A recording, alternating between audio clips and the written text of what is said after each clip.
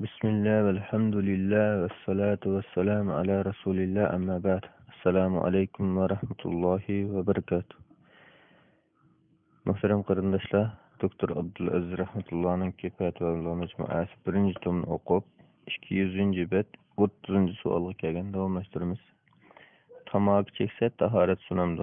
Savol: Assalomu alaykum. Men bir kuni birisidan tamaki cheksa tahorat sunmaydi.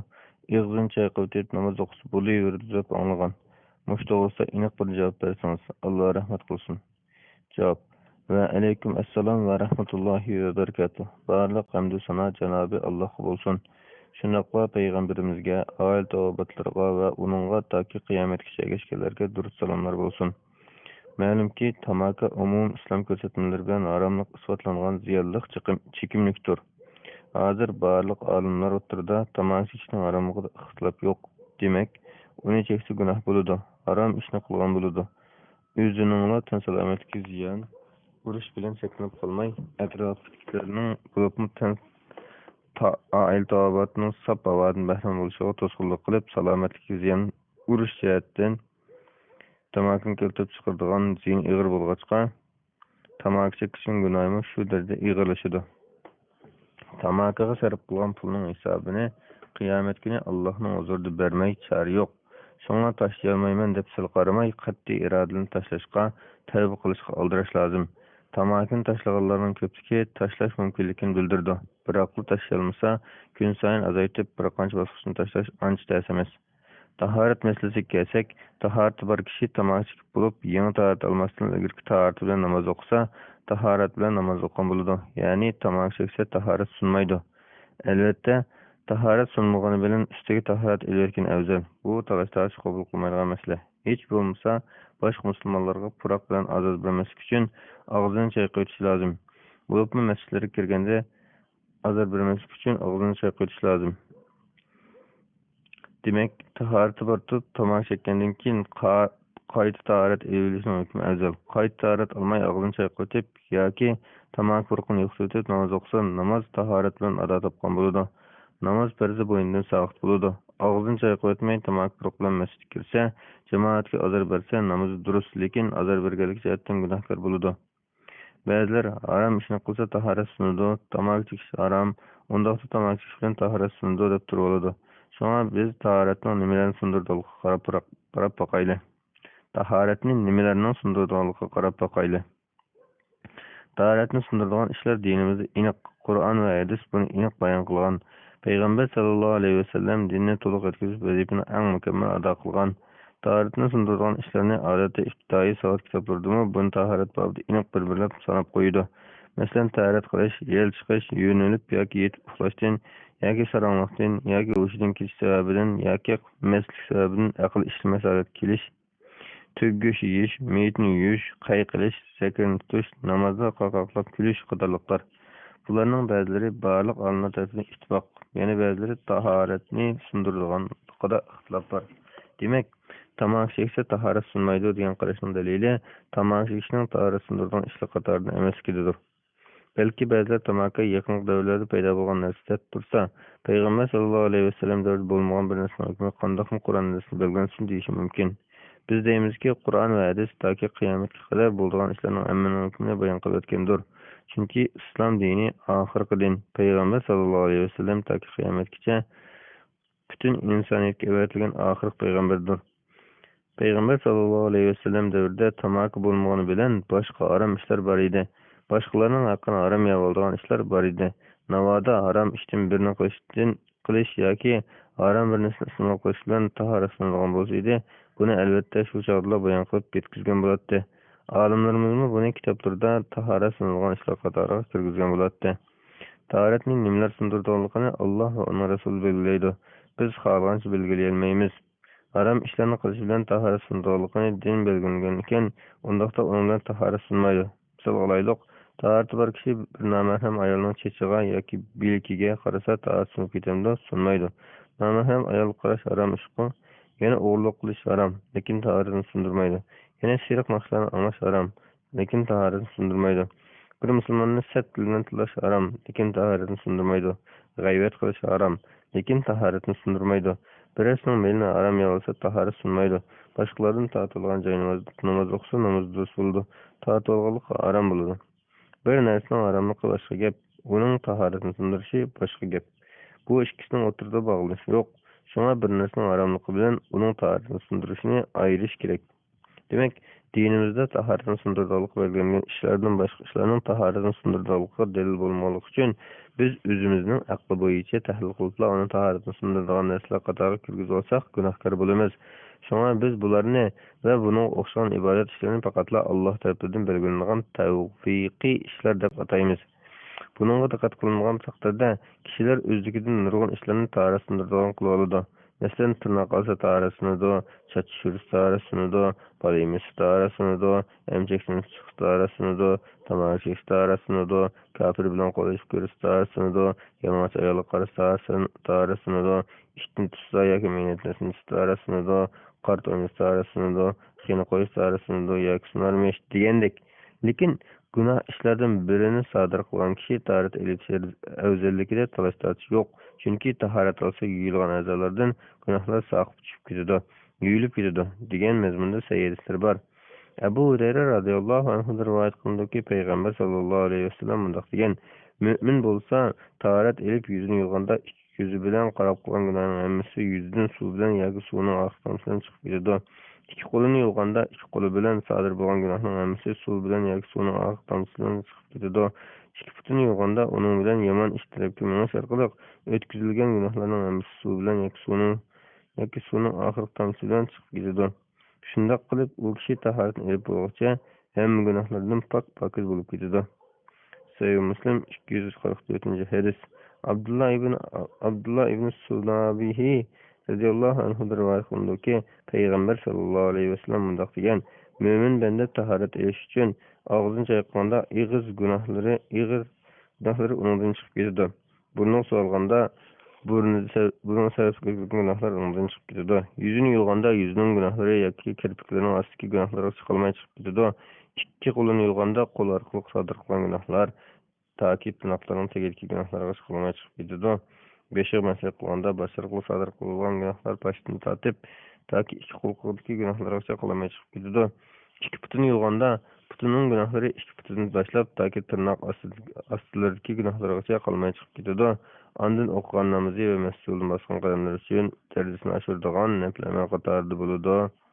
Nesai bir üçüncü hadis Allah'ın sayıdığın. Diyarımızda tamak çeşitli taharet sunudu degan hüküm oturup çıkan ve tarqalgan emniyette taharet sunudu degan bu hüküm kişilerin tamakını nefretlendiriş, tezdiriş maqsadida ba'zilar yaxshiyatni oturup çıkıp koygan bir gap xalas. Xuddi burunqi davrlarda ba'zi so'zlarning fazilat haqida to'qiganlardan bu yolg'onlarni nima uchun to'qiding deb so'raganda ular kishilar Qur'onni o'qimaydigan bo'lib ketgachga ularni Qur'on qiziqtirish maqsadida bu hadisni to'qqan deb javob bergandeklar bularmı şer'i cihetten ispatlangan bir hükümni kişilerin tamak taşlatqızish maqsadida yaxshi niyat bilan chiqargan. Lekin bu hüküm yaxshi niyat bilan chiqarilgan bo'lsin, baribir xato hükümdür. Maqsadlik chiqarilgan bo'lsa, intayin ig'ir jinoyat hisoblangan xatarlik hükümdür. Chunki bu bir tarafdan Alloh taoloning hukm chiqarishga tajovuz qilganlik, yana bir tarafdan tamakni tashlanmagan, ammo namoz o'qitgan musulmonlarning namozini tashlashiga sabab bo'lganlikdir. Xuddi taharet sundu degan kishi tamak chekkan kishiga sen tamakni tashlanmagandan keyin namozini tashla degandeklar men shaxsan tamakat chekadigan namoz o'qigan musulmonlarning namoz vaqti kelganda taharat borda tamak chekib qolgan edim deb ya namoz o'qiyvermay ya taharatni anglab namoz o'qimay qazo qilayotganligini ko'p ko'rgan. Yana qart o'ynab qilib namoz vaqti kelganda taharat sinib ketdi deb yana taharat qilish ig'ir kelib namoz o'qimaganlarni ko'p ko'rgan. Bu emniyatda jamiyatimiz ko'p uchraydi. Chunki tamakining haramligini bilib turib, tashlayolmagan kishida odatda namoz o'qishda ma'lum darajada o'rinliq, susluq ham sirqarish mavjud. Natija tamakini tashlamay namoz tashlash bo'ladi. Albatta, tamaki cheksa taharat sunadi ekan, tashlamasak namoz vaqtida o'qiy olmay qoldik ekanmiz deb tamakini tashlaganlar mavjud bo'lsa kerak. Lekin tamakining o'rniga namoz tashlash shafolar ko'proq ko'rilgan. Tamaki chekadigan musulmonlarga deyilganimiz shuki, tamaki chekish haram ishlardan bo'lg'achqa, davomli tamaki chekish kishini fosiqlashtiradi, tanni kasal qiladi, boshqalarga zarar yetkazadi, iqtisodni kuydiradi, qiyomat kuni isrof qilgan iqtisod hisobini berishga duchor qiladi. Shunga buni qilgan kishi tavba qilib qayta chekmaslikka tirishishi kerak. Tamaki chekishni tashlab bo'lolmagan taqdirda namoz vaqti bo'lsa darhol tahorat ilib, tahorati bo'lsa og'zini chayqab masjidga kirib jamoat bilan namozni vaqtida o'qib olsa bo'ladi.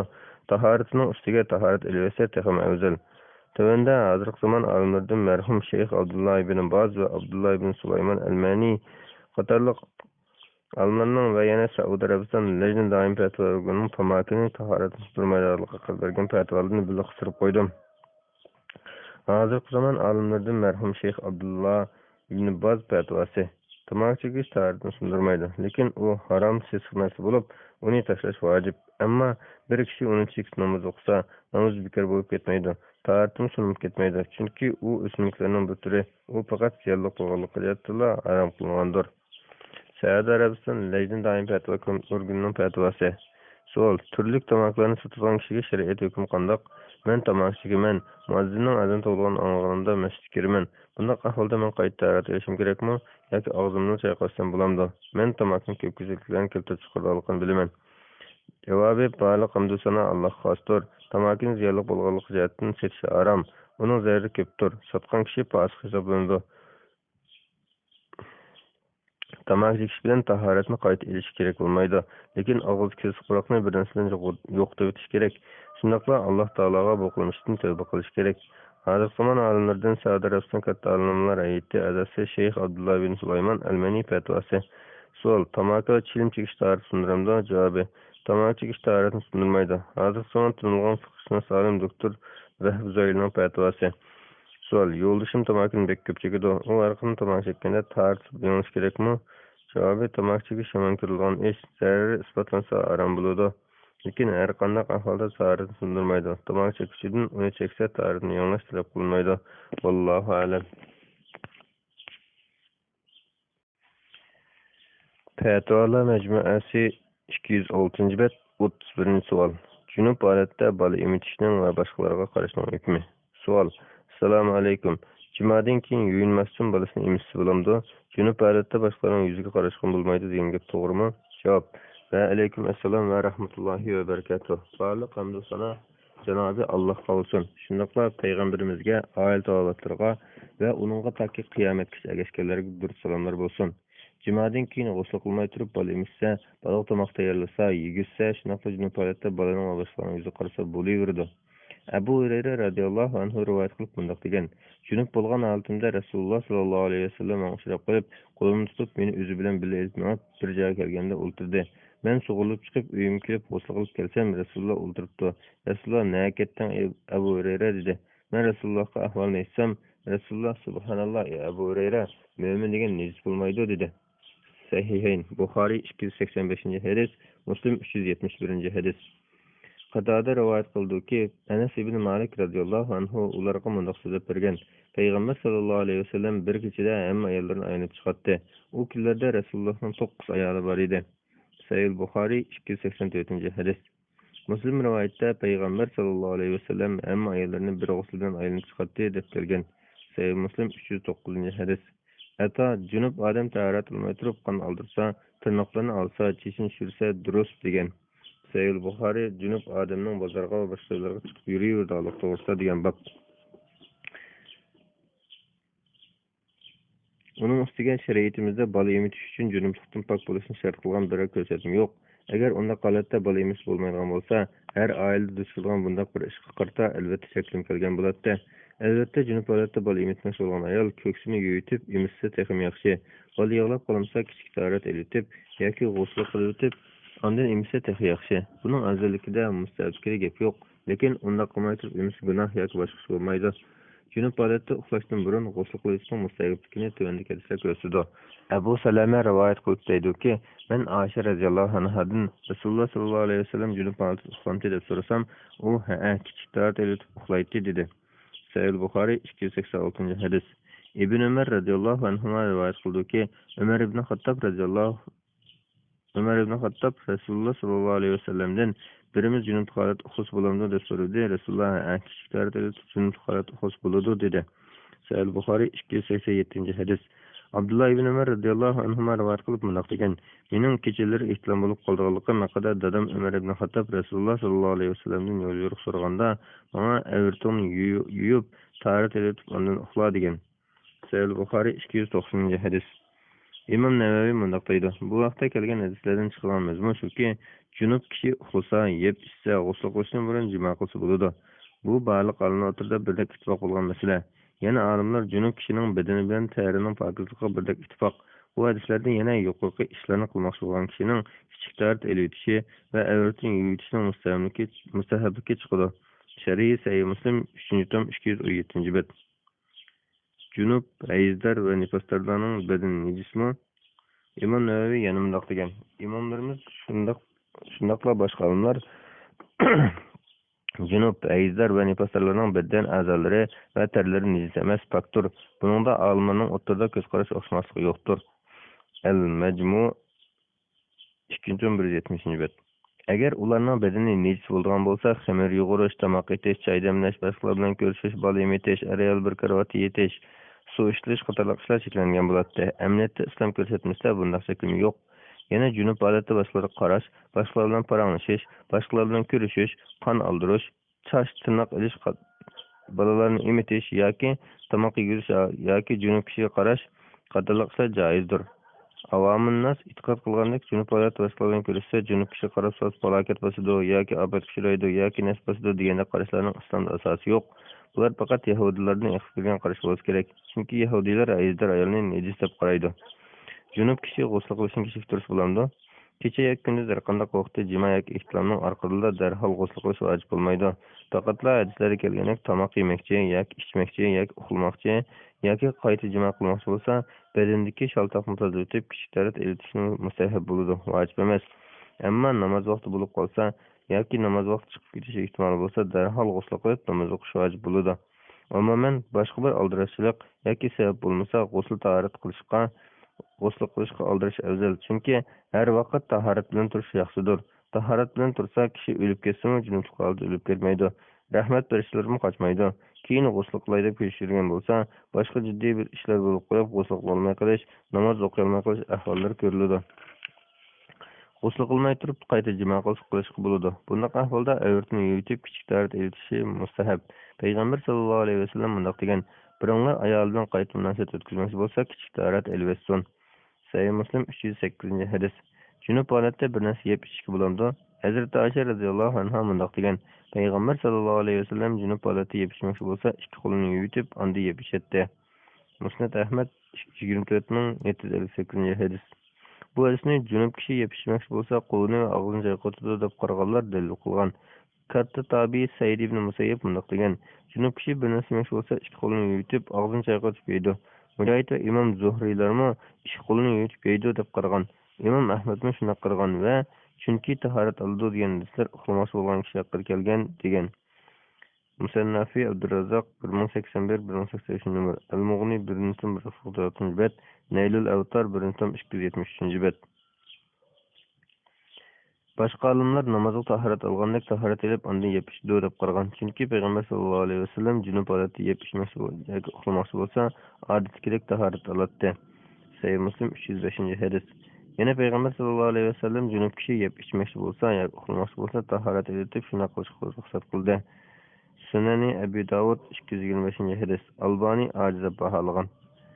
Bu ikki xil hadislarni bundoq bir taraf qilish bo'ldi. Payg'ambar sollallohu alayhi vasallam ba'zida namoz tahorat olganda tahorat oladi, ba'zi ikki qo'lni yuvish bilan bo'ldi qiladi. Lekin bu yeb ichishga xos ahvol. Uxlash yoki qayta jimo qilmoqchi bo'lgan chog'da namoz tahorat olganda tahorat oladi deb aniq kelgan hadislar bo'lg'achqa, ondan buning zikrilgan bir hadis bo'lmoqcha, uxlamoqchi yoki qayta jimo qilmoqchi bo'lganda namoz tahorat olganda tahorat oladi. Naylul Awtar 1-273-bet. Demak, bu hadislar bundoq tahorat elbisning mustahabligini bildirish bilan birga tahorat olmaslikning joizligini bildirdi. Ba'zi olimlar tahorat olmay undoq qilish makruh deb qaragan. Shariy Sahih Muslim 3-217-bet. Vallohu a'lam. Fatvalar Majmuasi tahorat va tayammum babi 30 savol. Yoshirin ko'zlik taqash hukmi va tahorat ta'siri. Savol: Assalomu alaykum hurmatli ustoz. Hozir qulaylik deb qarab ko'zning ichiga silib olgan ko'zoynak taqash xilolmanish qoldi. Mushkul yoshirgan ko'zoynak silib tahorat olsa durust bo'ladi yoki nuqson yetamdi. Cho'qim uni elitib, undan tahorat olish kerakmi? Bu xil ko'zoynakni to'la elib silib taqsa ko'zoylanib qolishi ehtimoli yuqori. Mushaqdagi yana bir savolim, bu xil yoshirin ko'zoynak ikki xil bo'ldi. Biri yiroqni ko'rolmaydiganlar uchun yasalgan bo'lib, ko'radi keladi.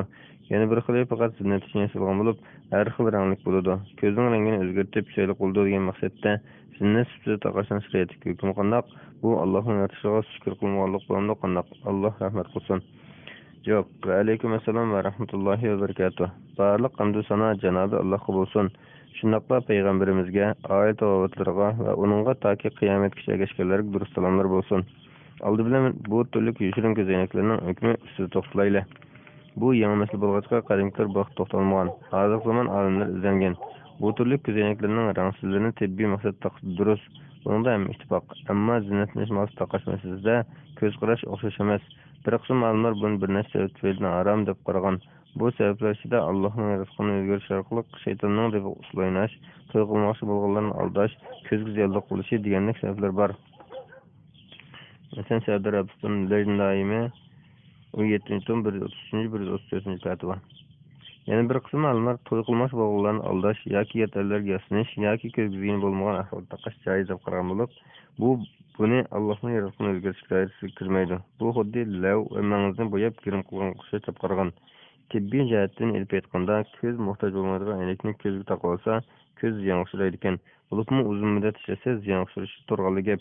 Menimcha ko'zning ichiga aynak taqib zinatlanish ortiq zinatlanish bo'lg'achqa, faqat zinatlanish uchun taqsa ziyonga uchrash jihatdan chekkan qarash jonliq ko'rinadi.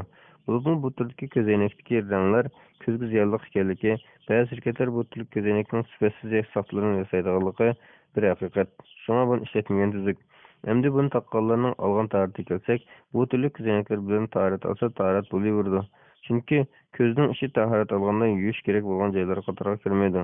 Ko'zning ichini tahorat to'g'risida yuvish vojib bo'lmaydiganligida olimlar orasida ixtilof yo'q.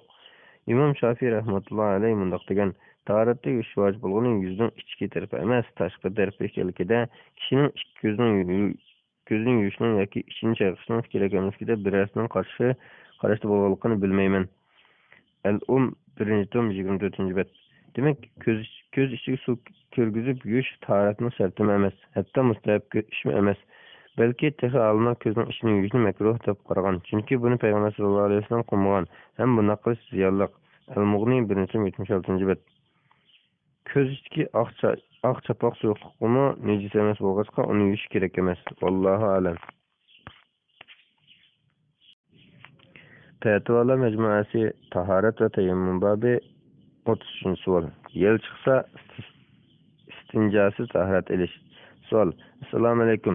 Yel chiqsa istinjosiz tahorat olsa bo'lamdi? Javob: Va alaykum assalom va rahmatullohi va barakatuh. Barliq hamdu sano Janobi Allohga bo'lsin. Shundaqla payg'ambarimizga, oyat tovatlarga va uningga toki qiyomatgacha ergashganlarga durust salomlar bo'lsin. Yel chiqsa cho'ng yoki kichik tahorat qilganda sinagandek tahorat so'nib ketadi.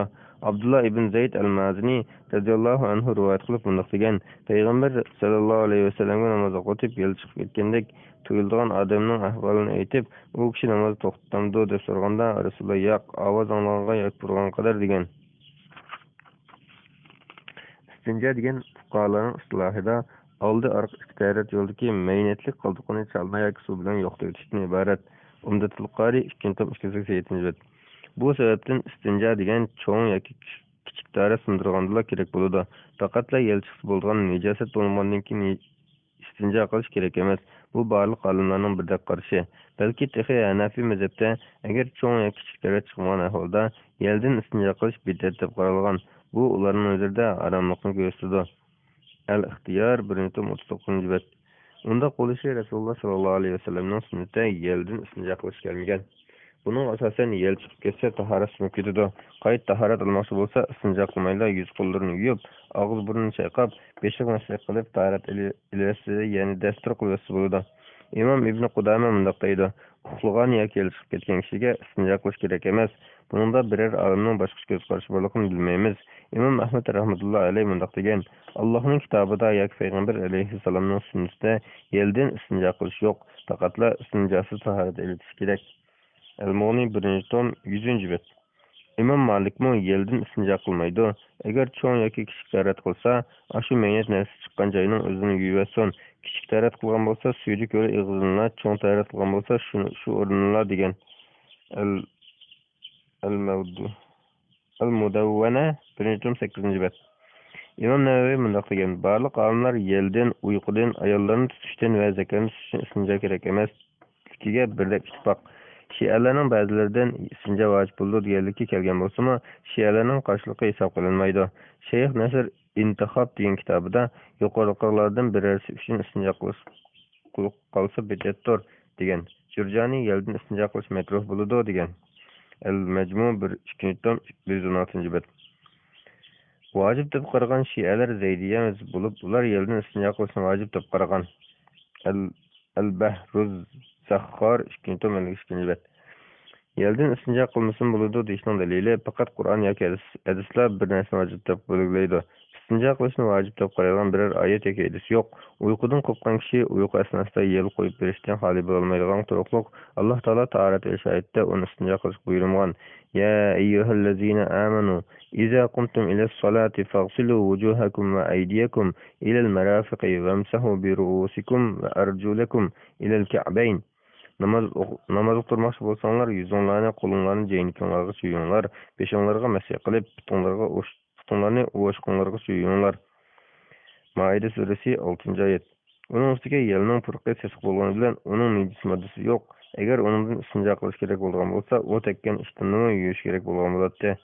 Ba'zilar bu masalada yeldan istinjo qilish bo'lgan kishi bizni emas degan hadisni dalil qilgan bo'lsa-mu, buni Ibn Adi al-Kamil degan kitobda rivoyat qilgan bo'lib, raviylar ichida ojiz kishilar bo'lsa, bu intayin ojiz hadisdir.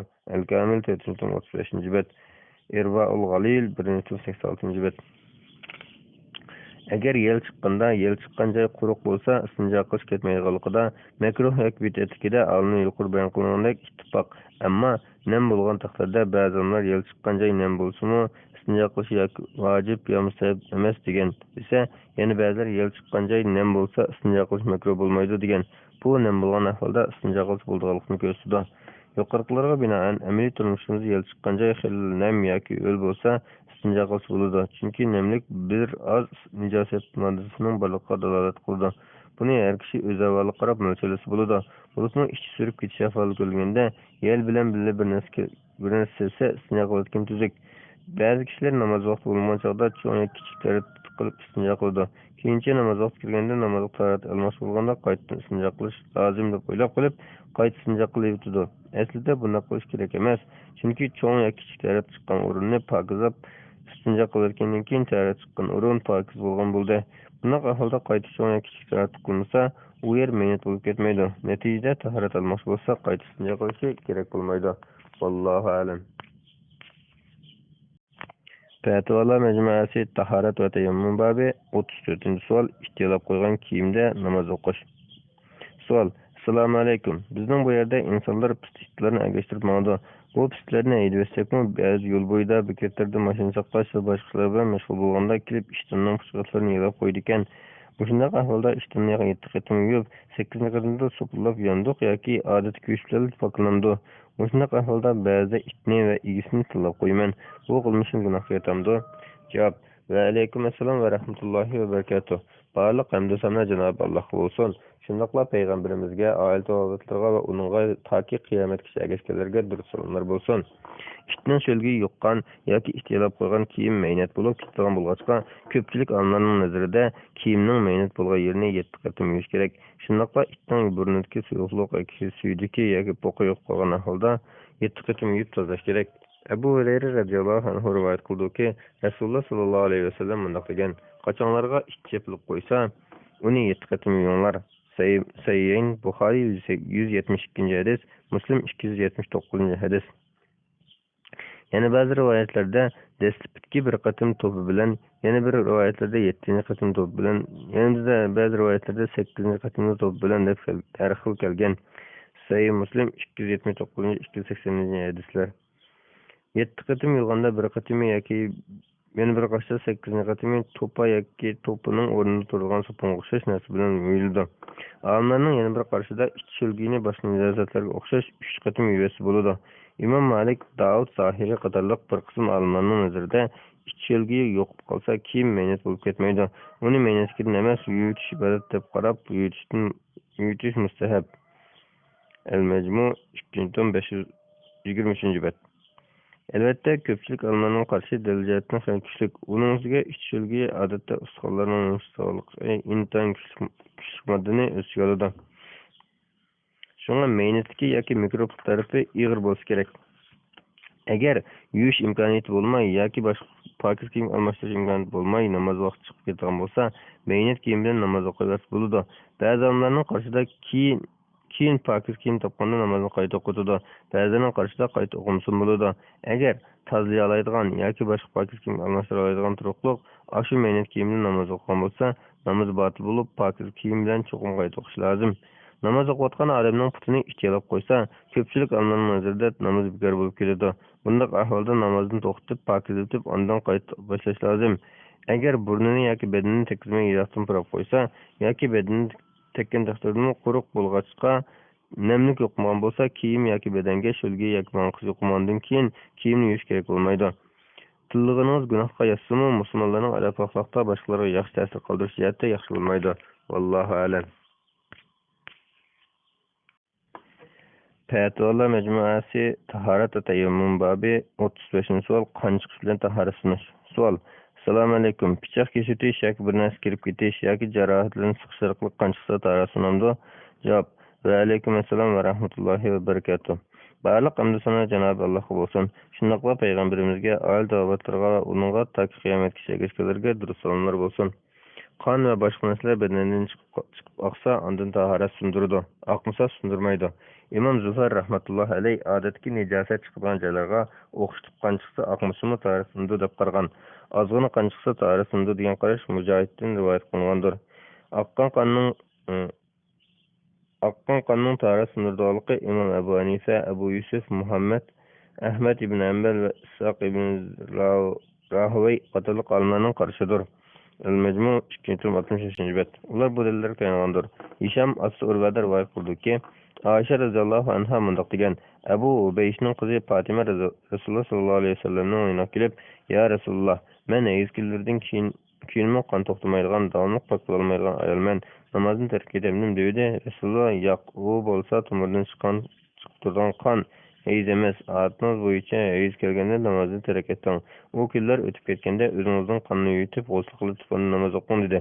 Hisham mundaq deydi: Atam meni ondan har bir hayzning vaqti kelguncha har bir namoz uchun bir qism tahorat eling degan.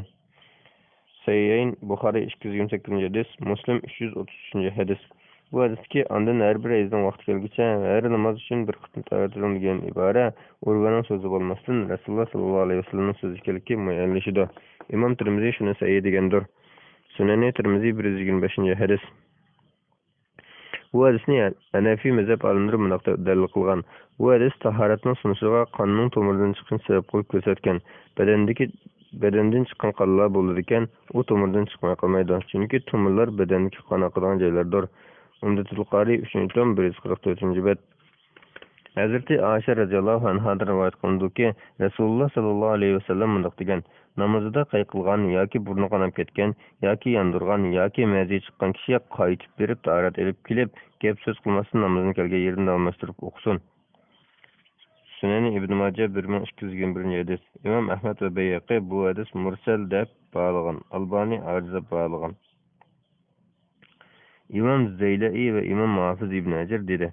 Abdullah İbn Ömer radıyallahu anhumanın namazda turup burnu kanap kesse berip taharet edip gap söz kılmasına qaytib kelgen yerden almasıp oqallıqı sayı sabittir. Bunu İmam Malik, onundan İmam Şafii rivayet kılgan. Yani İmam Şafii bu haberini başka bir taraftan Hazreti Abdullah İbn Ömer radıyallahu anhumanın kimki namazda turup burnu kanap kesse, yoki mez gelse, yoki qilsa chiqib ketib tahorat elib kelgan yerdan almasib o'qiydi deganligini rivoyat qilgan. Buni Imom Abdurrazzaqmi mushuni yaqin mazmunda rivoyat qilgan. Yana Imom Malik Said ibn Musayyibning namoz o'qiyotganda burni qonab ketganda Hazrat Ummu Salama radhiyallohu anhaning hujrasiga kelib tahorat elib qaytib berib namozni o'qiyotganligini rivoyat qiladi. Yana Abdurrazzaq Ali radhiyallohu anhuning biringlardan bir narsa sodir bo'lsa yoki burni qonasa yoki qayqilsa ketib tahorat elib kelgan yerdan almashtirsin. Gap so'z qilgan bo'lsa yangi boshdan boshlab qo'ydi. Bo'lmasa burni o'qilmay hisob bo'ladi deganligini bir qancha yo'lda rivoyat qilgan. Bu rivoyatning sanadi sahihdir. El-Muvatta 1-38 bet 79 numar, Musannafi Abdurrazzaq 2-tom 339 bet 3609 numar, El-Cevher En-Naqi 2-tom 256 bet, Nesbur Raya 1-tom 42 bet, Ed-Diraya 1-tom 32 bet. Ez-Zaxira ve Qazixon fatvalarida mınaq deyilgan. Tishlagan narsada yoki tish o'tkazida qon asirini ko'rgan bo'lsa, qon oqqanlik ma'lum bo'lmasa ta'riflanmaydi. Tish ko'lg'uchqa qon asirini ko'rgan bo'lsa-mu o'xshash. Yana Al-Haviyda kelishicha Ibrohim tishlarining orasidan chiqqan qon haqida so'raganda mınaq degan. Joyi ma'lum bo'lib, oqqan holatda bo'lsa, tahoratni sindirdi. Ham u nejis bo'ladi. Qayerdan chiqqanligi ma'lum. Chiqqanligini bilmasa, tükürük bilan chiqqan bo'lsa, qaysi ko'p bo'lsa, shu hisob bo'ladi. Şerhul Muniye Elebi. İmam Malik ve Şafii qatorliq olimlar oqqan qon tahoratni sindirmaydi deb qaragan. İmam Malik ve Şafii qatorliq olimlar oqqan qon tahoratni sindirmaydi deb qaragan. Jabir radhiyallohu anhu rivoyat qilishicha, Rasululloh sallallohu alayhi vasallam Satur Riqa g'azotida bo'lganda bir odamga Ebu Vakil'deki sahabe Abbad ibn Beşir radhiyallohu anhu'dur. Fathul Bari 1-tom 281 bet. Oq tegib qon ko'p chiqib ketgan bo'lsa-mu, ruku sajdasini qo'yib damlashtirib bergan. Sahih Buxoriy odamning oldi keyindan chiqqan narsalar tahoratni sindirdi deb qaragan kishi degan bab. Peygamber sallallohu alayhi vasallam bundoq cho'ng'aqadan xabarsizlik qilish notayin. Unga qilg'ining to'g'ri bo'lmadi deganligi ma'lum emas. Xato qilgan bo'lsa, albatta uni ogohlantirgan bo'ladi. Naylul Avtar 1-tom 237 bet. Emniyette İmam Nevevi aytgandek, tahoratning qon chiqish, qayqilish, namoz turib kulish bilan sunnatligi yoki sunmaydiganligi haqida sahih bir hadis yo'q. Xulosatul Ahkam 1-tom 194 bet. Qon chiqsa tahorat sunmaydi degan qarashlikdir, yana bunlarni dalil qilgan. Hasan Basri musulmonlar yerda adat namoz o'qib kelmoqda degan. Tavus Muhammad ibn Ali Ata va Ijaz xalqi qonga tahoratlik etmaydi degan. Ibn Umar radhiyallohu anhu yuzdagi bir ton danaxo'rakni siqib undan qon chiqqan bo'lsa tahorat olmagan. Ibn Abi Avfa radhiyallohu anhu qon tükürüpmi namoz bergan. Ibn Umar radhiyallohu anhu bilan Hasan Basri qon oldirgan kishi to'g'risida qon olgan joyini yuvas bo'ldi degan. Sahih Buxoriy odamning oldi keyindan chiqqan narsalar tahoratni sindirdi deb qaragan kishi degan bab. Lekin bu rivoyatlarga Hanafi mazhab olimlari bunday javob bergan. Hasan Basriyning musulmonlar yerda alat namoz o'qib kelmoqda degan so'zi qon oqsa tahorat sinmaydiga dalil bo'lmaydi. Chunki yerda alatda deganidan namoz o'qiyotgan chog'da qon chiqib turadi degan mazmun chiqmaydi. Yarısı bir kişi yarı sebebinin namazını taşlamaydı. Belki yarısını bir narsadan çekip pekten koyup okuyordu. Şundak ahvalda mı yarısından bir narsa çıkıp kalsa çıkışı bilen taharasını gidiyor. Demek Hasan Basri'nin bu sözünün manası kan akmağın adette yarısı bilen namaz okuyordu degan bo'ladi. Bunun delili şu ki İbn Abi Şeybe Musannafisi'de Hasan Basri'nin Sahih isnad bilen rivayet kılışça o kan fakat akkan ahvalda taharasını dep qaragan.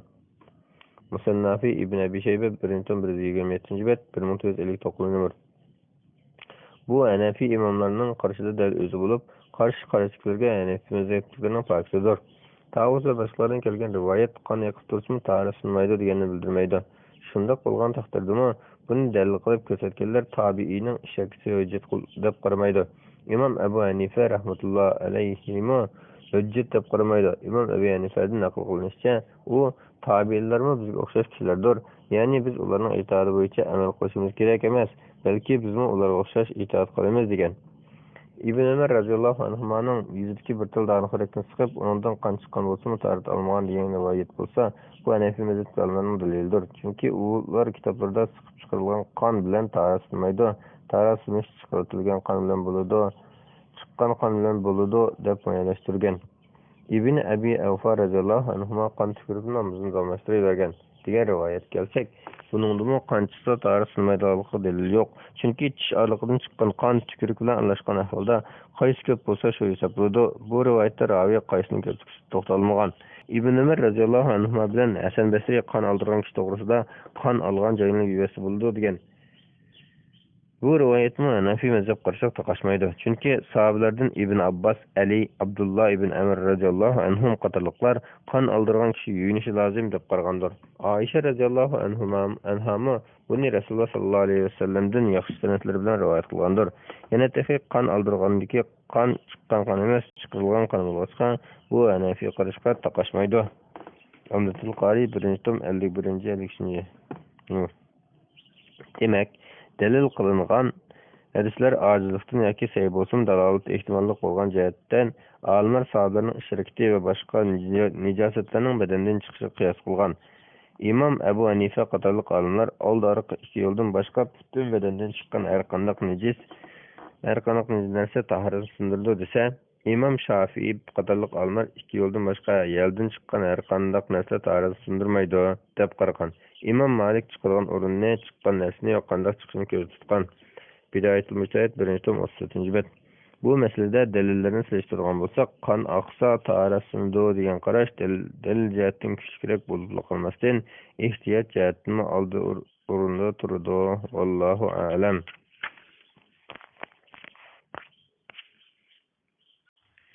Bismillah, elhamdülillah, ve salatu ve selamu ala Resulillah, amma ba'du. Assalamu alaikum ve rahmetullahi ve berekatuh. Muhterem qarindoshlar, Fatvolar majmuasini o'qib 224-bet 36-savolga kelganda davomlashtiramiz. Ayollarning oldi tarafidan oqxon yoki yel kelsa tahorat masalasi. Savol. Assalomu alaykum ustoz. Bolayotgan oqxon kelsa va yel kelsa tahorat sunamdi. Do'stlarim Azhar tafsir fakultetini bitirgan ustozimiz tahorat sunmaydi deydi. Va Ibn Azm degan olim shuni qilib ekan deydi. Men qanday qilaman, tahorat olmasam bo'lamdi? Javob. Va alaykum assalom va rahmatullohi va barakatuh. Barliq hamd sana Janob Allohga bo'lsin. Shunaqla payg'ambarimizga, oil tavobatlarga va uning toki qiyomatgacha ergashganlarga durust salomlar bo'lsin. Odatda normal ahvolda qiz ayollardan keladigan oq rangli suyuqliklarning turlari bir qancha xil bo'ladi. Buni to'nakdek ayirish mumkin. Birinchi, mazi. Bu suyuqlik odatda qiz ayollarda jinsiy ifrat qo'zg'alsa yoki jimoga aloqador bir narsa xiyol qilsa chiqqan oq shilimsiz suyuqlikdir. Bu suyuqlik chiqsa, uni kiyim-kechakdan va badandan tozalatish kerak, chunki u maynat modda hisoblanadi. U chiqsa tahorat sunadi. Shunga namoz o'qimoqchi bo'lsa, namozga yangidan tahorat elish kerak. Buning dalili Hazreti Ali mazidan g'usl qilib qiynalganligini Payg'ambar sallallohu alayhi vasallamdan so'raganda, uningga undaq qilma, mazi ko'rsang zakirini yutib namozga tahorat olgan degan. Sunan Abu Dawud 206-hadis. İmam Navaviy sahih degan. Al-Majmu' 2-tom 163-bet. Albani sahih deb bog'lagan. Ikkinchi ma'ni. Bu seriq yoki sog'ich rangda yoki oq rangda kelgan suyuqlik bo'lib, odatda ayol kishi qattiq hayajonlanganda shahvat bilan chiqadi. Ellerini eltib chiqadi. Bu suyuqlik kuchli qarashda pokiz kiyim-kechakni uningni tozalash kerak emas, lekin shundaqmi ehtiyot jihatdan tozalatish yaxshi. Bu suyuqlik chiqsa tahorat sunutli qolmay junubli holat shakllanadi. Şuna g'usl qilish vojib bo'ladi. G'usl qilmay namoz o'qil bo'lmaydi. Rasululloh sallallohu alayhi vasallam yuqorqi hadisda Hazrati Aliga zakiringdan chiqqan suyuqlik etib chiqsa g'usl qilgin degan. Uchinchi vadi. Bu suyuqlikdan killa yoki ig'ir nas ko'targanda ayollardan chiqadigan oq suyuqlikdir. Bu modda maynat hisoblanadi. Shunga kiyim-kechakdagi yoki badandagi shaltiqni tozalatish kerak. Shundaqla u tahoratni sindirdi. Shunga namoz o'qimoqchi bo'lganda yangidan tahorat elish kerak. Lekin g'usl qilish vojib bo'lmaydi. Chunki vojiblik faqat shariatning belgilanishi bilan bo'ladi. Shariat bo'lsa, ma'nidan boshqa suyuqlikda g'usl qilishga buyurmagan. Al-Majmu' 2-tom 163-bet. 4. Odatda qiz ayollardan shahvatsiz, hayajonsiz, kasalliksiz holatda chiqilgan rangi oq suyuqlikda vadi yoki ma'ni yoki mazini sifatli bo'lmagan taqdirda bu kuchli qarashda asosan pokiz hisoblanadi. Tahoratni sindirmaydi. Shunga namoz o'qimoqchi bo'lganda yangidan tahorat elish kerak bo'lmaydi. Lekin ehtiyot jihatdan elbette afzal. 5. Qiz ayollar his qilgan matka ishki namlik, bundaq namlik maynatmun emas, tahoratni sindirmaydi. 6. Yallig'lanishdek ba'zi kasalliklar tufaylidan to'xtamay chiqib turadigan suyuqlik. Buningga suyuqlik to'xtamaydigan kishilarning hukm beriladi. Shunga bundaq suyuqlik chiqqan ahvolda har bir namoz vaqti kirganda yangi tahorat elish kerak bo'ladi. Namoz vaqti kirgandan keyin tahorat elib namoz o'quvchi yoki namoz o'qiyotganda chiqsimi hechqisi yo'q. namoz yoki tahorat buzilmaydi. Boshqa bir namozning vaqti kirishi bilan bu ayol namoz o'qimoqchi bo'lsa, yangidan tahorat edish kerak bo'ladi. Bu deylik, bundaq ahvoldagi ayollar bir namozga yangi tahorat oladi. Shu tahorati bilan bir farz namoz va uning tava bog'liq sunnat va nafl namozlarini o'qiydi. Ammo yangi bir namoz vaqti kelsa, yangi namozni o'qish uchun yangi tahorat oladi. Ya'ni har kuni har bir azondan keyin bir qatim jami 5 qatim tahorat oladi deyillikdir. Shunga bundaq ayol va yana suyuk to'xtamaydigan yoki yel to'xtamaydigan yoki istihzo qini to'xtamaydigan kishilar har bir namozga yangi tahorat oladi. Endi ayol kishining old tarafdan chiqadigan yel masalasiga kelsak, ayol kishi bir qancha qatim tabiiy tug'ut natijasida old tarafi sal kengayib ketib, o'ltirganda yoki o'nglayotganda old tarafiga havo kirib beden alt o'zgargan chog'da shu sirtdan kirgan havo ovoz bilan chiqishi mumkin. Buning şey bilan munosabati yo'q.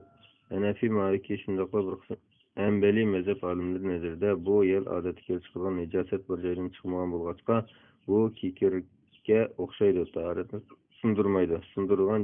Sundirudi deydigan ayrim dalilmi kelmagan. Shunga tahorat burunqidek turaverdi. Mecmu'ul Enhur 1-31 bet, El-Um 1-17 bet, Tac vel İklil 1-291 bet, El-İnsaf 1-195 bet. Şeyh Zade mundaq deydi. Ayol kishining old tarafdan chiqqan yer meynat emas, chunki u najosat o'rnidan qo'zg'alib chiqmaydi. Mecmu'ul Enhur 1-31 bet. Allohu a'lam. Fetvalar Mecmuasi 226 bet. Taharat ve tayammum babi 37. sual.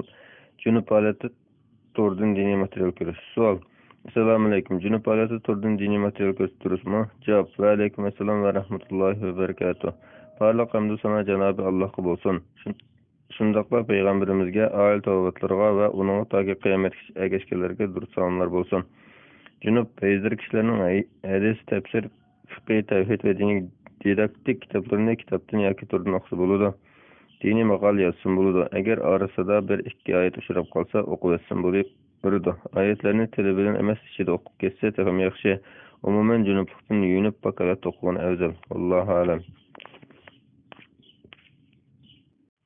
Fetvalar Mecmuasi 227 bet. Taharat ve tayammum babi 38. sual. Hayizlarning Qur'on Karimning Uyg'ur tercümesini o'qish. Sual. Assalomu alaykum. Ayollar hayizlar holatda Qur'on Karimni o'qish bo'lmaydi. Undaqda hayizlar holatda Qur'on Karimning Uyg'ur tercümesini o'qish bo'ladi. Bu yerdagi ba'zi ustozlar fatvo berib, hayizlar tercüme Qur'on o'qishmi hatta bismillah desimi oyatning arasini ko'ngilda o'yilsin bo'lmaydi dedi. Ba'zi kitoblarda men hayizlar Qur'ondagi sura Fatihadagi ba'zi oyatlarni duo tariqasida o'qisa bo'ldi deb ko'rgan edim. Bularning qaysi to'g'ri, bular aniq hukm bormi? Allah dünya ve ahirette ecelini versin. Cevap. Ve aleyküm esselam ve rahmetullahi ve berekatuhu. Barlıq hamdü sana Cenab-ı Allah'a olsun. Şundaqla peygamberimizge, ayet avabatlarga ve onunğa taki kıyamet kişi ergeçkelerge dürüst salamlar bolsun. Kişilik qaraş qasasen ayizdarlarının Kur'an'ını, tefsirini ve tercümesini tutup yoki tutmay yoki qarab o'qishi joizdir. Shundaqdan bu olimlar o'rtada ixtilof bo'lgan masala bo'lg'achqa paday bilan tutib o'qigan afzal. Aslida ayizlarning g'usl qilishdan burun Qur'on o'qish joiz bo'lmaydi. Bundan faqatlar duo yoki zikr tariqasida aytilgan mustasno degan qarash ko'pchilik olimlarning qarishidir. Sayyid Buxoriy ayizlar ayolning Baytullohni tavob qilishidan boshqa barliq haj faoliyatini o'rnaydiganligi to'g'risida degan bab Fathul Bari 1-tom 8. bet. İbn Ömer radıyallahu anhuma rivayet kıldaki Resulullah sallallahu aleyhi ve sellem mundaq degan: hayizlarmi, junubmi Qur'onda nechta o'qimaydi. Sunan Tirmizi 131 hadis. Lekin bu hadis barliq hadis sunnasining nazarida ojizdir. Nesbur Raya 1-195 bet. Albaniymi ojiz barligan. Bular yana hayizlarni junubga qiyos qilib, har ikkisi g'usl vojib bo'lgan kishi, balki texi hayizlarning tahoratsizligi texim ta'kidlik degan.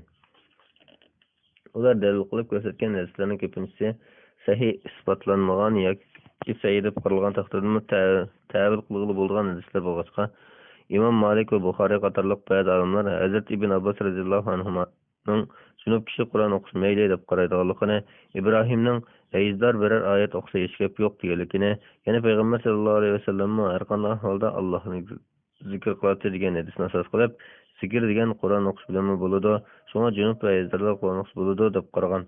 Sahih Buxoriy hayzdor ayolning Baytullohni tavaf qilishdan boshqa barliq faoliyatini o'rnaydiganlik to'g'risida degan bab Fathul Bari 1-8. Said ibn Musayyibdan junub kishi Qur'ondan bir narsa o'qimdi deb so'ralganda u ha deb javob bergan. Musannafi Abdurrazzaq 1337-1308 isnodi sahih. Bular yana bunday dalil ko'rsatgan. Birinchi, joizlik asl-hukm bo'lib, hayzdorning Qur'on o'qishini cheklaydigan sahih aniq bir dalil yo'q. Rasululloh sallallohu alayhi vasallam zamonida ayollar hayz ko'rdigan turqliq Rasululloh ularni zikr bilan duo qilishni to'simagandeklar, Qur'on o'qishni to'simagan. Ikkinchi, hayzdor junubdan farqliq. Chunki junub o'z ixtiyori bilan junublikni yo'qotalaydi. Hayzdor saqlashni kutib turmay, boshqa chora topilmay, hayz muddati uzrab ketadi. Uchinchi, hayzdorni Qur'on o'qishni cheklash o'qitishda Qur'onni unutib qo'yishga olib boradi. Uchinchi, Al-Muhalla 1-78 Al-Majmu 2-179 Al-Mughni 1-96 Naylul Awtar 1-284-85 Majmu'ul Fatawa 21-160 Bu ixtilof oldida Qur'on o'quvchi va o'qituvchi qizchoqlar qanday qilish kerak?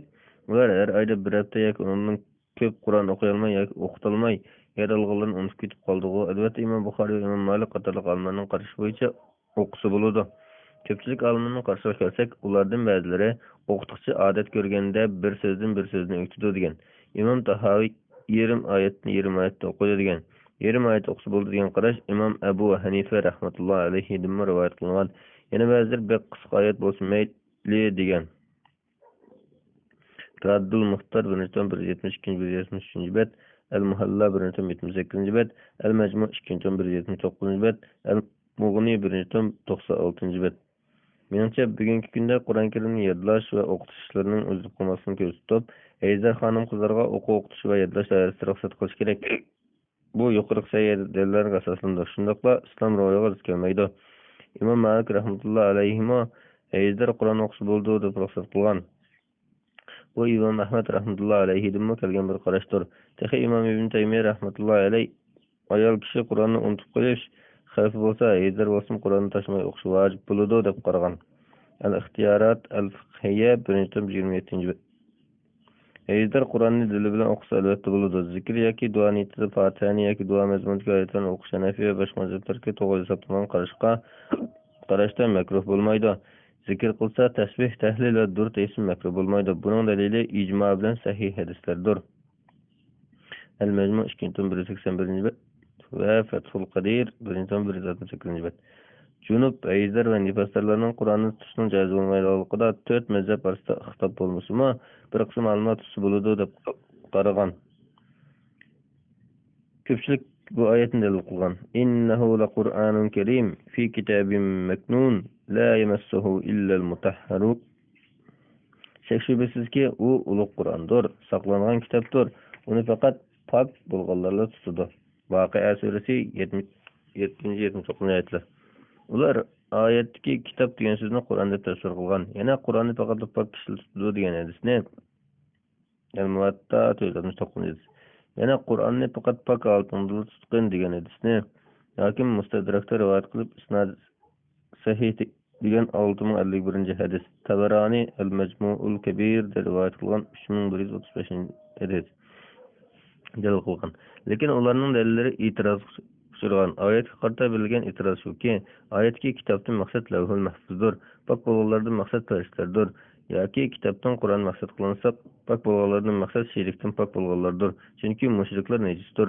Imom Ibn Qayyim rahmatullohi alayhi At-Tibyan fi aqsamil Qur'on degan kitobida kitobdan maqsad farishtalarning qo'lidagi lavhul mahfuz ekanligiga 10 tarafdan dalil keltirgan. At-Tibyan fi aqsamil Qur'on 1-142 Ko'pchilik dalil qilgan hadislarga qilingan e'tirozlar shuki, birinchi hadis ojizdir. Raviylar arasida ojiz raviy bo'lg'achqa Imom Ibn Hazm va Imom Navaviy bu hadisni ojiz deb baholagan. Imom Ibn Abdulbar ve Hakim qatorliq alimlar, şundaqla keyinki alimlardan Şeyh Albani'nin Irvaul Galil İlvaul Galil'da Sa'i degan bahsi asıllangan takdirdimi? Hadisdeki pak bo'lish degan so'z musulmon kishiga, tahorati bor kishiga, g'usl qilib junubdan pak bo'lgan kishiga, shundaqla badani nijosat bo'lgan kishiga o'xshashla ishlatilgan o'rtaq bir so'zdir. Musulmon kishi maqsad qilinishi ehtimoli kuchli, chunki Qur'onda innamal mushrikuna najasun, mushriklar nejisdir degan. Tevbe suresi 28. ayet.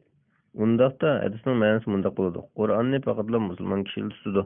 Hadisdagi pak bo'lishning tahorati bo'lsin yoki g'usl qilib junubdan pak bo'lgan kishi bo'lsin yoki badanida nijosat bor kishi bo'lsin, mo'min kishi maqsad qilganligi chiqib turadi. Chunki payg'ambar sallallohu alayhi vasallam sahihaynda mo'min degan nejis bo'lmaydi degan. Ikkinchi hadismi ojizlik bor. Chunki raviylardan birida ko'z qarash o'xshash emas. Majmu Zavaid 277. Azallık alimlar tutusu bulduğu degan qarşıga Peygamber sallallahu aleyhi ve sellem'nin Irak'taki ayet izlam mektubu bo'lganligini, Irak'la onundan başmakçı bo'lgan müşriklarning junubdan paklanmaydiganligini dalil qilgan. Ko'pchilik buningga mektub degan Qur'on deb atalmaydi. Birer ayet bir mektub ve ba'zi diniy kitoblarni tutsa hech gap bo'lmaydi deb e'tiroz bildirgan. Naylul Avtar 259-260 bet. Her halda çekleş delilleri itirazdan saklanıp ketilmeyen. Şundaqtımı Qur'an'ı hürmetleş jihatdan Junub peyizler ve nifazlarının onu tutuşu iş bulmağında pələ yakışına oxşaş bir nəsi bilen bolsa əvzəl. Wallahu aləm. Fetvalar Mecmuası 231. bet taharet ve teyemmüm babı 39. sol paypaqqa məsəh qilish. Assalamu aleykum. Paypaqqa məsəh qilish bulamdı. Bu qandaq paypaqlarga buludu. Cevap: Ve aleyküm esselam ve rahmetullahi ve berekatuh. Bağlı hamdü sana Cenab-ı Allah'a bolsun. Şunaqla peygamberimizge, ayet ovatlarga ve bununla taki kıyamet geçkenlerge dur salamlar bolsun. İmam Malik paypaqqa məsəh qilishni jaiz emas deb qaragan. Amma xurun bilen çemlengen paypaq bir tarafdan ötüp yoxshab qolganlikdan bu vaqtda bunun iki xil qarash rivoyat qilingan. Bir rivoyatda jaiz buludu degan. Bidayetul Müteahhit 1. tom 14. bet. Hanefi mezhepte beden görünmeydiğin qilin paypaq bolsa jaiz buldu degan qarash bo'yicha fatvo berildi. Bu İmam Ebu Yusuf ve Muhammed'nin qarışı. İmam Ebu Hanife rahmetullahi aleyh çəmlik yoki xurun paypaq bolsa jaiz buldu degan bolsa-mı, axir hayatida kesel bolup qolganda çəmsiz paypaqqa məsəh qilgan ve yo'qolib kelganlarga burun men kishilarni to'sgan ishni qildim degan. Buningga asosan olimlar İmam Ebu Hanife ikki shogirdning qarshi qaytgan deb qaragan.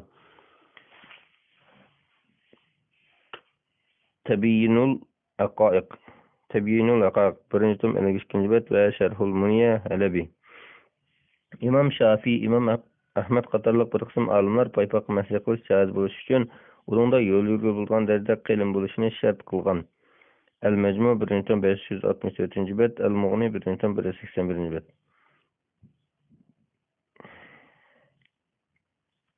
İlgirkilerden İmam İbn Azm, hazırlıklardan Selefi yakımdaki alimler qandaq paypaq bolsa ismi paypaqlı bo'ladigan put ko'rinib tursin masih qilish bo'ladi deb qaramoqda. El-Muhalla 2. tom 80. bet, Fatva ve Risalat toplumi Şeyh Muhammed Salih Al-Usaymin 11. tom ötük masih qilish babi. Bu ixtilof asosan bu vaqtga kelgan hadisning sahih yoki emasligida ixtilof bo'lganligi, payg'ambarimiz va sahobalardagi paypoqning hozirgi davrimizga qaysi turlik paypoq to'g'ri kelganligini belgilashdan va paypoqni o'tga qiyos qilish bo'lamdi yoki bo'lmamdi degan talashlardan kelib chiqqan. Bidayetul Müteahhit 1. tom 14. bet. Hadisda Rasululloh sallallohu alayhi vasallam ikki paypoqqa masih qildi deb kelgan. Ebu Davud 159. hadis, Tirmizi 99. hadis, İbn Majah 559. hadis. Bu hadisni burunqilarni İmam Tirmizi, keyingilarni Şeyh Albani qatorliq ba'zi hadis olimlari sahih deb qaragan. Sahih Sunan Tirmizi 86. numar. Amma İmam Ahmed ibn Hanbal, Sufyan as-Savri, Abdurrahman ibn Mahdi, Ali ibn al-Madini, Yahya ibn Ma'in, İmam Muslim, yana İmam Beyhaqi, İmam Ebu Davud ve İmam Nevevi qatorliq katta hadishunoslar bu hadisni aciz deb baholagan.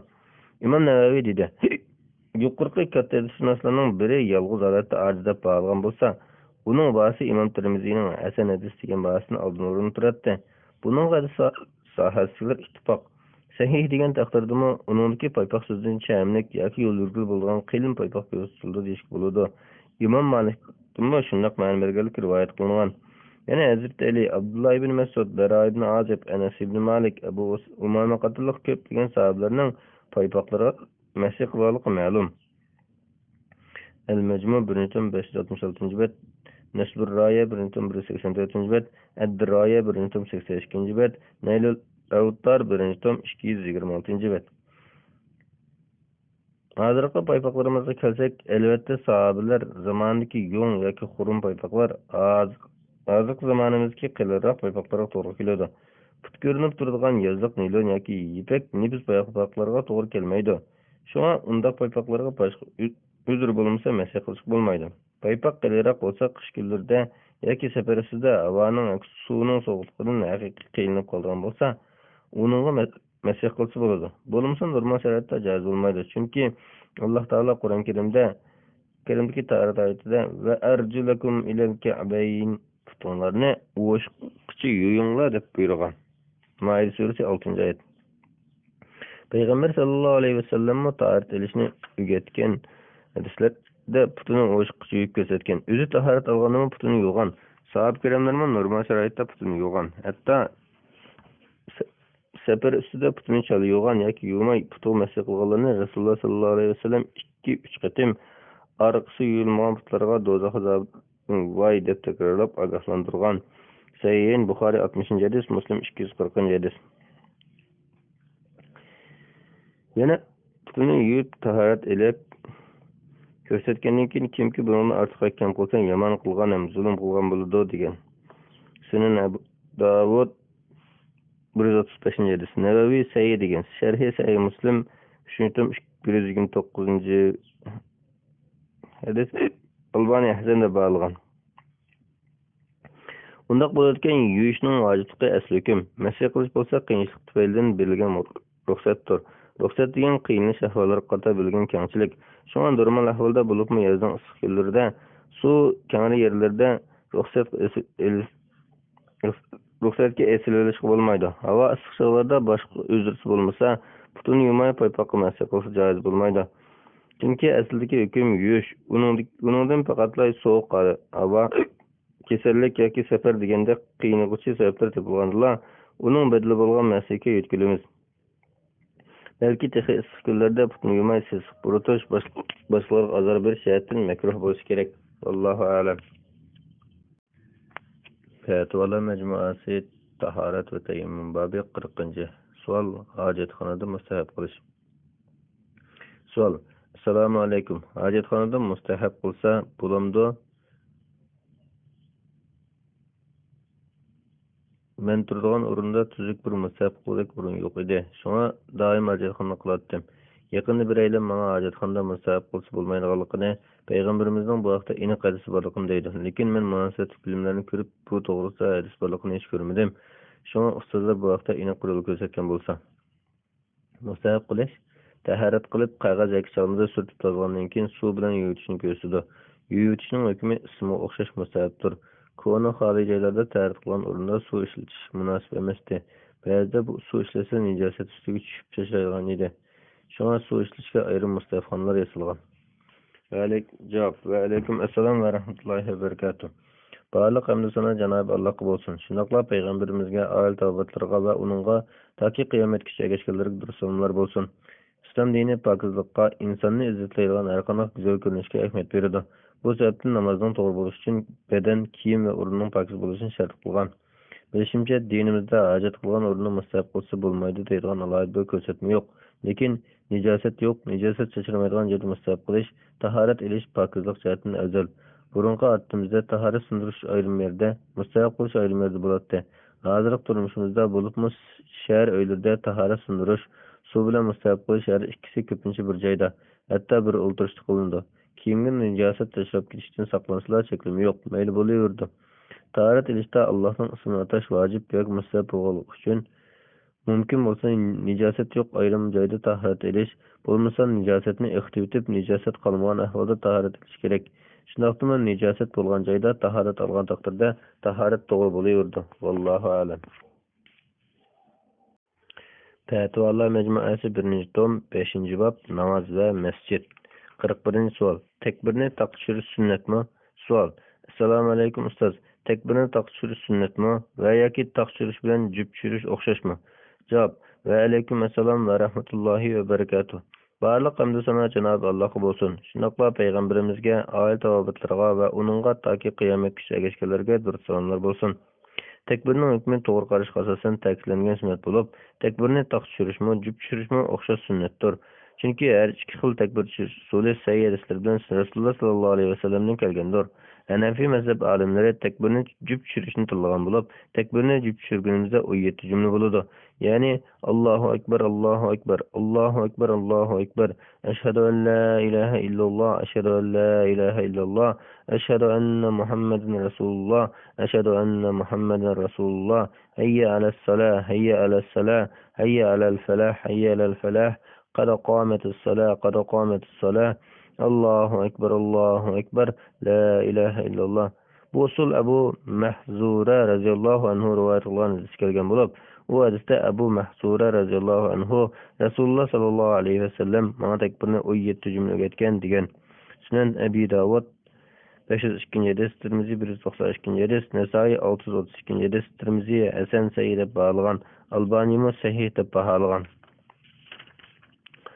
Abdurrahman ibn Abi Layla rivoyat qilib deydi-ki, Muhammad sallallohu alayhi vasallamning sahobalari bizga so'zlab berdiki, Abdullah ibn Zayd al-Ansari radhiyallohu anhu Rasululloh sallallohu alayhi vasallamning qishig'iga kelib, "Ya Rasululloh, men tushimda ustida 2 yeshil to'n kiygan bir kishining tomning ustida o'ri turib, jup-jup azon to'lab, jup-jup takbir tushirib, Allohda bir o'ltirayotganligini ko'rdim" degan. Buni Bilal anglagandan keyin o'rnidan turib, jup-jup azon to'lab, jup-jup takbir tushirib, Allohda bir o'ltirayotgan. Bu hadisning raviylari Sahihning raviylari bo'lib, ko'pchilik olimlarning qarshida sahoba kiramlarning hammasi ishonchli, ularning ismini bilmaslikning ziyoni yo'q degan qarashiga asosan bu hadisning sanadi tutashgan. Musannafi ibn Abi Shayba 2118 hadis, As-Sunanul Kubra Bayhaqi 1829 hadis, Nasbur Raya 1-tom 259 bet. Yana bir rivoyatda Rasululloh sallallohu alayhi vasallam uni Bilalga o'rgatgan degan. Shuning bilan Bilal o'rnidan turib, jup-jup azon to'lab, jup-jup takbir tushirib, orliqda bir o'ltirayotgan. Bu hadisni Imom Tahoviy rivoyat qilgan. Sharhi Ma'anil Asar 1-tom 134 bet. Bu rivoyatning isnodi sahih. Yuqorqi hadisni Bayhaqi Muxtasari Xilafiyat kitobida Abdullah ibn Zayd radhiyallohu anhuning nevarasi Abdullah ibn Muhammad ibn Abdullah ibn Zayddan Abdullah ibn Muhammad otasi orqali buvisidan deb rivoyat qilgan bo'lib, bu hadisni Hafiz ibn Hajar isnod sahih deb baholagan va bu hadisning yana bir shohidi bor degan. Ad-Diraya 1-tom 115 bet. Yana sahabalardan Bilal, Abu Mahzura, Salama ibn Akva va Shawban radhiyallohu anhulardan takbirni jib aytganligini Imom Tahoviy rivoyat qilgan. Sharhi Ma'anil Asar 1-tom 136 bet.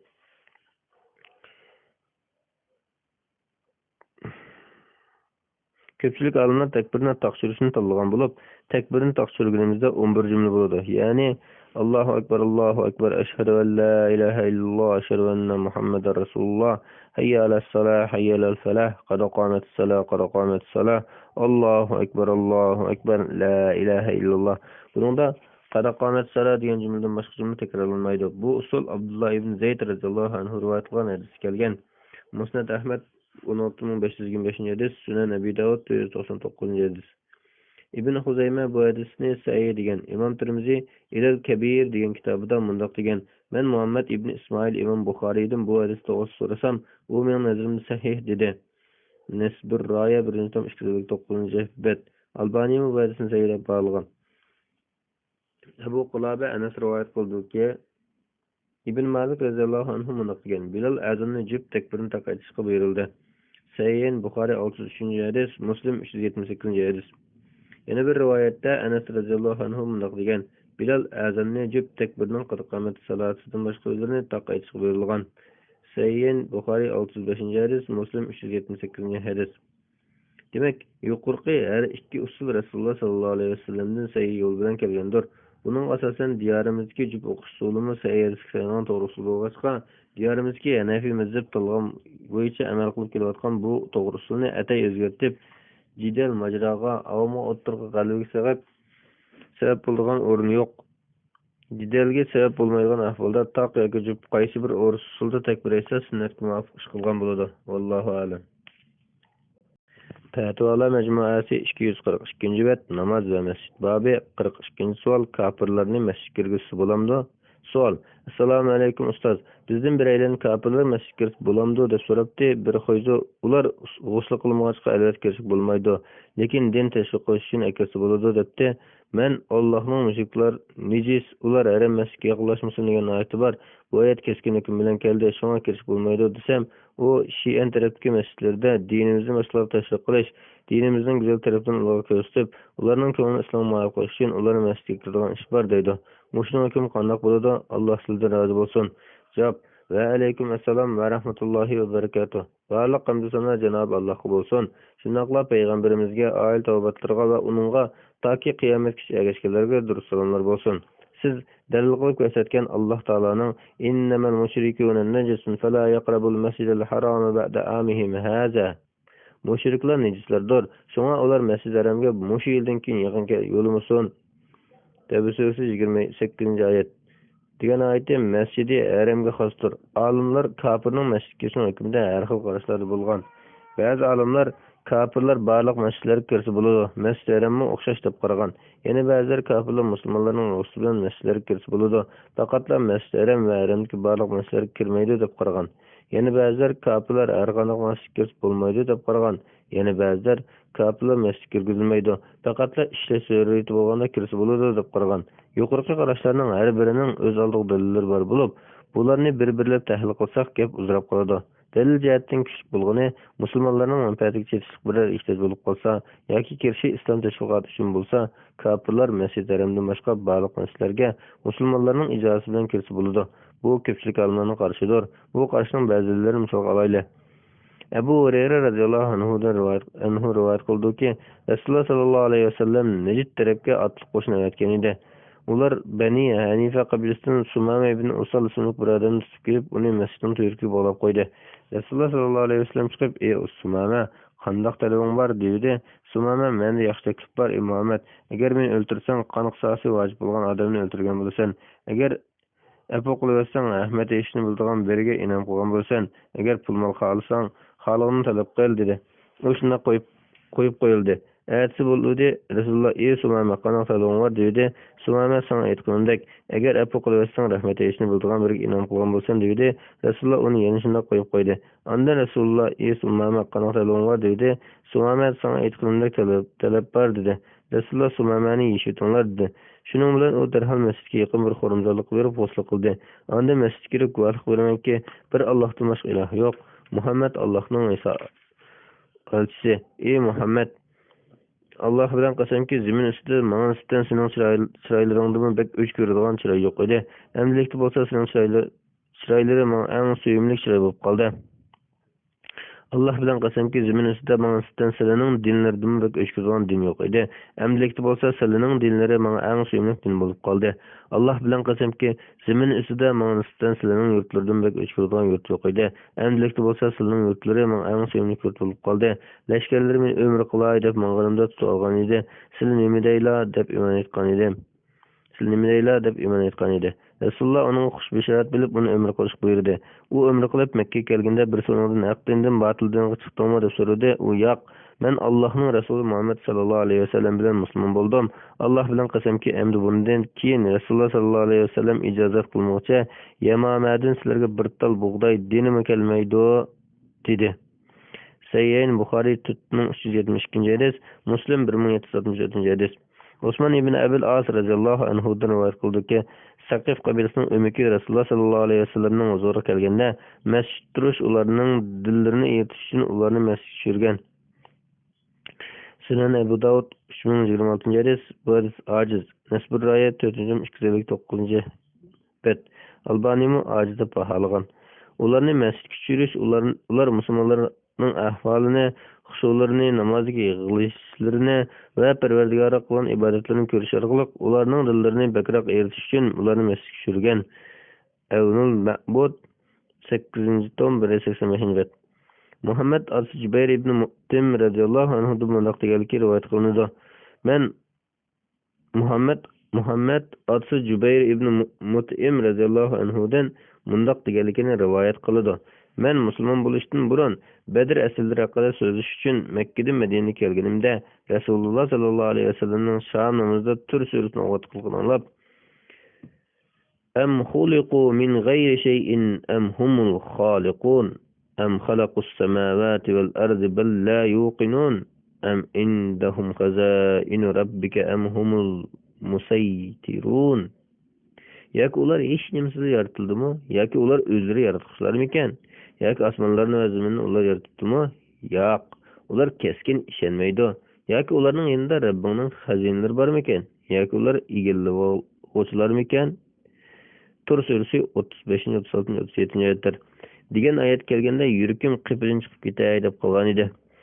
Sahih Buxoriy 2854 hadis.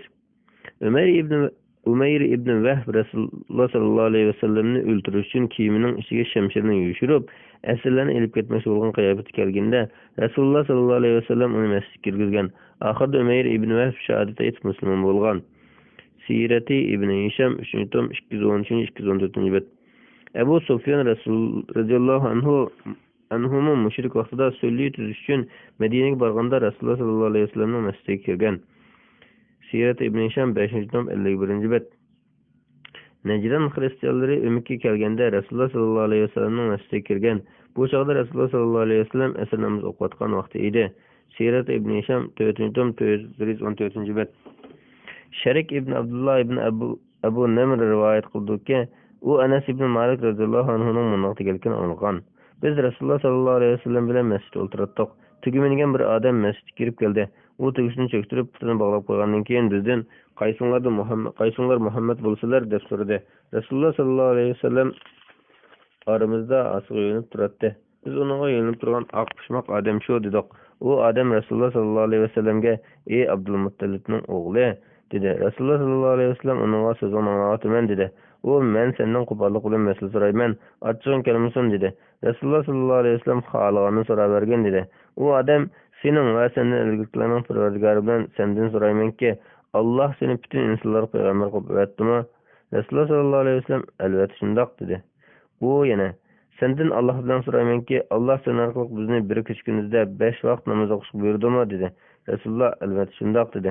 U yana: "Sendan Alloh bilan so'raymanki, Alloh sen orqali bizni har yil Ramazon oyida bir oy ro'za tutishga buyurdimi?" dedi. Rasululloh albatta shundoq dedi. U yana: "Sendan Alloh bilan so'raymanki, Alloh seni boylarimizdan zakot olib, kambag'allarga taqsim qilib berishga buyurdimi?" dedi. Rasululloh albatta shundoq dedi. Bu odam Rasulullohga: "Sen olib kelgan dinga iymon keltirdim. Men bo'lsam xalqimning sanoatga elchisi Said ibn Bakr jamoatidan Zimam ibn Sa'laba bo'laman" dedi. Sahih Buxoriy 63 hadis. Shafiy olimlardan Xatib Shirbini mundoq deydi. Rasululloh sallallohu alayhi vasallamning masjidga kofirlarni kirgizganligi sahih isbotlangan bo'lib, bu Baroat surasidagi Tavba surasining bir qancha ismi bo'lib, ko'plagan salaflarimizdan kelgan mashhur ismlarning biri Baroatdir. Bu Baroat surasidagi oyat tushib bo'lgandan keyinligi aniq. Chunki u oyat 9-yil nozil bo'lgan. Umiklar bo'lsa 10-yil kelgan. Ularning ichida Najran xristianlari bor edi. Ular dastlab qilib jizya elish bektilganlardir. Ular kelganda Rasululloh sallallohu alayhi vasallam ularni masjidga tushirib, ular bilan birga Masih alayhissalom va undan boshqa masalalarda munozara qilgan. Mugnil Muhtoj 4-tom 248 bet. Yana kofirlarning maynatiki ularning e'tiqodida bo'lib, ularning badallari pokiz bo'lsa, masjidga kirishi masjidni bulg'atmaydi. Kofirlar junub yoki yezar bo'lgan holda ahvoldan o'xshash. Chunki kofirlarda junublikdan poklanish e'tiqodi yo'q. Yana Rasululloh sallallohu alayhi vasallam ularni masjidga kirgizib yuqorqi sahih dalillarga asosan kofirning masjidga kirishiga musulmon ruxsat qilgan ahvolda masjidga kirsa bo'ladi deb qarasak, kofirlarni masjidga kirgizganda ba'zi bir ishlarga diqqat qilish lozim. Birinchi, kofirlar masjidga kirganda badallarida yoki oyoqlarida maynatlik bo'lib, yoki axlat tashlab masjidni maynat qilib o'tmaydigan bo'lishi kerak. Ikkinchi, ayollar yelim-yalang'och holatda kirmasligi. Uchinchi, namoz o'qiyotganlarning namoziga, ibodat qilayotganlarning ibodatiga daxl qilmasligi. To'rtinchi, tamom chekkan yoki shunga o'xshagan masjidning alohida hurmatiga loyiq kelmaydigan holatga kirmasligi. Xulosa, islom tashviqotidan ta'sirlanib musulmon bo'lishi umid qilinadigan yoki masjidga kirsa va nasihatlarni anglab musulmonlarning ibodatlarini ko'rib musulmonlarga qarata tushuncha tuzib ketadigan yoki ishlash yoki nutqish qator manfaatni ko'z tutib kofirlarni masjidi haramdan boshqa barliq masjidlarga kirishga ruxsat qilsa bo'ladi. Kim biladi, balki masjidga kirgan kofir ta'sirlanib qolsa, Alloh uning qalbini hidoyat qilib musulmon bo'lib qolsa ajab emas. Rasululloh sallallohu alayhi vasallam davrida kofir turib masjidga kirganlar asosan musulmon bo'lgan yoki masjidga kirib ko'rgan, anglag'anlari keyin ularning musulmon bo'lishiga sabab bo'lgan. Shunga kofirlarning masjidga kirishi bir xil jonliq islom tashviqoti hisoblanadi. Vallohu a'lam. Bismillah ve elhamdülillah ve salatu ve selamu ala Resulillah amma ba'd. Assalamu alaikum ve rahmetullahi ve berekatuh. Muhterem qarindoshlar, Doktor Abdulaziz rahmetullahning fatvolar majmuasini o'qib, 1-tom 248-bet 43-savolga kelgan namoz va masjid babida ketib o'tamiz. Davomlashtiramiz. Safarda sunnat namozlarni o'qish. Savol. Assalomu alaykum.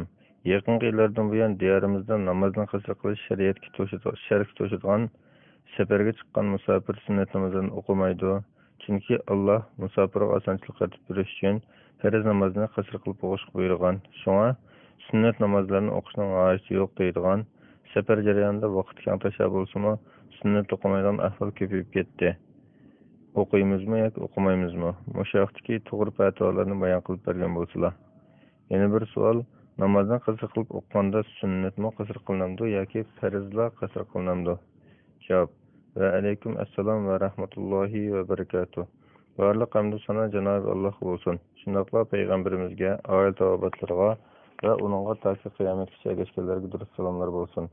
Oldi bilan shuni aytib o'tish kerakki, sunnat ta'kidlangan sunnat va ta'kidlanmagan sunnat deb ikki qismga bo'linadi.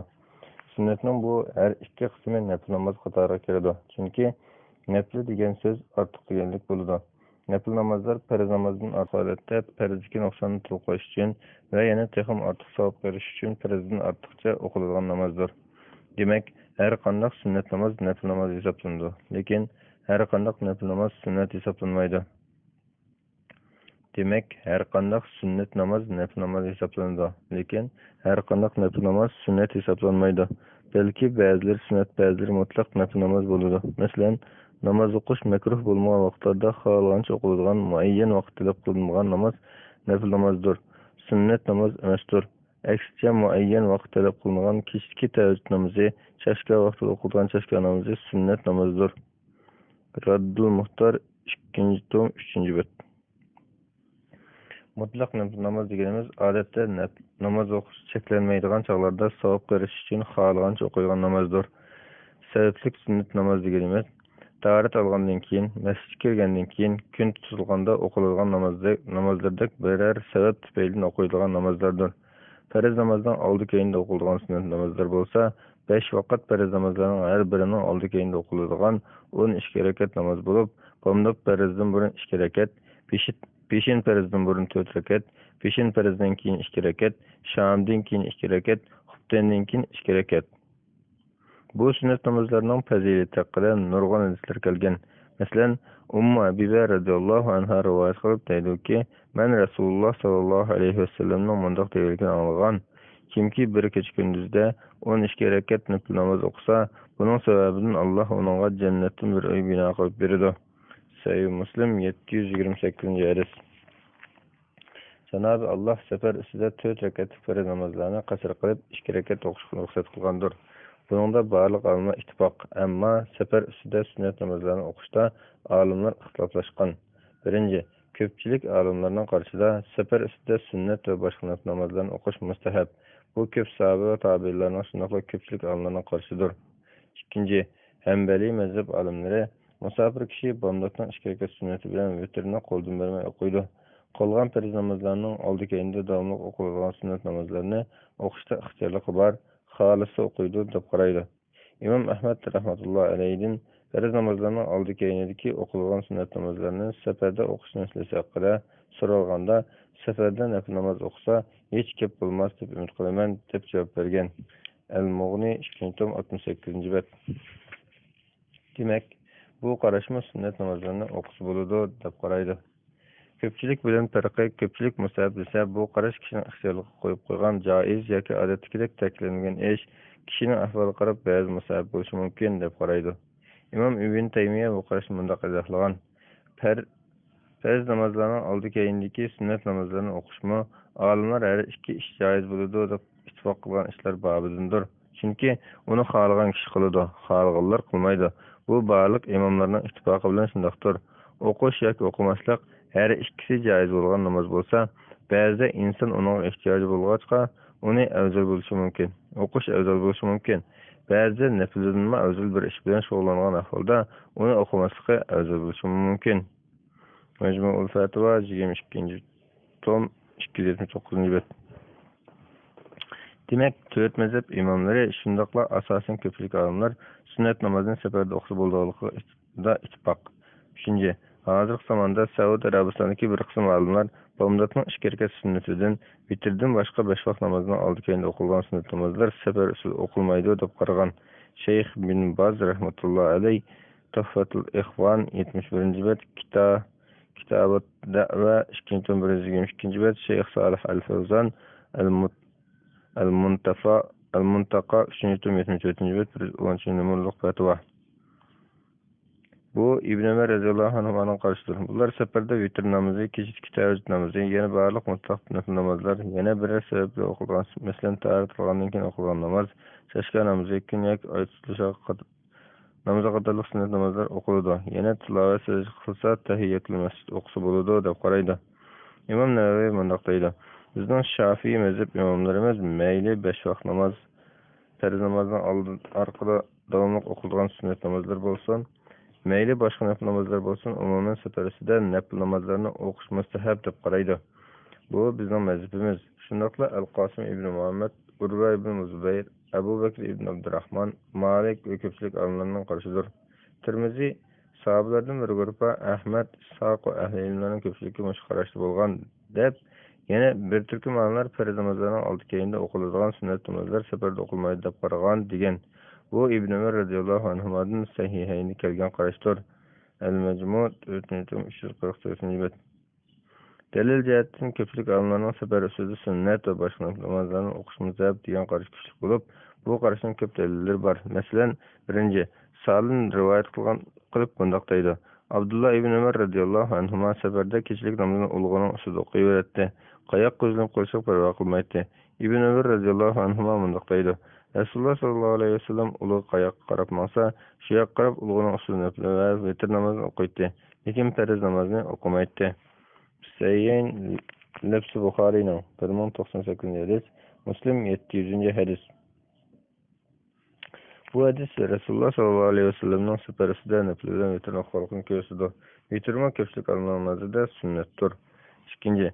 İmam Buxoriy Sayyida mundaq rivoyat qilgan. Rasululloh sallallohu alayhi vasallam safarda bomdodning 2 rakat sunnatini o'qigan. Sayyid Buxoriy safarda farz namozlarning oldi keyinda emas, boshqa vaqtlarda nafil namoz o'qigan kishi to'g'risida degan bab. Aslida Peygamber sallallohu alayhi vasallam sahabeler bilan bir safar bo'lib, kecha o'yirgachga arig'liqdan bomdod namoziga uyg'onolmay kun chiqib qolgan. Shuning bilan ular kun ko'tarilishga yurgan. Ondan Peygamber sallallohu alayhi vasallam ulug'dan tushib tarat olgan. Ondan Bilal bomdodga azon o'qib to'lgan. Peygamber sallallohu alayhi vasallam 2 rakat o'qib bo'lib, ondan bomdodni o'qigan. U kuni Peygamber sallallohu alayhi vasallam har kun o'qanakla o'qigan. Sahih Muslim rivayet 681 numaralık uzun hadisden kısaltıp elinde. Bana bu hadis Resulullah sallallahu aleyhi ve sellem'nin sefer üstüde farz namazının ilgili sünnet namazının oqarlığını ispatlaydı. Bu bosma bomdodning aşkara sünneti. İmam Nevevi mundaqdaydi. Bu hadisden ko'rinib turibdiki, Peygamber sallallahu aleyhi ve sellem bomdodning farzidan burun o'qigan aşı 2 rakat bomdodning sunnatidir. El-Mecmu 436 bet. 3. Abdurrahman ibn Abi Leyla rivayet qilib bundaqdaydi. Rasululloh sallallohu alayhi vasallamning chashka namoz o'qiganligini Ummu Ani radhiyallohu anhadan boshqa biri bizga ko'rdim deb xabar qilib boqmagan. Ummu Ani Rasululloh sallallohu alayhi vasallam Makka fath qilingan kuni uning Ummu Anining uyida g'usl qilib 8 rakat namoz o'qiganini aytib, men Rasululloh sallallohu alayhi vasallamning ruku sajdalarini mukammal o'qigan holda buningdan yangiroq namozini ko'rib boqmagan dedi. Sayyin bu lafzi Buxoriyning 1103 hadis, Muslim 336 hadis. Muslim rivoyatida ondan 8 rakat shashka namoz o'qidi deb kelgan bo'lib, Imom Navaviy bu hadisning sharhida mundoq deydi. Ummani radhiyallohu anhaning shashka namoz o'qidi degan so'zi bu namozning tonilib muqarrar bo'lib ketgan sunnat ekanligini, bu namozni shashka namoz deb niyatda o'qiganligini aniq ifodalashdir. Sharih Sahih Muslim 429-bet. Bu hadismo safar ustida vaqtgacha shashka namozdan iborat sunnat o'qiganligini ifodalaydi. Isbotlaydi. 4. Bara ibn Azib radhiyallohu anhuma rivoyat qilib mundoq deydi. Men payg'ambar sallallohu alayhi vasallam bilan 18 qatim safarda birga bo'ldim. Men uning kun qiyilgan vaqtda peshindan burun 2 rakatni tark qilganligini faqat ko'rib boqmadim. Sunan Abu Dawud 1222 hadis, Sunan Tirmizi 500 hadis, Imom Tirmizi. Bu hadisning hukmini Imom Buxoriydan so'rasam, hasan deb oldi degan. Bu hadisning dalolatimi safarda farz namozlardan ilgari keyin sunnatlarni o'qilganligini ko'rsatadi. 5. Hajjaj ibn Artad Atiyyadan rivoyat qildiki, Ibn Umar radhiyallohu anhuma mundoq degan: Men payg'ambar sallallohu alayhi vasallam bilan birga safar ustida peshinni 2 rakat o'qib, orqadan 2 rakat o'qidim. Sunan Tirmizi 501 hadis, Tirmizi hasan deb bog'lagan, Albani ojiz deb bog'lagan. Yana Ibn Abi Layla Atiyya va Nafilardan rivoyat qildiki, Ibn Umar radhiyallohu anhuma mundoq degan: Men payg'ambar sallallohu alayhi vasallam bilan muqim turganda safardan bir namoz o'qigan. Uning bilan muqim turganda peshinni 4 rakat, orqadan 2 rakat o'qidim. Uning bilan birga safar ustida peshinni 2 rakat o'qib, orqadan 2 rakat o'qidim. Asrdan 4 rakat o'qib, keyin hech namoz o'qimadi. Sunan Tirmizi 552 hadis. Imom Buxoriy Tirmizilar hasan deb bog'lagan. Imom Navaviy yuqorqi 2 hadis to'g'risida mundoq deydi. Atiyya, Hajjaj va Ibn Abi Layla hammasi ojiz raviylardir. Shundoq turliq ular rivoyat qilgan bu hadisga hasan deb baho bergan. Balki bu hadis uning nazarida boshqa rivoyatlar bilan kuchlangan bo'lishi kerak. El-Majmu' 4-3-bet. Buningga o'xshash mazmunda ba'zi ojiz hadislar bor. Masalan, Tavus rivoyat qildiki, u Ibn Abbas radhiyallohu anhumaning mundoq deganligini olgan. Payg'ambar sallallohu alayhi vasallam muqim turgandimi, safar qilgandimi, o'qigan farz namozni belgilagan. Biz muqim turgandimi, uning oldi keyindan namoz o'qiydik. Safardami uning oldi keyin namoz o'qiydik. Musnad Ahmad 2064 hadis, Ibn Majah 1072 hadis, Albani munkar deb bog'lagan.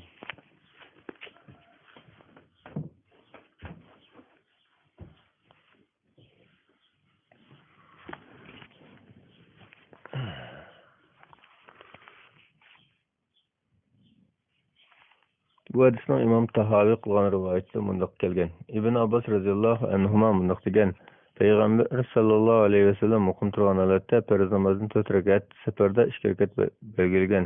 Muqim turgan holatda farz namozni 4 rakat, safarda 2 rakat deb belgilagan. Muqim holatda farz namozdan oldi keyinda nafil namoz o'qigandek safar ustidami farz namozdan oldi keyinda nafil namoz o'qiladi. Sharh Ma'anil Asa 1-322-bet. 6. Ali radhiyallohu anhu rivoyat qildiki, Rasululloh sallallohu alayhi vasallam safarda nafil namozlarni o'qiydi. Imom Ibn Qudama buni Said ibn Mansur rivoyat qilgan degan. Al-Mughni 2-68-bet. 7. Abdurrahmon ibn Yazid rivoyat qilib mundoq deydi.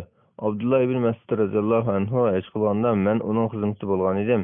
Biz xutbanga azon aytganda yoki shunga yaqin bir chog'da Muzdalifaga keldik. Abdullah bir kishini azon takbir etishga buyurib, Shamni va uning ishkirga sunnatini o'qidi. Ondan keyin ishtamoqqa keltirib uni yedi.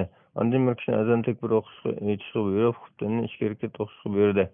Tong suzishga bomdatni o'qib, Rasululloh bugungi mushunda, mushurunda, mush namozdan boshqa namoz o'qimaydi dedi.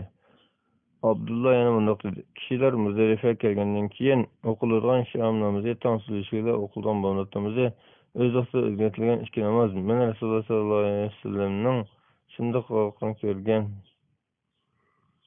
Musannafi ibn Abi Shayba yo'q. Sahih Buxoriy 1675-hadis. 8. Hasan Basri mundoq degan: Biz Muhammad sallallohu alayhi vasallamning sahobalarını ko'rgan. Ular safarda farz namozini oldi keyin namoz o'qiydi. Musannafi ibn Shayba 1-355 bet, 335 bet, 3844 numar. İbn Ebi Şeybe yana Enes ibn Malik, Abdurrahman ibn Esved, Abdullah ibn Mesud, ibn Abbas, Cabir ibn Abdullah, Ömer, Ebu Zer, Ali ibn Abi Talib, İbrahim Nekhayi, El-Qasim, Urve ibn Zübeyir qatılık nurg'un sahabe ve tabirlerinin seferlerde nafil namazda kılıkını rivayet kılan. 9. Abdurrazzak Servidin, o Emmat İbrahim Nekhayi'din, Hazreti Ömer, Abdullah ibn Mesud radıyallahu anhular seferisinde farz namazlardan ilgirki namaz okuydu deb rivayet kılgan. Abdurrazzak dedi, men Sevri'nin şuna kılalıkını gördüm. Musannafi Abdurrazzak 2059 bet, 54 numar. 10. Sünnet namazlarının yolu koyuluşu da farz namazlarda yüz berdiğin kemtikten orunu dolduruş ve yana şeytanın farz namazlarının taşlaşkı vesveseleştiğini saklamış gözü tutulgan. Seferiste bu мәнләр yanıl mevcut. Demek sünnet namazlarını okuşta muqim kişi bilen seferlik kişi okşaş. Seferlik kişi sünnet oksa hiç qanaq zarar uçurmaydı. Çünkü onu uluğu ve qatnaşmasından başka yergişmeyle okuvası buludu. Emdi sefer üstüde sünnet okusu bulmaydı deb qargan bir qism Almanın qarşıqı nazar salsak, bu qaraş huquq İbn Ömer radıyallahu anhu'nun qarşıqı asaslanandır. Ularning delili bolsa, Efs ibn Asim rivayet qilib bunaqdaydi. Hatta maksud etberdiki o İbn Ömer radıyallahu anhu'nun bunaqdayligini algan. Ben Resulullah sallallahu aleyhi ve sellem'ge emre bulgan edim. O sefer 2 rekat namaz qilmoqni aytdi. Ebu Bekir, Ömer ve Osman bulgan edi. Ularımı şundaq qiladi. Allah ulardan razı bolgay. Sayyin Bukhari 1-2 hadis, Muslim 689 hadis. Onun qatta köpçülük alınanın cevabı seferde nefil ve sünnet namazdan okuş doğrusunda kelgen hadisler ispatlığıcı, okuması doğrusu kelgen hadis inkar kılışı bolğaçqa, ispat məzmunundaki hadisler bu hadisinin aldı turudu. İbn Ömer radıyallahu anhu'nun körümgelliki Resulullah sallallahu aleyhi ve sellem'nin faqat qılmağanlığını bildirmeydi. Belki ya köpünçe ahvalı qılmağanlığını, ya ki qılgan bolsunmu İbn Ömer radıyallahu anhu'nun onu körmey qılgan boluşunu, ya ki İbn Ömer radıyallahu anhu'nun körgünün bazı vaxtlarda bolğan ahvalı kerekini bildirdi. Belki bazı farz namaz, başka namazlarını çıdırdı okugan bolsa, İbn Ömer radıyallahu anhu'ma körmey qılgan boluşu mümkün. Herhalde bu sünnet ve nafil namazlarını seferde okumasın bulduğunu bildirdi. Okusa bulmayğanlığını bildirmeydi. O körmegen bolsa başkalar körgendir. Mesela bunlardan işkerege sünnetini Resulullah sallallahu aleyhi ve sellem'nin seferisinde okanlığı yukarı sayı hadiste bayan kılıngan. Bunu başkalar körgen ve rayet kılgan. Yani Osman radıyallahu anhu'nun keyingi çağlarda Mina'da 4 rekat namazını tasir kılmay toluk okanlığını İbn Ömer radıyallahu anhu'ma özü rivayet kılgan. Mesela Nafi rivayet kıldı ki Abdullah ibn Ömer radıyallahu anhu'ma mundaq degen. Men Mina'da Resulullah sallallahu aleyhi ve sellem bilen, Ebu Bekir bilen, Ömer bilen, Osman Halife bolgan desek çağlarda Osman bilen qısır kılıp 2 rekatını okugan. Keyinçe Osman toluk okudu. Sayyin Bukhari 182 hadis, Muslim 694 hadis. Bu hadisning Muslimdeki yeni bir rivayeti de ahir bundaq kelgen. Keyin Osman tezkeet okugan. Şoňa İbn Ömer radıyallahu anhu'ma imam bilen okuganda tezkeet okuydy. Aşlamany yalnız oksa 2 rekat okuydy. Mana bu Osman radıyallahu anhu'nun yani tehi İbn Ömer radıyallahu anhu'manın özünün seferiste bazı hasıtlık perizini kasır kılmay tezkeet okuganlygyny inek gösterdi. Demek İbn Ömer radıyallahu anhu'manın yukarıdaki körmüden digen sözden Resulullah sallallahu aleyhi ve sellem'nin ve Ebu Bekir, Ömer, Osman radıyallahu anhu'larının seferde sünnet namazı mutlak okumalığı çıkmaydı. Bazılar mundaqdaydı. Allah Taala seferiste yengilliş için farz namazın yerini qısqartıp okuşu ruxsat qılgan tursa, farzni qısqartıp turup nafil namazın okuşunu talep qilish mümkün emas. Bunun cevabı 2 xil boldu. Birinci, namazın okuşunu talep qılmalığı okunsa ayıplanmaydiganlığını bildirdi. Okusa ayıplanmalığı bildirmeydi. İkinci, farz namaz degan okuması bolmaydigan namazlar. Eğer toluk okuş belgilengen bolsa, onu toluklaş farz bolgan bolatdy. Amma nafil ve sünnet namazlar degan insanyň ixtiyara qoýgan amaldyr. Şoňa onu qılsa meýli deyiş musafir asalyk berdi. O halysy okup sawap garşydy, halysy okumaýdy. Günahmy bolmaýdy. Yuqorqy daliller üçin El-Mughni 269 bet, El-Mecmu 4. tom 346. bet. Neylül Avtar 3. tom 269. betleri qaralsın. Yana hozirgi zaman Saudiya Arabiston olimlaridan ba'zilar safarda bomdodning sunnati, vitr namozi, kechki tahajjud namozi, yana barliq mutlaq nafl namozlarni o'qish bo'ldiqligiga hadis kelgan deb sabab ko'rsatdi. Yo, biroq uningga Rasululloh sollallohu alayhi vasallamning safar qilganligi hadis kelmagan namozlarning joiz edi. Masalan, tahorat olgandan keyin o'qilgan namoz, kun yoki oytilish namozi, tahiyatul masjid qatorliq sababli sunnat namozlarni o'qish bo'ladi deb qaraydi. Bundan ma'lum bo'ldiki, Rasululloh sollallohu alayhi vasallam safarda o'qimagan deyilgan ashu sunnat namozlarni Rasulullohning o'qimaganligi uni o'qishni joiz emasligini bildirmaydi. Safar ustida sunnat o'qish yoki o'qimaslikni Hanbali mazhab qarag'andak musofirning o'z ixtiyorligiga qo'yish balki eng muvofiq qarash bo'lsa kerak. Bu ko'pchilik olimlarning mustahab degan qarashiga mos keladi. Chunki musofir kishi ba'zi bearam holatda bo'lg'achqa sunnat namoz o'qishda qiynalib qoladi. Ba'zi intayin xotirjam, qonalg'u yoki turalg'u tushgan holati bo'ladi. Bu chog'da kishi xohlagancha sunnat namozlarni o'qib, Alloh taologa yaqinlashsa, savob ko'zlasa, buningga yo'l uchun Alloh taolo bundoq deydi: "Vaman tatawwa'a khayran fa innalloha shakirun azim." Kimki o'z ixtiyori bilan biror yaxshilik qiladi ekan, Alloh uning mukofotini berguchidir, hammani bilguchidir. Baqara surasi 158-oyat. Bu masalada ba'zi Hanefi mazhab olimlarining to'lg'an qarashi muvofiq bo'lsa kerak. Ular safarasida qo'rqinch, andisha va aldirash holatida nafl va sunnat namozlar o'qimaydi. Xotirjam bexatar holatda o'qiydi. Chunki nafl va sunnat namozlar farz namozlarga nuqsonlarni to'playdigan bo'lg'achqa, musofir kishi nafl va sunnat namozlaridan keladigan savobga o'xshashlar muhtoj. Qo'rqinch va andisha holatda o'zlari holatda bo'lg'achqa o'qimasimi bo'ladi deb qaragan. Fatava Indiya 139 bet ve Raddul Muhtar 131 bet. Seferdə sünnet namazdan okuğan takdirde tezrekli sünnet namaz qasr kılınmaydı. Çünkü bu əslində perez emas, üstəqlən okuyduğun nafil namaz olğaçqa ya onun tezrekli tuluq koydu ya ki fakat okumaydı. Vallahu alem. Fetvala Mecmuası 1. tom namaz ve mescid babı 44. sual. Mescid bulungan namazgahlarda tahiyyatul mescid okulamdı. Sual. Assalamu alaikum. Yerlik Müslüman cemaati bulungan bir rayonda şu yerge vaqtlı o'ltirishgan Müslüman cemaati bir o'ringa yig'ilib juma namoz o'qiganda, gerçi namoz o'qilgan o'rin mescid bo'lmasa-mu, tahiyyatul mescid namoz o'qish kerakmi? Javob. Va alaykum assalom va rahmatullohi va barakatuh. Barliq hamdu sana Cenab-ı Allah'a olsun. Şundaqla Peygamberimizge, aile tavabatlarga ve onunla taki kıyamet kişilerge bulsun. Selamlar bulsun. Mescid Allah'ın beyti buluştu bilen bir netçe ahkamda namazgahlardan farqlanıp durdu. Mescidler birer şahsının ilkide bulmaydı. Allah Teala ve ennel mesacide lillah. Mescidler Allah'a xasdır degen. Cin suresi 18. ayet. Şuna mescidden başka bazı cemaat yığılıp namaz kıladigan meydan yoki birer binadaki, mekteplardaki, idoralardaki o'rinlar mescidning hukmini olmaydi. Bundaq joylarda odatda masjidda cheklangan ilm setim qatorliq ba'zi ishlarga yo'l qo'yiladi. Namoz o'qilib bo'lgandan keyin boshqa ishlarga ishlatiladi.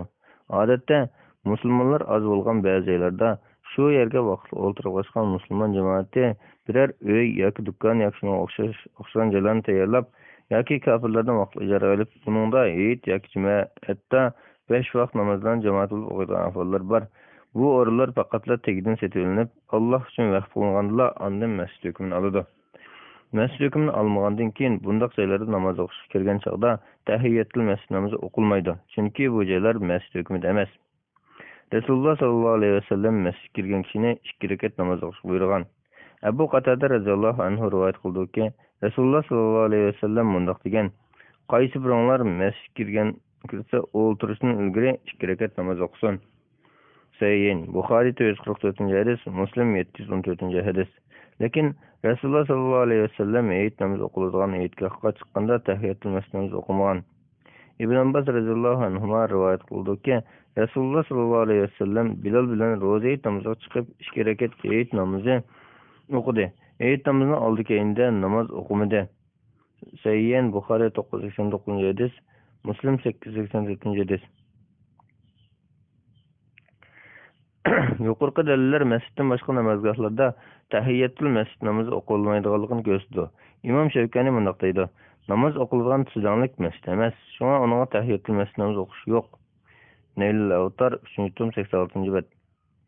Saudiya Arabiston lejin doim fatvolardan kelishicha, masjidga jamoat to'lib ketgan chog'da kelgan kishi ehtiyoj ko'rilganlikdan masjid sirtida juma va boshqa farz namozlarni imomning namoziga ergishib iqtido qila oladigan bo'lsa, masjidga eng yaqin yo'ldagi joyda turib o'qisa, imomning old tarafiga o'tib olmaslik sharti bilan joiz bo'ladi. Lekin bu o'ringa masjid hukm bo'lmaydi. Lejna doim fatvolari 6-tom 221-bet, 319 numaralı fatva. Bunun asasen mescid tutulup ketkenlikte mescid ve etraf koşularda, yollarda, meydallarda, binalarda namaz okuyan oldu mu tahiyyatül mescid namazı okunmaydı. Mescidden başka namazgahlarda toplaşıp cemaat namazı okuyan ahvalda cemaat şeklinde. Namaz okusun cemaat namazının sevabı verildi. Mescidden başka namazgahlarda toplaşıp cemaat namazı okuyan ahvalda cemaat şeklinde namaz okusun cemaat namazının sevabı verildi. Sahihayindeki hadislerinin umumlazi şunu gösteriyor. Mesela Abdullah ibn Ömer radıyallahu anhuma rivayet kıldı ki Resulullah sallallahu aleyhi ve sellem bundak degan: cemaat bilan o'qilgan namozning fazilati yakka o'qilgan namozning 27 esse ortiq bo'ladi. Men bir rivoyatda 25 esse ortiq bo'ldi degan.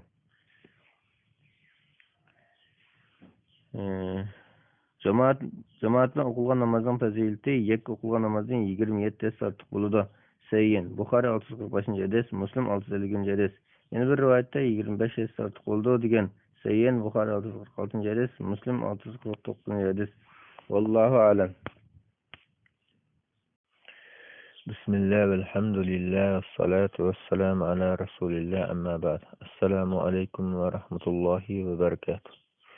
Muhterem qarindoshlar, Dr. Abdulaziz rahmetullahning fatvolar majmuasini o'qib, 1-tom 45 savolga kelgan namoz va masjid babida ketib boramiz. Davomlashtiramiz. 45 savol: Eid namozining qazosi qanday o'qildi?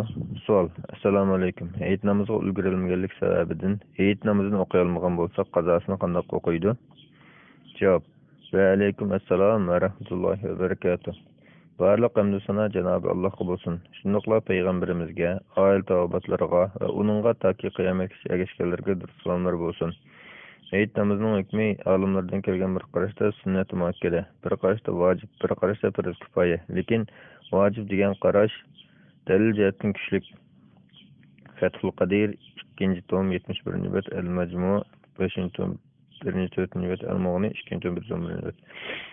Bunun asasen bu namazın gerdindan saat kılış, günahkar bulmaslık için vaxtida ulgurilmagan kishi qazosini qilib o'tgan tuzuk. Eid namozning vaqti kun chiqib 20 minut o'tgandan keyin boshlanib, peshingacha, ya'ni kun qayrilib bo'lib, jamoatga ulgurilmagan kishi mush vaqt ichida yolg'iz yoki jamoat bo'lib o'qib olsa, vaqtida ado qilib o'qigan bo'ladi. Peshindan keyin o'qisa qazo qilgan bo'ladi. Eid namozining qazosini qilish yoki qilmaslikmi olimlar o'rtasida ko'z qarash o'xshash emas. İmam Malik ve İmam İbn Taymiye qatorliq ba'zi olimlar qazosi qilinmaydi deb qaraydi. Boshqalar qazosi qilinadi deb qaraydi. Qazosini qilib o'tishni ba'zi olimlar sunnat, ba'zi olimlar ixtiyor deb qaraydi. Ba'zilar jamoat bilan o'qiy olmay qolgan bo'lsa, jamoat bilan qazo qiladi deb qaraydi. Bidayatul Mujtahid 1-159-bet, Al-Mughni 2-tom 111-bet. Dalil jihatdan qazosi qilinadi degan qarashlarning dalili kuchli. Hadisda kelishicha, Shavvolning oyi tutuq bo'lganlikdan sahobalar oy ko'rilmay ro'za tutgan edi. Kechqurun bir karvon kelib Rasululloh sallallohu alayhi vasallamga oyni oqshom ko'rganligi haqida guvohlik berdi. Rasululloh ularni ro'zalarini buzib o'tishga, ertasi deganda chiqib Eid namozi o'qishga buyurdi. Musnad Ahmad 20603 hadis, Sunan Ibn Majah 1653 hadis, Saq ibn Rahvay, Daraqutni, Xattabi, Bayhaqi va Navavi qatorliq olimlar sahih degan. Nasbur Raya 2-tom 212-bet, Fathul Bari 6-tom 107-bet. İmam Shavkani deydi: bu hadis Eid namozining vaqti chiqib ketguncha Eidlikqa aniq bo'lmagan ahvolda ikkinchi kuni Eid namozi o'qilganligiga dalildir. Naylul Avtar 3-tom 182-bet. Yana bir hadisda Abu Qatada radhiyallohu anhu rivoyat qilib deydiki, biz Rasululloh sallallohu alayhi vasallamdan namoz o'qitdik. Rasululloh bir muncha kishilarning paloqishgan ovoz anglab namozdan keyin nima bo'ldinglar, nima ovoz bu dedi. Ular namoz qoldirib qoldik deganda Rasululloh unda qilmanglar, namozga kelganinglarda temkin bo'linglar, imomga ulgurganinglarni o'qinglar, o'tib ketganini to'liq qilinglar dedi. Sahih Buxoriy 635 hadis. Bu hadisning boshqa rivoyatlarida ulgurganinglarni o'qinglar, o'tib ketganini qazo qilinglar degan. Demek birər özür tüpeyli Eid namazının vaxtında peşingacha ado qilolmagan kishi ertasi deganda qazosini qilib o'qiydi. Undaqda qazosini qilganda qancha rekat o'qiydi? Ba'zi olimlar jamoat bilan qanday o'qiydigan bo'lsa, shundaq 2 rekat o'qiydi deb qaraydi. Yana ba'zi olimlar ortiq takbirlarni qilmay 4 rekat o'qiydi deb qaraydi. 2 rekat o'qib qazosini qildi degan qarashlarning dalili Anas ibn Malik Basriydan 2 farsax. 1 farsax 418 kilometrga barobar keldi. 2 farsax yiroqdagi Zoya degan joydagi azod girdisi Abu Utbani buyurib, ayoli bilan bolalarini yig'ib, ular bilan shahar aholisida Eid namozi o'qib, ularda takbir aytgan. Ikkinchi bundoq degan. Dehqonlar Eid kuni bir yerga to'plashib, davlat raisi shahar aholisi bilan o'qganda 2 rakat Eid namozi o'qiydi. Hatta Eid namozi ulgurilmasa 2 rakat namoz o'qiydi degan. Sahih Buxoriy Rasululloh sallallohu alayhi vasallamning ey ahli islom, bu bizning aytimiz degan so'ziga asosan Eid namozi ulgurilmagan kishilar, ayollar, uylardagi kasal va yiroq kentlar kishilarning 2 rakat namoz o'qiydiganlik to'g'risida degan bu. Anas ibn Malik radhiyallohu anhuning navrisi Abdullah ibn Abi Bakr buvisi Anas ibn Malik radhiyallohu anhu rivoyat qildiki, u Tof degan joydagi turalg'isida bo'lganida o'zi tava bo'lgan shaharda Eid namozga qatnashmagan bo'lsa, bola chaqalarni azodgarda qullarini yig'ib, azodgarsi Abdullah ibn Abi Utbani buyursa, u uydagilarga imom bo'lib shahar aholisi o'qigan namozni o'qib beradi. Imom Tahaviy Sharhi Ma'anil Asarda rivoyat qilgan 4-tom 384-348 sanad hasan. Artıq takbirlarni qilmay 4 rakat o'qiydi degan qarashlarning dalili. Abdullah ibn Mas'ud radhiyallohu anhu naqlagan. Kimki Eid namoziga ulgurilmasa 4 rakat o'qiydi. Ibn Abi Shayba Musannifida rivoyat qilgan 5799-numar. Yana Tabarani Mu'jamul Kabir dema rivoyat qilgan 95032-numar. 9532-numar. Buni Hafiz ibn Hajar bilan Hafiz ibn Rajab saydab bağlagan. Ba'zi olimlar ajab bağlagan bo'lsin, biroq bu hadis bir qancha yo'l bilan rivoyat qilingan bo'lib, bir yo'lni ajab bağlagan bilan boshqalarning bahsining isnodi sahihdir. Masalan, Shayx Albani rahmatullohi alayh Irva degan kitobida Shabi ibn Mas'ud'un anglamagan deb bir yo'lni ajab bağlagan. Said ibn Mansur Sunan'da kelgan sanadni Imom ibn Munzir Awsat degan kitobida Mutarrif bizga Shabi'ni so'zlab berdiki, u Masruhdan u ibn Mas'uddan deb bayon qilgan. Bu sanad sahihdir. Demak, Shabi'dan rivoyat qilgan yo'l ojiz bo'lgani bilan Masruhdan rivoyat qilgan yo'l sahih. Undan boshqa buni kishilardan bir qancha o'xshab ketgan rivoyatlar bor. Ali radhiyallohu anhuning o'zining bir kishini tayinlab, uni 4 rakat o'qishga buyurganligi rivoyat qilingan. Umdatul Qari 638. Yuqoriqlarda ma'lum bo'ldiki, Eid namoziga ulgurilgan bir jamoat bo'lsa, jamoat bo'lib peshingacha 2 rakat aynan o'qiladi.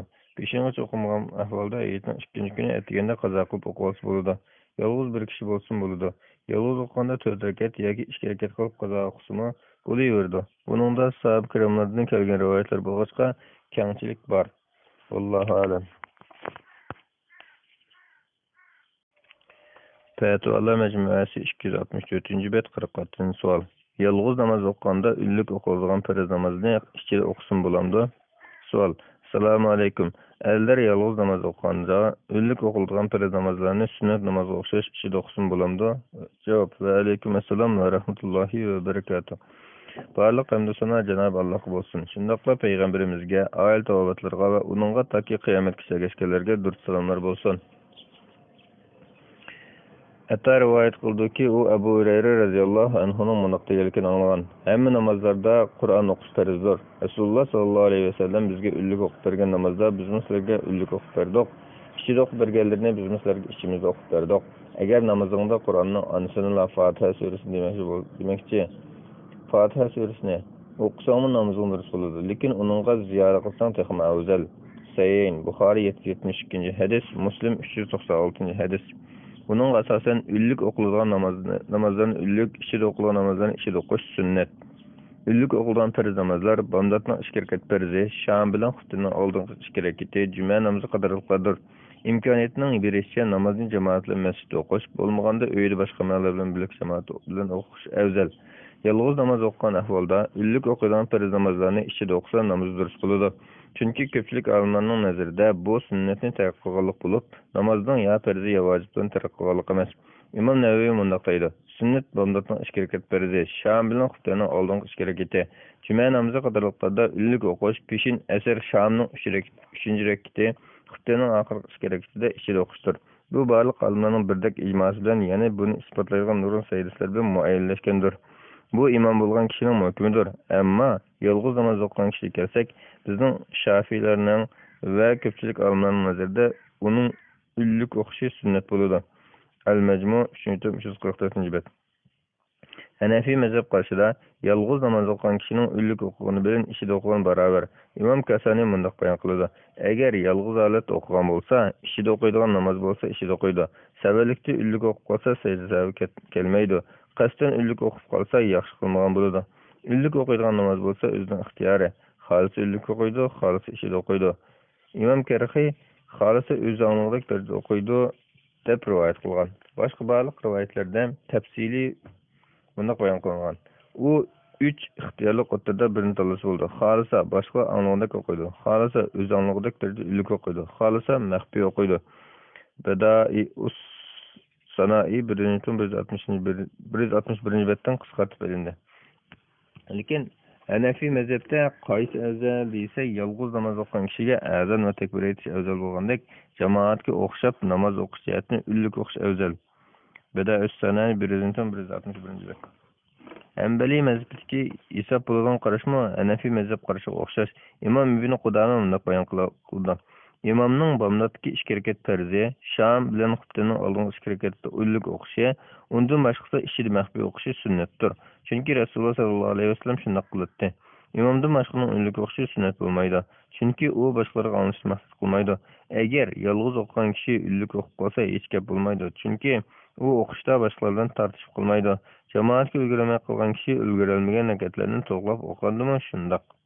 El-Kafi 1-134. bet. Demek yalğız okuyan kişi Şafii mezhebinden Maliki mezhepte üllük okuş sünnettir. Hanefi mezhebinden Hanbali mezhepki isap boladigan karışta işi okusun boludu. Bunun asasen yalğız okuyan kişi üllük okulan namazlarını kasten işi okusa namazı doğru boludu. Birinci karışta mekruhluk bilen, ikinci karışta mekruh bolmasın caiz boludu. Şoňa üllük okuşyk takşyp koýgan ahwal bolmasa, üllük okuş elbette evzel.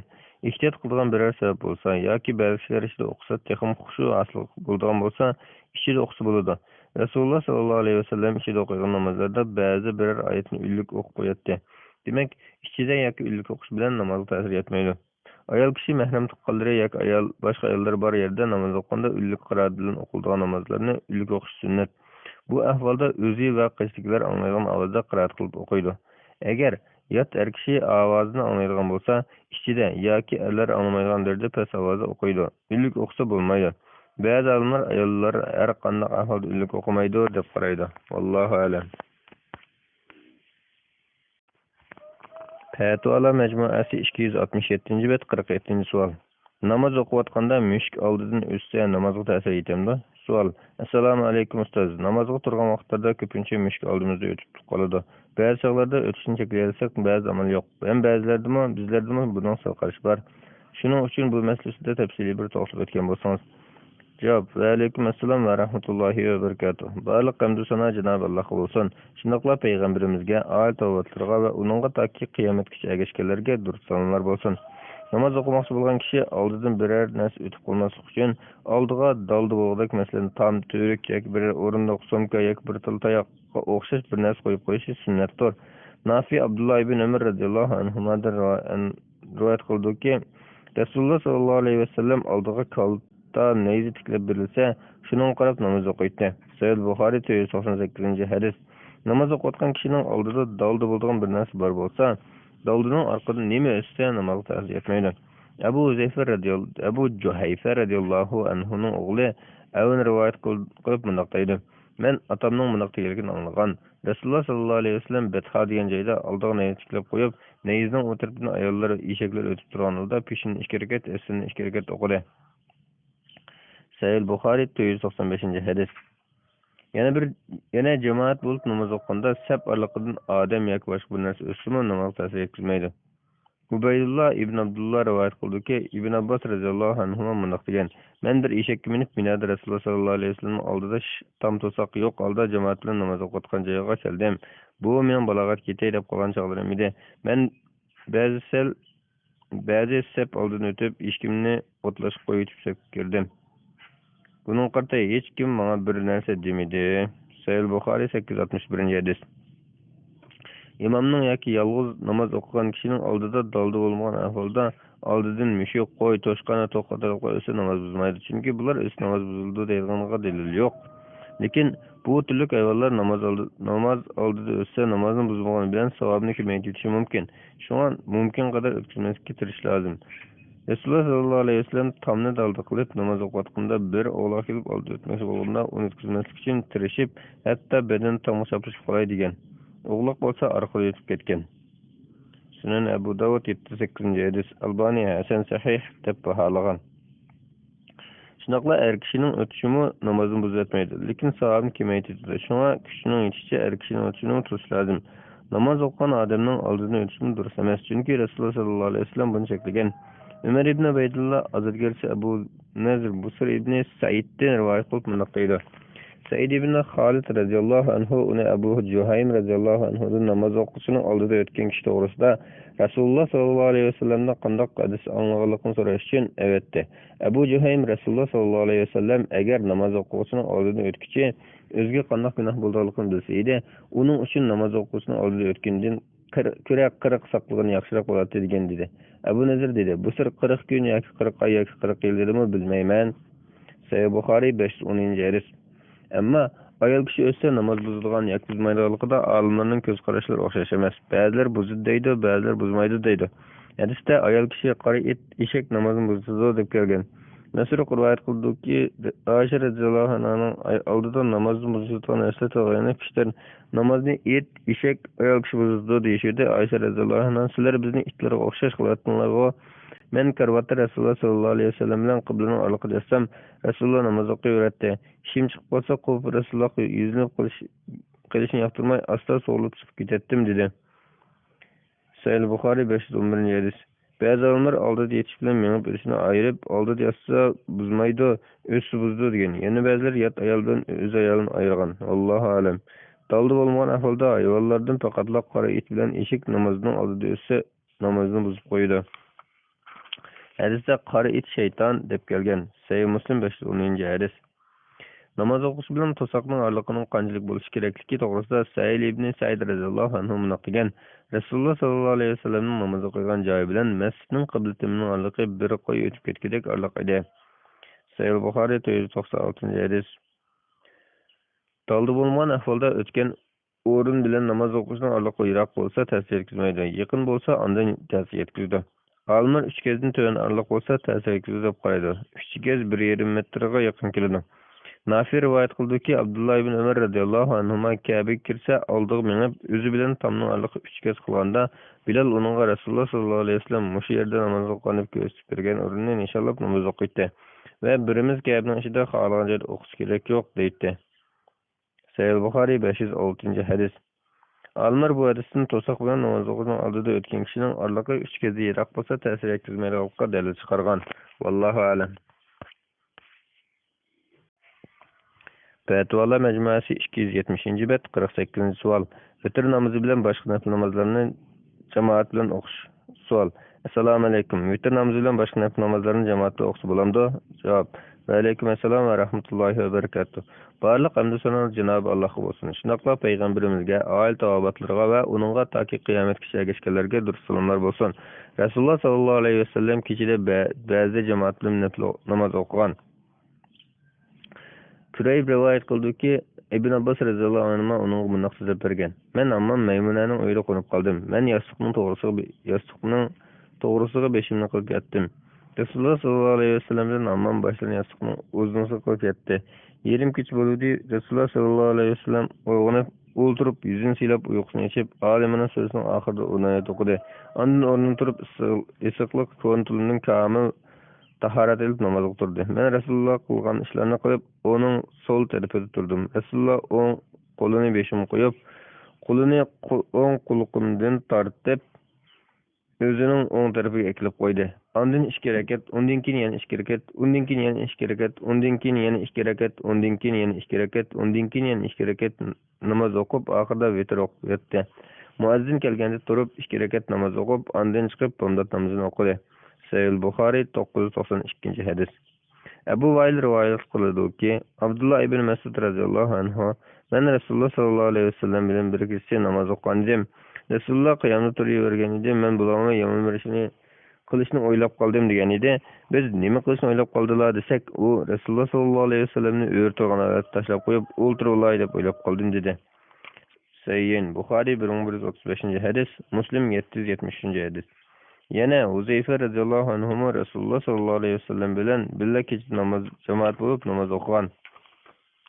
Sahih Muslim 772 hadis.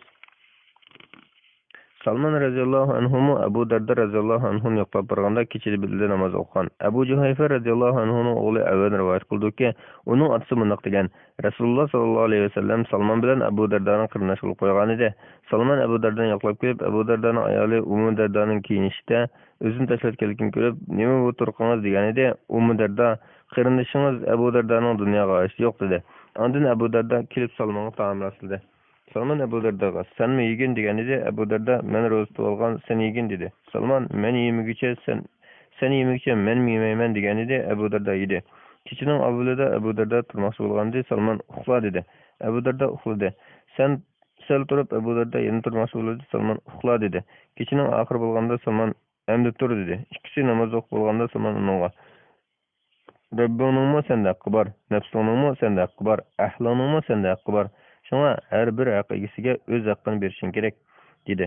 Abu Darda Rasulullohning yoniga kelib bu ahvol so'zlab berganda, Rasululloh sallallohu alayhi vasallam Salman rost aytibdi dedi.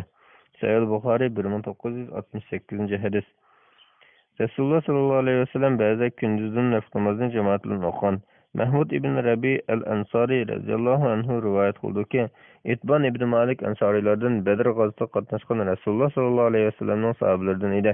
U bunday dedi: "Men Rasululloh sallallohu alayhi vasallamning yoniga kelib, ya Rasululloh, mening ko'zim ojizlab qoldi. Men jamoatimga imom bo'lib namoz o'qib beratdim. Yomg'ir yoqqanda ular bilan men bor yerning orqasidagi vodida yaqin bo'lib qolg'achqa ularning masjidiga berib namoz o'qib berolmayman. Uyimdagi bir joyni namoz o'qigan joy qilib olishim uchun uyimga kelib namoz o'qib berishlarini arzu qilib qoldim" dedim. Rasululloh: "Alloh xolsa patarishni qilaman" dedi. Itban dedi: "Ertesi kun igiz ko'tarilganda Rasululloh va Abu Bakrlar kelib uyga kirishga ijozat so'radi. Men ijozat berdim. Rasululloh uyga kirib o'ltirmaylar, uyingning qayerda namoz o'qib berishini yaxshi ko'rsan" dedi. Men uyning bir tarafini ko'rsatdim. Rasululloh turib takbir aytdi. Biz uning keyinda saf tortdik. Rasululloh 2 rakat namoz o'qib salom berdi. Sahih Buxoriy 5901 hadis, Muslim 33 hadis. Saq ibn Abi Talha Anas ibn Malik radhiyallohu anhu rivoyat qildiki, uning mumsi Mulayka radhiyallohu anha Rasululloh sallallohu alayhi vasallam uchun taom tayyorlab Rasulullohni chaqirgan. Rasululloh taomdan farq bo'lib, "Turinglar, men sizlarga namoz o'qib beray" dedi. Anas radhiyallohu anhu munaqaydi: "Uzun ishlatganlikdan qardab ketgan bo'rimizga suv chechib etdim. Rasululloh bo'rib turdi. Yana bir qatim bola ikkimiz Rasulullohning keyinida turdik. Mo'may orqamizda turdi. Rasululloh sallallohu alayhi vasallam bizga 2 rakat namoz o'qib berib, ondan qaytdi." Sahih 380 hadis, Muslim 658 hadis. İmam Navaviy deydi: "Bu hadisdan nafl namozini jamoat bilan o'qisa joiz bo'lganligiga dalil bor. Yana uningda kunduz nafl namozni kecha nafllarga o'xshash 2 rakatdan qilib o'qishning afzalligiga dalil bor." Sharhi Sahih Muslim 5163 bet. Bu hadislar vitr va uningdan boshqa nafl namozlarni Ramazonda va Ramazondan boshqa chog'larda jamoat bilan o'qisa bo'lganligini, kishilar buni tashlasa bo'lmaydiganligini qoida yoki vojib deb o'ylab qolmaslik uchun davomli asosini qilmay ba'zi shunday qilib bo'lganligini ko'rsatdi. Rasululloh sallallohu alayhi vasallam bir qancha kecha masjidda sahobalar bilan birga namoz o'qiganda vitrni birga o'qigan bo'lish kerak. Ko'pchilik olimlar vitrni nafl namoz qatorida deb qaraydi. Yuqoridagi hadislarda Ibn Abbos qatorliq sahobalar vitrni Rasululloh sallallohu alayhi vasallam bilan jamoat bo'lib birga o'qigan. Shunga Ba'zida uy yoki masjidda kechida yoki kunduzda jamoat bo'lib nafl namoz o'qisa bo'ladi. Buningda cheklim yo'q. Vallohu a'lam.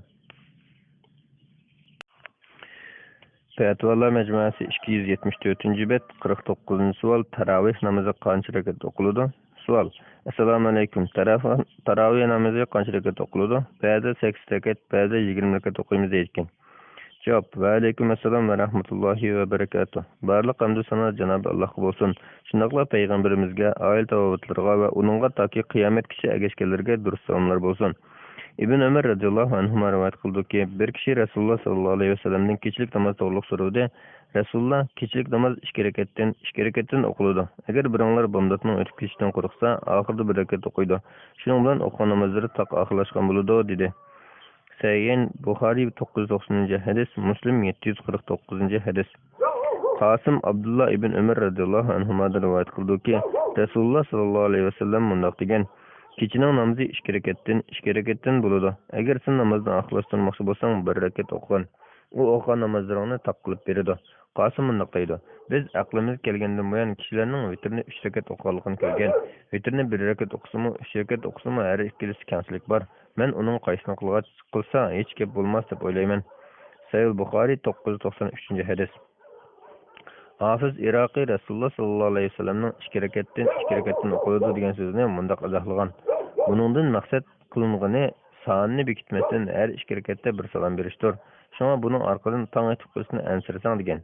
Demak, bu son belgili bo'lmay, o'qiy olgancha har 2 rakatda bir salom berib o'qiydi deganlik. Faqatla tong etib qilishdan ansirganlar kechilik namozini vaqti tarib oxirgi degancha rakatni o'qilishi muayyallashdi. Bu bo'lsa vitrdir. Mana bu barliq olimlar tushungan mazmundir.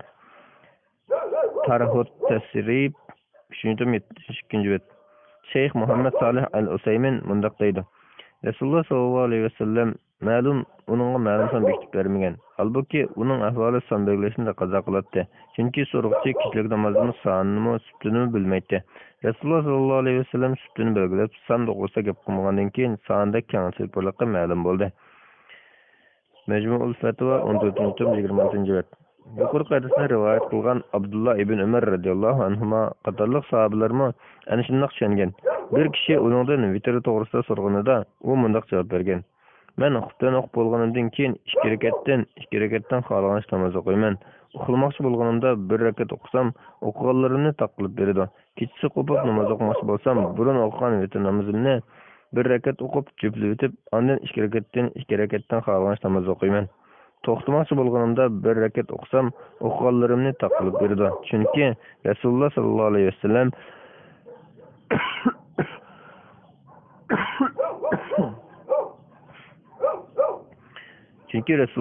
alayhi vasallam namozning oxirini taqqish buyurgan. Buni olgan birisi uningdan aytib bersin, shu uxlashdan avval vitr o'qib olgan bo'lsam, keyin kechasi uyg'onib tong otqach vitrimni juplab o'qisam qanday bo'ldi deb so'radi. U hech gap bo'lmaydi, bek yaxshi bo'ldi dedi. Muxtasari Kitabul Vitr Muhammad ibn Nasr 1-120-bet. Fathul Bari 2-281-bet. Said ibn al-Aris Abdullah ibn Umar radhiyallohu anhudan mushayxda so'rganida u mundoq javob degan: tong etib qilishdan yoki uxlab qilishdan ansiramasang, juplab o'tib xohlagan namoz o'qib, ondan vitr o'qigan. Bo'lmasa burun o'qigan vitrini hisob qilib ustiga jup o'qigan. Urva rivoyat qildiki, Oysha radhiyallohu anha mundoq degan: men Rasululloh sallallohu alayhi vasallamning ko'ribsida to'g'risida aytib qilsam, Rasululloh sallallohu alayhi vasallam men qarab turib namoz o'qiydi. Vitr o'qimoqchi bo'lsam, men uyg'otdim. Menmi o'qiydim. Sayyin Buxoriy 738-hadis, Muslim 744-hadis. Amr ibn Abasa Sulami radhiyallohu anhudan mundoq rivoyat qilinadi: men payg'ambar sallallohu alayhi vasallamdan: ey Rasululloh, kechining qaysi vaqtda ibodat bek maqbul bo'ladi deb so'rasam, payg'ambar sallallohu alayhi vasallam kechining oxirgi qismidagi, shunga sen bu vaqtda uyg'onganingcha namoz o'qigan. Chunki bu namozga maloikalar oz bo'ldi. Va deb turgazadi. Kechining oxirini bomdod qilib, tong otgandan keyin bomdod namozini o'qigan. Sunan Abu Dawud 1277-hadis, Albani Sahih deb baholgan. Yana bir rivoyatda ravi mundoq deydi: Ey Resulullah, Allah Teala'ga bekrek yakın bulgan muayyen birer vakit var mı da sorusam, Peygamber sallallahu aleyhi ve sellem Allah Teala bendege en yakın bulgan vakit gecenin ahir kısmıdır. Eğer kadir bula alsan şu saatte Allah Teala'nın zikri kılganlardan bulgan, çünkü keçidila namazga, keçirki namazga malaikeler razı buldu dedi. Sünen Nesai 572. hadis, Albani Sayyid dep algan. Bu hadislarda keçirki namazning rakat soniga oxirgi chek qo'ymagan bo'lib, qancha rakat o'qishni kishining ixtiyoriga qo'ygan. Bu intayin aniq. Rasululloh sallallohu alayhi vasallamning sunnatini eng to'g'ri tushungan sahoba tabi'lardan tark topgan salaflarimiz, shundoqla mashhur imomlar shundoq ozod tushungan va tarofi namozni vitr bilan qo'shib qancha rakat o'qishda o'xshash qarashda bo'lmagan. Ba'zilar 41 rakat, ba'zilar 39 rakat, ba'zilar 23 rakat, ba'zilar 13 rakat, ba'zilar 11 rakat o'qiladi deb qaragan. Mana bu salaflarimizning tushunchasi. İmam Tirmizi mundaqdaydi. Ahli ilimler Ramazan kechasi o'qiladigan namozning sonida ixtiloflashgan. Ba'zilari vitr bilan 41 rakat o'qiymiz degan. Bu Madina ulamolarining qarshi bo'lib, Madinada ular mushu bo'yicha amal qiladi. Ahli ilimlarning ko'pchiligi Umar, Ali radhiyallohu anhulardan va ulardan boshqa Rasululloh sallallohu alayhi vasallamning sahobalaridan rivoyat qilingan 20 rakat degan qarashni tutgandir. Bu Sufyan Savri, Ibn Mubarak va Shafiylarning qarishidir. Shafiy, men cho'ng bo'lsam yurtimiz Makkada kishilarning 20 rakat o'qigan ko'rgan degan. Ahmad bu vaqtda turli son rivoyat qilgan, lekin bir son bekitilmagan degan. Saq Ubay ibn Ka'b radhiyallohu anhu rivoyat qilgan bo'yicha 40 rakat o'qishni tanlaymiz degan. Sunan Tirmizi 3-tom 170-bet. Aldı bilan Rasululloh sallallohu alayhi vasallamning qancha rakat o'qiganligiga qarab boqayli. Abdurrahmon radhiyallohu anhuning o'g'li Abu Salama rivoyat qildiki, u Oysha radhiyallohu anhadan Rasululloh sallallohu alayhi vasallamning Ramazondagi kechilik namozi qandoqdir deb so'radi. Oysha bundoq dedi: Rasululloh Ramazonda bo'lsin, boshqalarda bo'lsin 11 rakatdan ortiq o'qimaydi. Oldi bilan 4 rakat o'qiydi. Sen uni u namozning mukammalligi va uzunligidan so'ramayli qo'y. Ondan yana 4 rakat o'qiydi. Bu namozning mukammalligi va uzunligidan so'ramayli qo'y. Ondan biroz uxlayotib 3 rakat o'qiydi. Men ya Rasululloh, o'tir o'qishdan ilgari uxlamla desam, u menga mening ko'zim yumilgan bilan qalbim uxlamaydi dedi. Sahih Buxoriy 369 hadis, Muslim 738 hadis. İmam Buxoriy Sahihida Rasululloh sallallohu alayhi vasallamning kishilik namozining qandoqligi va Rasululloh sallallohu alayhi vasallamning kishidan necha rakat namoz o'qiganligi to'g'risida degan bobda mundaq rivoyat qilgan.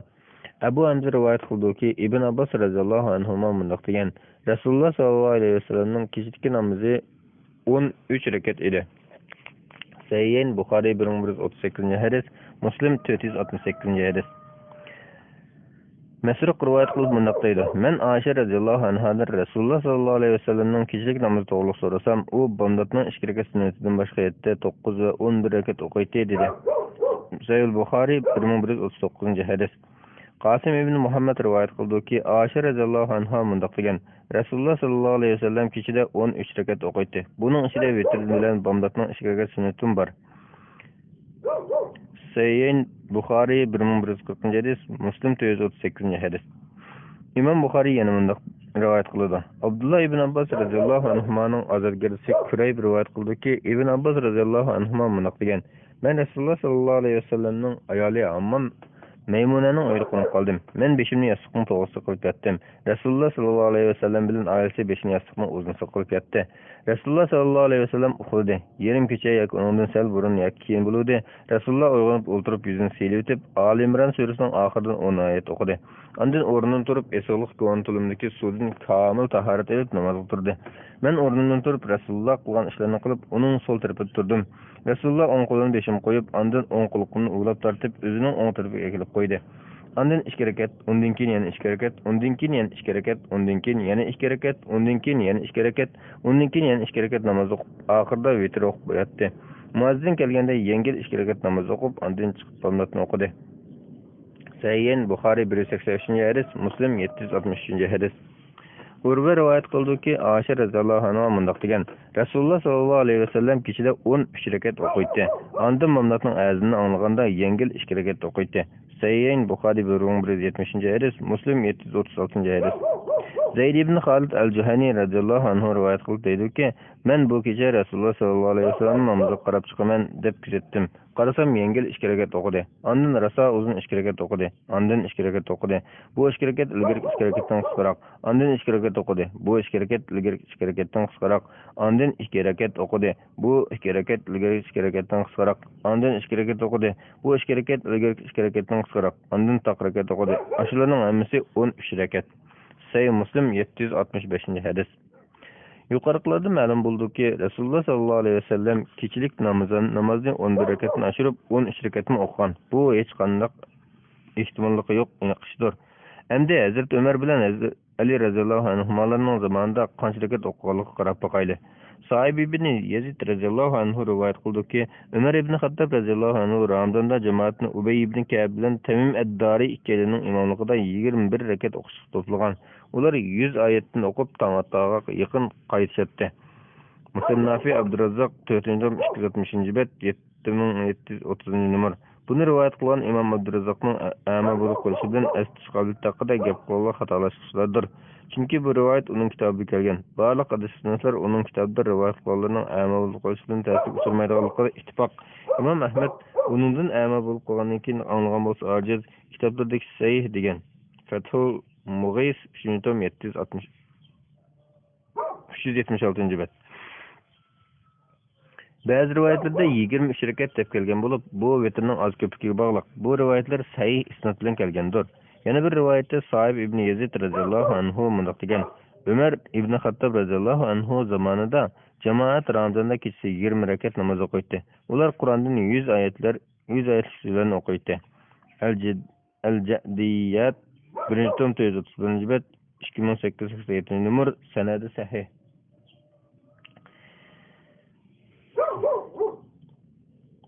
Yana bir rivoyatda Sa'ib ibn Yazid radhiyallohu anhu deydi: Umar ibn Xattob radhiyallohu anhu zamonida jamoat Ramazonda kechasi 20 rakat namoz o'qiydi. Ular 100 oyatni o'qiydi. Osmon ibn Affan radhiyallohu anhu zamonida qiyomda uzun turganlikdan asıllarga tayinlashadi. As-Sunan al-Kubra Bayhaqi 2-tom 496-bet 9393-numar. Muhaqqiq Naymavi Hindi raviyleri ishonchli degan. Asarus Sunan 2-tom 54-bet. Yana bir rivoyatda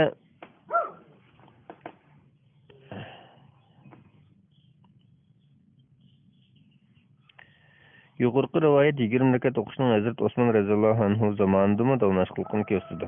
Yana bir rivoyatda Sa'ib ibn Yazid radhiyallohu anhu mundoq degan: Umar ibn Xattob radhiyallohu anhu zamonida kechasi 20 rakat bilan vitr o'qiydi. As-Sunan as-Sughra Bayhaqi 1-tom 235-bet. Sa'ib ibn Yazid radhiyallohu anhu rivoyatini Imom Navawi al-Majmu degan al-Xulasa degan kitoblarda, shundaqla Imom Zaylai, Imom Ayni Umdatul Qari'da, Ibn al-Munir al-Badrul Munirda saydab olgan.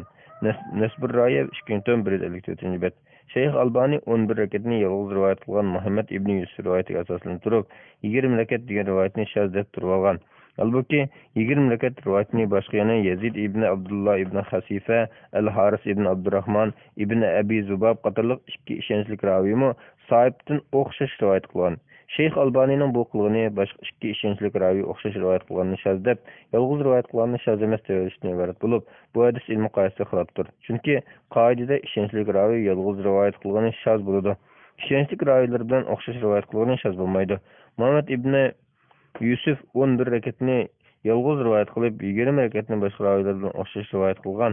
Shundaqdimi 11 rakatni dastlabki ahvol, 20 rakat keyingi ahvol deb tahlil qilish orqali har ikki rivoyatni muvofiqlashtirish mumkin.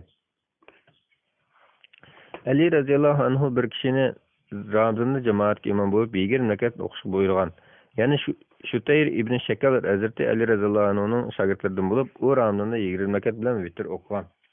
Musannafi ibn Abi Shayba 2-tom 163-bet 7680-7681-numar. As-Sunan al-Kubra Bayhaqi 2-tom 496-bet 4396-numar. Bu rivoyat ravisi Abu Asnani ba'zi hadislar majhul degan bo'lsa-mu, Imom Muslim va Tirmiziylar uning ismining Al-Hasan ekanligini bayon qilgan. Imom Tirmiziy uning qurbonlik haqidagi bir hadisni hasan deb бағалаған. Hakim uning qurbonlik haqidagi bir hadisni sahih degan va Abul Asna bo'lsa Abul Hasan ibn al-Hakam an-Naxai degan. Abu Asna Ali radhiyallohu anhu zamonida Kufada yashagan bo'lg'achqa Ali radhiyallohu anhu bilan uchrashishi mumkin bo'lgandek, keyin Ali radhiyallohu anhudan bevosita rivoyat qilishi mumkin ish. Al-Mustadrak 4.55 bet, Sunan Tirmiziy 4.84 bet, 1495 hadis. Demak, Hazrati Ali'den kelgan rivoyatning yo'llarining ko'pligi bilan hasan deyishga bo'ladi. Imom Bayhaqi shu rivoyati bilan Hazrati Ali'den kelgan rivoyatni kuchlantirgan. Abdulaziz ibn Rufay rivoyat qildiki, Ubay ibn Ka'b radhiyallohu anhu zamonida Madinada jamoatga imom bo'lib 20 rakat o'qib, 3 rakat vitr o'qiydi. Musannafi ibn Abi Shayba 2163 bet, 7684 numar. Bu sanad sahih, lekin mursal rivoyat bo'lib, boshqa nurg'un shoyatlar bo'lib, hasanlarga o'talaydi. Yana Abul Husayb deydiki, Suvayd ibn G'afala raziyallohu anhu bizga Ramazonda imom bo'lib 4 rakatdan 5 qattam jimi 20 rakat o'qib beradi. Abu As-Sunan al-Kubra Bayhaqi 2396 bet, 395 numar, sanad sahih. Yana sahabalardan Abdurrahman ibn Abi Bakr radhiyallohu anhu, Said ibn Abul Hasan va Imron al-Abadi qatorliq bir qancha tabiinlar bilan zamonda jamoatga 20 rakat o'qib berib, keyingi yerimda qunut o'qigan. Ular Qur'onni 2 qatim tamom qiladi. Tarixi ibn Asakir 36 tom 10 bet, sanad sahih. Yana Ata ibn Abi Rabah dedi. Ular sahabalar zamanında 20 rakat o'qib, vitrni 3 rakat o'qiydi. Hasan Basri mo shundoq degan. Musannafi ibn Abi Shayba 2163 bet, 7688, 7681 numar, sanad sahih. İmam Naxai kishilar Ramazonda 5 qatim aram olib o'qiydi. Ma'lumki, har 4 rakat bir aram olindi. Buningdagi jamisan 20 rakat bo'ladi. Buni Imam Abu Yusuf al-Asar'da rivoyat qilgan. 141 bet, 211 numar, sanadi sahih. Ömer radhiyallohu anhu bilan sahabalar taravihni 20 rakat o'qigan. Ular tarafidan taravih 20 rakat o'qsa bo'lganligi birlik kelgan ijmosidir. Rasululloh sallallohu alayhi vasallamning 20 rakat o'qiganligining isbotlanganligi 20 rakat o'qsa bo'lmaydiganligini bildirmaydi. Chunki Rasululloh sallallohu alayhi vasallam 20 rakat o'qishni cheklamagan. Aksi Rashid xalifalarning sunnatiga ergashib buyurgan. Unda qo'yilgan 20 rakat o'qishmi Rasululloh sallallohu alayhi vasallamning so'zi bilan yo'l qo'yilgan bo'ladi. Payg'ambar sallallohu alayhi vasallam mening sunnatimga va mendan keyingi to'g'ri yo'lga hidoyat qilingan Rashid xalifalarning sunnatiga ergashinglar, uni chingstinglar, qo'ldan bermanglar degan. Musnad Ahmad 1784 hadis, Sunan Abi Davud 4607 hadis, Sunan Tirmiziy 2676 hadis. Tirmiziy bu hasan sahih hadis degan. Ibnul Mulaqqin mu sahih deb bağlagan. Al-Badrul Munir 9.582 hadis. Tabiinlarimiz sahab-kiramlarga ergishib 20 rakat o'qigan bo'lib, 20 rakat o'qiganligi Ibn Abi Mulayka, Al-Haris al-Hamadani, Abul Bakhtari, Said ibn Abu Hasan, Imron al-Abadi, Abdurrahman ibn Abi Bakr, Ali ibn Rabi'a va Said ibn Jubayr qatorliq tabiinlardan sahih kelgandir. Musannafi ibn Abi Shayba 2163 bet, 7683, 7691 numar. İmam Şafii Hazretleri men çoğun bulup yurtumuz Mekke'de muşundaki 20 rakat o'qiydiganligini ko'rdim degan. Sunan Tirmiziy 3.170 bet. Yana tabiinlardan Abdurrahman ibn Aswadning 40 rakat o'qib 7 rakat vitr o'qiganligi, Umar ibn Abdulaziz bilan Aban ibn Osman radhiyallohu Madinada kishining 36 rakat o'qib 3 rakat vitr o'qiganligi kelgandir. Sunan Tirmiziy 3.170 bet. Bu seleflerimizin 20 ve onun artı okusu caiz deb qaraydiganligini, bid'at demaydiganligini, buningda kamchilik borligini ko'rsatdi. Rasululloh sallallohu alayhi vasallamning bu hadisimi qancha ko'p rakat o'qisa bo'lganligini ko'rsatdi. Qanday bir kishi Ramazon kechasi Allohning ajr beradiganiga ishongan, shundoqla Allohdan savob umid qilgan holda ibodat qilsa, u kishining ilgari o'tkazgan gunohlari mag'firat qilindi. Sahih Buxoriy 37 hadis, Muslim 759 hadis. Abu Meclis rivayet kıldaki Usame ibn Zeyd ve ibn Abbas radhiyallohu anhular ondoq degan. Kechinin dasida vitr o'qisan, keyin namoz o'qishga tursan, xohlagan namoz o'qib bo'lib bir rakat jubli o'tib, ondan vitr o'qilan. Musannafi ibn Abi Shayba 282 bet, 6728 hadis. Numar. Sanad sahih. Yuqorqilardan ko'rilishiga bo'ldiki, sahoba karamlar, tabiinlar va mujtahid imomlar kechining namozini xohlagancha ko'p o'qisa bo'ladi deyishda birdek ittifoq. Bularga asosan Imom Abu Hanifa, Shafi'i, Ahmad, Savri, Davud qatorliq imomlarimiz vitrdan boshqa 20 rakat o'qishni tanlagan bo'lib, Imom Malikdan kelgan bir qarashdami 20, Ibnul Qasim rivoyat qilgan yana bir qarashda 3 rakat vitrdan boshqa 36 rakat o'qishni tanlagan. Bidayatul Mujtahid 152 bet, El-Mecmu 438 bet, El-Mughni 456 bet. Za'firani İmam Şafii'nin bundaq deyilgan rivoyat qiladi. Buningda tuvan yoki oxirgi sek yo'q, chunki bu nafla. Agar qiyamni uzun, rakatni oz qilsa yaxshi. Men shuni yoqtiraman. Ruku sajdalarni ko'p qilsa ham yaxshi. El-Istizkar 278 bet. İmam İbn Abdulbar bundaq deydi. Olimlar kişilik namozda belgilangan son yoki chek yo'qligiga uning naflakaligi ijmo qilgandir. Shunga xohlaganlar qiyamda uzun turib rakat sonini azaytidi, xohlaganlar ruku sajdalarni ko'paytirdi. El-Istizkar 278 bet. Qazi Ayyaz bundaq deydi. Buningda kemaytirsa yoki oshirsa bo'lmaydigan bir chek yo'q ekanligida, kechining namozi qancha ko'p o'qisa, ajr shuncha ko'p ortiq bo'ladigan fazilat amallarda ekanligida ixtilof yo'qdir. Ixtilof bo'lgani Rasululloh sallallohu alayhi vasallamning qilgani va o'ziga tanlagan sonidir. İkmalul Mu'lim 71 bet. İmam Navaviy bilan Hafiz Iraqiylarmi buningga qo'shilib bu so'zni Qazi Ayyazdan naql qilgan. Sharih Muslim 96-19 bet, Tarhut Tasrib 3-44 bet. İmam İbn Taymiye rahmetullahi alayhi mundaq deydi. Ramazondagi tarovih namozidami Rasululloh sallallohu alayhi vasallam muayyan bir son bekitmagan bo'lib, Rasululloh sallallohu alayhi vasallam o'zi Ramazonda bo'lsin yoki boshqa chog'da bo'lsin 13 rakatdan ortiq o'qimaydi, lekin rakatni uzun so'zib o'qiydi. Umar radhiyallohu anhu sahoba tabi'larning Ubay ibn Ka'b radhiyallohu anhuning imomligida jamoat bo'lib namoz o'qishga yiqqanda, u jamoat bilan 20 rakat o'qib, ondan 3 rakat vitr o'qigan. Rakat sonini avutqanlik uchun Qur'onni yangilik o'qigan. Chunki bu jamoatga nisbatan bir rakatni uzun o'qigandan yangilik chetdi. Undan keyin salaflardan bir qismi 40 rakat o'qib, 3 rakat vitr o'qigan. Yana ba'zilari 33 rakat o'qib 3 rakat vitr o'qigan. Buning hammasi joiz. Ramazonda mushlarning qaysi birini tutib tarovih o'qisa yaxshi bo'ladi. Bularning ichida eng afzali namoz o'quvchilarning ahvoliga qarab bekitishdir. Bir rakatda uzun turishga birlashib qo'yadiganlar bo'lsa, Rasululloh sallallohu alayhi vasallam o'zi Ramazon bilan boshqalarda o'qigandek 10 rakat o'qib, orqadan 3 rakat vitr o'qish afzal. Agar jamoat undaq uzun turishga birlashib qo'yadigan bo'lsa, 20 rakat o'qish afzal. Bu ko'pincha musulmonlar amal qilib kelayotgan ish bo'lib, bu 10 bilan 40 ning o'tirda haloldir. 40 yoki undan ko'proq o'qishim joiz bo'ladi. Bularning hech biri makruh bo'lmaydi. Imom Ahmad va boshqa imomlardek bir qancha imomlar buni aniq ifodalagandir. Kim Ramazondagi kechilik namozda Rasululloh sallallohu alayhi vasallamdan muayyan bir son bekitilgan, bundan ortiq kam bo'lsa bo'lmaydi deb o'ylab qolsa, xato o'ylagan bo'ladi. Majmuul Fatva 22-272 bet. İmam Şevkani mundaq deydi. Tarovih deb atalgan namozni muayyan rakatga bog'lab olish, uningga maxsus sura oyatlarini bekitish haqida sunnatda ko'rsatilgan kelmagan. Nailul Avtar 364 bet. Demek 20 rakat o'qish Hazrat Umar, Ali, Ubay ibn Ka'b, Tamim, Ad-Dari radhiyallohu anhularning muhojir va ansarlardan deb topgan sahoba va tabi'lar bilan birga o'qigan rakat sonidir.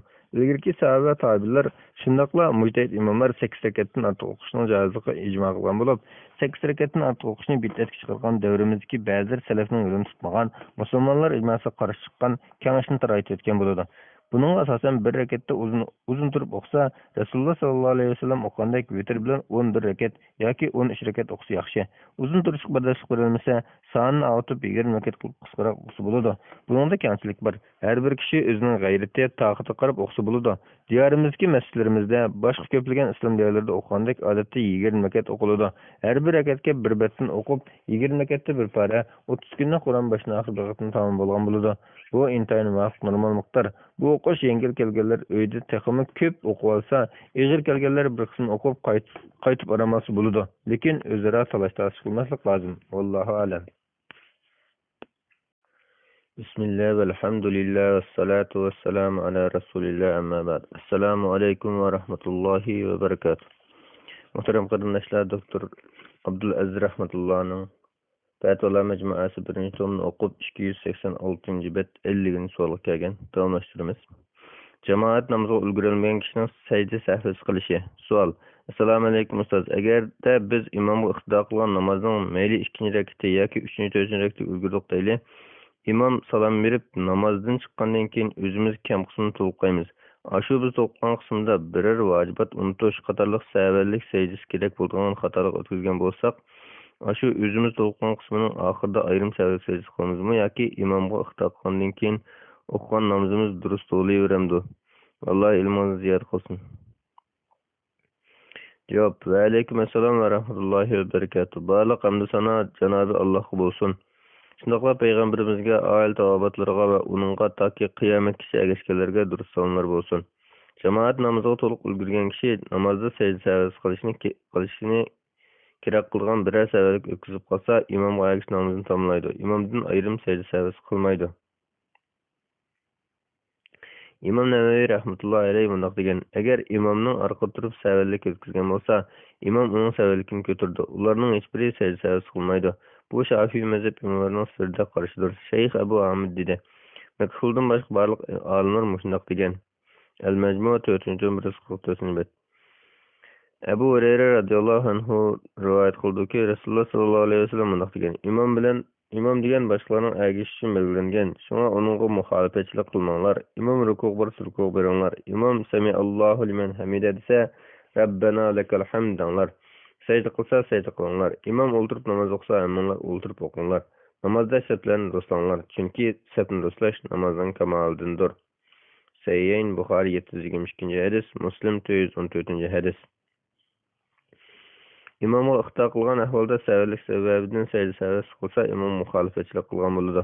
Endi jamoat namozga to'liq ulgurmagan kishi imom bilan birga o'qigan rakatlarda yoki imom salom berib bo'lgandan keyin o'rnidan turib o'tib ketgan rakatlarni o'qiganda o'qiyotganida sajda qilishni kerak qilgan biror savallik o'tkazib qolsa, namozning oxirida sajda qilish kerak. Chunki bunday ahvolda namozning qilganini o'z yolg'iz o'qiydi. Shunga bu ahvolda sajda qilsa, imom muxolifatchilik qilgan bo'lmaydi. Allah namazlarımızdan kabul kılsın. Vallahu alem.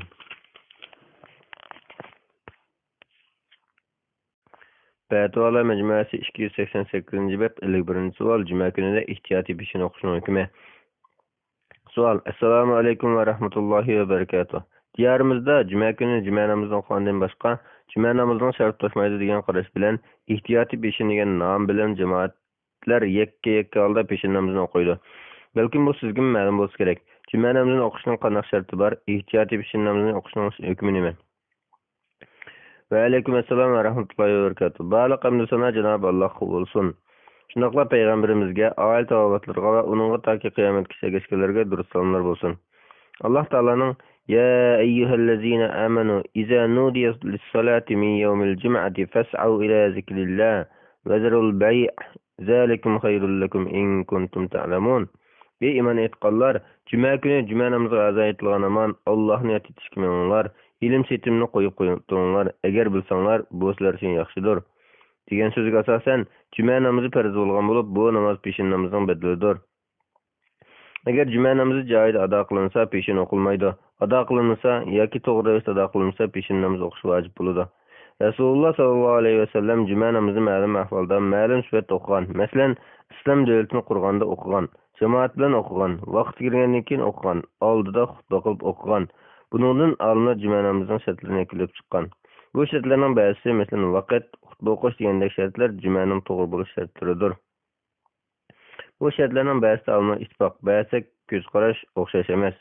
Jumaning to'g'ri bo'lish shartlaridan olimlar ittifoq kelmagan shartlar ichida sulton bor bo'lishi degan bir shart bo'lib, Hanafi mazhab qarshida xalifa yoki vali yoki hokim yoki ularning o'rinbosarlari bo'lmagan ahvolda juma to'g'ri bo'lmaydi. Bu jumaning to'g'ri bo'lishi uchun bekitilgan 6 shartdan biridir.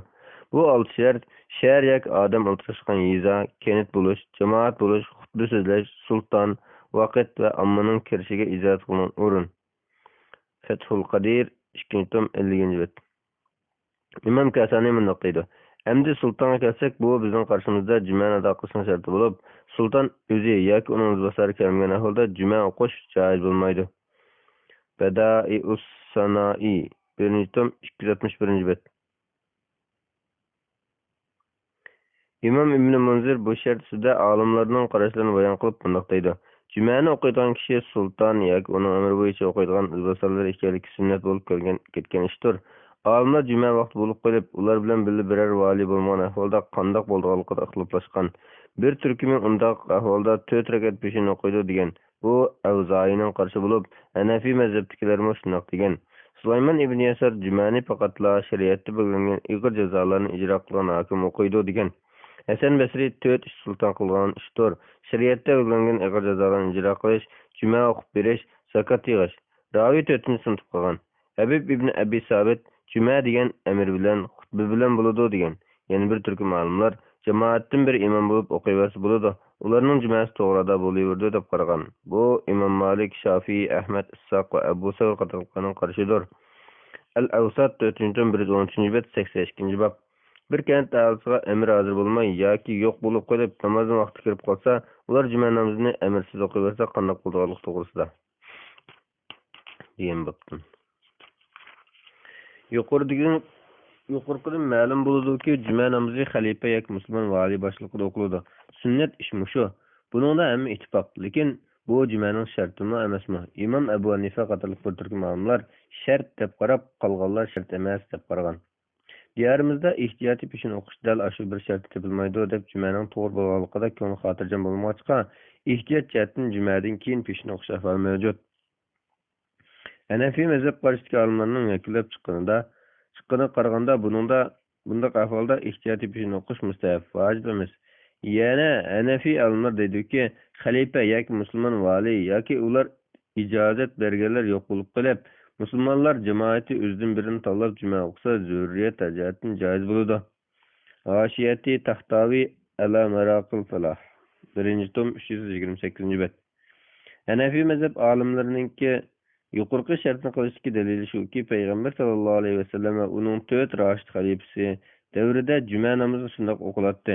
Yana payg'ambar sallallohu alayhi vasallam o'zi juma namozini Makkada o'qimay, Madinada islom davlatini qurgandan keyin o'qigan. Lekin payg'ambar sallallohu alayhi vasallam bilan Makkadagi ezilgan musulmonlar juma o'qigan chog'da Madinadagi erkin musulmonlar payg'ambar sallallohu alayhi vasallamning ijozati bilan juma o'qigan. Yana Hanafi mazhabidagi olimlar Hazrati Jabir radhiyallohu anhu bilan Hazrati Ibn Umar radhiyallohu anhudan shundoqla yuqoridagi Hasan Basridan kelgan rivoyatlarni dalil qilgan. Lekin bu hadislar ojizdir. Ammo yuqoridagi Rasululloh sallallohu alayhi vasallamning Makka Madinadagi juma o'qish ahvoli dalil jihatdan xil o'rinliq ko'rinadi. Qarab boqaylik. Musulmon tarixida dastlab o'qigan juma Rasululloh sallallohu alayhi vasallam Makkadagi chog'da ansariylar Madinada o'qigan juma namozidir. Muhammad ibn Issoq rivoyat qilishicha, Asad ibn Zurara radhiyallohu anhu 40 kishi bilan Madinaning Naqiul Hazamat degan yerda dastlabki juma namozini o'qigan. Sira Nabaviyya 2-282. Buni Abu Davudmi Sunanida rivoyat qilgan 1069-hadis. Ba'zi manbalarda dastlabki jumani Musab ibn Umayr radhiyallohu anhu Rasululloh sallallohu alayhi vasallamning quyruq bilan Madinada 12 kishi tarafidan topgan jamoat bilan ansarlarning birining o'ylasi o'qigan debmi kelgan. Ahkamul Qur'on Jassos 2-282-bet. Fathul Bari Ibn Rajab 5-tom 330-bet. Muhammad ibn Issoq rivoyat qilishicha, keyin Rasululloh sallallohu alayhi vasallam Madinaga hijrat qilganda Quboga kelib, dushanba, seshanba, chorshanba, payshanba kunlari turib, masjid bino qilib, Madinaga qarab yo'lgan. Bani Salim ibn Avf jumatining qurtrallariga kelganda juma vaqti kelib qolib, juma namozini Vanuna varisining qo'ynidagi tuzanlikdagi masjidda o'qigan. Shuning bilan bu Rasululloh sallallohu alayhi vasallam Madinaga kelib tunji o'qigan juma bo'lgan. Sirat Nabaviyya 2-282-bet. Undan keyin Rasululloh sallallohu alayhi vasallam Madinada masjidni bino qilganda o'zining masjidida juma namozini o'qigan. Bu masjiddan keyin juma namozi o'qilgan masjid Bahraynning Juvasadagi Abdul Qays masjidi bo'lgan. Abu Jamr rivoyat qildiki, Ibn Abbos radhiyallohu anhu mundaq degan: Rasululloh sallallohu alayhi vasallamning masjidida o'qilgan jumadan keyin o'qilgan tunji juma Bahraynning Juvasadagi Abdul Qays masjidida o'qilgandir. Sahih Buxoriy 892-hadis. Yuqorilardan ma'lum bo'ldiki, juma namozi dastlab Rasululloh sallallohu alayhi vasallam Makkaga chog'da farz qilingan. Rasululloh sallallohu alayhi vasallam o'zi Makkada juma namozi o'qimagan. Madinadagilarni juma o'qishga buyurgan. Bu qarash, ya'ni juma namozi Rasululloh sallallohu alayhi vasallam Makkada chog'da farz qilingan degan qarash bir turkum olimlarning qarashidir. Madinada farz qilingan deydigan olimlar bor. Hafiz ibn Rajab bundoq deydi: Rasulullah sallallohu alayhi vasallam o'zi o'qimay Madinaliklarni o'qish buyurganligi, Rasululloh sallallohu alayhi vasallamning juma namozini Darul Harabda emas, hijrat qilib borgan joyda o'qish buyurganligini, Makka ayinchalik Darul Harab bo'lib, u chog'larda musulmonlar Makkada o'zlarining dinini ochiq-oshkor idrok qilmaydigan qo'rqinch ichida qolgan edi. Shunga u yerda Madinaga hijrat qilgan. Juma jini yoki meli xavflishni ansirgandek nurg'un o'zlar bilan bandini saqlab bo'lib ketdi. Fethul Bari İbn Recep 5. tom 331. bet. Hafız İbn Recep yanımdaydı. Bazı Şafii alimler Resulullah sallallahu aleyhi ve sellem'nin cuma namazını Mekke'de okumalıkla mundaq bir sebep gösterken. U bolsa cuma namazını oquşdan maqsad İslam şarını izah qilish bo'lib, bu faqat Darul İslamda mumkin bo'lgan ish. Bu sebepten türmede 40 kişilik cemaat yığılgan bolsa cuma oqulmaydı. Bununla alimlerin başqa çıkarışı ma'lum emas. Fethul Bari İbn Recep 5. tom 3. bet. Demek Hanefi mezhep qarashicha cuma namozining sahih bo'lishi uchun xalifa yoki uning muavinlari bo'lishi shart. Yana Hanefi mezhep kitoblarida ma'lum sabablar tufaylidan bu shart topilmaganda jamoat o'zi to'plashib bir kishini tanlab imom qilib cuma namozini o'qisa zurriyat jihatdan jaiz bo'lganligi kelgan. Undaqda yurtimizda Hanefi mezhep qarashi bo'yicha cuma namozi zurriyat jihatdan to'g'ri bo'laverdi. Musulmon xalifaning ruxsati bo'lishi kerak degan taqdirdami, ilgirki xalifaning ruxsati azimkish ega. Bu ruxsatni hech kim o'zidan qoldirgani yo'q. Ammo xutbaning sharti kam bo'lib qoldi deb qarab peshin namozini ehtiyotdan o'qish bo'lsa, Hanefi mazhab qarashi bo'yicha ish tutib ko'ngil xotiram bo'lmoqlarning ixtiyoriy ishidir. Xohlasa o'qiydi, xohlamasa o'qimaydi. Boshqa qarashlarning ular bilan dardlash qilib o'ltirishi o'rinsiz. Men shaxsan juma namozidan ehtiyot peshin o'qish kerak emas. Bu ijtihodiy masalaning biri bo'lg'achqa o'qimaydiganlar o'qiydiganlarga e'tiroz qilib talashib o'ltirishmi to'g'ri emas deb qarayman. Bilishimcha bu masala diyorimizda talash qilmoqli 30 yil bo'lib qoldi. Olimlarimizmi javob berib qoldi. Lekin talash qiladigan, so'rab turgan olimlar erib qolgani yo'q. Mening tavsiyam bundoq oyog'i chiqmas, qarindoshlikqa birlikda ziyonli talashlarni qo'yib, kuchni musulmonlarga foydali bo'lgan ishlarga sarf qilaylik. İttifaqlashgan nurg'un masalalarda hamkorlashib, milletimizning kimligini, musulmonlarchilikni saqlab qolishga, avlodlarimizni islom e'tiqodi bilan tarbiyalashga tirishaylik. Bundoq masalalarga vaqtimizni zoya qilmaylik. Vallohu alam. Fatvolar majmuasi 293 bet 52 savol. Operatsiyaga kirgan vaqtlarda namozni jamlab o'qish.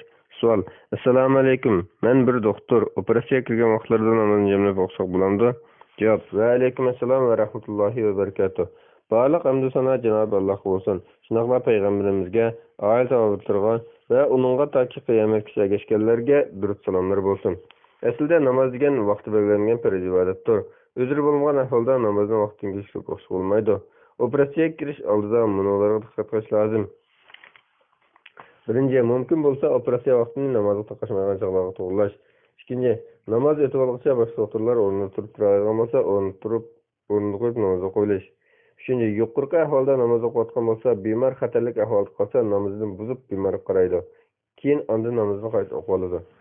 Bularning hech qaysisi mumkin bo'lmay, operatsiyaga kirishdan burun yoki keyin ikki namozni jamlab o'qish to'g'ri kelsa, peshin bilan asrni jamlab o'qiydi. Bunday ahvolda sharoitga qarab, agar operatsiyaga kirishdan burun peshin vaqti kelgan bo'lsa, asr vaqti chiqib bo'lguncha operatsiyadan bekor bo'lmagan bo'lsa, asrni peshin vaqtiga tortib peshin bilan jamlab o'qib oladi. Yoki operatsiyaga kirishdan burun peshin vaqti kirmagan bo'lsa, peshinni kechiktirib asr vaqtida asr bilan jamlab o'qiydi.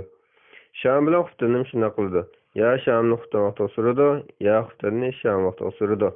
İbn Abbas radıyallahu anhuma rivayet qilib deydiki, Rasululloh sallallohu alayhi vasallam qo'rqinch yoki safar bo'lgan ahvolda peshin bilan asrni jamlab, sham bilan xuftanni jamlab o'qigan.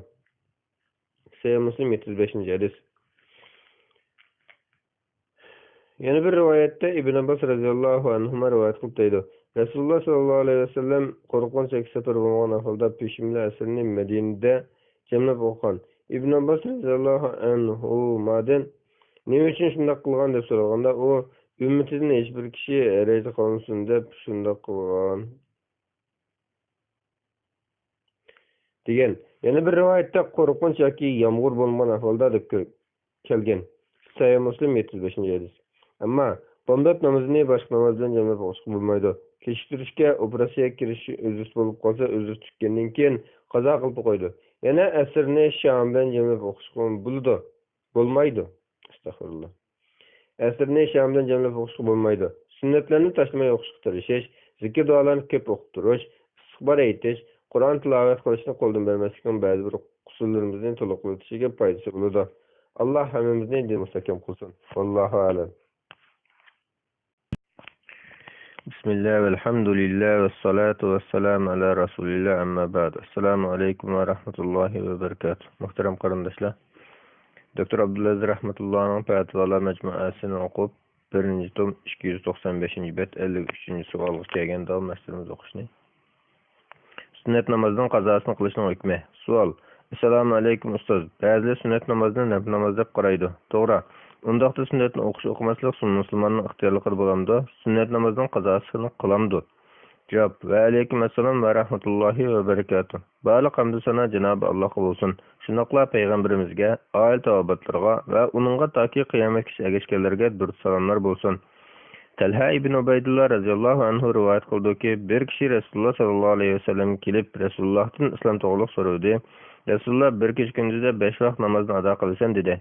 U menga o'ngdan boshqa faraz namoz bormi dedi. Rasululloh yo'q, ammo nafl o'qisang bo'ladi dedi. Ahirda o adam Allah bilan qasamki men buningga qo'shib qo'ymayman, kemaytib qo'ymayman degenicha qaytib edi. Rasululloh rost degandilar. Rost so'zlaganlar bo'lsa, cho'qim nijotlikqa jannatga erishadi dedi. Sahih Buxoriy 2678-hadis, Muslim 11-hadis. Bu hadisga asosan farz namozlarning oldi keyinda o'qiladigan sunnat namozlar nafl namozga qatori kiradi. Uni o'qish farz yoki vojib emas, balki inson ixtiyorligida bo'ladi. Lekin başka nafl namazlardan iki cihetten alohida fazilati var. Biri, bu sünnet namazlarının alohida fazilati ko'rsatilgan. Ummu Habiba radhiyallohu anha rivoyat qildi ki, Rasululloh sallallohu alayhi vasallam kimki bir kecha kunduzda 12 rakat namozni qo'ldan bermasa, shu namozlar bilan uning jannatda bir qasr bino qilinadi degan. Ummu Habiba radhiyallohu anha deydi: "Men shularni Rasululloh sallallohu alayhi vasallamdan anlaganimdan buyon ularni tashlab qo'ymadim. Tashlab boqmadim." Sahih Muslim 728-hadis. Bu 12 rakat namazning hadislerde ayrim fazilatlarni bayon qilingan. Olimlar deydi, nafl namozlarning yo'lga qo'yilishiga hikmat Sunani Abi Davudda hadisda soat bo'lgandek farzlarga nuqson yetib qolgan ahvolda shu nafl namozlar bilan farzlarni mukammal qilish va yana nafl namozni o'qish orqali farzga o'zini qizitib tayyorlash orqali farzga jushqun bo'lish, farzga qalbi to'liq pora bo'lishdir. Shar'iy Sahih Muslim 6. tom 10. bet. Rasululloh sallallohu alayhi vasallam mundaq degan: "Qiyomat kuni banda amallaridan eng dastlab qo'yib hisoblanadigan namozdir. Rabbimiz azza va jalla bandalarini o'zi eng obdan bilib turib, farishtalarga mundaq deydi: Bandamning namoziga qaranglar, uni to'liq ado qildimi yoki kam qildimi? Agar to'liq bo'lsa, to'liq deb yozildi.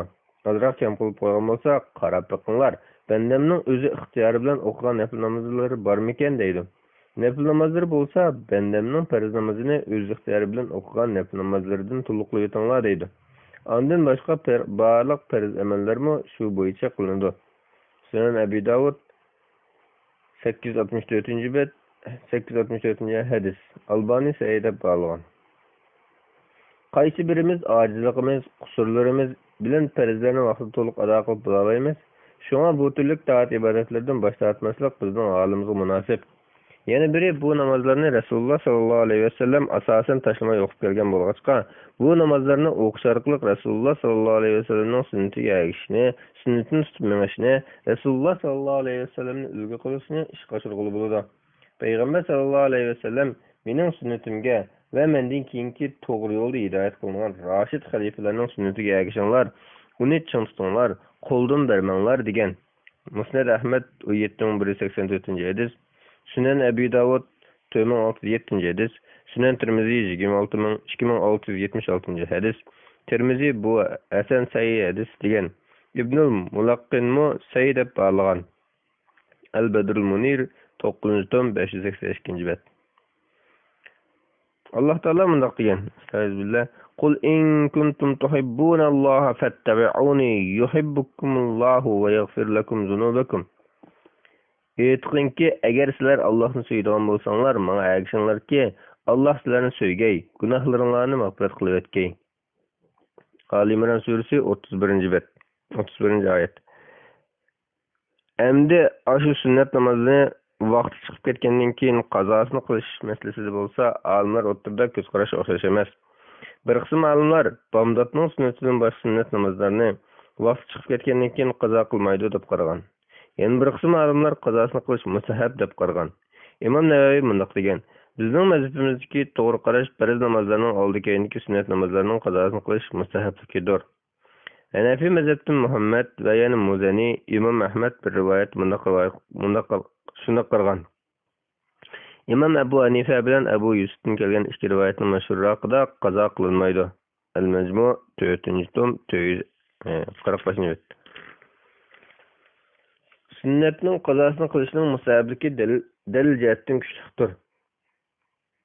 Masalan, birinchi Kurayb rivoyat qildiki, Ibn Abbas, Misvar ibn Mahrama va Abdurrahmon ibn Azar radhiyallohu anhular uni Aisha radhiyallohu anhaning qishiga aytib bunga: sen Aishaga hammamizdan salom aytib, undan asrdan keyingi 2 rakat namozga to'g'riliq so'rab unga: biz sizning asrdan keyin 2 rakat namozga qo'yganligingizdan xabar topdik. Vaholanki bizga Rasululloh sallallohu alayhi vasallamning u namozdan cheklanganligi yetgan edi degan gap topilgan.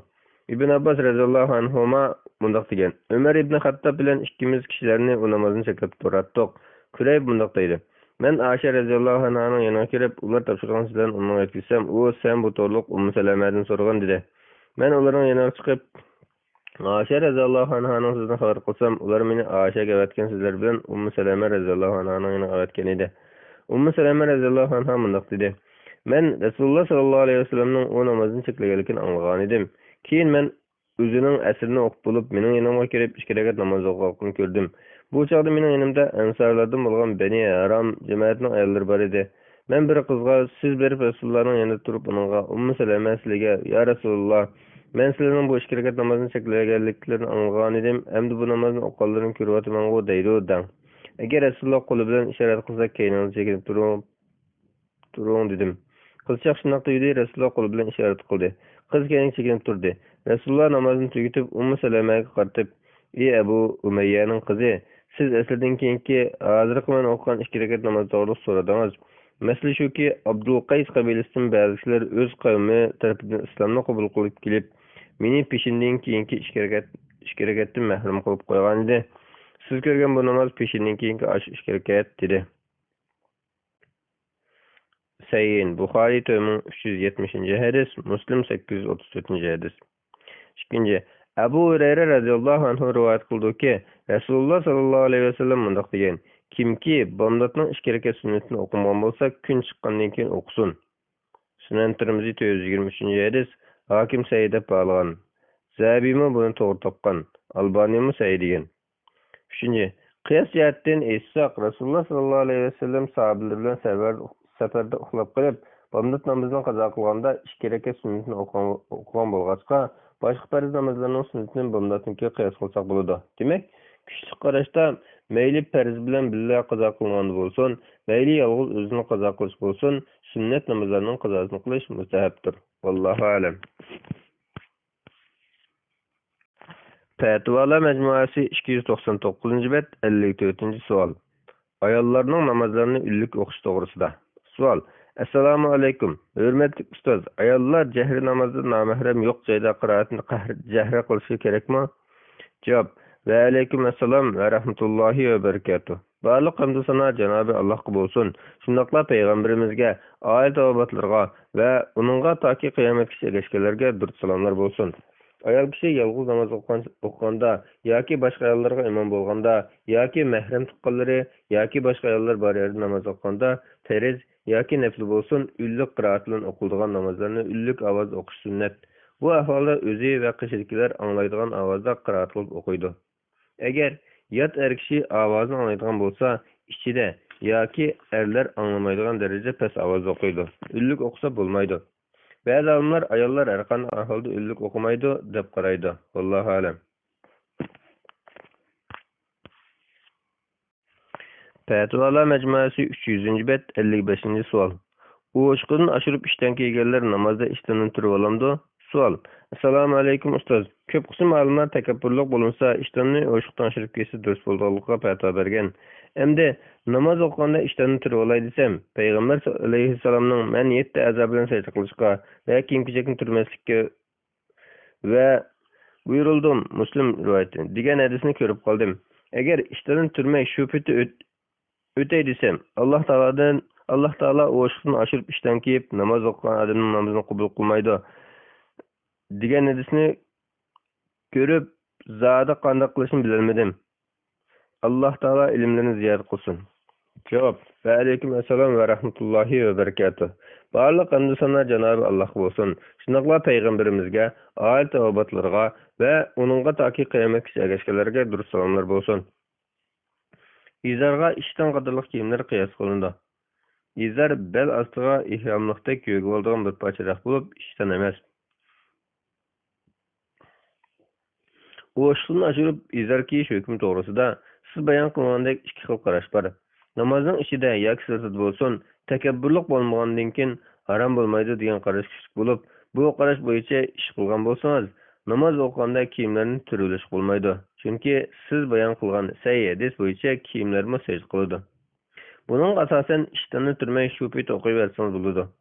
Endi Alloh taolo izarni uzun qilib olgan odamning namozini qabul qilmaydi degan hadisning sanadida bu Sunan Abi Davud 638 hadis, Sunan Nasoiy 9703 hadis. Bu hadisning sanadida Abu Ja'far degan bir noma'lum kishi bo'lganlikdan, ya'ni mudallas degan isnodidagi ayibni yushirib, yaxshi ko'rsatib hadis rivoyat qiluvchi. Mudallas bir kishi bo'lganlikdan, yana ana qilib rivoyat qilganlikdan hadisshunoslar bu hadisni ojiz deb baholangan.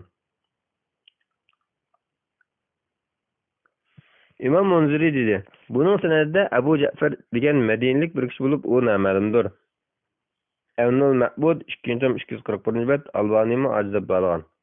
Navada u hadisni hasan deb qaragan taqdirdimi?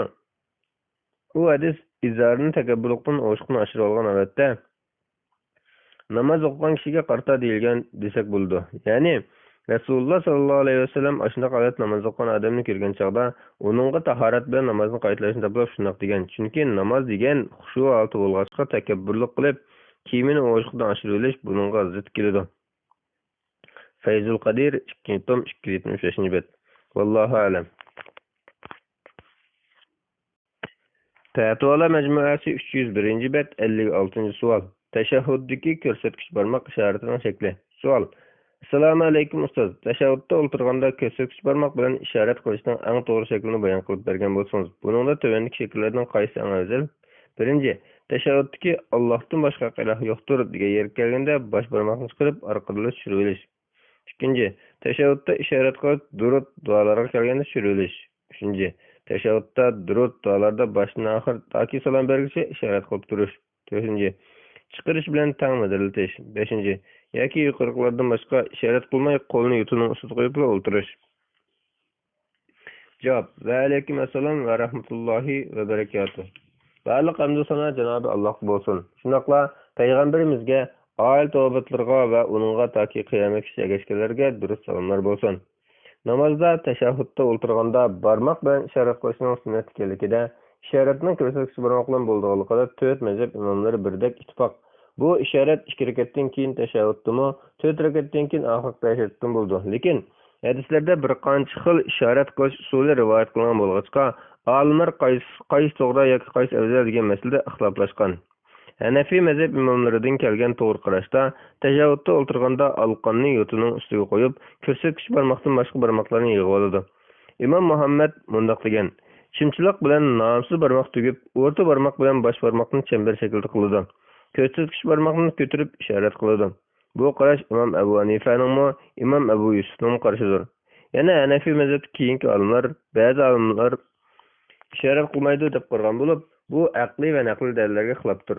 Yana ba'zi Hanafiy mazhab olimlari la ilaha degan chog'da barmoqni ko'tarib, illalloh degan tushirdi deb qaragan. Fathul Qadir 1-313 bet. Maliki mazhab qarashida o'rta barmoqni tortib, chimchiloq barmoq qadar 3 barmoqni tugib, ko'rsatkich barmoqni ko'tardi. Bosh barmoqni o'rta barmoq tarafga yetkazdi. Ko'rsatkich barmoqni midirlatish yoki midirlatmoq xislab bor. Kuchli qarashda osti ustiga emas, o'ng sol tarafga tashahhudni o'qib bo'lg'ich midirlatdi. Duo boshlaganda tushirdi. Şafii mezhepteki meşhur qarashda hamma barmoqlarni tugib, ko'rsatkich barmoq bilan ishorat qiladi. Bosh barmoqni yo ko'rsatkich barmoqning ostida turaydi, yo o'rta barmoqning yangi tekkizib turadi. Yana bir qarashda o'rta barmoqni tortib, chimchiloq barmoq qadar uch barmoqni tugib, ko'rsatkich barmoq bilan bosh barmoqni tugmay qo'yadi.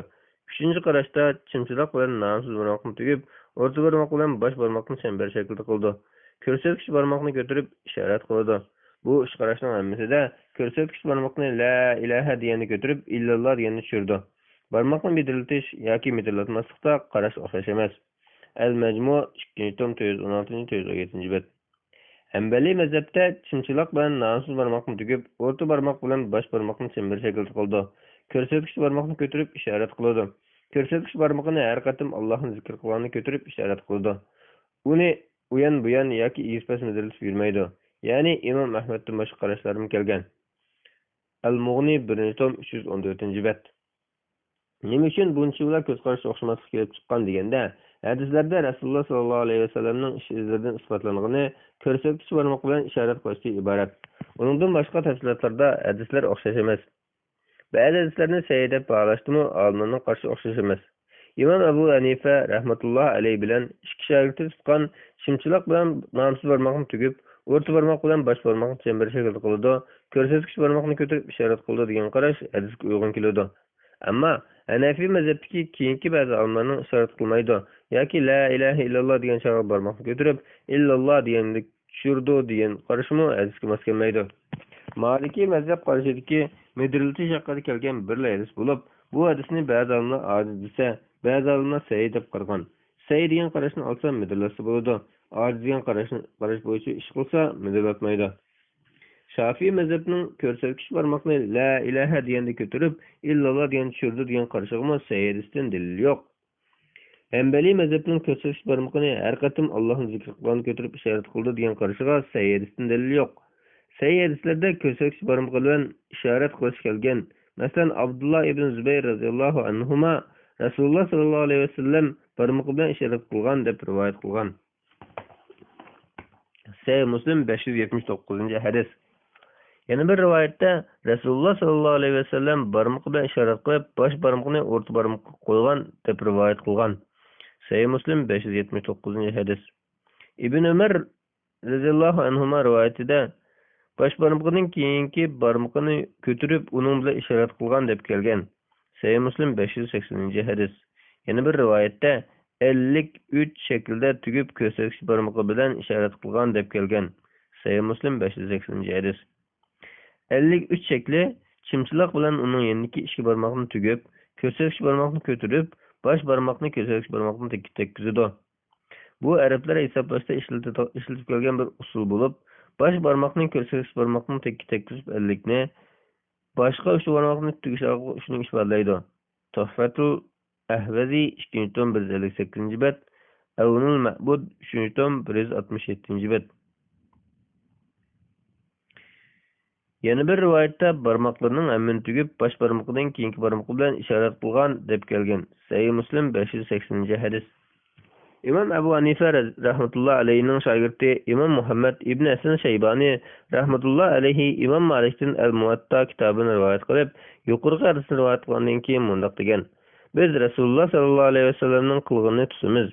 Bu Imom Hanifaning qarshidir. Al-Muwatta 144-hadis. Vail ibn Hujr radhiyallohu anhu rivoyat qilgan rivoyatda 2 chimchiloq bilan nomsiz barmoqni tugib, o'rta barmoq bilan bosh barmoqni aloq qilib, ko'rsatkich barmoq bilan ishorat qilgan. Abi Davud 726-hadis, Nasoiy 1188-hadis, Albani sahih deb baholgan. Mana shu hadislarda kelgan bo'yicha ko'rsatkich barmoqni ko'tarib, bosh barmoqlarni yuqoriga tutsa, bosh barmoqlarni yig'ib tutish yoki aloq qilish yoki 53 shaklda tutishning qaysi birini qilsa, Rasululloh sallallohu alayhi vasallam ashunday har xil shaklda qilgan bo'lsa, sahih hadisga uyg'un, to'g'ri va afzal bo'laveradi. Yana Imom Navaviy deydi: ishorat qilgan barmoqdan boshqa yerga qaramaslik sunnat bo'lib, bu vaqtda Abu Davud rivoyat qilgan sahih hadis bor. Sharhi Sahih Muslim 5-tom 82-bet. Imom Ahmad shunday hadis rivoyat qilgan bo'lib, buni Sheyx Albani Hasan deb baholgan. Musnad Ahmad 6000-hadis.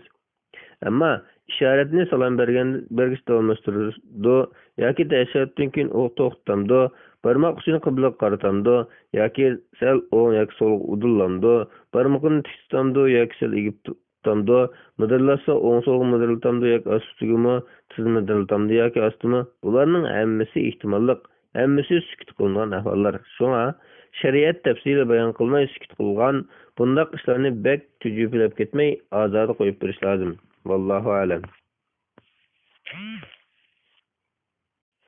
Fatvalar majmuasi 306 bet 57 savol.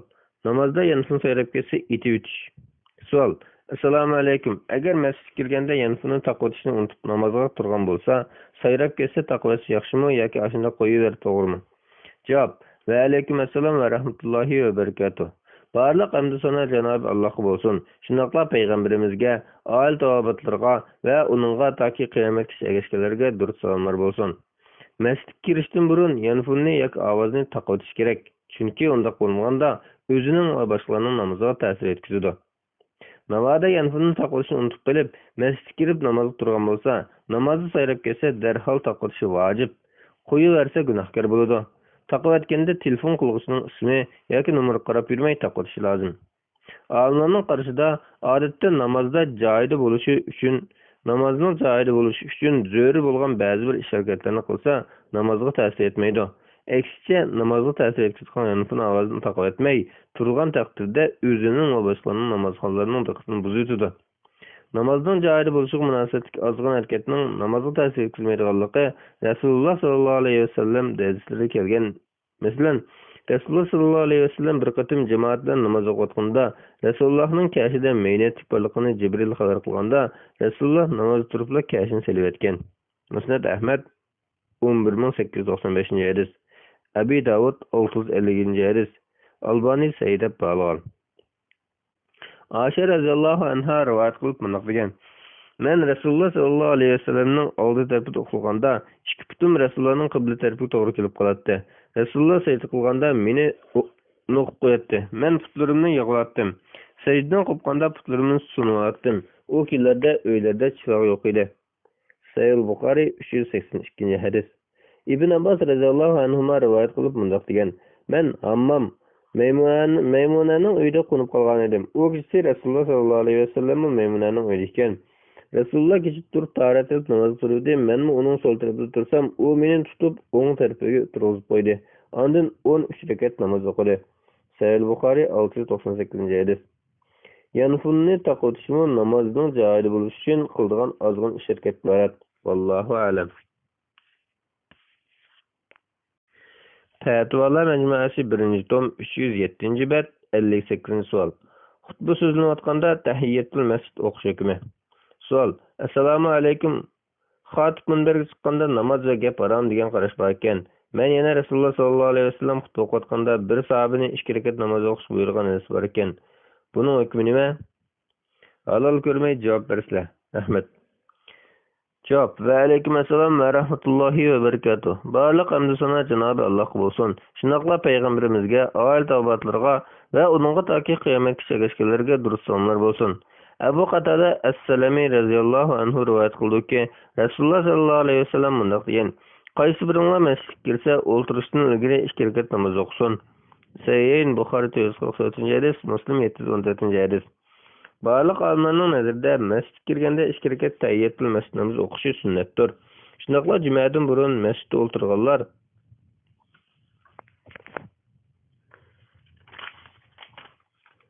nafl namoz o'qishi mustahapdir. Ammo imom xutbasiga chiqqanda nafl namoz boshlashi haromdir. Namoz o'qiyotgan bo'lsa, yengilroq o'qitib o'ltirdi. Al-Havi Al-Kabir 2-tom 429 bet. Biroq masjidga imom juma namoz o'qish uchun xutba so'zlayotganda kirgan kishi 2 rakat tahiyyatul masjid namozini o'qish masalasida olimlar har xil qarashda bo'lgan. Imom Malikiyning mashhur qarashida imom juma uchun xutba so'zlayotgan chog'da tahiyyatul masjid o'qish haromdir. Yana bir qarashda joizdir. Al-Fawakihud Davani 1-tom 265 bet. Hanafi mazhab qarashida imom xutba so'zlayotganda gap so'z qilish, Qur'on tilovat qilish, shundoqla namoz o'qish makruh bo'ladi. Badaus Sanai 1-tom 263 bet. İmam Sarxasi mundaq deydi. İmam xutbaga chiqsa, uning chiqishi namozning kezidir. Şuna bu vaqtda namozga turish makruh bo'ladi. Namoz o'qiyotgan bo'lsa, 2 rakat qilsa namozdan farq bo'lishi lozim. Chunki xutba anglash vojib. Vojibni tashlash nafl bilan mashg'ul bo'lish joiz bo'lmaydi. Al-Mabsut 2-tom 29-bet. Şafii ve Hanbali mezhepler qarshida imam juma namozi uchun xutba so'zlayotgan chog'da tahiyyatul masjid namozini chaqqaroq o'qish sunnat. O'qimay o'tirish makruh. Xutbaning oxirida kelgan bo'lsa, jumaning birinchi rakatini imom bilan birga o'qiy olmaydiganligi uchun tahiyyatul masjidni o'qimaydi. Chunki juma farzdir, tahiyyatul masjid sunnatdir. Farzni tashlab nafl bilan mashg'ul bo'lmaydi. Al-Muhazzib 1-tom 115-bet, Al-Mughni 2-tom 83-84-bet. Yuqorqi qarashlarning har birining asoslangan dalillari bor. Masjidga kirgan kishi 2 rakat tahiyatul masjid namozi o'qishi to'g'risida kelgan hadisni o'qimaydi deb qaraganlar boshqacharoq tushungan. Vallohu a'lam. Fatvolar majmuasi 309-bet 59-savol. Ayollarning uyda erlarga iqtido qilib namoz o'qishi. Savol: Assalomu alaykum. Odatda sham namozining vaqti qisqa bo'lg'achqa, uydagi ayol hammamiz tang namoz o'qirmiz. Erlar jamoat bo'lib o'qiydi. Biz ayollar ayrim-ayrim o'qiymiz. Erlardan keyinda turib o'qsak bo'lmamdi? Javob: Va alaykum assalom va rahmatullohi va barakatuh. Barliq hamd sana Janob Allohga bo'lsin. Shunaqla payg'ambarimizga, oil tavobatlarga va uningga toki qiyomatgacha ergashganlarga durust salomlar bo'lsin. Uyda bo'lsin, masjidda bo'lsin, ayollar erlarga iqtido qilib namoz o'qisa, jamoat bilan o'qirliq fazilatiga erishadi. Nafi Abdullah ibn Umar radhiyallohu anhudan rivoyat qildiki, Rasululloh sallallohu alayhi vasallam mundaq degan: Jamoat bilan o'qilgan namozning fazilati yakka o'qilgan namozdan 27 essa ortiq bo'ladi. Sayyin Buxoriy 645-hadis, Muslim 650-hadis. Yana bir rivoyatda jamoat bilan o'qilgan namozning fazilati yakka o'qilgan namozdan 25 essa ortiq bo'ladi deb kelgan. Sahih Buxoriy 646-hadis. Rasululloh sallallohu alayhi vasallam uyda nafl namoz o'qiganda ayol kishi Rasulullohga iqtido qilgan. Ishoq ibn Abdullah ibn Abi Talha Anas ibn Malik radhiyallohu anhudan rivoyat qildiki, Anas radhiyallohu anhuning mo'misi Mulayka Rasululloh sallallohu alayhi vasallam uchun taom tayyorlab Rasulullohni chaqirdi. Rasululloh taom yapılib, "Turinglar, men sizlarga namoz o'qib beray" dedi. Anas radhiyallohu anhu mundaq deydi: "Uzun ishlatganlikdan qardab ketgan bir bo'rimiz bor edi. Men o bo'riga suv mang'izib o'tdim. Rasululloh men va yana bir kichik bola bilan namoz o'qirdi. Mo'may bizning keynimiz turdi. Anda Rasululloh biz bilan 2 rakat namoz o'qidi." Sayyin Buxoriy 860-hadis, Muslim 658-hadis.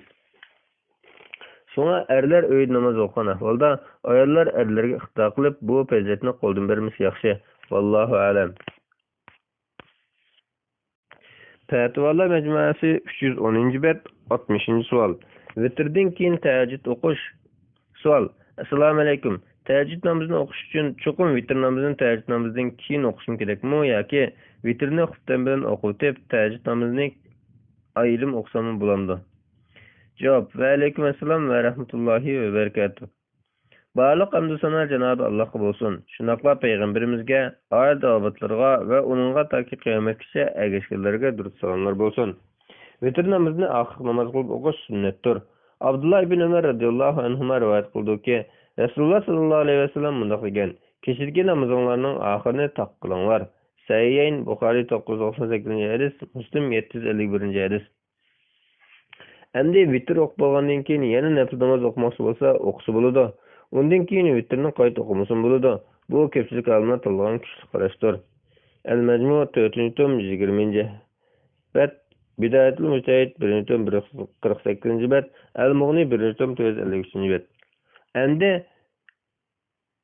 Abu Jamra rivoyat qilib buni aytdi. Aiz ibn Amr radhiyallohu anhu Rasululloh sallallohu alayhi vasallamning daraxosida bayat qilgan sahobalardan edi. Men undan vitr uxlab qolgandan keyin burunqisi bekor qilinib qayta o'qilamdi deb so'rasam, u kechining avvalda vitr o'qisang, oxirida o'qimagan dedi. Sahih Buxoriy 1176-hadis. Yana Rasululloh sallallohu alayhi vasallam vitr o'qib bo'lgandan keyin o'ltirib 2 rakat namoz o'qigan. Sahih Muslim 746-hadis. Yana Rasululloh sallallohu alayhi vasallam mundaq degan: "Bir kechida 2 vitr o'qish yo'q. Musnad Ahmad 16339 hadis, Sunan Ebu Davud 1939 hadis, Sunan Tirmizi 470 hadis, Albani sahih bağlagan.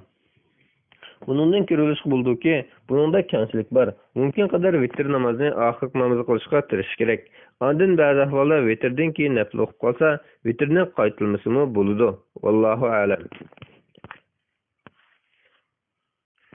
Fetvalar Mecmuası 311. bet 61. sual. Ayallarının ayallarına teravihte imam buluşu.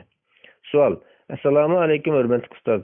Yakında diyarimizde Allah'ın rahmeti bilen ayal qariylar köpüyotudu. Şunun bilen Ramazan'da teravihte ayal qarilerimiz ayallara imam bulup namazı kıydı. Bu doğru mu? Allah rahmet kılsın. Cevap. Ve aleykümselam ve rahmetullahi ve berekatuh. Barlıq hamdü sana Cenab-ı Allah olsun. Şunaqla Peygamberimizge, ayet avatlırga ve onunla taki kıyamet kişiye geçkilerge dürüst salamlar bolsun. Eğer kişi bolmay fakat ayallarlı bolsa, periz namazı bolsun, teravih bolsa, sünnet ve nefil namazlarda bolsun, ayallardan biri ayallarık imam bolsa buludu. Yalğız okusun buludu. Bunun kemçilik var. Cemaat bilen okuş evzel. Çünkü cemaat namazı yalğız namazın 20 neticesi artık faziletliktir. Resulullah sallallahu aleyhi ve sellem Ummu Varaka radıyallahu anh'ı öylikilerge imam bolşuk buyurgan. Sunan Ebu Davud 592. hadis, Albani Hasan dep bağlagan. Ayallardan biri imam bolsa, imam sepning aldığı çıkıp turgandek ayallarning aldığı çıkıp turmay, birinci sepning o'tirda cemaat bilan bir qatorda turib o'qiydi. Hazreti Ayşe ve Ummu Salama radıyallahu anhalar ayallarga imam bolup ularning o'tirida turgan. Hujayra binti Husayn rivayet qilib deydi-ki, Ummu Salama radıyallahu anha asrımızda biz imam bolup aramızda turgan. İkrime rivayet qildi-ki, İbn Abbas radıyallahu anhuma mundaq degan. Ayal kishi ayollarga imom bo'ladi. Ularning o'tirib turdi. Rita al-Hanafiya rivoyat qildiki, Oysha radhiyallohu anha farz namozda ularga imom bo'lib, ularning asli turgan. Yahya ibn Said rivoyat qildiki, Oysha radhiyallohu anha nafil namozda ayollarga imom bo'lib, ular bilan birga sapishib turadi. Musannafi Abdurrazzaq 340-140 bet 5082 5087 numar. El-Mustadrak 1. tom 320. bet 730-731 numar. As-Sunanul Kubra Bayhaqi 3. tom 131. bet 5138 5141 numar. O'ttirda turishi ikki tarafdagi jamoatdan to'sib turish uchundir. Ayol kishimi ullik qiroat bilan o'qigan namozlarni ullik ovoz o'qiydi. Agar mahramlardan boshqa bir kishi ovoz anglaydigan bo'lsa, pastroq ovoz o'qiydi. Al-Mughni 3. tom 17. bet. Vallahu alem. Fetvalar Mecmuası 312. bet 62. sual. Severlik secdesi. Sual. Assalamu aleyküm. Birinci sünnet namazlarını okup hatalık olsa kayıt okumduk yoki severlik secdesi kılamdık. İkinci, farz namazlarda hata okup qilib, severlik secdesi qilishni unutib qolganda farzini kayıt okumduk. Cevap. Ve aleyküm esselam ve rahmetullahi ve berekatuh. Barlıq hamd sana Cenab-ı Allah olsun. Şunaqla Peygamberimizge, aile tavabıtlarga ve onunla taki kıyamet kişilerge dürüst salamlar bolsun. Birinci, secde sahvi qilishning biri sebebi tepilgan taqdirda nafil sünnet namazlardami farz namazlarga o'xshashlar secde sahvi qilamiz. Bunun farqi yo'q. Abu Hurayra radhiyallohu anhu rivoyat qildiki, Rasululloh sallallohu alayhi vasallam mundaq degan: "Biringlar namoz tursa, shayton kelib uni o'ldirdi. Hattoki u qanchalik to'qqanligini bilmay qoladi. Qaysinlar mushunaq ahvolga yo'liqsanglar, o'ltirgan altida 2 rakat secde qilasiz." Sahih Buxoriy 1232 hadis. Bu hadis farz bilan nafil namozni o'z ichiga oladi. Ibn Abbas radhiyallohu anhuma vitr namozini o'qib bo'lib 2 secde qilib o'tgan. Buxoriy sahihida muallaq rivoyat qilgan. Isnodi sahih. Fathul Bari 105. bet. Ibn Abbas radhiyallohu anhuma vitrni sunnat deb qaraydi. Shundoq turuqliq vitrda secde sahvi qilgan. Demak, bu secde sahvining hukmi sunnatdimi, farzga o'xshash ekanligini bildirdi. Imom Ibn Qudama mundaq deydi: secde sahvi qilishda nafil namozning hukmi barliq olimlarning nazarida farz namozning hukmiga o'xshash. Faqatla Ibn Sirinlar nafil namozda secde sahvi qilish yo'q deb ko'pchilikka qarshi fikr bo'lgan. Bu Rasululloh sallallohu alayhi vasallamning biringlar unutib qolsa 2 secde qilib yana biringlar unutib qolib ortiqcha kam o'qib qolsa 2 secde qilib degan. Sahih Muslim 572 hadis. Farz yoki nafil deb ayrilmagan. Yana nafil namozni ruku bilan secde qilib o'qilgan namoz bo'lsa, farzga o'xshash uning savisi uchun secde qiladi. 4-nji tom El-Mughni 1-nji tom 390-njy bet. 2-nji Farz namazda secde sahwi qilish kerak bo'lib qolib, secde sahwi qilishni unutib qilib salom berib bo'lgan ahvolda texi namoz o'qigan joydan chiqib ketmagan bo'lsa, 2 secde qiladi. Arliqda gap so'z qilib solgan bo'lsa-mu, mayli. Bu bir turkum olimlarning qarashi.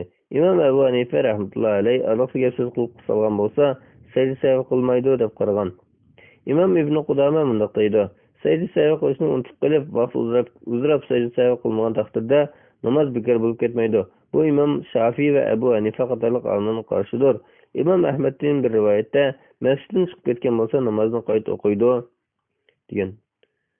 El-Mughni 1-nji tom 385-nji bet. Vallahu a'lam.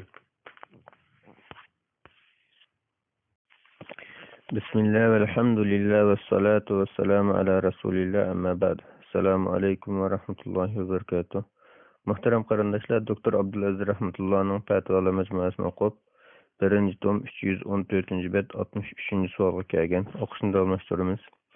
Ayollarning namozi bilan erlarning namozidagi farq. Savol: Assalomu alaykum. Ayollarning namozi bilan erlarning namozidagi farqni aniq aytib bersanglar. Javob: Va alaykum assalom va rahmatullohi va barakatuh.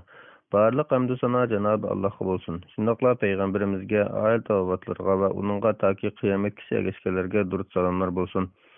Namazda öğürüp duruş, kolunu yerge koyuş, rukuğu beriş, secde kılış ve teşebbütte ulturuş katarlık namaz faaliyetleri de bilen ayol kişinin namazı otursa asasen farkı yok.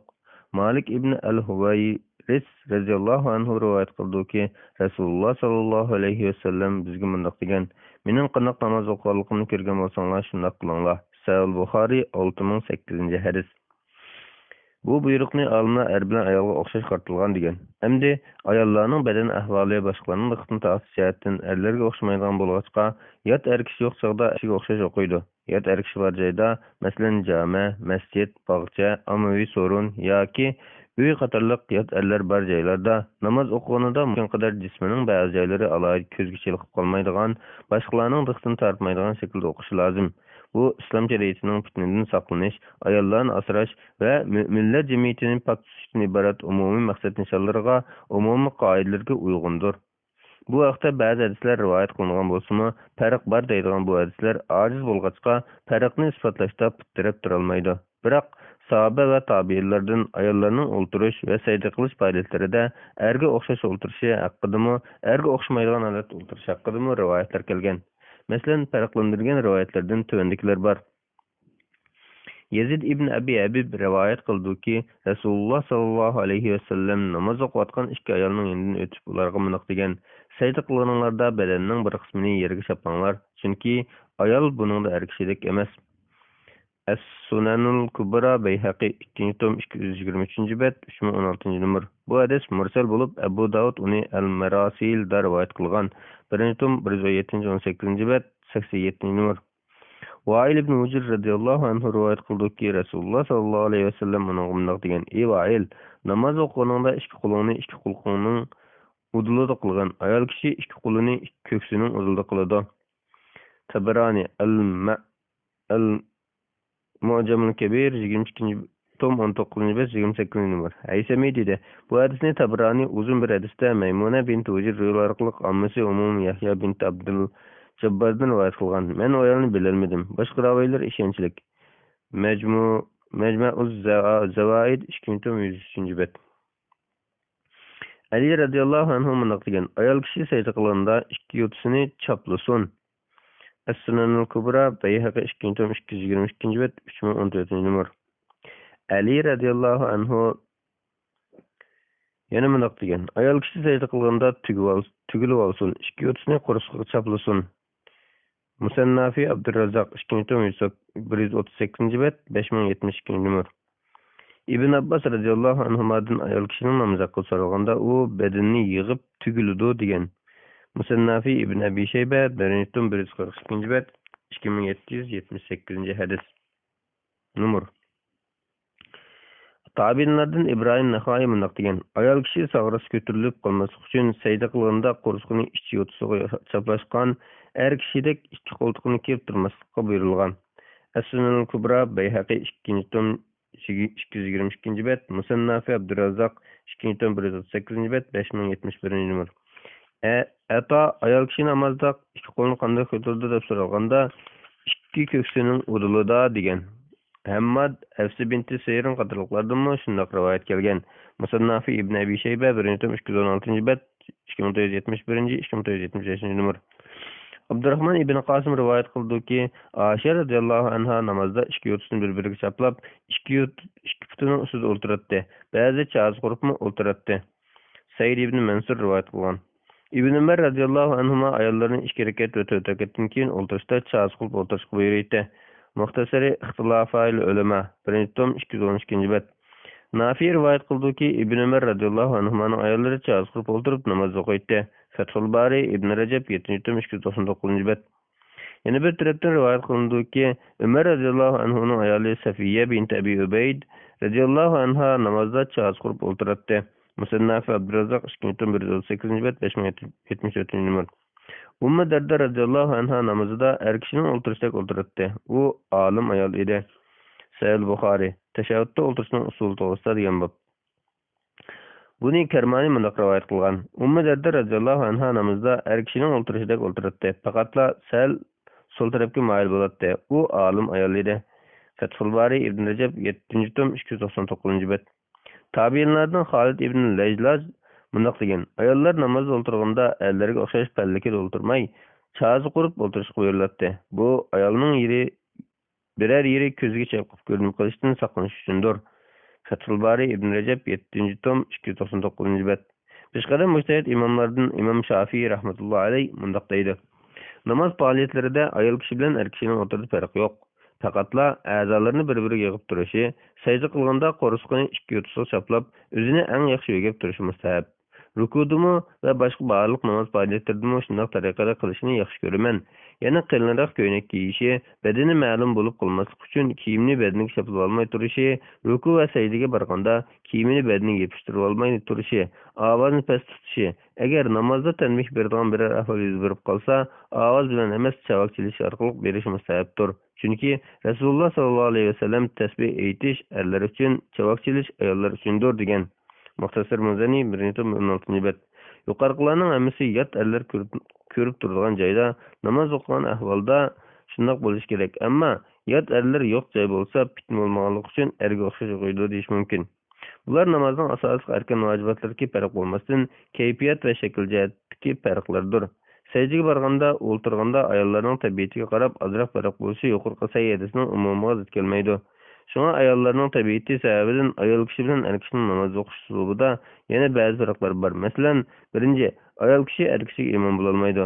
Erlar sipiga kirib, erlar bilan yon-yon turib namoz o'qiy olmaydi. Ikkinchi, tasbih aytishning o'rniga chavak chaladi. Uchinchi, er kishining avrati kindikidan tizg'icha, ayol kishining yuzi bilan alqondan boshqa yer echilib qolsa bo'lmaydi. Ba'zi odamlar putuq ruxsat qiladi. To'rtinchi, er kishi unlik o'qiladigan namozlarni unlik o'qiydi. Ayol kishi yot erlar bor yerda ishida o'qiydi. Beshinchi, ayollar yolg'iz yoki jamoat bo'lib namoz o'qiganda azon yoki takbir to'g'ilmaydi. Oltinchi, ayollarga sapning afzali ankayni, erlarga eng oldi afzal. Ayollar jamoat bo'lib namoz o'qiganda imomi sapning oldiga chiqib turmay, sap orasida turdi. Vallohu a'lam. Fatvolar majmuasi 318 bet 64-savol. Shamning bir rakatiga ulgurgan namozxon qanday o'qiydi? Savol. Assalomu alaykum. Namozning bir rakatiga ulgurgan namozxon namozni qanday o'qiydi? Sham namozining oxirgi o'ltirishga ulgurgan kishi-chi? Javob. Va alaykum assalom va rahmatullohi va barakatuh. Barliq hamd sana Janobi Allohga bo'lsin. Shunaqla payg'ambarimizga, oila tavobatlarga va uningga toki qiyomatgacha ergashganlarga durud salomlar bo'lsin. Abu Qatada radhiyallohu anhu mundoq degan. Biz Rasululloh sallallohu alayhi vasallam bilan namoz o'qiyotdik. Rasululloh biz bir muncha kishilarning paloqishgan ovozini anglab namozdan keyin "Nima bo'ldinglar? Nima ovoz bu?" dedi. Ular namoz qoldirib qoldik deganda Rasululloh "Undaq qilmanglar. Namozga temkin kelinglar. Imomga ulguradiganlarni o'qinglar. O'tib ketganini to'liqlab olinglar" dedi. Sayyin Buxoriy 635-hadis, Muslim 603-hadis. Bu hadis ikki xil ibora bilan rivoyat qilingan bo'lib, biri o'tib ketganini o'zinglar to'liqlanglar, yana biri o'tib ketganini qazo qilinglar. Musnad Ahmad 7249-hadis, Nasoiy 861-hadis, Albani sahih degan. Yani imam salam bergenden keyin turib o'tib ketganini ado qilinglar. Abu Hurayra radhiyallohu anhu rivoyat qilgan bir hadisda Rasululloh sallallohu alayhi vasallam namozga takbir tushirilib qolsa, hech biringlar pallaqishib yugurmasin. Salmoqliq va temkinlik bilan mangsin. Ulguraliginingni o'qilib bo'lganini qazo qilgan degan. Sahih Muslim 602 hadis. Bu to'g'rida kelgan yuqoridagi hadislarning iborasiga qarab, olimlar namozning bir yoki bir necha rakatiga ulgurolmagan kishi namozni qanday to'liqlaydiganlik to'g'risida 4 xil qarash qo'yilgan bo'lib, bularning ichida ikkisi mashhur. Birinchi qarash, ulgurib kelib imom bilan o'qigan harakat u kishining namozining dastlabki harakati bo'ladi. Bu imom Shafiy va boshqa ba'zi olimlarning qarashi bo'lib, Hazrat Ali radhiyallohu anhu rivoyat qilingan. Bu qarashga asosan kishi 4 rakatlik namozning oxirgi bir rakatiga ulgurgan bo'lsa, imom bilan o'qigan birinchi rakatida Fatiha bilan sura o'qiydi. Bu uning namozining birinchi rakati bo'ladi. Ondan imom salom berib bo'lganda o'rnidan turib o'qigan rakati namozning ikkinchi rakati bo'ladi. Bu rakatni Fatiha bilan sura o'qiydi. Bu ikki rakatni o'qib bo'lib, o'rtalikda tashahhudda o'tirdi. Ondan qo'pib ikki rakat o'qiydi. Keyingi ikki rakat u kishining namozining 3 va 4 rakatlari bo'lg'achqa Fatihaga sura qatmay o'qiydi. 4 rakatlik namozning ikki rakatiga ulgurgan bo'lsa, imom salom bergandan keyin o'rnidan turib ikki rakatni sura qatmay o'qiydi. Agar shomning oxirgi bir rakatiga ulgurgan bo'lsa, imom bilan o'qigan birinchi rakatida Fatiha bilan sura o'qiydi. Bu uning namozining birinchi rakati bo'ladi. Ondan imom salom berib bo'lganda o'rnidan turib o'qigan rakati namozning ikkinchi rakati bo'ladi. Bu rakatda Fatiha bilan sura o'qiydi. Bu ikki rakatni o'qib bo'lib, o'ttirdagi tashahhudda o'tirdi. Ondan qo'pib bir rakat o'qiydi. Bu bir rakat u kishining namozining 3 rakati bo'lg'achqa Fatihaga sura qatmay o'qiydi. Ikkinchi qarash, ulgurib kelib imom bilan o'qigan rakat imomning qanchinchi rakati bo'lsa, kechikkan kishining 3-chi rakati bo'ladi. Ondan o'z o'rnidan turib o'tib ketgan rakatlarni ado qiladi. Bu imom Abu Hanifa va boshqa ba'zi olimlarning qarashi bo'lib, bu qarashga asosan kishi 4 rakat namozning oxirgi bir rakatiga ulgurgan bo'lsa, imom bilan o'qigan birinchi rakati namozning oxirgi rakati bo'lib, buni imom bilan birga o'qiydi. Abu Hanifa kechikkan kishi bu rakatda hech oyat o'qimasa bo'ladi deb qaraydi. Boshqalar Fatihani o'qiydi deb qaraydi. Ondan imom salom berib bo'lganda o'rnidan turib o'qigan rakati namozning dastlabki rakati bo'ladi. Bu rakatda Fatiha bilan sura o'qiydi. Bu rakatni o'qib bo'lib, o'ttirik tashahhudda o'ltirmayla yana bir rakatga turdi. Bu uning namozining ikkinchi rakati bo'ladi. Bu rakatda Fatiha bilan sura o'qiydi. Ondan tashahhudda o'ltirib, o'rnidan turib sura qatmay Fatihani o'qib bir rakat o'qiydi. Bu uning namozining 3-chi rakati bo'ladi. 4 rakatlik namozning 2 rakatiga ulgurgan bo'lsa, bu 2 rakat imomninkiga o'xshashla namozning 3-chi va 4-chi rakatlari bo'ladi. Imom salom bergandan keyin o'rnidan turib 2 rakatni Fatiha sura o'qiydi. Chunki bu o'zi yolg'iz o'qigan oxirgi 2 rakat namozning dastlabki 1-chi va 2-chi rakatlari bo'ladi. Agar shomning oxirgi bir rakatiga ulgurgan bo'lsa, imom bilan o'qigan bir rakat imomninkiga o'xshash uning namozining 3-chi rakati bo'ladi. Ondan imom salom berib bo'lganda o'rnidan turib o'qigan rakati namozning 1-chi rakati bo'ladi. Bu rakat Fatiha bilan sura o'qiydi. Bu 2 rakatni o'qib bo'lib, o'ttirik tashahhudda o'ltirmaydi. Orqadan yana bir rakat o'qiydi. Bu bir rakat u kishining namozining 2-chi rakati bo'lg'achqa Fatihaga sura o'qiydi. 4 rakat namozning 3 rakatiga ulgurgan ahvoldami, keyin o'rnidan turib o'zi yolg'iz o'qigan bir rakat namozning 1-chi rakati bo'ladi. Shomning 2 rakatiga ulgurgan ahvoldami, keyin o'rnidan turib o'zi yolg'iz o'qigan 1-chi rakat namozning 1-chi rakati bo'ladi. 2 rakatlik namozning 1 rakatiga ulgurgan ahvoldami, keyin o'rnidan turib o'zi yolg'iz o'qigan bir rakat namozining 1-chi rakati bo'ladi. Bu ixtilofning manbasi asosan yuqori qarashlardagi iboraning o'xshamasligi berib taqiladi. Bir iborasi tamomlanlar deb kelgan bo'lsa, yana bir iborasi qazosini qilinglar deb kelgan. Her iki rivayet sahihdir. Birinci qarashliklar tamomlanlar degan iboraga esiladi. Ikkinchi qarashliklar qazosini qilinglar deganga tayinidir. Bidayatul Mujtahid 1-tom 136-137 bet. El-Havi El-Kabir 2-tom 194 bet. Bada'ius Sana'i 1-tom 248 bet. El-Mughni 2-tom 134-135 bet. El-Mecmu 4-tom 192 bet. Neylul Avtar 3-tom 165 bet. Mening qarashimcha ikkinchi qarash kuchlik. Nima uchun deganda qazosini qilinglar degan rivoyatmi, tamomlar degan rivoyatga o'xshash sahih. Abu Hurayra radhiyallohu anhu rivoyat qilgan sahih Muslimdagi 602 hadismi sahih. Bu jihatdan ikki dalil o'xshash. Lekin hadisdagi boshqa ibora qarayli. U bo'lsa-mu ulguraligininglarni o'qinglar, o'tib ketganini to'liqlanglar.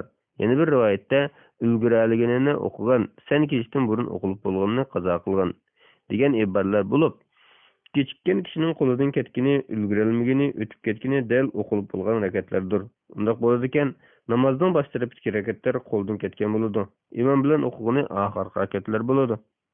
Tamomlash degan iborami ehtimolliq. Chunki tamomlash bir narsaning bosh tarafini qilsa-mu, oxirgi tarafini qilsa-mu, ish qilib kam qolganini qilsa tamomlash bo'ladi.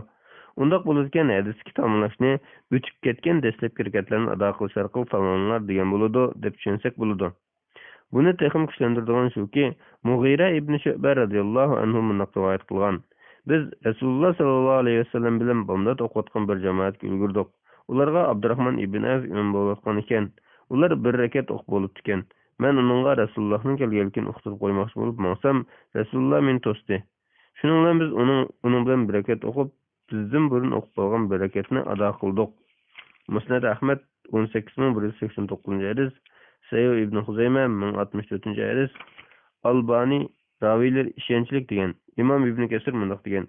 Tabuk qasida Rasululloh sallallohu alayhi vasallam Abdurrahmon ibn Avf radhiyallohu anhuning keyinda bomdod namozini o'qib, uning bilan ikkinchi rakatga ulgurdi.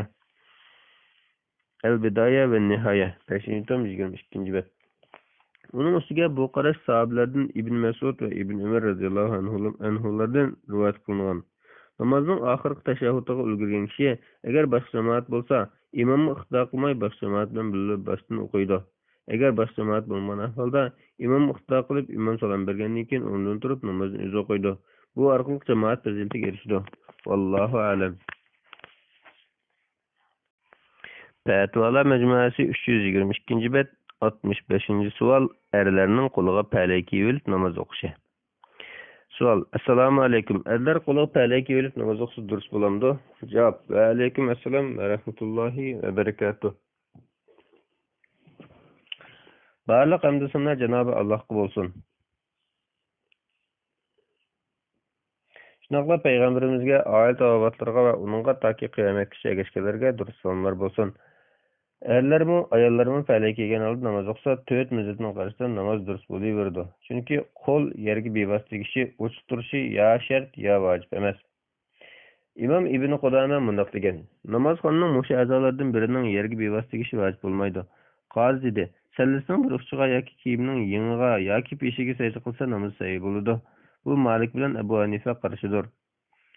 Al-Mughni 1-tom 305-bet. Imom Navaviy qo'lini ochiq qo'yish vojib bo'lmaydi degan. Al-Majmu 3-tom 389-bet. Chunki qo'l bilan put sajda a'zolaridandir. Putiga paypoq, kash, o'tik kelgan holda namoz o'qisa durust bo'lgandan keyin qo'liga palak kelgan holda namoz o'qisa o'xshashli durust bo'ladi. Said ibn Yazid al-Azdi rivoyat qilib mundaq deydi: Men Anas radhiyallohu anhudan Rasululloh sallallohu alayhi vasallam kashini kiygan holatda namoz o'qimdi deb so'rasam, u ha dedi. Sahih Buxoriy 386-hadis. Masruq rivoyat qildiki, Mughira ibn Shu'ba radhiyallohu anhu mundaq degan: Rasululloh sallallohu alayhi vasallam tahorat olganda men qo'liga suv quyib bergan edim. Rasululloh o'tkiga masih qilib namoz o'qidi. Sahih Buxoriy 388-hadis. Hasan Basri sahobalar issiqning dasidan ikki qo'lini yangdan chiqarmay salla va do'ppiga o'xshash narsalarga sajda qiladi degan. Sahih Buxoriy issiq qattiq bo'lganda kiyimiga sajda qilsa to'g'risida degan bob. Anas ibn Malik radhiyallohu anhu mundaq degan: Biz Rasululloh sallallohu alayhi vasallam bilan namoz o'qiydik. Ba'zilarimiz issiqning dasidan kiyimning bir tarafini sajda qilgan holda sajda qilgan joyga qo'yib. Sahih Buxoriy 385-hadis. Buning asosan qattiq issiq yoki sovuqda yengini yoki chapan peshini yoki boshqa bir narsani alqon bilan yer oraliqida qo'yib namoz o'qisin bo'laverdi. Yana havo sovuq bo'lgan ahvolda odatda palak kiyilgan ayollar, yot erlar bor yerda palak bilan namoz o'qishga muhtoj bo'lishi mumkin. Ayollarning namoz o'qimoqchi bo'lsa palakni selish kerak emas. Palak bilan namozi durust bo'laverdi. Vallohu a'lam.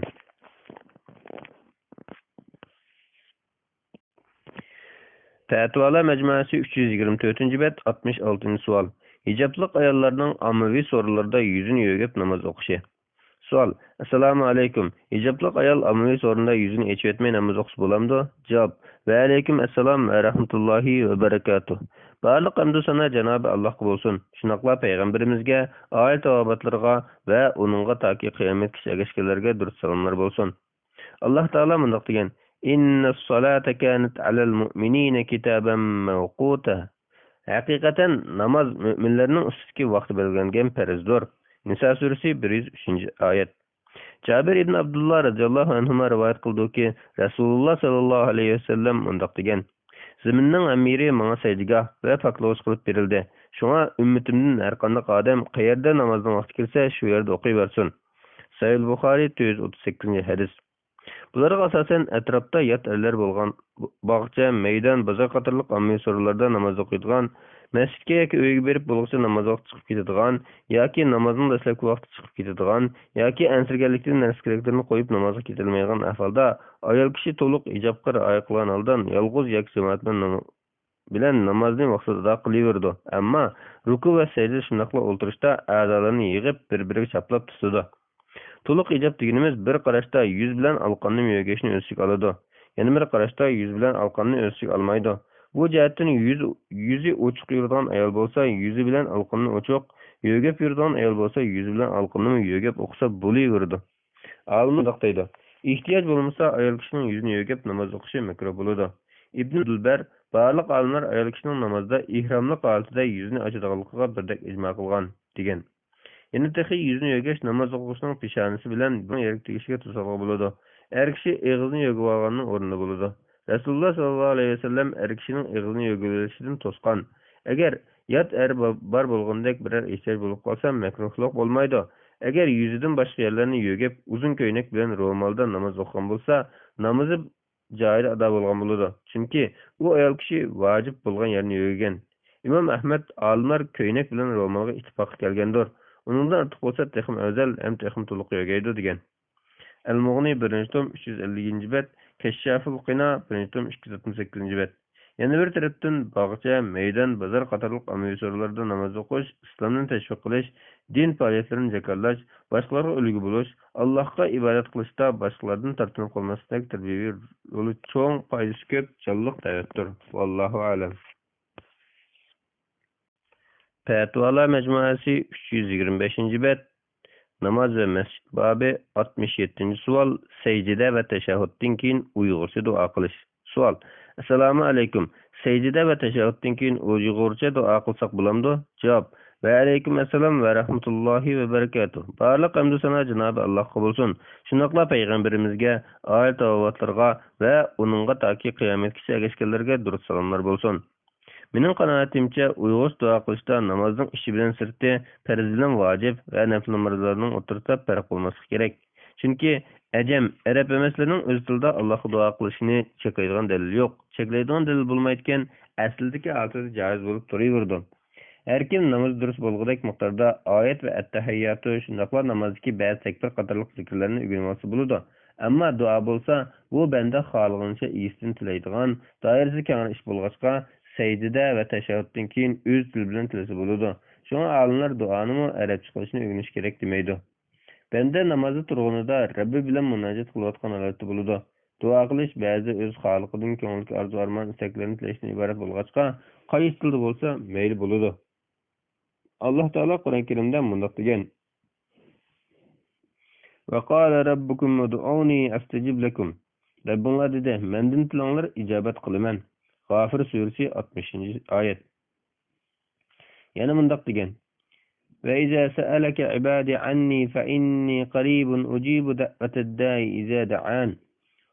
Qullarim sendan men to'g'riliq so'rasa, aytqinki, men haqiqatan ularga yaqinman. Mendan tilsa duo qilishning duosini ijobat qilaman. Baqara surasi 186-oyat. Bu oyatlarda buyurilgan duo arabcha yoki ajamcha hamma til, namozning ichi ham sirtki hamma duolarga qarta umumiydir. Rasululloh sallallohu alayhi vasallam tashahhudda o'qiydigan at-tahiyyatuni o'gitib bo'lib bundoq degan: undan keyin o'zi eng yaxshi deb qaragan duolarni tanlab duo qilsin. Sahih Buxoriy 835-hadis.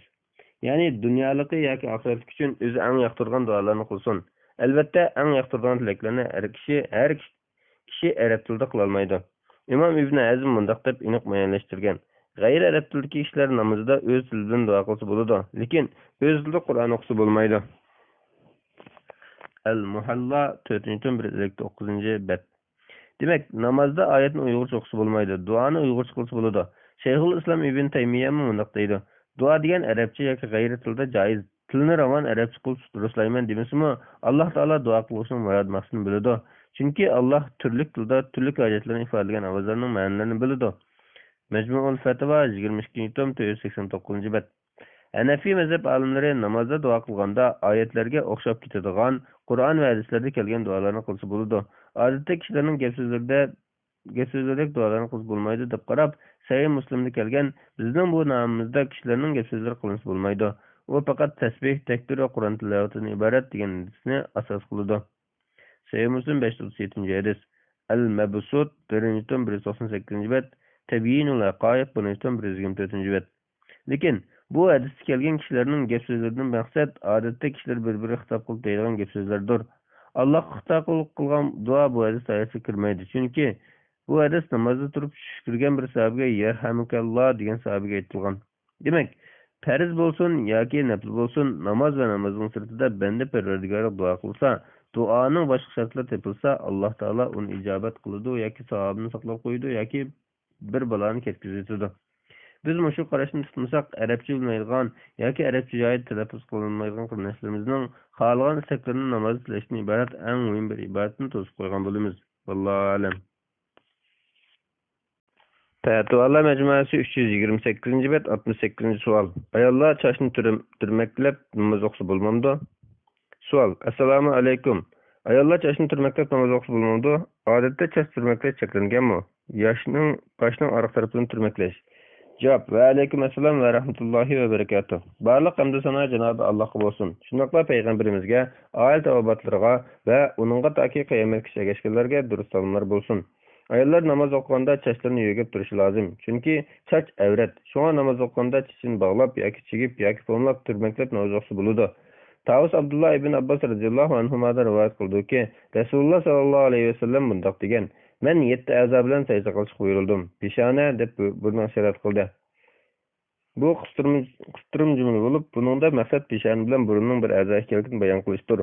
Bu Rasululloh sallallohu alayhi vasallamning u ikkisini barobar deb qaraganligini bildirdi. Umdatul Qari 6-tom 92-bet.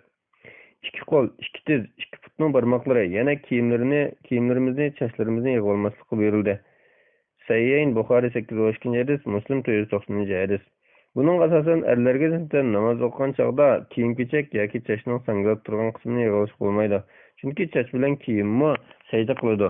Uni yig'ilish ortiq ish bo'ladi. Lekin ularga nisbatan chach avrat emas. Ayollarga nisbatan chach avrat bo'lg'achqa, uni yo'gash uchun yig'ib chigilish to'g'ri kelsa, yig'ib olsa bo'ladi.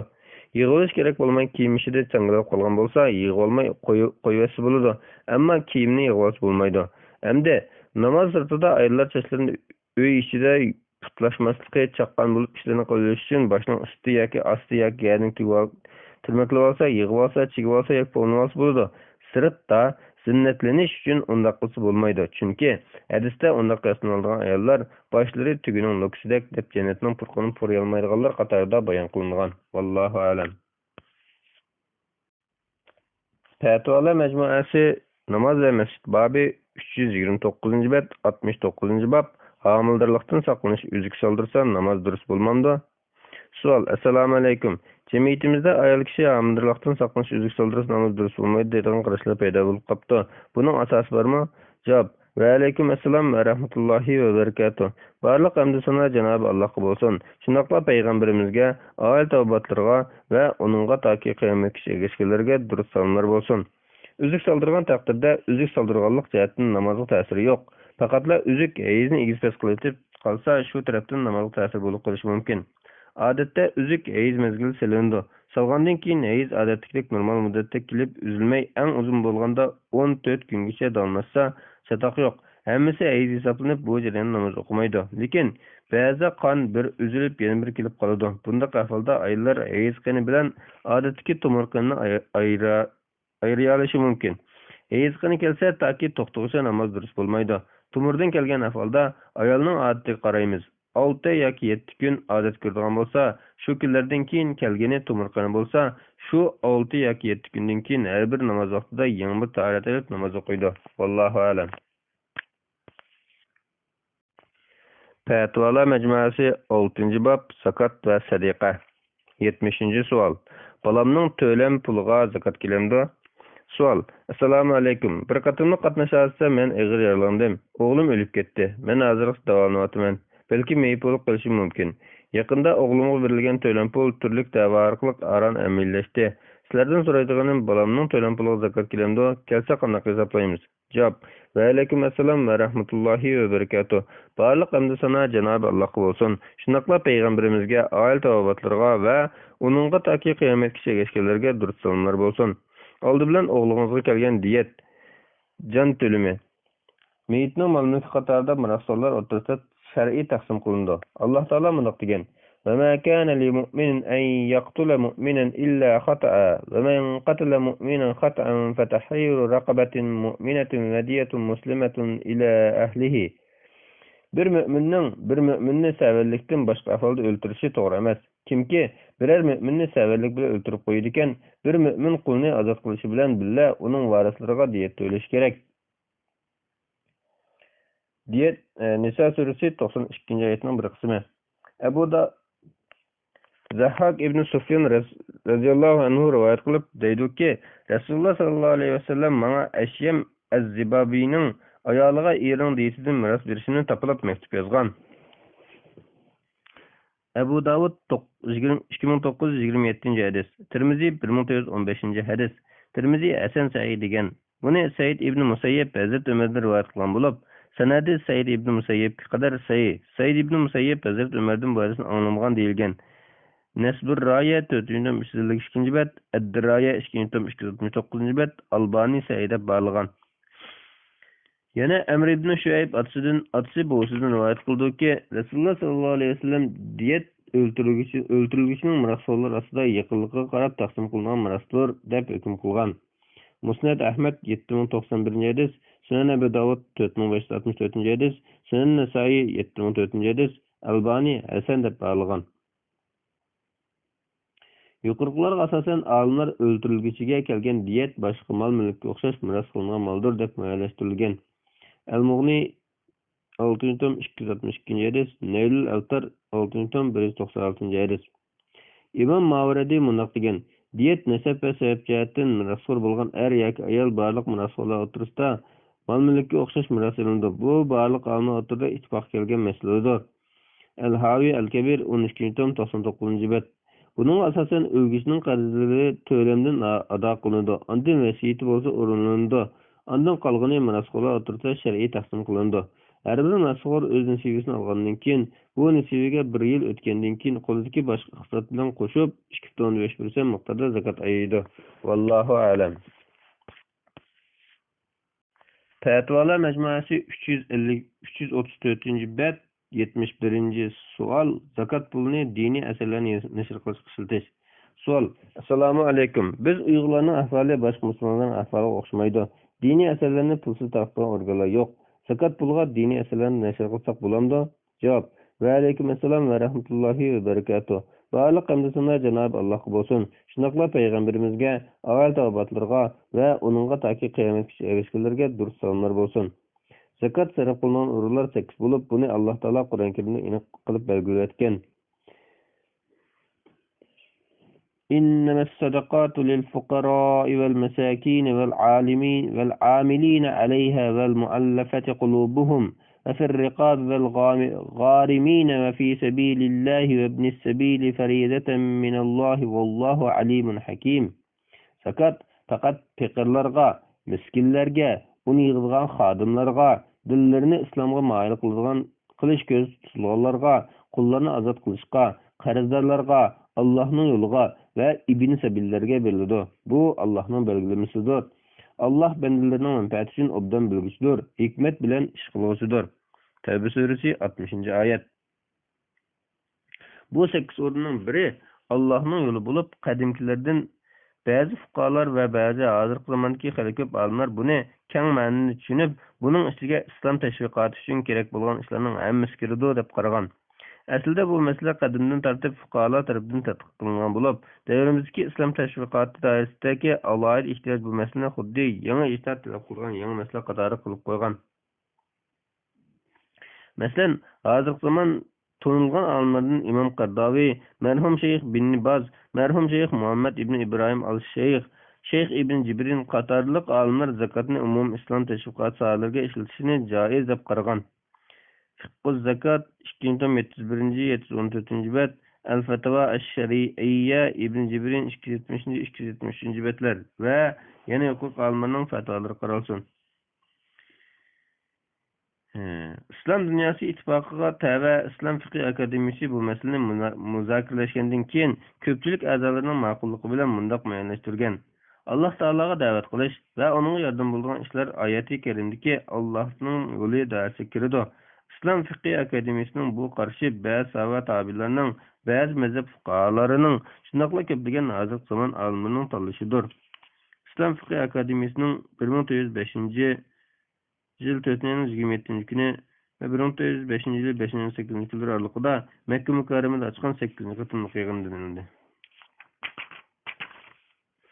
Diyarimizda kitap ve şunun o'xshagan diniy materiallarni nashr qilishga, Qur'on ve İslam bilimlerini o'qishga odatdagi sadiq bilan yordam pullar yetishmaydigan bo'lg'achqa, zakat pulini yuqoridagi ishlarga ishlasa bo'ladi. Chunki İslam tashviqoti bilan musulmonlar kimligini saqlab qola oladi. Bu Allohning yo'lining bir turidir. Chunki Allohning yo'li degan Alloh taolo Furqon surasi 52-oyatda bayon qilgandek, ba'zi til bilan, ba'zi qalam bilan bo'ladi. Shunga bularning hammasi Allohning yo'lida kiradi. Uning ustiga dillarini islomga moyil qilish, ko'z tutganlarga zakat sarf qilingan bo'lg'achqa, musulmonlarning islomiyatini saqlab qolishga sarf qilish undan muhim. Hozirgi davrda islom tashviqoti o'z g'oyasini o'zida chiqarish uchun nurg'un moddiy yordamga muhtoj bo'lib, xayr saxovatchilarning qilgan yordami yetarli bo'lmay qolyotidi. Bizning diyorimizga qarta tanlagan bu qarash Allohning yo'li degan so'zning til dalolat doirasidan chiqib ketmagan, shariat ko'zlagan maqsad nishonlariga mos kelgan qarashdir.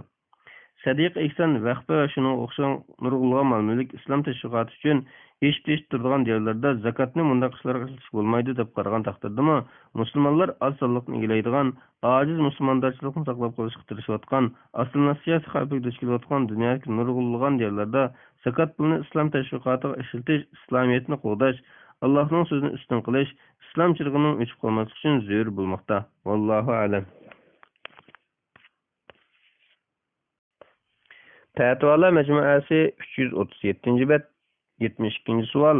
Zakat beraydigan kishining bolasiga boshqalar zakat bersa bo'lamdi? Savol. Assalomu alaykum. Zakat beraydigan kishi bolasiga hojini qamdug'idek xajlab bermasa, bolasiga boshqalar zakat bersa bo'lamdi? Javob. Va alaykum assalom va rahmatullohi va barakatuh. Barliq hamd sana Janob Allohga bo'lsin. Shunaqla payg'ambarimizga, oila tavobatlarga va uningga toki qiyomatgacha ergashganlarga durust salomlar bo'lsin.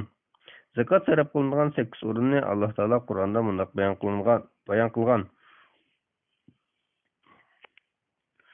Innamas sadaqatu lil fuqara'i wal masakin wal 'amilina 'alayha wal mu'allafati qulubuhum wa fir riqab wal gharimin fi sabilillahi wa ibnis sabil faridatan min Allohi wallahu alimun hakim. Zakat faqat faqirlarga, miskinlarga, uni yig'dan xodimlarga, dillarini islomga moyil qilish ko'z tutilganlarga, qullarni azod qilishga, qarzdorlarga, Allohning yo'liga va ibn sabillarga beriladi. Bu Allohning belgilamasidir. Alloh bandalarining manfaatini obdan bilgusidir. Hikmat bilan ish qiluvchidir. Tavba surasi 60-oyat. İbn Abbas radhiyallohu anhu rivoyat qildiki, Rasululloh sallallohu alayhi vasallam Muaz ibn Jabal radhiyallohu anhuni Yamanga avatib bundoq degan: Allohning ularning boylaridan elinib, kambag'allarga qaytarilgan zakatni farz qilganligini bildirgan. Ular bu vaqtda itoat qilsa, ulardan zakat olgan. Sahih Buxoriy 1996-hadis, Muslim 19-hadis. Yuqoriqilarga asosan boy kishiga zakat olish durust kelmaydi. Endi boy kishilarning farzandlariga kelsak, o'g'il bolalar kichik vaqtida, shundaqla qiz bolalar cho'ng bo'lgandimi boqadan eri bo'lmasa, farzand nafiqasi otasining bo'yniga vojib bo'lg'achqa, bu bolalarning yetarlik chiqimini otasi qilib berish kerak. Agar otasi ularni boqmay tashlayotgan yoki yetarlik chiqimini qilib bermagan taqdirda, bu bolalarning oshti qamdalsa, ular faqir doirasiga kirdida ularga zakat bersa bo'ladi. Ammo otasi normal beqib oshni qamdalayotgan bo'lsa, ular faqir doirasiga kirmaydi. Natijada ularga zakat berish durust bo'lmaydi. Cho'ng o'g'illarga kelsak, ularni ikki qismga ayirish mumkin. Biri otasi beqib kelayotganlar, yana biri o'zini o'zi beqib kelayotganlar. O'qish yoki kasallik yoki boshqa sababdan otasi beqiyotgan cho'ng o'g'illar yuqoriga o'xshash o'zini o'zi beqib kelayotgan farzandlar faqir yoki qarzdor bo'lib qolsa, Atası ihtiyacını qamdamasa yoki qarzini to'layotmasa, ularga piqirlik va qarzdorlik sifat bilan zakot berishga bo'ladi. Demak, zakotni elishga loyiq bo'lish, piqir bo'lishga chetishlik. Piqir bo'layotgan boyning bolasi bo'lsa-mu zakot berish keladi. Alloh taolo bunday deydi: "Yahsabuhumul jahilu aghniya'a minal ta'affufi, ta'rifuhum bisimahum, la yas'aluna an-nasa ilhafa, wa ma tunfiqu min khairin fa innallaha bihi alim." Ahvolni o'qimaganlar ularning narsalanganliklariga qarab, ularni boy deb gumon qiladi. Ularning chiroyidan taniysan, ular kishilarga chaplashib, tilamchilik qilmaydi. Meninglardan nimani xayri ihson qilmanglar, Alloh haqiqatan uni bilguchidir. Baqara surasi 273-oyat. Ehtiyojni boy atasi qamdamaydigan bolalarni ahvolni o'qimaganlar ularning narsalanganliklariga, atasining boy ekanligiga qarab, ularni boy deb gumon qiladi. Şuna bu ayetga asasen atысы boy bo'lg'achqa iqtisodiy jihatdan qiynalmaydi deb o'ylab qoladigan, lekin amniyatda atысы yaxshi qaramaganlikdan zakat durust keladigan darajada namorat farzandlarga boshqalar zakat bersa bo'ladi. Abu Hurayra radhiyallohu anhu rivoyat qilib deydiki, Rasululloh sallallohu alayhi vasallam bunday degan: bir luqma yoki 2 luqma taom uni ishkilardan qaytarib o'tgan odam miskin emas. Miskin degan ehtiyojni qamdab ketaligidek narsa yo'q, kishilardan so'rashdan xijil bo'ladigan yoki kishilarga chaplashib tilamchilik qilmaydigan kishidir. Birinchi tom Sahihayn Buxoriy 1476-hadis, Muslim 1039-hadis. Bu hadisda ehtiyojni qamdab ketaligidek narsa yo'q kishini Rasululloh sallallohu alayhi vasallam miskin deb atagan. Mayn ibn Yazid radhiyallohu anhuma rivoyat qilib deydiki, Rasululloh sallallohu alayhi vasallamga men atam va buvam bayat qilganmiz. Rasululloh menga o'zi elchi bo'lib meni o'ylab qo'ygan edi. Yana tehi men Rasulullohning oldiga davolashib borgan edim. Atam Yazid bir nechta tillarni sadiq vermoqchi bo'lib, elib chiqqan muhtojlarga bir bersin deb masjidga bir kishining yanına qo'yib qo'ygan ekan. Men masjidga berib u sadiqani elib atamning yanına kelsam, atam Alloh bilan qasamki, men sana berishni iroda qilmagan deb turib oldi. Shuning bilan men atam bilan davolashib Rasululloh sallallohu alayhi vasallamning oldiga borsam, Rasululloh: "Ey Yazid, niyat qilganing san bo'lsin, imayn olganing san bo'lsin" dedi. Sahih Buxoriy 1422-hadis. Bu hadisimiz zakat bergan kishining faqir yoki qarzdor o'g'liga zakat durust bo'lgan. Lekin albatta atasi o'g'liga berishni maqsad qilmasdan, atasining vakil hukumatini o'g'liga berib salgan. Bu ataning zakati o'g'liga durust bo'lmaydiganligi, boshqalarning zakati o'g'liga durust bo'lganligini ko'rsatadi. Hanafiy mazhab fiqhida bunday ko'rsatilgan: boyning bolasi kichik bo'lsa zakat bersa durust bo'lmaydi. Chunki u atasining boyligi bilan boy hisoblanadi. Ammo cho'ng bola kasal yoki ama bo'lganlikdan uning nafaqasi atasi vojib bo'lsa-mu, lekin u atasining boyligi bilan boy hisoblanmaydi. Boyning cho'ng qizidimi bunday o'zillar topilgan taqdirda uni atasi baqsin yoki baqmasin uning zakat bersa bo'ladi. Shundaqla boy o'g'li bir faqirga bersin bo'ladi. Hidoyi bilan Fathul Qadir 2-tom 272-bet. Vallohu a'lam. Bismillah, velhamdülillah, vessalatu vesselamu ala Resulillah, amma ba'd. Assalamu alaykum ve rahmetullahi ve berekatuh. Muhterem qarindoshlar, Doktor Abdulaziz rahmatulloh ustozning fatvolar majmuasi 1-tomni o'qib, 6-bob zakat va sadiqa babining 73-savoliga kelgan. Boy diniy ustozlarga zakat bersak bo'lamdi? Savol. Assalomu alaykum. Doktor Yusuf Qardavi ustozimizning Fiqh Zaka nomli kitobida buni iboralarni ko'rdim. ذكر ابن رشد أن الفقهاء الذين أجازوا الزكاة للعامل عليها فإن كان غنيا أجازوها للقضاء ومن في معناهم ممن المنفعة بهم عامة للمسلمين. يقول أساسا باي ديني أستاذlar zakat bersak bo'lamdi? Tushuncha bersangiz. Javob. Va alaykum assalom va rahmatullohi va barakatuh. Barliq hamd sana Janob Allohga bo'lsin. Shunaqla payg'ambarimizga, oila taobatlariga va uningga toki qiyomatgacha ergashganlarga durud salomlar bo'lsin. Umuman qilib aytganda, boy kishiga faqirlik sifati bilan zakat durust kelmaydi. Balki zakat berish o'lchamiga yetgan boylikqa ega bo'lgan kishi zakat berishi lozim. Lekin boy kishiga faqirlik sifati bilan emas, qiladigan ish sababidan zakat durust keladi. Abu Said al-Khudri radhiyallohu anhu rivoyat qildiki, Rasululloh sallallohu alayhi vasallam bunday degan: zakat boyga durust kelmaydi. Faqatla 5 kishiga boy bo'lsa-mu durust keladi. Alloh yo'lida g'azab qilg'uchi, zakat yig'ib tarqatish xodimlari yoki qarzdor yoki zakatni o'z qo'li bilan sotib olgan kishi, yoki bechora bir qo'shnisi bo'lib, qo'shnisiga zakot berilganda qo'shnisi uningga hadiya qilgan kishi. Al-Muwatta 604-hadis. Musnad Ahmad 11555-hadis. Abu Davud 1635-hadis. Hafiz ibn Hajar dedi. Bir türkü malımlar onu Sayyid deb bağlagan. Talxisul Abir 3. tom 11. bet. Bu hadisga Allah yolida g'azot qiluvchi, zakat yig'ib tarqatish xodimlari yoki qarzdor qatorliq 3 turli kishilar Tavba surasi 60-oyatda aniq bayon qilingan 8 turli kishining jumlasidandir. Yana mazkur oyatdagi dilini islomga moyil qilish ko'zlanganlarga ular boy bo'lgan taqdirda zakat beriladi. Demak, zakat ba'zilarga paqalo sufti bilan durust bo'ladi, yana ba'zi baylarga boshqa sabab bilan durust bo'ladi. İmam İbn Rushd kitabida bayon qilgandek, musulmonlarning umumiy manfaat uchun xizmat qiladigan kishilar, masalan, qozi quza, mudarris, muazzin va imom qatorliq boy bo'lgan ahvolda ularga zakat durust kelamdi yoki kelmamdi degan masalada olimlar ikki xil qarashda bo'lgan. Bir qismi boylarga durust kelmaydi, chunki bu yerda zakat durust kelish kelmasligining sababi faqatla muhtojlikdan iborat deb qaragan. Yana bir qism olimlar zakat durust kelishning sababi muhtojlikla emas, balki muhtojlik bilan umumiy musulmonlarning manfaati uchun xizmat qilishdir. Shunga zakat yig'digan xodimlar boy bo'lsa-mu zakatdan maosh olsa bo'ladi deb qaragan. İmam İbn Rushdning iborasi mundaq: وَالَّذِينَ أَجَازُوهَا لِلْعَامِلِ وَإِنْ كَانَ غَنِيًّا أَجَازُوهَا لِلْقَضَاءِ وَمَنْ فِي مَعْنَاهُمْ مِمَّنِ الْمَنْفَعَ بِهِمْ عَامَّةٌ لِلْمُسْلِمِينَ وَمَنْ لَمْ يَجُزْ ذَلِكَ فَقِيَاسُ ذَلِكَ عِنْدَهُ وَأَنَّ لَا تَجُوزُ لِغَنِيٍّ أَصْلًا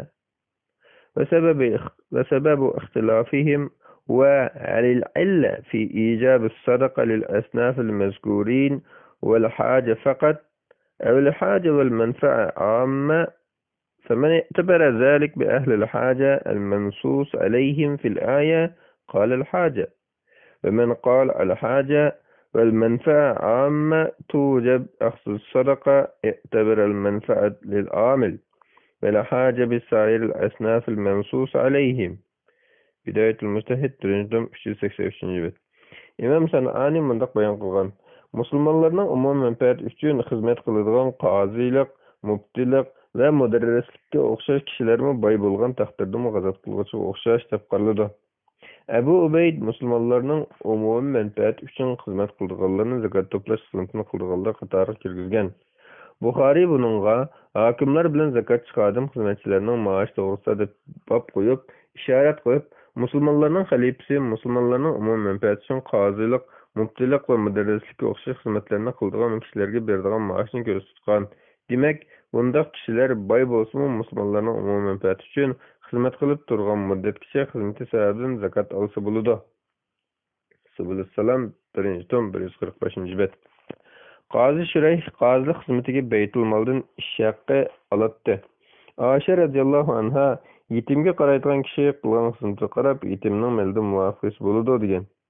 Abu Bakr radhiyallohu anhu bilan Umar radhiyallohu anhu Baytul Moldan maosh olgan. Sahih Buxoriy hokimlar bilan zakatchi xizmatchilarining maosh to'g'risida degan bab. Buningdan ko'rib olamizki, bu yerdagi zakat durust kelamdi yoki kelmamdi deb ixtilof bo'lgani islomning umumiy musulmonlarning diniy xizmatini qilish uchun to'liq vaqtini chiqarib, boshqa xizmat qilmaydiganlardir. Demak, islomning umumiy musulmonlarning diniy xizmatini qilish uchun to'liq vaqtini chiqarib xizmat qilmaydigan boy ahli ilmlar buning sirtida. Bular odatdagi boshqa kishilardek zakat berishi vojib. Balki bular zakat berishda boshqalarga ulgu bo'lishi lozim. Umuman diyorimizdagi diniy xizmat ustidagi boy ahli ilmlarni, ustozlarni ikki turga ayirish lozim. Biri o'zi boy, kirim qiladigan, tijorati yoki o'qiti bor, qo'shimcha musulmonlarning xizmatini ishdan sirt vaqtni yetish qilib turadigan, vaqt chiqmasa qilmaydigan bu turli ahli ilmlarga zakat faqat durust kelmaydi. Bular o'zlari zakat berishi lozim. Bo'lmasa boshqalarni zakat berishga buyurib, o'zi bermay Qur'onda aytlanganlar qatoriga kirib qoladi. Yana bir qism ahli ilmlar o'gitish va boshqa turli islom xizmatini to'liq vaqt chiqarib qilish uchun o'z tijorati yoki ishini tashlab qo'yib, butun vaqtini diniy xizmatga atayotganlar. Bular tijorat yoki boshqa ish bilan shug'ullanib qolsa, diniy xizmati to'xtab qoladi. Bular boy bo'lgan taqdirda zakatdan muvofiq miqdorda maosh olib tursa bo'ladi. Chunki bular zakotni faqirlik sifati bilan emas, balki vaqtni to'liq chiqarib musulmonlarga Alloh yo'lida xizmat qilish sifatida ishlash sababidan olgan bo'ladi. Bu Tavba surasi 60 oyatdagi Alloh yo'lida degan turgumi kiradi. Boshqa bir fatvoda diniy kitoblarni bostirib tarqatishga islom tashviqotiga zakot ishlasi bo'lganligini bayon qilib o'tgan edik. Bu shunga o'xshashdir. Bu xuddi biror xizmat uchun maosh olganga o'xshash. Zakotchi xodimlarmi boy bo'lgan taqdirdami ishlaganlik uchun zakot oladi. Diniy xizmatga ehtiyoj bo'lsa maosh olsa bo'ladi. Abu Bakr radhiyallohu anhu xalifalik tayinlanganda tijoratini tashlab qo'yib musulmonlar xizmatini qilish boshlaganda sahobalar uningga Baytul Moldan maosh bergan. Xalifalikmi muhim diniy xizmatdir. Diyorimizda diniy xizmatga to'liq vaqtini chiqaradiganlarga berilgan Baytul Mol pullari bo'lmagandan keyin vaqflarmi yo'q bo'lib ketgachga diniy xizmat ehtiyoji uchun ahli ilmlar, qorilar, ustozlar to'liq vaqtini din xizmatiga chiqarib musulmonlar avlodini tarbiyalab millatimizning dinini qo'g'dab qilish uchun ishlasa, zakotdan boshqa ehtiyojni qilmaydigan manba bo'lgan ahvolda zakotning bir qismini mushu yo'lga sarf qilish muayyanlashadi. Bular Alloh uchun ishlasa, Alloh yo'lida sarf qilinadigan puldan haylasa, bularga durust keladi. Bu turdagi ahli ilmlar zakotdan maosh olib tursa, o'zi boy bo'lgan taqdirda zakot beradi. Demak, bular zakotni zakotchi xodimlarga o'xshash xizmat va ishlash sababidan maosh olib, boy bo'lganlik sababidan zakot beradi. Agar bular boy bo'lmay, hem faqir hem islom uchun xizmat qiladigan bo'lsa edi, zakotni ikki sifat bilan oladi. Biri faqirlik, yana biri ishlash. Zakotchi xodimlar shundoq. Bu bizning diyorimizga o'xshash alohida ahvoldagi joylarga qarata berilgan fatvo bo'lib, Saudiya Arabistonga o'xshagan diyorlarga ancha tushmasligi mumkin. Shundaqmi hozir islom tashviqoti butun islom dunyosida nurg'un ma'lumotga qarash bo'lg'achqa, Islom fiqh akademiyasi ko'pchilik a'zolarining ma'qulligi bilan Alloh yo'lida da'vat qilish, ya'ni islom tashviqot qilish Alloh yo'liga degan turga kiradi deb qaror olgan. Islom fiqh akademiyasi 1905-yil 4-27 kuni 1905-yil 5-8 kunlar oralig'ida ochgan qurultiyi. Buning to'g'riligining yana bir dalili shuki, musulmon bo'lishi ko'zlanadigan kafir yoki musulmon bo'lib lingishib qolgan kishilarga ular boy bo'lsa-mu ko'ngil islomga moyil qilish uchun zakot beriladi. Agar bundaqlar uchun zakot durust kelsa, nurg'un avlodlarimiz o'qitib tarbiyalab diyorimizda islomchilikni o'chirib qo'ymay, saqlab qolish uchun kecha-kunduz xizmat qiladigan, tashviq qiladigan ustozlarga albatta durust kelish kerak. Balki ustozlar undaq kishilardan oldin o'rnini turish lozim. Dini xizmati qilganlar yoki qilib kelayotgan ustozlar turli qiyin-xatarga qaramay, uning uchun butun vaqtini, umrini sarf qilganlardir. Ularning nazarida pul yoki maosh ko'zlanmagan. Biz bildigan yoki anglagan mudarrislik bilan shug'ullanadigan ustozlarimiz odatda kechada aron 1-2 soat uxlab qolgan vaqtni butunlay islom xizmatiga atayotgan edi. Qo'shimcha tirikchilik qilgach xizmat qilganlarim bo'lgan. Natijada islomni bizga yetkazib, keyingi avlodga o'tkazib bergan. Zakot yoki boshqalardan pulni elib, o'z ishlatmay, boshqa loyiq o'rniga yetkazib berganlarim bo'lgan.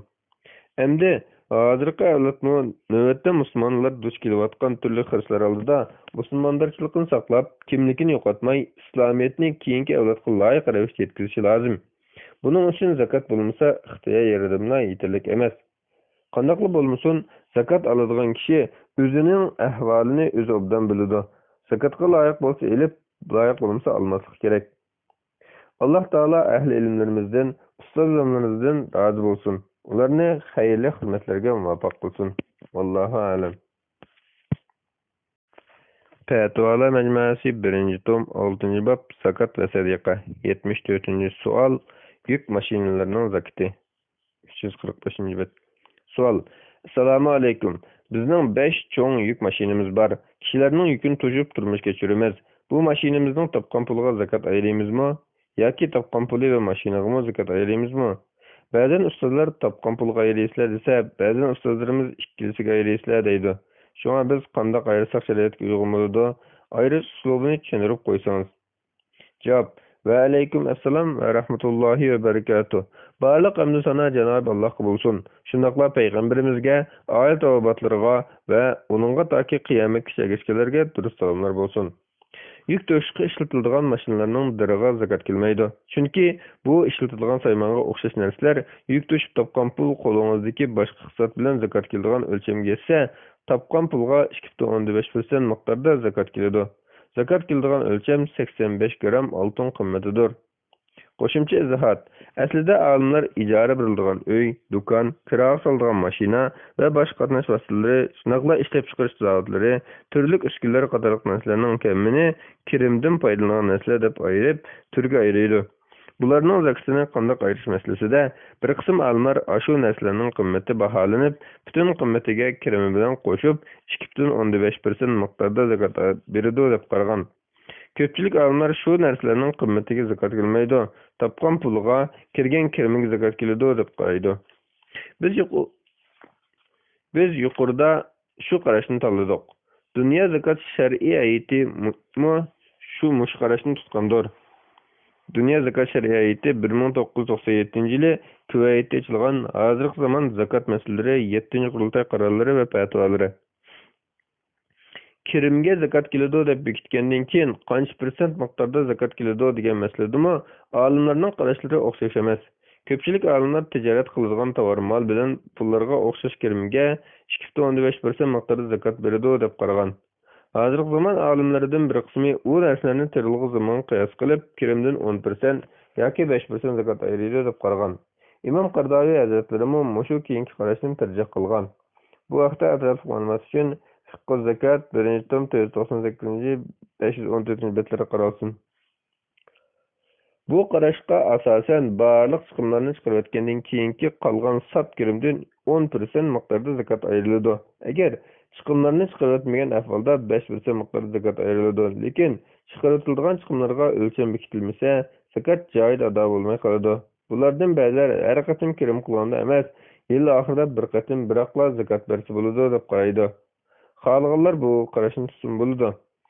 Biroq ularning bu usuli zakatni hisoblash jihatdan qiyin bo'lg'achqa, yana asoslanganini qiyos bo'lg'achqa, uning qaraganda qadimki olimlarning qiyosi teximjonlik qarish qolaydir. Biz yuqorida shu qarashni tanladik. Tanlagan qarashga asosan bu turli kirimlarning zakatini ayirishda munolarga diqqat qilindi. Birinchi, bu xil kirimning zakati garchi bir tarafdan ziroat usullariga o'xshab qolgan bo'lsa-mu, biroq hisoblash qulay bo'lishi va yana namoratlarning manfaati uchun har qatim kirim qilganda emas, yilning oxirida bir qatim zakat bo'ladi. Ba'zilar har qatim kirim qilganda zakat beradi deydi. Lekin ba'zilar har kuni, ba'zilar har oyda kirim qiladigan bo'lg'achqa, birinchidan har qatim kirimlar ba'zi zakat berish o'lchimiga yetmaydigan, bir yillik mijonisi andan o'lchimiga yetadigan bo'lg'achqa, ikkinchidan har qatim qilgan kirimga zakat ayirib o'tirish intayin qiyin bo'lg'achqa, yil oxirida bir qatim zakat berish muvofiq. Ikkinchi, bu turli kirimning zakati baliq chiqimlarini qilish, tok va may sarfiyati, ishchilarning maoshlari qatorliq chiqimlarning hammasini chiqarib o'tgandan keyin sap kirimga keladi. Uchinchi, kirim qilgan pul qo'lidagi boshqa hisobot bilan qo'shganda, boshqalarga berish kerak bo'lgan qarzlarni chiqarib o'tgandan keyin 85 gram oltin qimmatiga yetsa, ondan zakat keladi. To'rtinchi, bu kirimlar odatda naqd pul bo'lg'achqa zakatimi naqd puldan beriladi. Beshinchi, bu turli kirimdan foydalanilgan narsalarni sotib o'tgan ahvolda zakat shu narsalarni sotgan pulga keladi. Xulosalaydigan bo'lsak, bu turli g'alisidan foydalanilgan narsalarning zakatini qanday ayirish masalasida 3 xil qarash bor. Birinchi, diri bilan kirimga yilda 2.5% miqdorda zakat ayirish. Ikkinchi, diriga emas sap kirimga 10% miqdorda zakat ayirish. Uchinchi, sap kirimga 2.5% miqdorda zakat ayirish. Vallohu a'lam. Fatvolar majmuasi 1-tom 348-bet 75-savol. Qarz pulining zakati to'g'risida. Savol. Assalomu alaykum.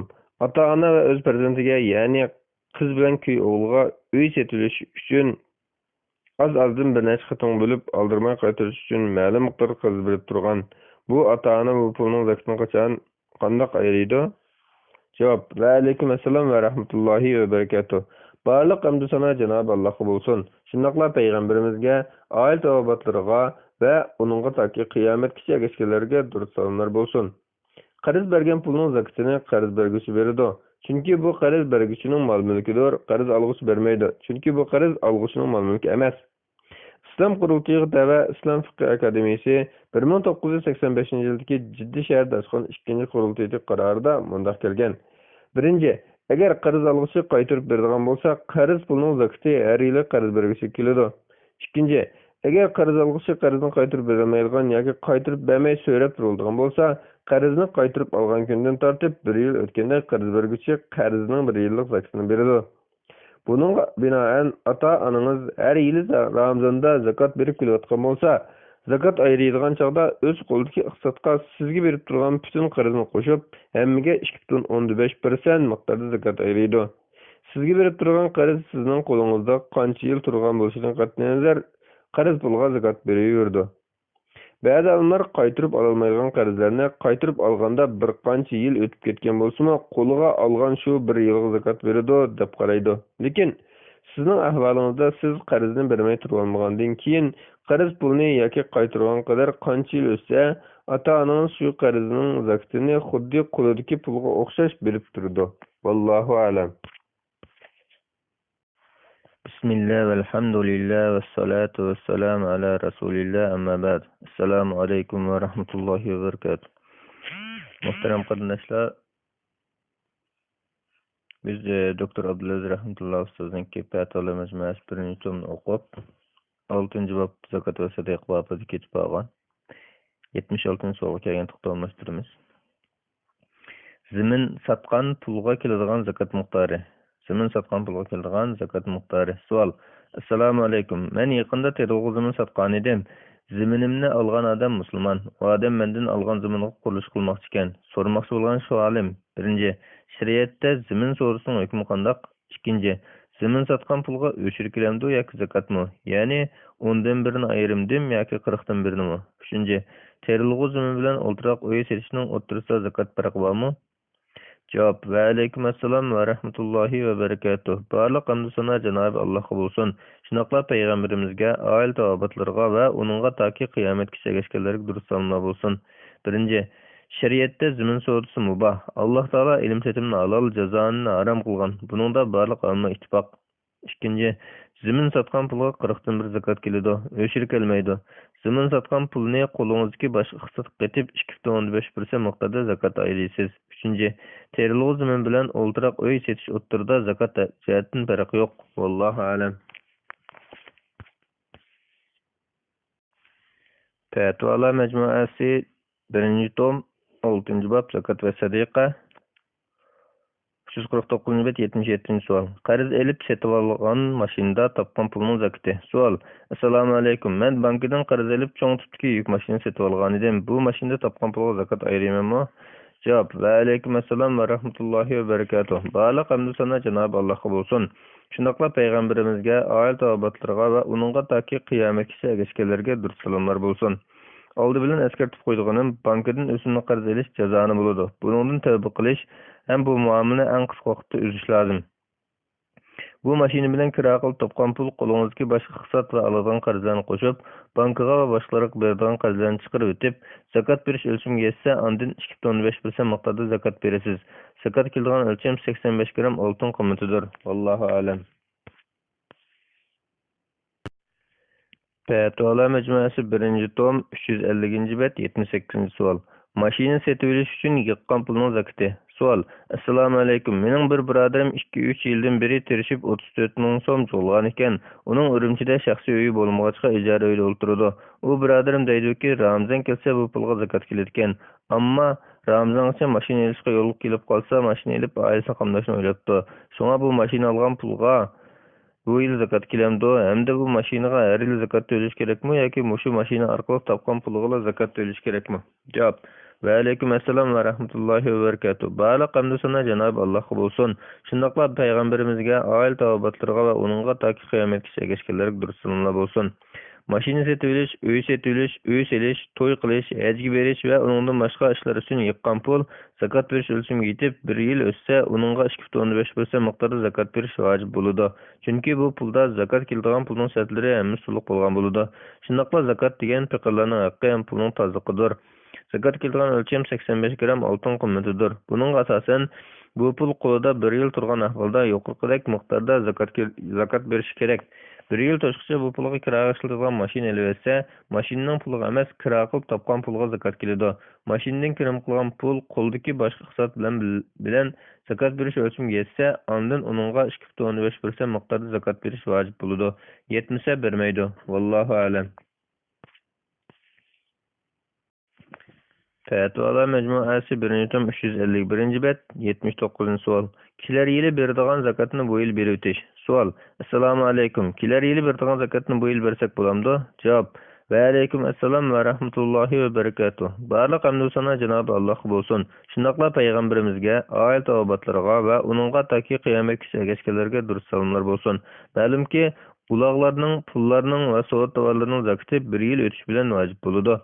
Vacip buluşunun ilgili zakatını bir ötüş meselesi kelsek, zakatını aldın bir ötüşünü taqazza qıldığan ciddi bir ahval bulup qalğanda, meselen birer yakın tuqquni, yoki do'sti, yoki qarindoshi ig'ir ag'rib qilib, zakatdan yordam qilish jiddiy bo'lib qolsa, yoki qarzga bo'g'ilib qolgan birer yakın tuqqunini, yoki do'stini, yoki diniy qarindoshini ig'ir ahvoldan qutqizish so'ri bo'lib qolganda, yoki yer tevresh, o't ketish va boshqa ofatlar sababidan jiddiy qiyinchilik uchirgan musulmonlar bo'lsa, boshqa yordam qilish yo'llari yetishmay qolsa, kelar bir yilning zakatini hozir vojib bo'lgan zakat hisobi bo'yicha oldin berib tursa bo'ldi. Ammo kelar yili zakat vojib bo'lgan vaqt kelganda, qo'lidagi iqtisod o'tgan yili zakatni oldin berib o'tgan chog'idagi ortiq bo'lsa, zakat berilgan iqtisodga qaysi zakat berishi lozim? Rasululloh sollallohu alayhi vasallam jiddiy zarur bo'lganda Abbos radhiyallohu anhuning 2 yilning zakatini oldin olgan. Musnad Ahmad 822. hadis, Sunan Abi Davud 1624. hadis, Sunan Tirmizi 678. hadis, mursal deb baholangan. Talxisul Habir 2. tom 162. bet. Abu Hurayra radhiyallohu anhu rivoyat qildiki, Rasululloh sallallohu alayhi vasallam mundaq degan: Abbos ibn Abdul Muttalib kelsak, u Rasululloh sallallohu alayhi vasallamning tog'asidir. U zakat uning bo'ynida. Uning bilan uningdek yana bir ismi billa dedi. Sayyin Buxoriy 1468. hadis, Muslim 983. hadis.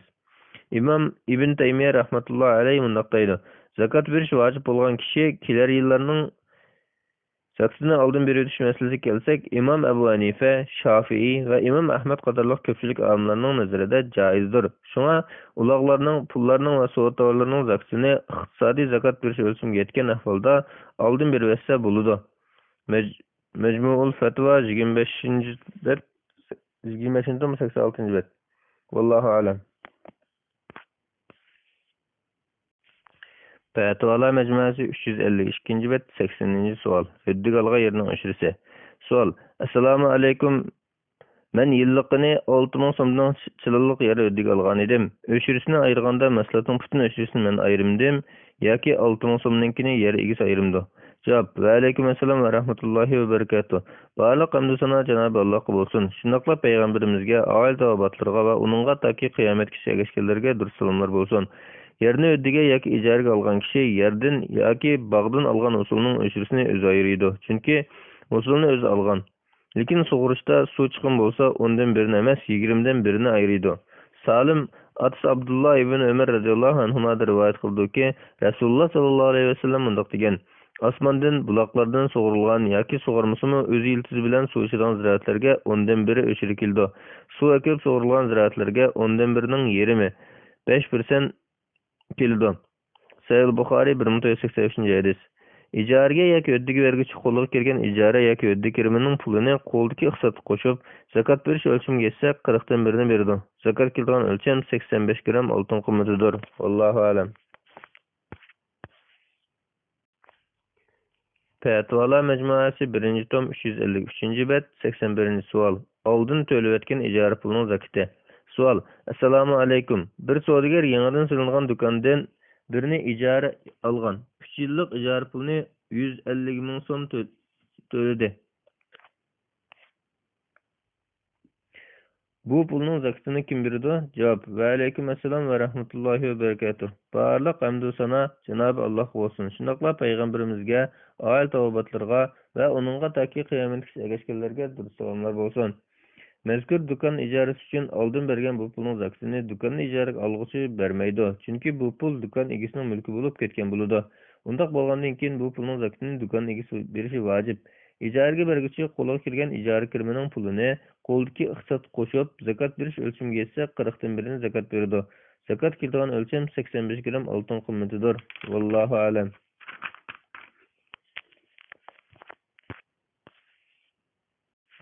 Fetvala Mecmuası 1. tom 354. bet 82. sual. Turmuş maşinesi bilen ticaret maşinalariga zakat kelemdi? Sual. Assalamu alaykum. Hazırkı cemiyetimizde ailede işletildiğin turmuş maşinalar köpüyüp ketdi. Bu maşinalarga zakat kelemdi? Bu maşina kıymet bolsun yoki azam bolsun okşaşmı? Ticaret maşinalari boluşçu. Onun topgan pulu zakat kelemdi yoki özgümü koşup zakat kelemdi? Cevap. Ve aleyküm esselam ve rahmetullahi ve berekatuh. Barlıq hamd sana Cenab-ı Allah olsun. Şundaqla peygamberimizge, aile tabatlarına ve onunğa taki kıyametgacha geçkelerge dürüst salamlar bolsun. Erzan bolsun, kıymet bolsun, özü turmuşqa yoki ticaret işlariga yoki kiraga işletilgan mashinaga zakat kelmaydi. Ebu Hurayra radhiyallohu anhu rivoyat qildi-ki, Rasululloh sallallohu alayhi vasallam mundaq degan: "Musulmonning minadigan eti bilan xizmat qiladigan quliga zakat kelmaydi." Sayyiyn Buxoriy 1963 hadis, Muslim 982 hadis. Mashina elib sotadigan tijoratchi bo'lsa, qo'lidagi mashinalarning bozordagi sotish qiymatini hisoblab, mashinalarning pulini qo'lidagi iqtisod qo'shib 2.5% miqdorda zakot beradi. Chunki bu mashinalar tijorat tovarlari hisoblanadi. Kiraga ishlatiladigan mashinaning o'ziga zakot kelmaydi. Sop kirimga 2.5% miqdorda zakot keladi. Vallohu alam. Fetvala Mecmuası 1. tom 354. bet 83. sual. Zakat keladigan baylıqning hozirgi xalq puldagi o'lchami. Sual. Assalomu alaykum. Zakat to'g'risidagi mazmunlarning hammasida oltin, kumush va boshqa narsalarning o'lchami bor ekan. Menga ranjimay hozirgi xalq pulining o'lchamini deb bersanglar bo'pti ekan. Ehtiyojimizdan oshgan pul qanchalik bo'lsa zakat ayiramiz? 40 dan birinimi? Javob. Va alaykum assalom va rahmatullohi va barakatuh. Barliq hamd sana Cenab-ı Allohga bo'lsin. Shundoqla payg'ambarimizga, avval tavbatlarga ve onunğa taki kıyametgacha geçkelerge durust salamlar bolsun. Altın bahası күндө özgürüp durdu. Xalq puli altın bahı ölçümüge boysunudu. Şuna zakatını mundaq hesaplasanız buludu. Her yili Ramazan ayida qolunuzdaki iqtisad 85 gram altın bahası yetse, siz zakat berdiğin baylar qatarıga kiresiz. Bunu biliş üçün Ramazanda altın bahasını soraysız. 99%'lik sap altın bahasını emas, belki 87-5%'likning bahasını soraysız. 24'lik altın 99%'lik sap altın, 22'lik altın 91'lik altın, 21'lik altın 91.6%'lik altın, 18'lik altın 87'de 5%'lik altınga to'g'ri keladi. Masalan, bugun 2011-yil 5-ayning 2-kunlik baho bo'yicha aytganda 21'lik 87.5%'lik altın gramning bahası 42.163 dollar. Buni 85 ko'paysek, jami 3.623 dollar bo'ladi. Buni siz turayotgan joyning xalq puliga saqlasangiz, zakat keladigan bayliqning puli o'lchami chiqadi. Masalan, 1 dollarni 6.5 yuan deb qarasak, 3.623 dollarni xalq puliga hisoblasak, jami 23.550 yuan bo'lib chiqadi. Kelar Ramazonda yoki boshqa yillarda oltin bahasi tushib qolsa, mablag' bundan to'g'ri bo'lishi mumkin. Ba'zi olimlar kumush bo'yicha hisoblashni muvofiq ko'rishi mumkin. Kumush bo'yicha hisoblaganda zakat keladigan o'lcham bekli oz chiqib qoladi. Boshqa zakat keladigan mol-mulk o'lchamlariga solishtirganda oltin bahosiga qarab hisoblash muvofiqroq chiqadi. Shunga ko'pincha olimlar hozir oltin bo'yicha hisoblaydi. Fiqh zakat 1. tom 286 bet. Endi nima uchun 24.99%'lik sap oltinni hesaplamay, 21'lik 87.5%'lik oltinni hesaplaymiz? Chunki Rasululloh sallallohu alayhi vasallam davridagi tilla, pul, dinar hozirmi saqlanib qolgan bo'lib, bu tillani tekshirganda persenti 99.99%'lik sap oltin emas, balki 21'lik 87.5%'lik chiqqan. Shunga zakatni shu persentni hisob qilamiz. Yo'qliqlarga asosan bu yil Ramazonda qo'lingizga 20.550 so'm yoki undan ko'p pulingiz bo'lsa, bu iqtisodga 2.5% miqdorda, ya'ni 40 dan birini verasiz. Boshqalardan ololmaydigan qarzni qo'lingizdagi pul hisoblaysiz, ololmaydiganini hisoblamaysiz. Boshqalarga berishingiz kerak bo'lgan qarzni qo'lingizdagi iqtisod hisoblamaysiz.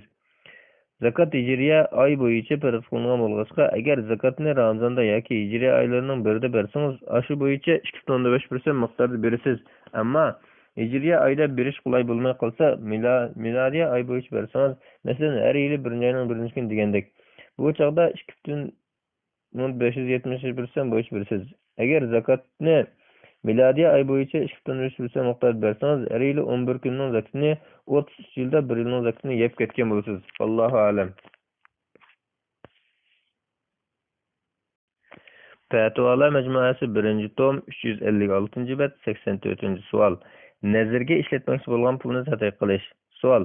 Assalomu alaykum. Bir adimiz mendan o'lib ketgan otasiga atab nazar qilmoqchi bo'lgan pulni sadaqa qilsa, dadasiga manfaati bo'ladigan bo'lmaydiganligini so'ragan edi. Bu haqda bir ko'rsatma bergan bo'lsangiz, qilsa bo'ladigan uningdanmi afzal boshqa bir ish bormi? Javob. Va alaykum assalom va rahmatullohi va barakatuh. Barliq hamd sana Janobi Allohga bo'lsin. Shunaqla payg'ambarimizga, oil tavbatlarga va uningga toki qiyomatgacha erishganlarga durust salomlar bo'lsin. Bir inson vafot bo'lgan chog'da qarzlar bo'lsa ado qilib, vasiyatlar bo'lsa mirosning 3/1 miqdorida o'rindab, qolgan mirosni mirosxo'rlar shar'iy taqsim qilishdi. Mirosni taqsim qilishdan burun mirosdan sadaqa qilish bo'lmaydi. Faqatla hamma mirosxo'rlar rozi bo'lganda ondan sadaqa qilish bo'ladi. Endi miros taqsim qilinib bo'ldi deylar.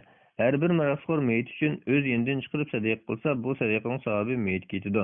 Sadaqa ikki qismga bo'linadi. Birinchi, davomlashadigan sadaqa, ikkinchi, davomlashmaydigan sadaqa. Ikkinchi, davomlashadigan sadaqa deganimiz uzun muddat foydasi yetib turadigan sadaqa bo'lib, masalan, masjid yasash, quduq qazish, kitob nashr qilish degandek oyga uzilib qolmaydigan sadaqadir. Uchinchi, davomlashmaydigan sadaqa deganimiz bir qatimla yoki qisqa muddat foydasi yetadigan sadaqa bo'lib, masalan, kambag'alga berish, tamoq yegizish degandek. Buning asosan otasi uchun qiladigan eng afzal sadaqa Qur'on, diniy kitoblarni setilib, do'st birodar va boshqa narsalarga tarqatib berish. Payliq ilm tahsil qilayotgan o'quvchilarga sarf qilish, muhtojlarga quduq qazish yoki bo'ravoy qurib yoki turba ulab pokiz suv kelib ta'minlash, o'qish puli topolmagan yetim misr o'quvchilarga yordam qilish, masjid silish va rinat qilish, huquqlarga o'xshash ishlar. Yana meyit uchun duo qilish, istig'for aytish meyit uchun eng foydali amallardandir. Agar meyitning bo'ynida farz haj yoki ado qilingan kafarat bo'lsa, o'rnida ado qilish lozim. Tutolmay qolgan ro'zasi bo'lsa, o'rnida tutib qo'yish bo'ladi. Her birimiz hayat vaqtimizda bo'ynimizga farz vajibatlarni to'liq o'rnashga tirishaylik. O'lgandan keyin foydasi yetib turadigan solih amallarni qilaylik. Balki farzandlarimiz biz uchun sadaqa jariya qila olmasligi mumkin. Vallohu a'lam.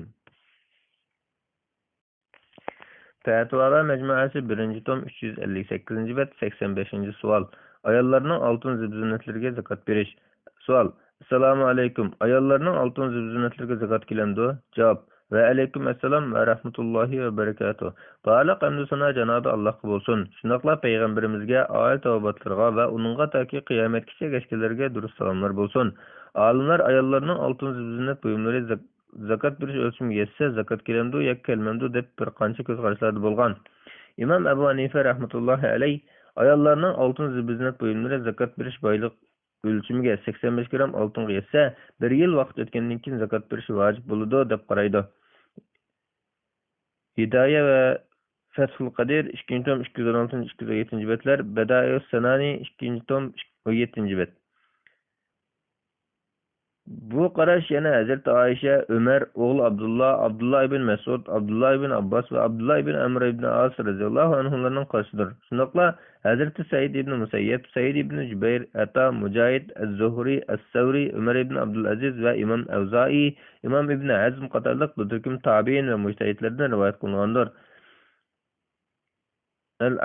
Al-Amval Abu Ubayda 1-tom 537-539 betlar, Bidayatul Mujtahid 1-tom 183 bet, Al-Mughni 2-tom 322 bet, Al-Majmu' 6-tom 124 bet, Subulus Salam 2-tom 135-136 betlar, Al-Muhallas 6-tom 80 bet. Bu İmam Şafii rahmetullah aleyhidin kelgan ikki qarashning biridir. İmam Ahmed'dan kelgan bir qarashdir.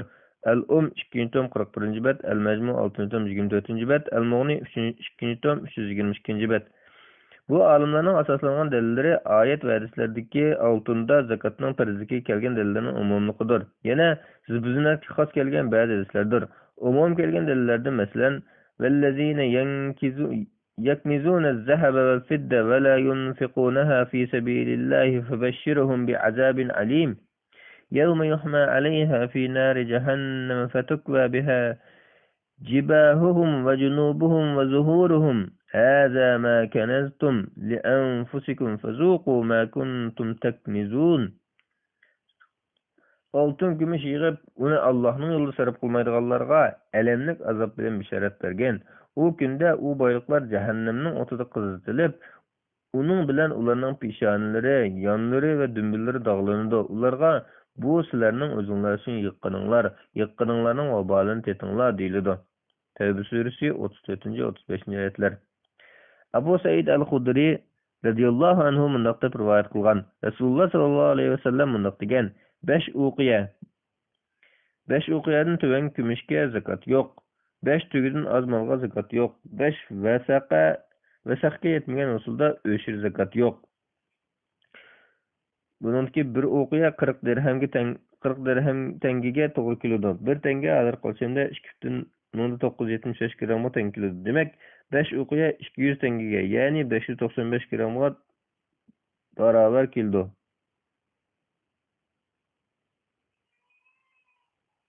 Bir tenge hozir qolshanda 2975 gramga teng keladi. Demak, 5 uqiya 200 tengiga, ya'ni 595 gramga barobar keldi. 1 vasaq 122.5 kilogramga barobar. 5 vasaq 6.15 kilogramga barobardir. Bu hadis sahihaynda tilg'angan. Buxoriy 1405-hadis, Muslim 979-hadis. Abu Hurayra radhiyallohu anhu rivoyat qildiki, Rasululloh sallallohu alayhi vasallam kimki Alloh ato qilgan pul melining zakatini bermasa, uning pul meli qiyomat kuni uningga 2 javg'ida ko'pik o'lib turgan bir cho'ng toz yilonning shakliga kirgizilib, uni chirmib oldi. Ondan uning 2 qo'ziqini qamab turib, "Men sening pul meling, men sening yiqqan depin dunyoying" deydi. Ondan bu oyatni o'qidi. Alloh o'z fazlidan ularga berganini sarf qilmay, bexillik qildiganlar uni o'zlari uchun foydali deb o'ylab qolmasin. Aksicha bu ular uchun ziyonlidir. Ularning bexillik qilgan narsasi qiyomat kuni ularning bo'yniga taqoq qilib silinadi. Osmonlarning va yerning mirosi Allohningdir. Qilgan barliq amallaringlardan Alloh xabardardir. Ali Imron surasi 180-oyat. Sahih Buxoriy 1403-hadis. Yana Jabir ibn Abdullah radhiyallohu anhu rivoyat qilib mundaq degan. Yana Jabir ibn Abdullah radhiyallohu anhu rivoyatida mundaq kelgan. Biror xazinaning egasi uning zakatini bermaydi ekan, qiyomat kuni u xazina zahrining kuchligidan beshining qasriga tushib ketgan erkak yilonga aylanib, og'zini yo'g'on ochib uni qo'llaydi. U qochadi. Yilon ko'mib qo'ygan xazinani olib ol, menga kerak emas deb to'laydi. Xazinaning egasi yilondan qutula olmay qo'lini yilonning og'ziga tiqadi. Yilon uning qo'lini xuddi hayvon cho'pni paraslatib chaynagandek chaynaydi. Sahih Muslim 988-hadis. Zibznatga xos kelgan dalillardan masalan, 2 ayol kishi payg'ambar sallallohu alayhi vasallamning oldiga 2 qo'llarida oltin bilezik bor holat kelganda, payg'ambar sallallohu alayhi vasallam ularga "Janobi Alloh sizlarga qiyomat kuni o'tdan bilezik tilashni yoqtiramsizlar" deb so'ragan. Ular yo'q degandan keyin ularga "Undaqda qo'llaringlarga bu oltinni haqqini ado qilinglar" degan. Musnad Ahmad 691-hadis, Sunan Abi Davud 1563-hadis, Nasai 2258-hadis. Yahya ibn Qattan isnad sahih deb ba'lagan. Imom Navaviy isnad hasan degan. Nasbur Raya 2.369-bet, Al-Majmu' 6.25-bet. Abdullah ibn Shaddad ibn Al-Had mundaq degan. Biz Oysha radhiyallohu anhaninkiga kirgan edik. U mundaq so'zlab berdi. Payg'ambar sallallohu alayhi vasallam qishimga kirib, qo'limdagi cho'ng-cho'ng kumush uzuklarni ko'rib, "Ey Oysha, bu nima?" deb so'radi. Men "Ey Rasululloh, men bularni o'zlariga zinatlanish uchun yasatdim" desam, Payg'ambar sallallohu alayhi vasallam "Bularning zakatini ado qilamsiz" deb so'radi. Men "Yo'q" yoki shunaqroq bir so'z desam, "O'ttin bu sizga yetarlik" dedi. Sunan Abu Davud 1565-hadis, Al-Mustadrak 1437-hadis. Hakim va Ibn Hajar qatorliq olimlar bu hadis sahih, shart tushidi dedi. Albani sahih degan. Nasbur Raya 2.371-bet, Talxisul Abir 1.178-bet. Ummu Salama radhiyallohu anha rivoyat qilib dediki, men oltindan zibzinat taqolgan edim. Rasulullohdan "Ya Rasululloh, bu sarf qilmay to'plangan boylik bo'lamdi" deb so'rasam, Rasululloh zakat birga o'lcham yetib, zakati berilgan bo'lsa, sarf qilmay to'plangan boylik bo'lmaydi dedi. Sunan Abi Davud 1564-hadis, Al-Mustadrak 1438-hadis. Hakim bu hadis sahih shartga tushidi degan.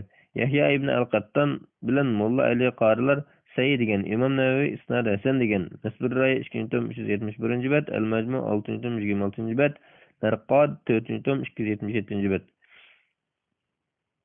Azma bint Yazid radhiyallohu anha rivoyat qilib mundaq deydi. Men Hammom bilan Rasululloh sallallohu alayhi vasallam huzuriga kirgan edim. Hammomning qo'lida oltin bileziklar bor edi. Rasululloh uning zakatini beramsizlar deb so'ravdi. Biz yo'q desak, Rasululloh Alloh sizlarga oltin bilezik silib qo'yishdan qo'rqmaysizlar, uning zakatini beringlar dedi. Musnad Ahmad 27605 hadis, Al-Mu'jamul Kabir Tabarani 431 hadis, Munziri bilan Aysami qatorliq olimlar isnad hasan deb bağlagan. At-Targ'ib va At-Tarhib 2115 bet, Majma'uz Zawaid 367 bet. Başqa bir turkum olimlar zakat kelmaydi deb qaragan. Masalan, Imom Malik hazratlari zibzinatni tijoratga yoki beshiga ko'nishganda yoki qizimni chiqargan ishiltiraman deb emas, o'zi ishiltishga tayyorlagan bo'lsa, naqadar ko'p bo'lib ketsa, zakat berish vojib emas deb qaragan. Al-Mudawwana 254 bet, Al-Qawanin Al-Fiqhiyya 169 bet. İmam Şafii hazratlari kelgan ish qarashning sahihligida ayollarning oltin zibzinatları isrof doirasiga kirmaydigan albatta normal bo'lib, uni ayol kishi o'zi selib ishlatishga tayyorlagan bo'lsa, uning zakat berish vojib emas deb yuqoridagi hadislarni isrof qilgan ahvollarda kelgan deb qaragan. Al-Havi Al-Kabir 272 bet, Al-Majmu 629 bet. İmam Ahmad rahmatulloh alayhi ishlatishga tayyorlangan zibzinatga zakat kelmaydi deb qaragan. Al-Mughni 322 bet. Bu qarash Jabir ibn Abdullah, Aisha, ibn Ömer, Enes radhiyallohu anhulardan rivoyat qilingan. Shunaqla Sha'bi, Hasan Basri, Qatada, Saq ibn Rahaway, Abu Savr va Abu Ubayr qatorliq tabi'in va mujtahid imomlarning qarshidir. İmam Şevkani, İmam Qardavi qatorliq ba'zi olimlar mushqarashni dalil jihatdan kuchli deb tarjih qilgan. As-Saylul Jarrar 221 bet, Fiqh zakat 317-330 betler. Bu qarashning dalili Jabir ibn Abdullah radhiyallohu anhudan rivoyat qilindiki, Rasululloh sallallohu alayhi vasallam zibzinatda zakat yo'q degan. Lekin bu hadisni hadisshunoslar batil, asli yo'q degan. Nasbur Roya 274 bet, Irvaul Ghalil 294 bet. İmam Bayhaqi rivoyat qilishicha, Hazreti Jabir ibn Abdullah radhiyallohu anhuma ayollarning zibzinatlarga zakat berish kerakmi deb so'ralgan. U yo'q degan. Ba'zilar undan 1000 tillaga yetsin zakat kelmaydi deb so'raganda, Hazreti Jabir undan ko'p bo'lsin zakat kelmaydi degan. As-Sunan al-Kubra Bayhaqi 4108 bet, 7330 numar. Yana Imam Bayhaqining rivoyat qilishicha, Hazreti Abu Bakrning qizi Asma xonim qizlariga 50 ming tillaga yaqin oltin bilan zibzinat elib, ularni bezgan, uningga zakat bermagan. As-Sunan al-Kubra Bayhaqi 4108 bet, 7333 numar. Yana Imam Malik rivoyat qilishicha, Hazreti Aisha radhiyallohu anha aksining yetim qizlaridan xabar oladi. Ularning oltin zibnatlari bor edi. Hazreti Aisha ularning zibnatlariga zakat bermagan. Al-Muwatta 586 numar. Demak, bu vaqtga kelgan narsalarning sahih yoki sahih emasligida, shundoqla sahih bo'lgan taqdirda nimaga dalolat qilganligida olimlar birlik kelolmagan. Aniq va sahih hadis kelmaganlikdan sahobalarning qarashlarining o'xshash bo'lmaganligiga qarab, olimlar ikki xil qarashda bo'lgan. Meningcha, Imom Abu Hanifa rahmatullohi alayhining qarashi taqvodorlik eng yaqin, eng xotirjam qarash bo'lib, uningga amal qilgan taqdirda hech qanday malomat kechira qilmaydi. Hozir zamon olimlaridan Shayx ibn Baz, Şeyh Usaymin ve Binni Cibir'in qatorliqlarını mushqarashni tutmoqda. Ayollar fatvolari 8 bet. İmam Şafii'nin qarshi dalillarini muvofiq jamlashda eng o'rtaq qarash deyish bo'ladi. Chunki u ayollarning normal zinatlariga zakat kelmaydi deyish bilan birga isrof qilishni, oltinni besib yetilishni cheklaydi. Hozir olimlar mushqarashni tanlab fatvo bermoqda. Fiqhmi ilgari mushqarash bo'yicha fatvo berib kelayotgan edim. Keyingi yillarda Imom Abu Hanifa rahmatullohi alayhining qarashini kuchli deb qarab, zakat keladi deb fatvo bergan bo'ldim. Chunki zakat keladi deb qaragan olimlar dalil qilgan umum dalillar bilan birga, ular dalil qilgan xos hadislarni mu'tadil imomlar sahih va hasan deb bağlagan. Qarshiliklarning biri sahih hadisdan dalil bo'lmasdan, faqatla sahobalarning qarashlariga tayangan. Yuqorida ko'rganimizdek, sahobalar bu masala ikki qarashda bo'lg'achqa, ularning qarashi bu masalani kesib bir taraf qilishda asos bo'lolmaydi. Qarshiliklar qiyosdan dalil keltirgan bo'lsa-mu, yuqorqi sahih va hasan darajalik hadislarning oldida ularning qiyosi puttasi turilmaydi. Vallohu a'lam. Fatvolar majmuasi 1-tom 364 bet, 86-savol. Simin setib olib, bino selib sotadigan bo'lsa, zakat qanday keladi? Savol. Assalomu alaykum. Bir dostum 6 milyonga 6000 kvadrat zemin setib oldi. Bu zeminga 6 qavatli binodan 3 bino selib satmoqchi. Hozir bir bino bitdi. Zeminga va bino zakat kelamdi. Kelsi qanday keladi? Javob: Va alaykum assalom va rahmatullohi va barakatuh. Barliq hamd sana Janob Allohga bo'lsin. Shundoqla payg'ambarimizga, oil tavobatlarga va uningga toki qiyomatgacha ergashganlarga dursalomlar bo'lsin. Zemin setib olib bino selib sotadigan bo'lsa, zakat zemin bino va shunga o'xshash setishga tayyorlangan barliq narsalarga keladi. Zemin, bino va boshqa tovarlar zakat bergan chog'dagi bozor bahosi bo'yicha hisoblanadi. Yana boshqalardan oladigan qarzlarmi, qo'lida va bankada bor naqd pullarmi zemin, binolar bog'langan qiymatga qo'shilib, boshqalarga bergan qarzlar chiqarib o'tilib, qolgan iqtisod nisobiga zakat berish o'lchamiga yetsa, yilda bir qatim 2,5% miqdorda zakat beriladi. Vallohu a'lam. Bismillah velhamdülillah ve salatu ve selamu ala Resulillah amma ba'd. Assalamu alaikum ve rahmetullahi ve berekatuh.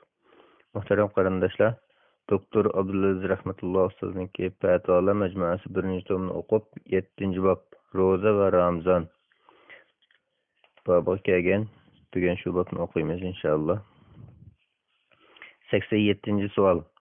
Shavvol oyidagi 6 kun ro'zani kun atlatib tutish. Savol: Assalomu alaykum. Shavvol oyidan 6 kun tutiladigan ro'zani ma'lum sabablar tufayli kun atlatib tutsa bo'lamdi? Javob: Va alaykum assalom va rahmatullohi va barakatuh. Barliq hamd sana Janobi Allohga bo'lsin. Shundoqla payg'ambarimizga, oil tavobatlariga va uningga toki qiyomatgacha ergashganlarga durust salomlar bo'lsin.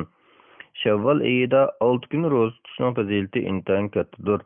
Abu Ayyub radhiyallohu anhu rivoyat qildiki, Rasululloh sallallohu alayhi vasallam mundoq degan: Kimki Ramazonda ro'za tutib, ondan uningga Shavvol oyidan 6 kunni ergashtirib tutsa ekan, bu butun bir yil, bir umr ro'za tutganga o'xshash.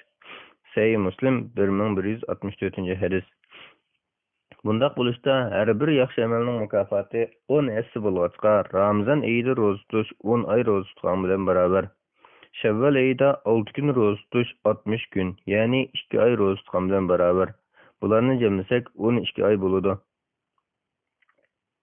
Shavvol oyida tutmoqchi bo'lgan 6 kun ro'zani oyning 5-da tezroq tutilish mustahab. Oldinroq tutganda hayitning 2-chi kundan tartib tutishga boshlasa bo'ladi. Oyning o'ttiriga yoki oxiriga kechiktirsa joiz. Imom Navaviy mundoq degan: 6 kun ro'zani Shavvolning 5-da orqa-maraq ulab tutish mustahab. Agar oyning 5-dan kechiktirsa joiz bo'lib, hadisning mutlaq ham umum navziga asosan bu sunnatni ado qilgan bo'ladi. Al-Majmu 6-tom 379-bet. 6 kun ro'zani orqa-maraq tutsimi bo'ladi. Shavvol oyining bosh tarafidan tutsimi, o'ttirida tutsimi, oxirida tutsimi bo'ladi. Kun atlab ayrim tutsimi bo'ladi. Imom Ibn Qudama mundoq degan: Bu ro'zaning orqa-marqa yoki ayrim bo'lishining oyning 5-da yoki oxirida bo'lishining farqi yo'q. Chunki hadis belgilamay mutlaq kelgan. Uning ustiga bu ro'zaning fazilati Ramazon oyida ro'za bilan birga qo'shilib 36 kun bo'lganlikdan bir yaxshilik 10 nasi bo'lg'achqa natijada hammasi 360 kun bo'ladi. Bu to'liq bir yildir. Bu ahvol har yil takrorlansa bir umr to'liq ro'za tutgan bo'ladi. Bu mazmun ayrim ro'za tutgan ahvoldami vujudga chiqadi. Vallohu a'lam. Al-Mughni 4-tom 440-bet. Agar burunqi Ramazon ro'zalaridan tutilgan qazo ro'zasi borlar bo'lsa, oldi bilan Ramazonning qazo ro'zasini tutib o'tib, ondan keyin 6 kun ro'zani tutishi lozim. Agar Ramazonning qazosini tutmay 6 kun ro'za tutsa, farzni tashlab qo'yib musabni qilgan bo'ladi. Yana uning fazilatiga erisholmaydi. Chunki yuqori hadisda Ramazonda ro'za tutib, ondan uningga Shavvol oyidan 6 kun ergashtirib tutadigan degan bo'lg'achqa, Ramazon ro'zasini to'liq tutgandan keyin orqadan bu 6 kun ro'zani tutganda ondan narsaga fazilatga erisholmaydi. Ramazonni to'liq tutmay 6 kun ro'za tutsa, bu yuqori hadisga tushmaydi. Yana Allohning qarzi ado qilishlik eng haqliqdir. Qado qilishga eng haqliqdir, lekin shundoqdimi nafl ro'za tutgan savob bo'ladi. Agar qazo ro'zalari ko'p bo'lg'achqa Shavvol oyida 6 kun ro'za tutolmasdan Shavvol oyi chiqib ketgan bo'lsa, uzrsi bo'lganlikdan Shavvol oyidan keyin 6 kun ro'za tutsa bo'ladi. Ba'zida ayol kishi tug'utliq yoki boshqa ahvollarda buning duch kelishi mumkin. Vallohu a'lam. Fatvalar majmuasi 1-tom 7-bob Ro'za va Ramazon 368-bet 88-savol. Ro'zador odatda tish cho'tkalash va misvak ishiltish. Savol: Assalomu alaykum. Ramazonda tish pastasi bilan tishni cho'tkalasa yoki misvak ishlatsa ro'zaga ta'sir etamdi? Javob: Va alaykum assalom va rahmatullohi va barakatuh. Barliq hamd sana Janobi Allohga bo'lsin. Shundoqla payg'ambarimizga, oila tavobatlarga va uningga toki qiyomatgacha ergashganlarga durud salomlar bo'lsin. Ro'zador odatda tish pastasi bilan tish cho'tkalash mustahabdir. Ro'zaga ta'sir yetkazmaydi. Buningda kunduzning hamma soatlari o'xshash. Chunki ig'izning ichi badan sirti hukmida bo'lib, tish cho'tkalash tahorat olganda ig'izga suv elib chayqaganga o'xshashdir. Lekin galdin bir narsa o'tib ketmaslikka diqqat qilish lozim. Galdin suv yoki tish pastasini qasddan o'tkazilsa ro'za buziladi. Cho'tkalganda yoki chayqaganda maqsad qilmasdan galoq suv o'tib ketsa hech gap yo'q. Qazosini qilmasin bo'ladi. Buni Alloh kechirib o'tkay. Aslida misvak ishlatish ro'za tutgan yoki tutmagan chog'da bo'lsin, kecha kunduz har qanday vaqtda bo'libmi nafla yoki farz namozga tahorat olganda yoki namozdan ilgari sunnat ish bo'lib, tish pastasi tish cho'tkash bilan misvak ishlatishning hukmini farqlantirib o'tadigan alohida farq yo'q. Chunki ikkisining farqi tish pastasida tatliq ta'am yoki past ta'am bo'lgan bilan misvakdami shoh ta'am bilan misvakning uvilib ketgan parchalar bo'ladi. Amir ibn Rabi'a radhiyallohu anhudan mundaq deyilgan rivoyat qilinadi. Men Rasululloh sallallohu alayhi vasallamning nurg'un qatim ro'za tutgan holatida misvak ishlatganligini ko'rgan. Musnad Ahmad 15716 hadis, Abi Davud 2364 hadis. Buni Imom Buxoriy sahihida ro'za tutishning o'l va quruq misvak ishlatish to'g'risida degan bobda ojiz hadisga xos iboralar bilan muallaq rivoyat qilgan. İmam Tirmizi bilan Hafiz ibn Hajar isnadi hasan deb bağlagan. Nesbur Raya 2. tom 159. bet, Talhisul Abir 1. tom 62. bet. Abu Hurayra radhiyallohu anhu Peygamber sallallahu aleyhi ve sellem'den ümmetimge mushaqqat bo'lishini demasam, ularni har namozda misvak ishlatish buyurgan bo'lardim deganligini rivoyat qilgan. Jabir radhiyallohu anhu bilan Zayd ibn Xolid radhiyallohu anhularmi Rasulullohdan ashundoq rivoyat qilgan. Bu hadislarda Rasululloh ro'za tutuvchilarni boshqalardan ayirib qaramagan. Aisha radhiyallohu anha Rasululloh sallallohu alayhi vasallamdan misvak degan ig'izni poklaydigan, Allohni rozi qilgan narsadir deganligini rivoyat qilgan. Ata bilan qatada tukurukni yutib hech gap bo'lmaydi degan. Yuqoriqilardan Imom Buxoriy Sayyida ro'za tutishning o'l va quruq misvak ishlatish to'g'risida degan bobda rivoyat qilgan. Hafiz ibn Hajar mundaq deydi. Imom Buxoriy bu bobga ism qo'yishda ro'zador kishi o'l misvak ishlatib tushuncha misvaklasa bo'lmaydi degishlariga radiya bermoqchi bo'lgan. Fathul Bari 4. tom 158. bet. Imom Buxoriy yana Rasululloh sallallohu alayhi vasallamning tahorat olganda burnoq sutasun degan so'zi to'g'risida degan bobda mundaq degan. Bu hadisda ro'za tutishi bilan boshqalarni ayirmagan. Hatta og'zini chayqab, og'zidagi suvni tükürib o'tgandan keyin qolgan o'llikni tüküriki bilan qo'shib yutib o'tmasa, ziyon qilmaydi. Ro'za tutishi sig'il saylamaydi. Agar sig'il saynab, sig'ildan paydo bo'lgan o'llikni yutsa, ro'zasi buziladi deb qaramayman. Lekin sig'il saynashdan cheklanadi. Agar ig'izni chayqab, geldan suv kirib ketsa kerak yo'q. Igi bo'ladimi emasmi? degan. Sahih Buxoriy. Imom Navoiy mundaq deydi. Mutavalli va uningdan boshqa olimlar mundaq degan. Ro'zador ig'izini chayqaganda suvni chiqarish lozim. Ig'izining ichini yog'liq yoki shuning o'xshagan bir narsa bilan quritish kerak emas. Al-Majmu 6. tom 327. bet. Mutavalli zamonidagi Shafiy olimlarining kattasi Abu Said Abdurrahman ibn Ma'mun an-Naysaburi al-Mutavalli Buxoro va boshqa shaharlarda tug'ilgan. Bag'dodda Nizamiya madrasasida mudarrislik qilgan. Tatimma qatorliq kitoblari bor. Bag'dodda hijrat 478-yil vafot bo'lgan.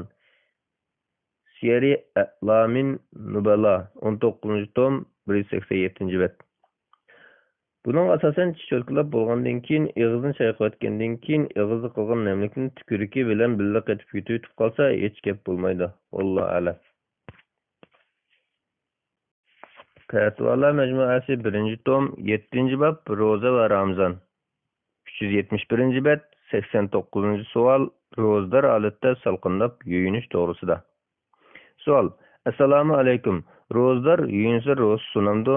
Ya'ni tomuz issiqda rohatni deb demoqchi. Ba'zilar ro'zalar holatda silqinib yunsa ro'za buzib ketadi deb qaraydi ekan. Javob: Va alaykum assalom va rahmatullohi va barakatuh. Barliq hamdu sana Janobi Allohga bo'lsin. Shundaqla payg'ambarimizga, oil tavobatlarga va uningga toki qiyomatgacha ergashganlarga durud salomlar bo'lsin. Ro'zalar holatda kunduz junublikdan yuyinish yoki musahab bo'lgan g'usl tahorat qilish yoki tozalik qilib yuyinish yoki issiqlab ketganlikdan silqinib yuyinish qatorliq barliq yuyinishlar o'xshash. Yuqorqi ahvollarda gelidan suv o'tib ketmasalar suvga cho'milish yoki yuyinish bilan ro'za sunmaydi. Sahih hadislarda kelishicha, Rasululloh sallallohu alayhi vasallam ro'za tutgan holda beshiq suv to'kkan va yuyingan, salaflarimizmi yuyingan va kiyimlarini namdab silqindigan.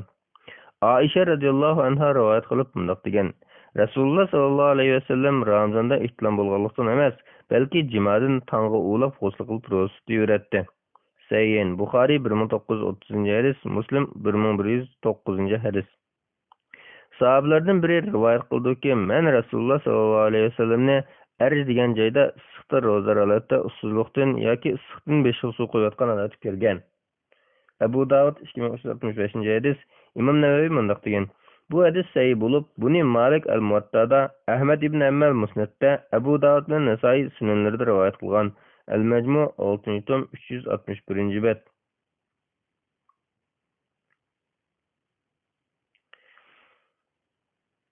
İmam Buxoriy Sahihda ro'za tutishni g'usl qilish to'g'risida degan bobda bundaq rivoyat qilgan. İbn Ömer radhiyallohu anhuma ro'zalar oldida bir kiyimni yo'l qilib uchiga ortib olgan. Shabi ro'zalar oldida munchiq kirgan. Ibn Abbas radhiyallohu anhuma qozon yoki boshqa narsalarga tomoqlarning ta'min etmoq kerak yo'q degan. Hasan Basri ro'za tutgan odam og'zini chayqasa salqinlashishni a'zolarini yuvish kerak yo'q degan. Ibn Mas'ud radhiyallohu anhu agar bironlar ro'za tutgan kun bo'lsa, maylanib chashlanib tarab tong ottirsin degan. Anas radhiyallohu anhu mening bir vannam bor edi, men ro'za tutgan holatda uning tushatdim degan. Sahih Buxoriy ro'za tutish bo'limi. Abu Bakr al-Asram rivoyat qilishicha, Ibn Abbas radhiyallohu anhuma ro'zalar holatda Ramazon oyida hamrohlari bilan munchiq kirgan. Al-Mughni 3-tom 18-bet.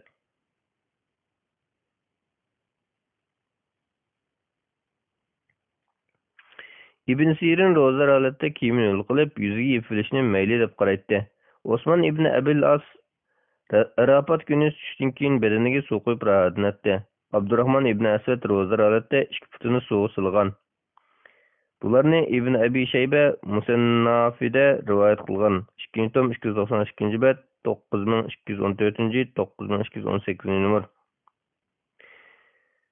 Ba'zi kitoblarda ro'zalarning yuyinishini makruh degan qarashlar keladi. Masalan, Hanafi mazhab kitoblarida bayon qilinishicha, Imom Abu Hanifa rahmatullohi alayhidan ikki rivoyat kelgan bo'lib, birida ro'zalarning suvga kelilishi, yo'l kiyimlar yuvilinishi makruh deb qaragan. Lekin Hanafi mazhab imomlari sahih hadislarga asosan bu qarashni ojiz deb qarab, makruh bo'lmaydi degan. Imom Abu Hanifa rahmatullohi alayhidan kelgan bir rivoyatni tarjih qilgan. Amniyatda bu Abu Hanifa rahmatullohi alayhi yuqorqi bir rivoyat kelgan qarashida yuyinish, suv cho'milish va yo'l kiyimni kiyishni ro'za buzadi deb emas, ibodatni qilishda siqilish izhor qilganlik bo'ladi deb makruh degan. Fathul Qadir 2-tom 330-bet. İmam Ayni mundaq deydi: Ro'zalarning yuyinishi makruh degan Abu Hanifadan kelgan rivoyat Hanafi mazhabida hisob qilinmaydigan rivoyatdir.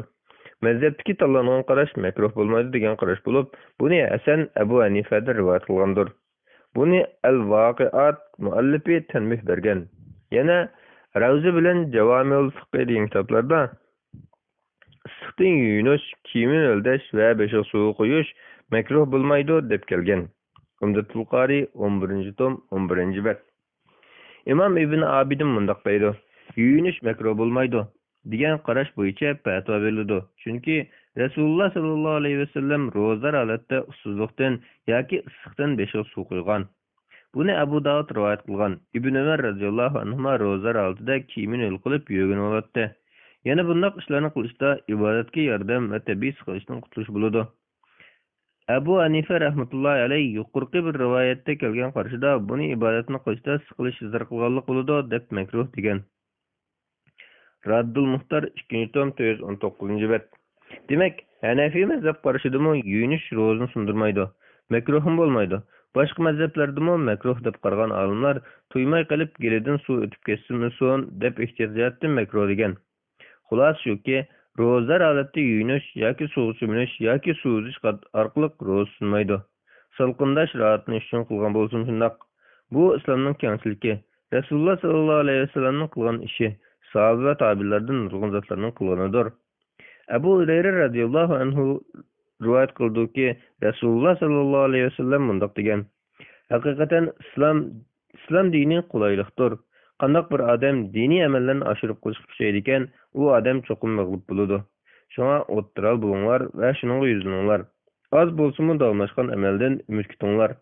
Ibodat qilishda atdigan kech va kechining ma'lum vaqtlaridan foydalaninglar. Sahih Buxoriy 39-hadis. Vallohu a'lam. Fatvalar Mecmuasi 1-tom 7-bab Roza ve Ramazan 374-bet 90-savol. Ramazanda baliyatqıga doğru saldırış. Savol. Assalomu alaykum. Baliyatqıga doğru silib davolash rozaga daxl etkizamdi? Agar rozaga daxl etkizsa, davolangan kunda roza tutmay, davolanish tamomlanganda qazosini qilib bo'lamdi? Qazosini qanday qiladi? Alloh ajr azim ato qilg'ay. Javob. Va alaykum assalom va rahmatullohi va barakatuh. Barliq hamd sana Cenab-ı Allah'a bo'lsin. Shundaqla payg'ambarimizga, oil tavobatlarga va uningga taki qiyomatgacha ergashganlarga durust salomlar bo'lsin. Ba'zida ayol kishi birak kasallikdan davolanish uchun oldi tarafdan dori silib, yoki suv mang'izib, yoki durbun kirgizib, yoki tibbiy uskun silib, yoki barmoq silib davolanishi va tekshirish kerak bo'ladi. Hozir zaman olimlarning ba'zilari bundaq ahvolda ro'za sunudi, qazosini qilish kerak deb qaraydi. Bu qarashga asosan bir kunga bir kun qazo qilsa bo'ladi. Bir necha kunning qazosini qilganda ariqmak ulab tutmasimi bo'ladi. Endi bir qism olimlar bu turli davolanishlar ro'zaga ta'sir etmaydi. Chunki ro'zani faqatla oshqozonga kirgan narsa buzitadi. Oldi tarafdan davolanish uchun mang'izadigan dora yoki suyuqlik baliyatqiga borsimi oshqozonga bormaydi. Uning ustiga bu yemak-ichmak qadardagi uzuqlik emas deb qaraydi. Hozirgi zaman tibbiy tadqiqotlarga qaraganda, ayollarning tanasul a'zosi bilan oshqozon o'tishi mustash bo'lmoqqa, baliyatqi qatorliq a'zolarni ig'izga o'xshash tadqiq a'zo qatoriga kirgizsakmi bo'ladi. Uning ustiga ayollarning tanasul a'zosiga yoki baliyatqisiga yoki suydik yo'liga dori solsa yoki suyuqlik mang'ilsa, ro'zani sundurdi deb alohida bir dalil kelmagan. Alloh tarafga munosib dalil faqatla jimo qilsa ro'za buzilganligini ko'rsatadi. Bunun asasen yuqorqi ahvollarda ro'za sunmaydi degan qarash to'g'ri qarashdir. Islom fiqhi akademiyasi Hijriya 1918-yili Safar ayining 23-28 Ciddi shahrida ochgan 10-navbatlik qurultayda tibbiy xodimlar bilan faqihlarning tadqiqotlarini ko'zdan kechirgandan keyin tövendeki ahvollarda ro'zaning sunmaydiganligini muayyanlashtirgan. 1. Ko'zga, burunga, quloqqa tamchitiladigan dora, quloq chayqash, burun purkaydigan dora albatta galga yaqin berib qolgan taqdirda yutmaslik sharti bilan. 2. Til ostiga qo'yilgan tabletkalar galga yaqin berib qolgan taqdirda yutmaslik sharti bilan. 3. Ayollarning old tarafiga solingan dora, chayqaydigan suyuqlik, tibbiy tekshirish uchun durbun yoki barmoq kirgizish. 4.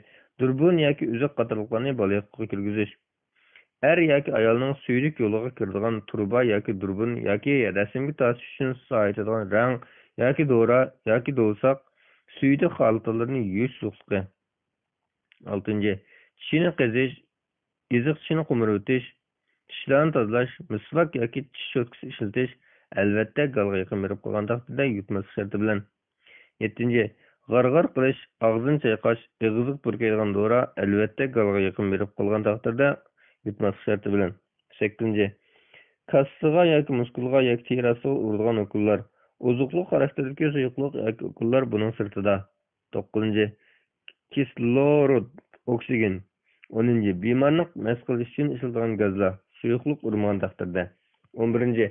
Teri sömürüş orqali jismga kiradigan kimyoviy moddalar, yuqtirilgan yog', may, malham, chaplaq dorilar. 12. Yurak yoki boshqa a'zolarning suratga olish yoki davolash uchun tomirga inchikni kirgizish. 13. Kuchay va shunga o'xshash a'zolarning tekshirish yoki operatsiya qilish uchun qo'rsoqqa durbun kirgizish. 14. Suyuqlik kirgizmasdan jigar va boshqa a'zolardan bir parcha kesib olish. 15. Suyuqluq yoki boshqa modda kirgizmasdan toshqozonga durbin kirgizish. Oshqozonga durbin kirgizish. 16. Menga yoki yo'lingga o'xshagan yerlarga dora yoki sayman kirgizish. 17. İxtiyorsiz qayqilish. 18. Musulmon doktor yuqorqi davolanish va tekshirishlar elib beriladigan ahvollarda kechiktirsa ziyon bo'lmaydigan bo'lsa, bemorga davolanishni iftordan keyin kechiktirish to'g'risida nasihat qilish kerak. Vallohu a'lam. Fatvolar majmuasi 1-tom 7-bob ro'za va Ramazon.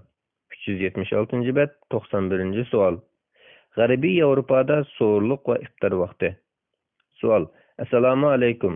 G'arbiy Yevropada yashayotgan musulmonlar yozliq vaqtning o'xshash bo'lishi ham u davlatlarda ro'za vaqtining uzun bo'lishi, kun petish vaqtining keyin bo'lishi sababli so'rliq va iftor vaqtini Makka vaqti yoki Italiyaning Rim vaqtini qo'llanib Ramazon tutsa bo'lamdi?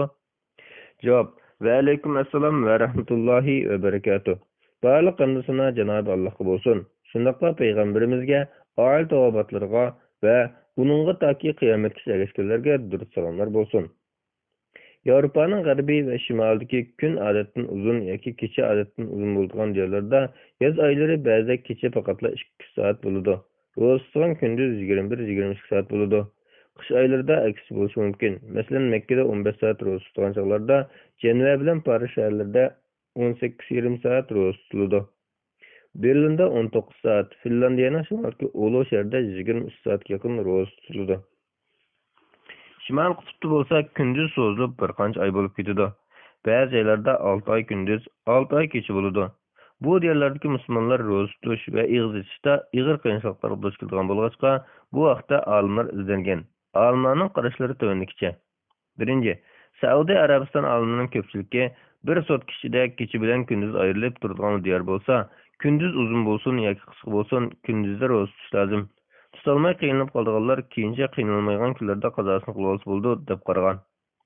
Ammo kunduzi bir qancha oy, kecha bir qancha oy so'zilib ketgan bo'lsa, Makka vaqtiga yoki ashu diyorlarga eng yaqin kecha kunduz ayrilib turgan joyning vaqtini mo'ljallab, ig'iz ochidi deb qaragan.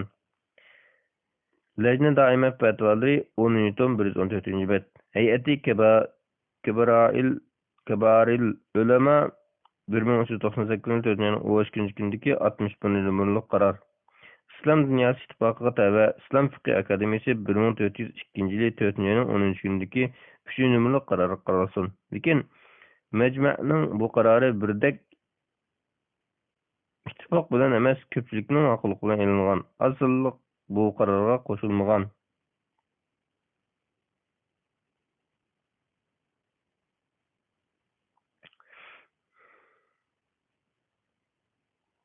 Bu qarashga asosan kecha 1 soat bo'lsa-mu, 1 soat ichida iftor bilan so'rliq yo'lib qolgan 20 soatda ro'za tutish lozim. Ammo 6 oy kecha, 6 oy kunduz bo'lgan joyda Makka yoki o'ziga eng yaqin normal vaqt davlat vaqtini hisoblab namoz o'qisa va ro'za tutsa bo'ladi.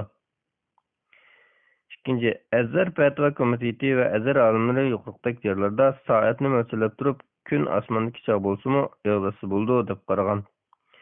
Azhar fatvo komiteti 1983-yili 4-24-kunlik fatvo bilan 1982-yili 5-26-kunlik fatvo. Sheyx Jadullah fatvolari 1-tom 539-betga qaralsin. Shariat ko'zlagan maqsadlarni oldimizga akilib turib qaraydigan bo'lsak, ikkinchi qarash muvofiq ko'rinadi. Shariat insonni qiynashni ko'zlamaydi. 5 namozni 20 soat ichiga yig'ib qo'yish yoki 1 soat ro'za tutib 20 soat ig'iz ichish yoki aksiz qilish shariat ko'zlagan maqsadlarni qo'lga keltirmaydi. Tibbiy jihatdan aytganda 18 soatdan uzun muddat ro'za tutish normal odatlarda inson badaniga ziyonli bo'ladi. İnsan bedeniga ziyon urish shariat ko'zlagan ish emas. Vaqtning benormal bo'lishi vaqt chegarasi yo'qolib ketgan ahvolga o'xshash. Rasululloh sallallohu alayhi vasallam Dajjal haqida to'xtalgan. Navvas ibn Sam'an radhiyallohu anhu rivoyat qilgan bir hadisda biz ya Rasululloh o'zimizni qanchalik turdi deb so'rasak, Rasululloh 40 kun, 1 kun 1 yildek, 1 kun 1 oydek, 1 kun 1 haftadak, ondan qolgan kunlari sizlarning kunlaringlardek dedi. Biz ya Rasululloh 1 yildek ashu 1 kunda bizga 1 kunlik namoz kifoya qilindi desak, yo'q, uningga vaqt mo'ljallanglar dedi. Sahih Muslim 2937-hadis.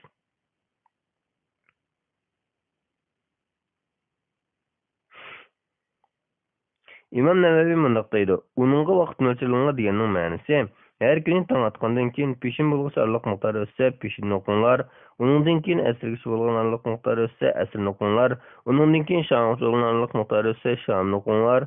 Xüptənimi şundaq. Demek, aşı uzun gün axlaşısı və bamdat, andın peşin, andın əsir, andın şam, andın xüptən oquydu. Şundaq qılıb bir yıllık namazның hammasi vaqtida o'rnatilgan tarzda bo'lgan bo'ladi. Sharhi Sahih Muslim 18 tom 66 bet. Bunun asasen bir gündüz bir sotkadan artık davamlaştıran yerlerde bağlılık almanın karşı boyunca Mekke'ye ya ki en yakın normal vaktlık şehir vaktıga qarab dostudu. Bu ahvalda gün asmandaki çağda iftar vakti bulup kalsa mı iftar kılıyordu. Bununla bağlılık alma ittifak. Keçi bilen gündüz bir saat kişide kilodigan şehirlerde ahval qaraydı. O 7-18 saat rab roz tutuş vakti bulup berdaşlık berabergan bolsa, rozunu gün patqışı normal tutuyordu. Onda artık mesela 19-21 saat roz tutugan bolsa, vaqtning o'zgarib ketganligidan bekli qiynalib ketgan ashu diyorlarda yashaydigan musulmonlar tövəndiki ikkini birdan qilsa bo'ldi. Birinchi, Makka mukarrama vaqtini hisob qilib turib, Makkada qancha soat ro'za tutgan bo'lsa, masalan 14 soat ro'za tutgan bo'lsa, turayotgan yerda tong atgan chog'da ro'zani boshlab soat qarab 14 soat o'tganda ig'iz ichib iftor qilsa bo'ladi. Bu chog'da kun textotmagan bo'lsa mayli. Ikkinchi, kecha bilan kunduz normal bo'ladigan eng yaqin diyorning vaqtini hisob qilib turib, masalan Italiya desak, u yerda qancha soat ro'za tutilgan bo'lsa, masalan 12 soat ro'za tutilgan bo'lsa, turayotgan yerda tong atgan chog'da ro'zani boshlab soat qarab turib 12 soat o'tganda ig'iz ichib iftor qilsa bo'ladi. Bu chog'da kun textotmagan bo'lsa mayli. Lekin bu ikkinchi qarash bo'yicha eng yaqin normal davlat deb bir davlatni belgilash ta'sir bo'lishi mumkin. Shunga şehirlerinin anısı bolgan Mekke'ni asas kılış kolayrak. Allahu alem. Bismillah velhamdülillah ve salatu ve selamu ala Resulillah amma ba'd. Assalamu alaikum ve rahmetullahi ve berekatuhu. Muhterem qarindoshlar, Doktor Abdulaziz rahmetullah ustazdan Fatvalar Mecmuasi 1. tom kitabını okup 7. proz ve Ramazan babınınki 92. sualık kelgan 179. bet. Junub holatda tong atqizib ro'za tutish. Savol: Assalomu alaykum. Junublikdan yuyinib bo'lgacha tong atib qolsa ro'za to'g'ri bo'lamdi? Javob: Va alaykum assalom va rahmatullohi va barakatuh. Barliq hamdu sana Janobi Allohga bo'lsin. Shundaqla payg'ambarimizga, oil tavobatlariga va uningga toki qiyomatgacha ergashganlarga durust salomlar bo'lsin. Junublik degan ya hayz, ya nifas bo'ladi. Bu ayollar ko'rildi. Yoki jimo qilish, ihtilom bo'lish yoki uyg'oq chog'da shahvat bilan ma'ni chiqish bo'ladi. Bu er va ayollarda o'xshash ko'riladi. Hayz bilan nifas bir holatda tong atsa ro'za tutish harom bo'ladi. Shunday holatda ayol kishi ro'zasi to'g'ri bo'lmaslik bilan birga gunoh ish qilgan bo'ladi.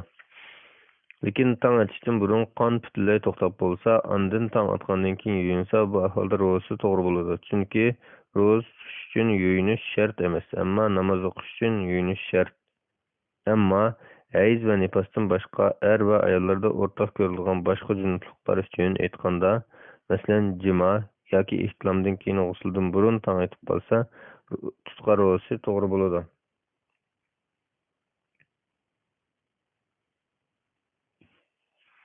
Hazreti Ayşe ve Ummu Salama radhiyallohu anhalar rivoyat qilgan sahih hadisda munaq kelgan: Rasululloh sallallohu alayhi vasallam ayollar bilan birga bo'lib, junub holatida tong atqizib, g'usl qilib ro'za tutaveradi. Imom Muslim Hazreti Ummu Salama rivoyatida qazosini qilmaydi deb ortiq rivoyat qilgan. Sahih Buxoriy 1925-1926 hadislar, Muslim 1109 hadis. Bu hadis tövenlik mazmunlarını bildirdi. Birinci, Resulullah sallallahu aleyhi ve sellem kechida jimo qiladi. Ba'zida u tehi yuyinmagan junub holatda tong atib qoladi yoki bomlatga azon chiqib qoladi. Shunda holatda u ro'za tutaverib, ondan azon chiqib bo'lgandan keyin yuyinadi-da ro'zasini davomlashtiradi, qazo qilmaydi. Ikkinchi, bu Ramazon ro'zasi bo'lsin yoki boshqa vaqtga ro'za bo'lsin, hammani o'z ichiga oladigan umumiy bir hukm. İmam İbn Kesir bu 4 imamning shundaqla ilgari va keyingi ko'pchilik olimlarning qarashidir dedi. Tafsir İbn Kesir 1. tom 223 bet. 3. Kechida jimo yoki boshqa sababdan junub bo'lib qolganlarning ro'zasi to'g'ri bo'ladi. 4. Jimodan yuyinishdan burun ro'za to'g'ri bo'ladi. Boshqa turlik junublikda yuyinishdan burun ro'za albatta to'g'ri bo'ladi. 5. Bu meselede Ramazandaki vacip rozalar bilen başka rozalar okşaş. 6. Ramazanın keçilerinde tanıştım sal burun cima kılışık buludu. 7. Cimada tanıtıp kalsa yoki bolmat qazan okulup kalsa derhal cimani to'xtatish kerak. To'xtatib olsa qazo qilish va kafarat berish ketmaydi. Bu ko'pchilik olimlarning qarashi. Bir qism olimlar to'xtatib olsa qazo qilish va kafarat berish vojib bo'ldi deb qaragan. Al-Mughni 3-tom 29-bet, Mavahibul Jalil 3-tom 45-bet, Al-Muhalla 6-tom 229-bet. Cenab-ı Allah'ın "Uhille lekum leyletes siyamin rafasu ilen nisaikum hunne libasun lekum ve entum libasun lehunne alimallahu annekum kuntum tahtanuna enfusakum fetaba aleykum ve afa ankum fel'ane bashiruhunne ve betagu ma ketaballahu lekum." Roz keçilerde ayollarınlarga yakınçılık kılış sizlerge halal kılındı. Ular sizler için kiyimdir, sizler mi ular için kiyimsizler? Allah özаңларның алдыгылыкларны, ягъни роз кечисидә якынчылык кылганларын билде. Allah тәүбәңләрне кабул кылды, sizләрне әфу кылды. Әмдә buningdan keyin Ramazan kechalарida ularga yakınчылык кылыңлар. Allah sizlarga fitkәнне tilab кылыңлар дигән аятымы, yani Baqara suresi 187 ayetning bir qismi shunib holatda ro'za tutib, ondan g'usluga dalolat qiladi. Chunki tong yorgan qadar jimo qilish mubah bo'ladigan, ro'za tutgan kishi g'uslsiz holatda tong o'tkazib qilishi muhim. Shunga uning ro'zasi to'g'ri bo'laverdi. Shuni ro'za tutishga to'siq bo'lmaydi. Al-Majmu 6-tom 309-bet. Vallohu a'lam. Fatvalar majmuasi 1-tom 7-bet roza ve Ramazan. 381-bet 93-sual. Tutalmagan rozani arıqmarıq ulab tutish. Sual. Assalomu alaykum. Tug'ut yoki hayz yoki kasallik sababidan bir oy yoki bir hafta Ramazan rozasini tutilmagan taqdirda qazosini arıqmarıq ulab qilish kerakmi? Javob. Va alaykum assalom va rahmatullohi va barakatuh. Barliq hamdu sana Cenab-ı Allah'a bulsun. Şundaqla Peygamberimizge, aile tavabatlarga ve onunğa taki kıyamet kişilerge dürüst salamlar bulsun. Bazı alimler eğer tutalmay kalgan roz günleri arıqmarqı bolsa, meselen eyizler aletde yoki kesellik sebebinden 15 gün arıqmarqı roz tutalmagan bolsa, qazasını qılgandımı oxşaş şekilde arıqmarqa 15 gün ulap roz tutish lazım deb qaraydı. Köpçülük alimler arıqmarqa ulap tutsumu arlap alıp tuası buludu deb qaraydı. Bunun delili şu ki Allah Teala Kur'an-ı Kerim'de mundaq degen. Ramazan ayı Kur'an insanlarga hidayetin roşan, haq bilen batılını ayırıqçı ayetler bu üstüde nazil kılan aydır. Şoňa sizlerden qaysıňlar Ramazanda muqim tursa, o aylar olsun. Kimki kesel yoki safar üstüde bolsa, tutalmagan gün sany boýunça başga günleri tutup alsın. Allah sizlerge asallıkны halaydı, sizlerge täsirni halamaydı. Bu sanna tuldurşoňlar sizlerni hidayet kılgalıklığa Allah'ne hamdü etkan aldı uluglaşanlar ve şükür kılışanlar üçündür. Bakara suresi 185. ayet. Bu ayette tutalmagan gün sany boyunca başka günler tutulsun degen arıqmarqa yak ulap tutuşun şart kılmagan.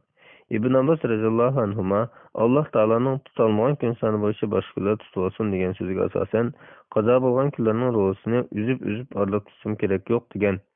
Sahih Buhari Ramazanның qazasını qaçan kıldıqlık toğrusa degen bab. Yuquruklarga asasen qazasını qılıp burası bolganda kişi kütürmey arıqmarq ulap tutulip geldiğinden sağlıklığa yaxşı. Çünkü kesellik yoki ölüm kelip qalsa tutalmay qaldığan gep. Gün atılıp tutsa umu hem jaiz. Neylul Avtar 4-tom 316-bet. Allahu alem. Fatvalar mecmuasi 1-tom 383-bet 94-sual. Ayol kişinin qaza roza ve nafil roza tutishi haqida. Sual. Assalomu alaykum. Ramazanda tutalmay qilgan rozasının qazasini yana bir Ramazan kirgich tutalmagan bolsa qanday qilish kerak? Ayol kishi Ramazan ayida namozsiz bo'lib qolgan kunlardagi rozasini to'liqlab tutib olmagan ahvolasida Shavvol oyining chiqib ketishidan ansirab Shavvolning nafil rozasini tutib olamdi yoki cho'qim avval farz rozasini to'liqlab tutib, ondan nafil rozasini tutish kerakmi? Javob. Va alaykum assalom va rahmatullohi va barakatuh. Barliq hamdu sana Cenab-ı Allah'a olsun. Şundaqla Peygamberimizge, aile tavabatlarga ve onunğa taki kıyamet kişilerge dürüst salamlar bolsun. Bir kişi Ramazanda özür bilen bolsun, yoki özürsüz bolsun, farz rozasını tutalmagan yoki buzup etken bulup, uning qazosini qilmoqchi bo'lgan bo'lsa, ro'za hayitining 2-chi kunidan boshlab kelar Ramazon kelib bo'lguncha bu ishni oldirishi, hargizmi sal qarab kechiktirmasligi lozim. Chunki inson uning qazosini qilib olmasdan o'lib ketib qolsa, bo'ydina ado qilingan farz qilgan bo'ladi. Ammo yana bir Ramazon kirgicha kechiktirsa gunoh bo'lmaydi. Hazrat Oysha radhiyallohu anha qazo ro'zalarini Sha'ban oyida tutgan. Abu Salama mundaq degan: "Men Oysha radhiyallohu anhaning mundaq deganligini anglagan. Mening Ramazon tutolmagan ro'zalarim bo'ladi. Sha'ban oyi kelganda ondan u kunlarning qazosini tuta olaydim." Yahyo mundaq dedi: Oysha radhiyallohu anhaning Sha'ban oyidan boshqa vaqtda ro'zani qazo qilmaslik sabab Rasulullohning ishlari yoki Rasululloh sallallohu alayhi vasallam bilan mashg'ul bo'lganligidir. Sahih Buxoriy 1950-hadis, Muslim 1146-hadis. Farz ro'zaning qazosini tutish farz bo'lg'achqa, farzni qo'yib turib nafl ro'za tutish oqilona ish bo'lmaydi. Buning asosan Ramazondan qolgan ro'zasini tutib bo'lib, ondan fursat bo'lsa Shavvol oyidan nafl ro'za tutadi. Said ibn Musayyib Zulhijjaning avval 10 kunida ro'za tutish haqida so'z qilib, Ramazonning qazosini o'rnab bo'lmoqcha, u kunlarda ro'za tutish yaxshi bo'lmaydi degan. Sahih Buxoriy Ramazonning qazosini qachon qildiqligini to'g'risida degan bab. Yana bir Ramazon kirgicha burunqi Ramazon tutolmagan ro'zaning qazosini qilmagan bo'lsa, ba'zi olimlarning qarashicha 2-chi Ramazondan keyin qazosini qilish bilan birga fidya, bir miskinning qo'rsqini to'yg'ish to'laydi deb qaragan. Ya'ni bir bechoraga bir yoki 2 vaqt tomoq olib bersa bo'ladi. Bu ko'pchilik olimlarning qarashi bo'lib, bular Abu Hurayra, Ibn Abbos radhiyallohu anhulardan kelgan rivoyatlarga tayangan. Umdatul Qari 11-tom 55-bet. Yana bir qism olimlar qazosini qilsalar kifoya fidya to'limsin bo'ladi deb qaragan. Bu Imom Abu Hanifa rahmatullohi alayhining qarashidir. Tabi'lardan Ibrohim Ramazon ro'zasining qazosini kelar Ramazon kelgusida kechiktirgan odam har 2 Ramazonni tutadi degan va u odamga tomoq fidya berish vojib emas deb qaragan. Imom Buxoriy dedi: "Janobi Alloh tomoq fidya berishni demagan, faqatla fa'iddatum min ayyamin ukhra, tutilmagan kun soni bo'yicha boshqa kunlar tutib olsin degan." Sahih Buxoriy Ramazonning qazosini qachon qildirlik to'g'risida degan. Buning asosan uning cho'qim qazosini qilish kerak. Ammo fidya berish kelsak, bersa afzal, bermasa hech gap yo'q. Chunki bu vaqtda payg'ambar alayhisolamdan hech bir ko'rsatim kelmagan. Soni ma'lum bir qancha kun tutolmagan bo'lsa, shuncha kun qazosini qiladi. Ammo qancha kun ro'za tutolmaganda yoki tutolmaganligida yoki qancha kunni buzayotganligida shak qilib qolgan taqdirda, ko'ngli xotirjam bo'lish uchun mumkin qadar ko'proq ro'za tutish yaxshi. Bir qancha kun orqa-orqadan tutolmagan yoki buzayotgan bo'lsa, bu kunlarning qazosini qilganda orqa-orqadan tutishi kerak emas, balki bir kun tutib, bir qancha kun o'tkazib, unda yana bir kun tutsa bo'ladi. Ibn Abbos radhiyallohu anhuma Alloh taolaning tutolmagan kun soni bo'yicha boshqa kunlar tutib olsin degan so'ziga asosan qazo bo'lgan kunlarning ro'zasini aralab tutishim kerak yo'q degan. Sahih Buxoriy Ramazonning qazosini qachon qildirlik to'g'risida degan bab. Vallohu a'lam. Fatvolar majmuasi 1-tom 7-bab Ro'za va Ramazon 385-bet 95-savol Jimo qilmasdan buzayotgan Ramazon ro'zasining hukmi. Savol: Assalomu alaykum. Men ilgari Ramazon mezgilida ro'zalar holatda kino ko'rib, menda ro'zaning sinishiga sabab bo'lgan alomatlar ko'rilib, bir kunlik ro'zani buzib qo'ygan edim. Bu gunohim ro'zani qasddan buzishga berib taqalamdi. Agar shunday bo'lsa, buning qanchalik kaforat keladi? Javob: Va alaykum assalom va rahmatullohi va barakatuh. Barliq hamd sana Janobi Allohga bo'lsin. Shundoqla payg'ambarimizga, oila tavobatlarga va uningga toki qiyomatgacha ergashganlarga salomlar bo'lsin. Bu gunoh ro'zani qasddan buzishga berib taqaladi. Jimo qilmasdan yeb ichish, qarash, quchoqlash va suyish qatorliq ishlar bilan ma'ni chiqib ketgan bo'lsa, ro'za sunadi. Ro'za sundirish bilan gunohkor bo'ladi. Shundoqla Ramazondan keyin o'rniga qazo ro'za tutish kerak, ammo kafarat kelish masalasida olimlar o'rtasida 2 xil qarash bor. Birinchi, kafarat kelmaydi. Nima uchun kafarat kelmaydi deganda, bu xuddi so'yganga o'xshash to'liq jinsiy munosabat darsiga yetmagan bir ishdir. Kafarat vojib bo'lmaslik asli hukmdir. Quchoqlash bilan ma'ni chiqsa, kafarat vojib deydiganga aniq nas dalil yo'q. Yoki musulmonlarning birligi ijmosimi yo'q. Qarash, quchoqlash, suyishni jimoa qiyos qilish to'g'risida to'g'ri bo'lmaydi. Chunki bu jimoaga o'xshamaydi. Jimoada ma'ni chiqmasmi kafarat keladi. Zina jazosi isbotlandi. Imom Navaviy mundaq deydi: Ro'zani jimoadan boshqa yeb ichish, istimno, ma'ni chiqarish ma'ni chiqib ketkicha quchoqlash qatorliq ishlar bilan buzvatsa kafarat kelmaydi. Chunki kafarat vojib bo'lishi jimoga kelgandir. Yuqorqi ishlar jimoning ma'nisiga o'xshamaydi. Al-Majmu' 6-tom 254-255 bet. Ikkinchi kafarat keladi. Bu qarashliklar qarash, quchoqlash va suyish qatorliq ishlarning jimoga qiyos qilgan. Bu qarashga asosan Ramazon ro'zasini jimo va undan boshqa ishlar bilan qasddan buzayotgan taqdirda qazosini qilish bilan birga kafarat berish vojib bo'ladi. Kafaratning tartibi to'rtlikcha. Birinchi, bir qul ozod qilish. Hozir davrimizda bu ish yo'q. Ikkinchi, qul ozod qilingan kishi orqa-orqadan 2 oy ro'za tutishi kerak. Bu 2 oyni uzib qo'ymaslikqa, hatto 1 yoki 2 kun qolganda uzib olsa, yana yangidan boshlash kerak. Uchinchi, kasallik yoki ojizlik tufaylidan orqa-orqadan 2 oy ro'za tutolmagan kishi 60 miskinni g'izolandirish kerak. Har bir miskinga o'ttiral 2 vaqt g'izolandirsa yoki va'dalangan qarshida 1 miskinni 60 kun g'izolandirsa bo'ladi. Uning qimmatini bersa bo'ladi, lekin imkoniyat bo'lsa 60 miskinni g'izolandirish afzal. Birinchi qarash kuchlik. Qaysi biriga amal qilsangizlar bo'ladi. Vallohu a'lam. Fatvolar majmuasi 1-tom 8-bob haj va umra. 389-bet 96-savol. Bolalarning ota-onadan burun haj qilishi. Savol. Assalomu alaykum. Biz bir oila kishilarining savol tövəndikçe. Anam bu yil 77 yoshdan salomatlik normal. Biz 6 qarindosh. Aramızdan ikkinchi bola bu yil aramga haj farzand o'tib kelmoqchi edi. Ammo tuqqanlarning buning qo'shilmay fitna qo'zg'atyapti. Sababi tövəndikidek. Birinchi, ana barmasa bola berish qilmaydi deb. Ikkinchi, anam hozir uy makonsiz. Anamga uy elib xotirjam qilish shart deydi. Uchinchi, kichik inimizmi hozir uy makonsiz. Ijaraga o'tirayotgan, ham ko'p qarzlar bo'lib qolgan. Mushu sabablar rast bo'lg'achqa biz qanday qilishni bilmay qoldik. Faraz bo'lgan hajni zori qanday qilish kerak? Javob. Va alaykum assalom va rahmatullohi va barakatuh. Barliq hamd sana Janob Allohga bo'lsin. Shuningdek payg'ambarimizga, oila tavbatlarga va uningga toki qiyomatgacha ergashganlarga durud salomlar bo'lsin. Ma'lumki, haj degan islom farz qilgan asosiy ibodatlarning biridir. Alloh taolo bunday degan: "Valillahi alan-nasi hajjul bayti man istata'a ilayhi sabila va man kafara fa innalloha g'aniyyun 'anil 'alamin." Berishning yo'lini qila olganlarning Ka'baga haj qilishi Allohning ularning ustidagi haqqidir. Kimki tanadigan shubhsizki Alloh ahli jahondan beojatdir. Ali Imron surasi 97-oyat.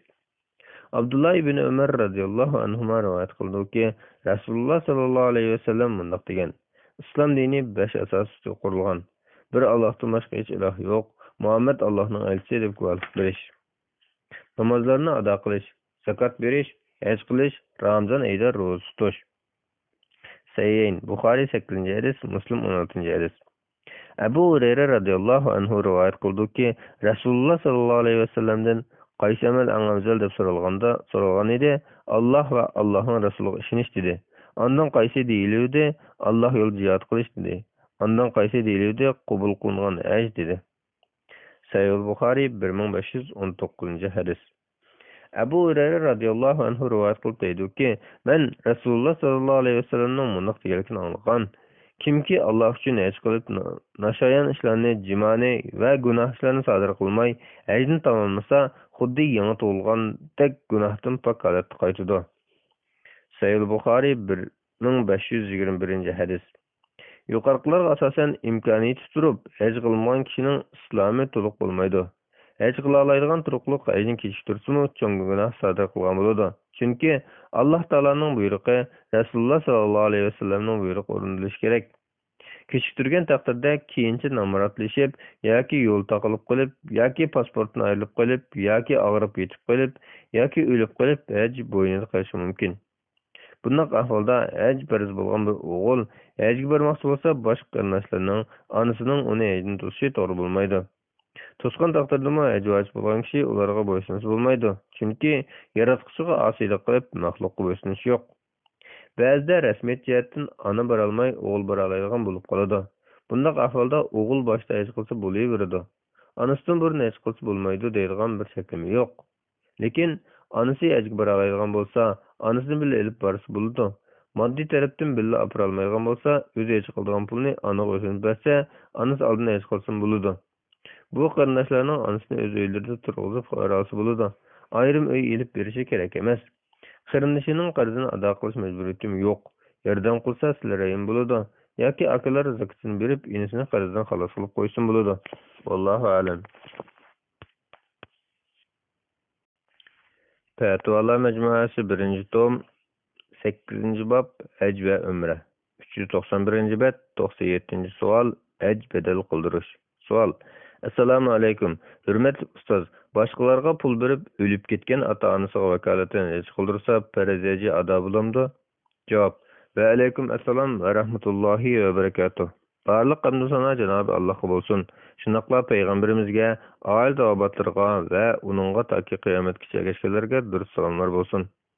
Bir kishi farz hajning kasallik, o'lim yoki boshqa xususiylik sababidan ado qila olmay qolgan bo'lsa, o'zlariga farz bo'lgan hajni qilib bo'lgan farzandlari yoki boshqa tuqqanlari pul olmay fidokorlik qilib tuqqani uchun haj qilib qo'ysa bo'ladi.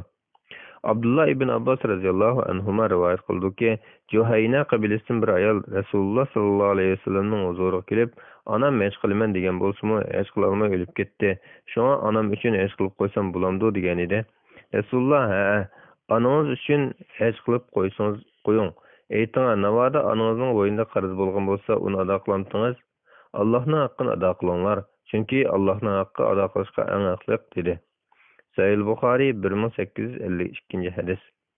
Ibn Abbas radhiyallohu anhuma rivoyat qildiki, Hajjatul Vido yili Xasam qabilasidan bir ayol kelib, "Ya Rasululloh, Allohning bandalariga hajni farz qilishi otamning qilib uloq ustida o'tirolmagan vaqtga to'g'ri kelib qoldi.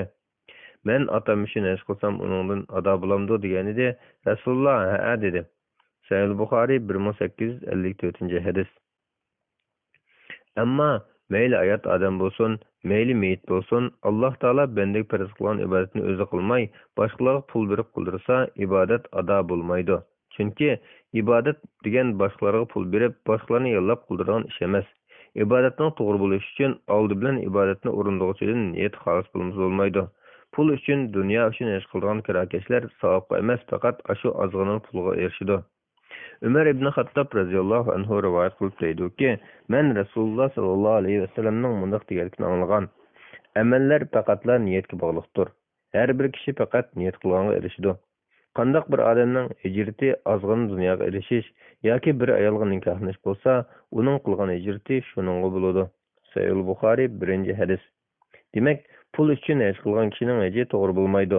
Bunday kishi dunyoda ko'zlagan pulga erishadi xolos. Oxiratda savobdan nasibasi bo'lmaydi. Alloh taolo bunday degan: "Men kana yuridul hayatad dunya va zinataha nuwaffi ilayhim a'malahum fiha wa hum fiha la yubkhasun. Ulaika allazina laysa lahum fil akhirati illa an-nar wa habita ma sana'u fiha wa batilun ma kanu ya'malun." Kimki faqat dunyoviy hayotni va uning zibzinisini xohlaydi ekan, amallarining natijasini u yerda ularga to'liq beramiz. Ular u yerda kam berilmaydi. Ana shular oxiratda do'zaxdan boshqa erisholmaydiganlardir. Ularning u yerda qilgan ishlari bekor bo'lib ketdi. Ular bekor ishlarni qilishgan edi.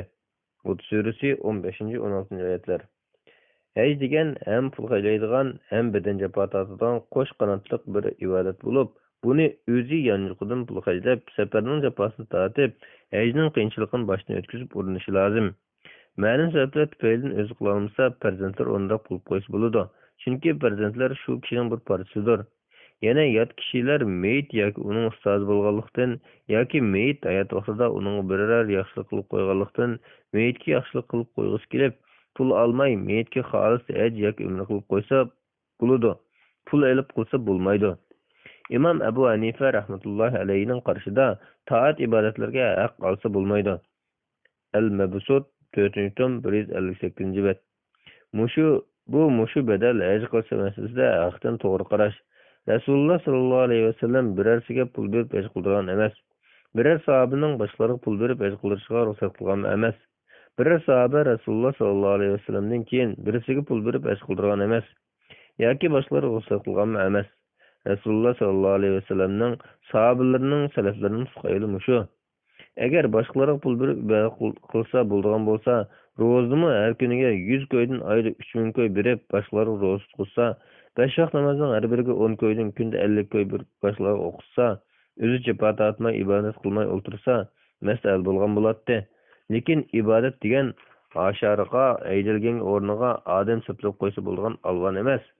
Uydan yoki yurtidan sirq chiqmay o'ltirib, hajga mangan qo'shnisi yoki og'aynisidan 2 yoki 300 dollar pul avatib, Makkadagi hajvel tijoratini qilgan qo'ymichi bidiklarga yetkazib berib, bir varaq guvohnoma kelib bersa, men hoji bo'ldim deb ko'ngli xo'sh qilib o'tirgan bir qism bechora kishilar haqiqatan o'zini qo'llab yurgan kishilardir. Hajga borganlar biladi, vatanidan, suyimli kishilardan ayrilish biroqi, safarning azobi, ochliq, bidorlik, ihrom bog'lab nafsini tark etish, Mina va Arafatlarda jinni qo'lga olib qo'yib, hayotlik mamatlik soatlarini boshdan kechirish, necha 10 minglagan so'm va dollarlarni sarf qilish, necha yil rasmiyat bijib pasport qo'yish uchun yo'l minish, o'mak kirish uchun necha yil kutish va urinish. Ana shular ayni shundoq savobi katta ibodat qilgan ishlardir. Shunga o'zi va milini sarf qilish jihatdan haj ibodati jihatga o'xshaydi. Müminlerinin anisi Ayşe radhiyallohu anha rivoyat qilib mundoq degan: Men Rasululloh sallallohu alayhi vasallamdan jihadga chiqish uchun ijozat so'rasam, sizlarning jihadinglar hajdir dedi. Sahih Buxoriy 2875-hadis. Ashundoq nurg'un pullarni sarf qilganda, ashundoq turli so'palarni tortganda, anidan tug'ilib bo'ladigan gap. Abu Azim rivoyat qilib deydiki, men Abu Hurayra radhiyallohu anhuning mundoq deganligini anglagan. Men Rasululloh sallallohu alayhi vasallamning mundoq deganligini anglagan. Kimki Alloh uchun haj qilib, jimo qilishlik nashayan ishlarni va gunohlarni sodir qilmay, hajni tamomlasa, xuddi anasi tuqqan kundagidek gunohdan pok holatda qaytadi. Sahih Buxoriy 1521-hadis. Saudiya Arabistonda asosan Hanbali mazhab bo'yicha fatvo berildi. Aslida Hanbali mazhabda ikki qarash bo'lib, mazhabga vakillik qilgan qarashda haj qilib qo'yganga aqlsa durust bo'lmaydi. Ojizroq qarashda durust bo'ladi. Al-Mughni 3-tom 93-94-bet. Hozir Saudiya Arabistonda haj badal qilish ish tijoratga qilingan bo'lib, bu ishdan nurg'un kishilar tapovat qiladi. Foydaning ko'p qismini biliklar oladi. Az bir qismini guvohnomaga imzo qo'yib beradigan bangali va boshqa ma'atkor ishlamchilar oladi. Ba'zi bir kishi 20-30 kishiga haj qilganligini isbotlaydigan guvohnomalarga imzo qo'ydi. Demak, bu ish bid'at ishdan olqib, soxtalik, qo'yimchilikqa aylanib qolgan. Odatda ojizroq hadislarga tayangan farz ibodat bilan munosabati yo'q fazilatli ishlarni Rasululloh sallallohu alayhi vasallam yo'l qo'ymagan, qilib boqmagan, salaf uni qilmaydi deb bid'at tomoqni uritadigan Saudiya Arabiston olimlari haj badal uchun odam yo'llash ishini bid'at demaydi. Bu ish kelganda ko'z yumadi. Nima uchun buni bid'at demaymiz? Men buning hayron. Salaf shuni qilamdi. Haj qilish uchun odam yo'llagan afal salafdan kelganmi? Salaf ibodatda kirakashlik qilib, uning guvohnoma chiqarib ekanmi? Bedel hajning joizligiga yuqori hadislarni dalil qilib ko'rsatib oladi. Amaliyotda u hadislardagi pul olmay qilib qo'ygan hajdir. Pul olib haj qilishni uning qiyos qilish bo'lmaydi. Shunga hajga chiqqanlar chiqsin, chiqolmaganlar fursat kutsin. Ig'ir kasal yoki meyib yoki besh cho'ng, yesh cho'ng yoki vafot bo'lganlikda haj qilolmaydiganlar bo'lsa, hajga chiqoladigan farzandlari yoki nevaralari yoki do'stlar bo'lsa, shular o'zlarining farz hajini qilib bo'lgandan keyin chiqolmaganlar uchun shaqqa olmay, ammo hajga ketadigan butun chiqimni qildirib xolis haj qilib qo'ysa bo'ladi. Undaq sharoitdan bo'lmasa, ulardan gunoh saqit bo'ladi. Chunki Alloh taolo deydi: "Valillahi alan-nasi hajjul bayti man istata'a ilayhi sabila va man kafara fa innalloha g'aniyyun 'anil 'alamin." Berishning yo'lini qila olganlarning Ka'baga haj qilishi Allohning ularning ustiga haqqidir. Kimki tanadigan, shubhisizki Alloh ahli jahondan beojatdir. Ali Imron surasi 97-oyat. Vallohu a'lam. Bismillah velhamdülillah ve salatu ve selamu ala Resulillah amma ba'd. Assalamu alaikum ve rahmetullahi ve berekatuhu. Muhterem qarindoshlar, Doktor Abdulaziz rahmetulloh sizning Fatvolar majmuasi 1-tomni o'qib 9-o'qib kelgan edik. Nikoh va nafiqa bobi 98-savoldan boshlaymiz. Ayollar amaldorlikdan saqlanish üzük soldursa bulamdı? Sual. Assalamu alaykum ve rahmetullahi ve berekatuh. Ayollar bir neçin tuğup bolgandan keyin bir mezgil amaldorlikdan saqlanmoqchi bolsa, üzük soldursa bulamdı? Bu to'g'risida dinimizda qanday hukmlar bor? Agar bireyden üzük soldurgan holda ölüp ketsa qanday bo'ladi? Ustozlarning tushuntirib qo'yishini so'rayman. Javob. Va alaykum assalom va rahmetullahi ve berekatuh. Barliq hamdu sana Cenab-ı Allah'a bulsun. Şunaqla Peygamberimizge, aile tavbatlarga ve onunğa taki kıyametkiçe egeçkellerge dürüst salamlar bulsun. Hakiki şer'i zürriyet tepilman ahvalda insanını tuğmas kılıvtiş haram kılınan işler katarından bulup, bu ameliyette İslam şeriyet asaslık maksatlardan bir bolgan neslini qoğdaş maksadını bekar kılıştan ibarettir. Tuğmas kılıvtişki ruhsat kıldığan hakiki zürriyet degenimiz, hamildar bolgan ahvalda ananın hayatı xavf uçraydigan yoki birer ajaz kardan chiqadigan yoki hamiliga ig'ir kasalliklar yo'qib qoldigan ahvollarni ko'rsatdi. Agar ayol kishidagi vaqtlik kasallik yoki badan ojizlik yoki hamildor bo'lsa ziyonga uchrash yoki tug'ishga bardosh berolmaslik yoki hamildorlikning oldini oladigan boshqa sabablar ziyon qiladigan bo'lish yoki har yilda bir qitim operatsiya qilinishdan keyin kelgan qiyin xatar ansirash va imayotgan bolasining ziyon uchrashi qatorli sabablar bo'lsa vaqtliq tug'may chaqiriq qilishga islom ruxsat qiladi. Qursoq ko'tarishni vaqtliq kechiktirishga berilgan bu ruxsat hadislarda ruxsat qilingan azliq qilishni asos qilgan. Jabir radhiyallohu anhu mundoq degan: biz Qur'on tushayotgan chog'larda azliq qildik. Sayyin 5208 hadis, Muslim 1440 hadis. Muslimning bir rivoyatida Jabir radhiyallohu anhu mundoq degan: bu ishimiz Rasululloh sollallohu alayhi vasallam ketgan bo'lsa-mu bizni to'simagan. Azliq qilish ayolning homildor bo'lib qo'yishini ehtiyot qilib, ma'nini sirtqa chiqarib o'tishdan iborat. Hadisshunosning nazaridagi to'g'ri qarashda sahoba ikromlarning biz Rasululloh sollallohu alayhi vasallam zamonida mundoq qildik degandek iboratlari Rasululloh sollallohu alayhi vasallamning hadis darajasining hukmida bo'ladi. Muslimning bir rivoyatda Jabir radhiyallohu anhuning bu ishimiz Rasululloh sollallohu alayhi vasallamga yetgan bo'lsa bizni to'simgan degan so'zi bilan bu texm ta'kidlanib ketgan bo'ldi. Umdatul Qari 20 tom 194-bet, Nailul Avtar 6 tom 348-bet. Mezkur hadis azliq qilishning joizligini ko'rsatdi. Buningga olimlar asosan ittifoq. Bir qism olimlar makruh deb qaragan, yana bir qism olimlar ayolining ma'qul qilinishi lozim deb qaragan. Al-Mughni 7 tom 226-227-bet, Fathul Qadir 3 tom 401-bet, Az-Zakhira 4 tom 418-419-bet, Al-Havi Al-Kabir 9 tom 320-bet. Hozir amildorlikning oldini oladigan chaplaq, tabletka, qapchuq, uzuk qatorliq vositalar va kun tanlab juma qilish mushu azliq qilishga o'xshab ketadi. Uzuk odatda mis yoki tuchuq o'xshagan metallarni yasalgan bo'lib, balyatquda bu uzuk nisbatan immuniyat paydo bo'lib, balyatqudagi suyuqlikning tabiatini o'zgartiradi. Natijada urug'langan tuxum balyatquda muqimlasholmaydi. Demak, bu urug'langan tuxumni balyatquga joylashtirishni to'silish hamilni tushiritish hisoblanmaydi. Chunki hamilni tushiritish degan urug'lanib bo'lgan tuxumni yoki hamilni tushirishni ko'rsatadi. Uzukning yana bir turi hormonliq uzuk bo'lib, bu uzukka odatda hormon qasangan bo'ladi. Ayol kishi buni 3 hafta ichirib qo'ysa, urug' ishlab chiqarishni to'sib qo'ydi yoki urug'langan yoki texnik muqimlashmagan urug'ning balyatquda hamilga aylanishni to'sib qoladi. Yoki balyatquning kirish ig'zidan ma'nini o'tkazmaydigan qilib qo'ydi. Zayd ibn Vahb rivoyat qildiki, Abdullah ibn Mas'ud radhiyallohu anhu mundoq degan: Ras so'zlikchi ham so'z yetkazuvchi Rasululloh sollallohu alayhi vasallam bizga mundoq so'zlab bergan. Her biringlar anasining balyatquda 40 kun jamlandi. Ondan yana shunchalik kunda uyilqan bo'ladi. Ana yana shunchalik kunda bir tishlam go'sht bo'ladi. Ondan Alloh bir ishni avatidi. U 4 narsani tutishga buyurdi. Ya'ni uning amali, rizqi, ajli va baxtlik yoki baxtsizligi. Ondan uningga ruh qo'yildi. Shunga sizlardan bir kishi ahli jannatning amalini qilib, jannatga kirishga faqat bir gaz qolganda, ayni chog'da putgan putik g'olib kelib qolib, ahli do'zaxning amalini qilib do'zaxga kirdi. Bir kishi ahli do'zaxning amalini qilib kelib o'tib do'zaxga kirishga faqat bir gazda qolganda, ayni chog'da putgan putik g'olib kelib ahli jannatning amalini qilib jannatga kirdi. Sayyin Buxoriy 328 hadis, Muslim 2634 hadis. Tuxum urug'langandan keyin balyatquda muqimlashib, ondan hamila olib kirdi. Kuchli qarashda bu hamila bir necha kunlik bo'lsa-mu tushiritish harom bo'ladi. Hozirgi zamon olimlari asosan biror tutumluk sebepten ihtiyaç yapılganda, ten salametligiga egir ziyini bulmagan ahvalda, erning maqulluq bilan üzük soldirish jaiz, bo'lmasa jaiz bo'lmaydi deb qaraydi.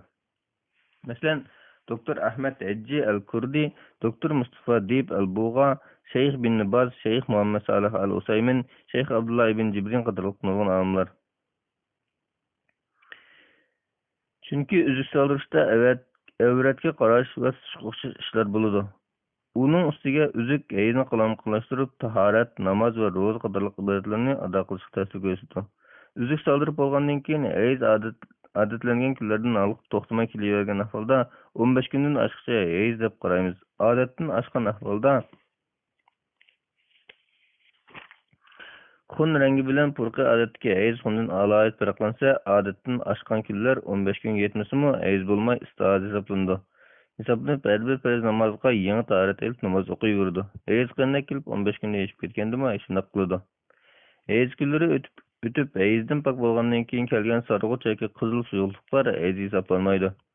Ehtiyoj yapılganda üzük soldirish joiz bo'lg'achqa, üzük soldirgan holatda o'lib ketib qolsa hech gap bo'lmaydi. Chunki inson ruxsat qilingan ishning hisobini bermaydi. Lekin bu yerda eskartib qo'yganim shuki, Alloh taolo yaratishni bitgan insonlar bo'ladigan bizlar har qancha to'sqinlik qilib boqsaqmi, u baribir yaratildi. Shunga üzük soldirgandimi, üzükning ustidan qo'rsoq ko'tarib qolgan ahvollarmi ko'p uchraydi. Abu Said al-Xudri radhiyallohu anhu mundaq degan: azda qilish masalasini o'ylanib, Rasululloh sallallohu alayhi vasallam o'rnib tursa, undan so'rab boqmayla azda qilamdiq deb Rasulullohdan bu to'g'ri so'ragan edik. Rasululloh undaq qilib yurmsanlarim bo'ladi. Chunki taqdirda qiyomat qadar vujudga chiqmoqchi bo'lgan insonlar bo'ladi ekan, u hamon vujudga chiqadi dedi. Sahih Buxoriy 1138. Vallohu a'lam. Fatvalar Mecmuasi 1-tom 9-bob Nikoh va nafiqa. 99-savol. Nevrini nikohlash. Savol: Assalomu alaykum. Nevrini nikohlash to'g'riliq fatvo so'raydim. Masalan, ikkilisi ota tarafdan bo'lsa yoki ikkilisi ona tarafdan bo'lsa yoki aralash bo'lsa, buning hukmi qanday bo'ladi? Javob: Va alaykum assalom va rahmatullohi va barakatuh. Barliq hamd sana Janobi Allohga bo'lsin. Shunaqla payg'ambarimizga, oil tavobatlarga va uningga taki qiyomatgacha ergashganlarga durust salomlar bo'lsin. Mayli ana tarafdan yoki ota tarafdan bo'lsin, nevrini nikohlasa bo'ladi. Bu ya Qur'on Karimda yoki hadis sharifda cheklangan ish emas. Aksicha Qur'on Karimda nikoh qilish cheklangan ayollarni bayon qilgan va bularning ichida bir nevri qizlar tilga aylanmagan. Onalaringlar, qizlaringlar, hamshirlaringlar, otanglarning hamshirlari, onanglarning hamshirlari, qarindishinglarning qizlari, hamshirlarning qizlari, sizlarni imitgan sut onalaringlar, imildash hamshirlaringlar, qiyin onanglar, sizlar bir yerda bo'lgan ayollaringlarning boshqalardan bo'lgan qishqonlarda boqilgan o'gay qizlaringlar sizlarga harom qilindi. Agar sizlar ularning onalari bilan nikohlanib, texi bir to'shakda bo'lmagan bo'lsanglar, bu chog'da ularni olsanglar hech bak yo'q. Agar o'z pustinglardan bo'lgan bolalaringlarning ayollarini ilashinglar va ikki og'achlarni birli vaqtda amringlarni tutishinglar harom qilindi. Faqatla jahiliyatda o'tgan ishlar afv qilinadi. Allah haqiqatan mag'firat qiluvchidir, nihoyat mehribondir. Erning qo'lidagi ayollarimiz sizlarga harom qilindi. Bundan faqat sizlar ega bo'lgan so'zlar mustasno. Bu Allohning sizlarga farz qilgan hukmlaridir. Yuqorqilardan boshqa ayollarni zinodan saqlanib, iffetlik bo'lgan holda mollaringlarni to'yliq sarf qilib nikohlab olishinglar halol qilindi.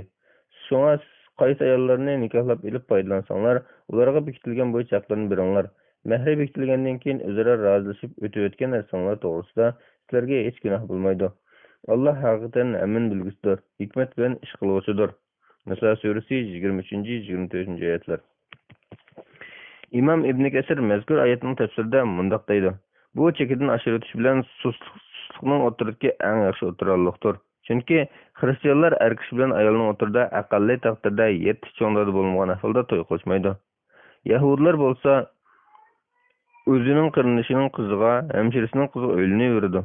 Shunga bu pak mukammal shariat xristianlarning ashirishini tashlab, otasining arqarnishi va hamshirasining qizlarini, onasining arqarnishi va hamshirasining qizlarini nikohlab berishni mubah qilib o'tib, Yahudlarning suçluk qilib qarinishining qiziga, hamshirasining qiziga o'ylanadigan bunday intayin qabih ishni harom qilayotgandir. Tafsir Ibn Kesir 3-tom 500-bet. Yana Qur'on Karimda Alloh taolo payg'ambari sallallohu alayhi vasallamga mundaq degan: يا أيها النبي إنا أحللنا لك أزواجك اللاتي أتيت أجورهن وما ملكت يمينك مما أفاء الله عليك وبنات عمك وبنات عماتك وبنات خالك وبنات خالاتك التي هاجرن معك. Ey Peygamber, sana biz sen mehrlerini bergen ayollarını Allah sana ganimet kılıp bergen neslerden sen igi bulgan ayollarını sen bilen bir hicret kılan atanın kırınışı ve hemşerisinin kızlarını ananın kırınışı ve hemşerisinin kızlarını sana alal kıldık. Ahzab suresi 50. ayetin bir kısmı. Peygamber sallallahu aleyhi ve sellem ammasi Umeyye binti Abdülmuttalib'nin kızı Zeynep binti Cahş radıyallahu anh'a uylangan. Allah Taala bu nikahni özü kılıp Kur'an'da onu Ahzab suresi 37. 39. ayetlerde tefsili bayan kılgan. Enes ibn Malik radıyallahu anhu'nun rivayet kılıp deydi ki Terde arasında turup süzüşüş ayeti Cahşi'nin kızı Zeynep doğrusunda nazil bulgan. Aş günü onun toy ziyafeti için Resulullah cemaatinden bilen göç koydu. O Resulullah sallallahu aleyhi ve sellem'in kılgan ayarları fakirlenip Allah meni asmanı nikahlap koygan deydi. Sayyid Bukhari 7921. hadis.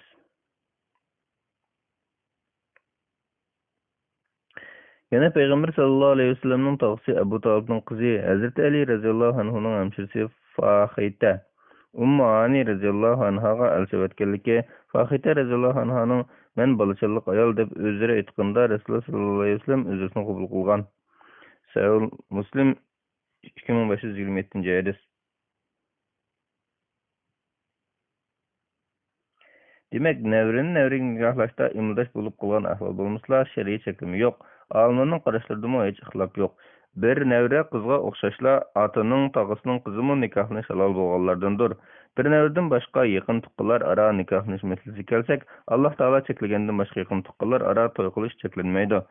Ba'zida bir nevre yoki başka yakın tuqqalar bir ailede birli çoğ bolgan ahvalda bular özara toy qilib qolsa, ularning o'rtasidagi bir-biridan o'zaro ta'sirlanishi aciz bo'lib qoldigan, o'zaro munosabat suzishib ketgan ahvollar ko'rilishi mumkin.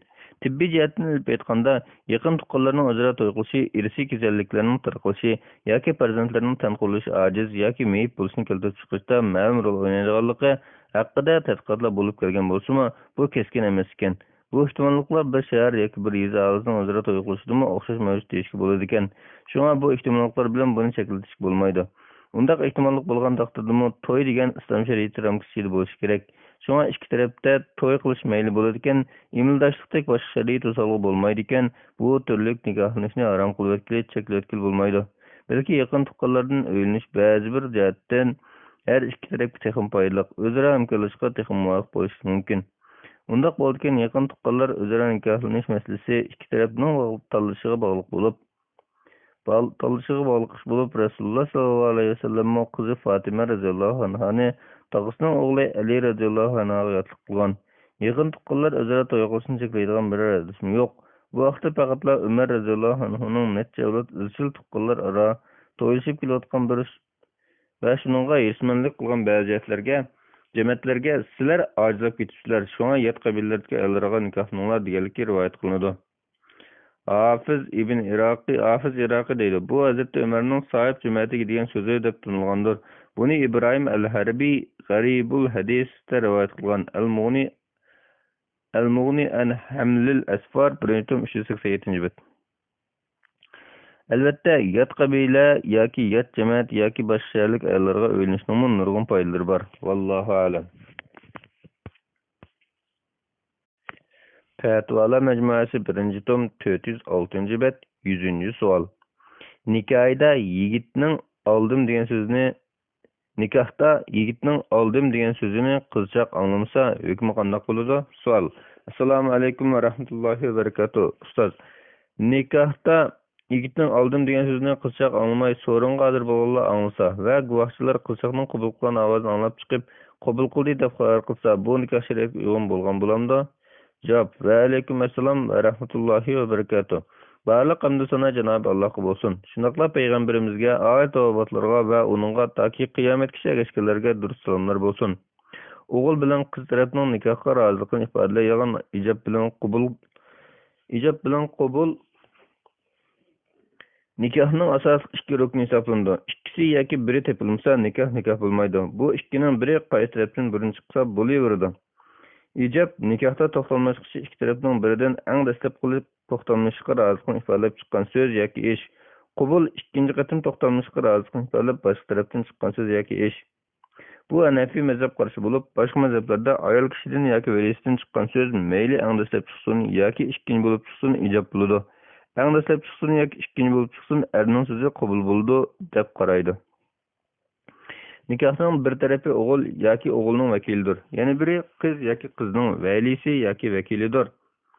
Bir tarafning roziligini yana bir taraf anglasa, guvohlar shu so'rinda hozir bo'lsa, nikoh tamom bo'lgan bo'ladi. Agar bir taraf ifodasini bildirib, buni yana bir taraf anglamagan bo'lsa, lekin guvohlar anglagan bo'lsa, guvohlar biz angladik deb guvoh bergan ahvolda nikoh to'g'ri bo'laveradi.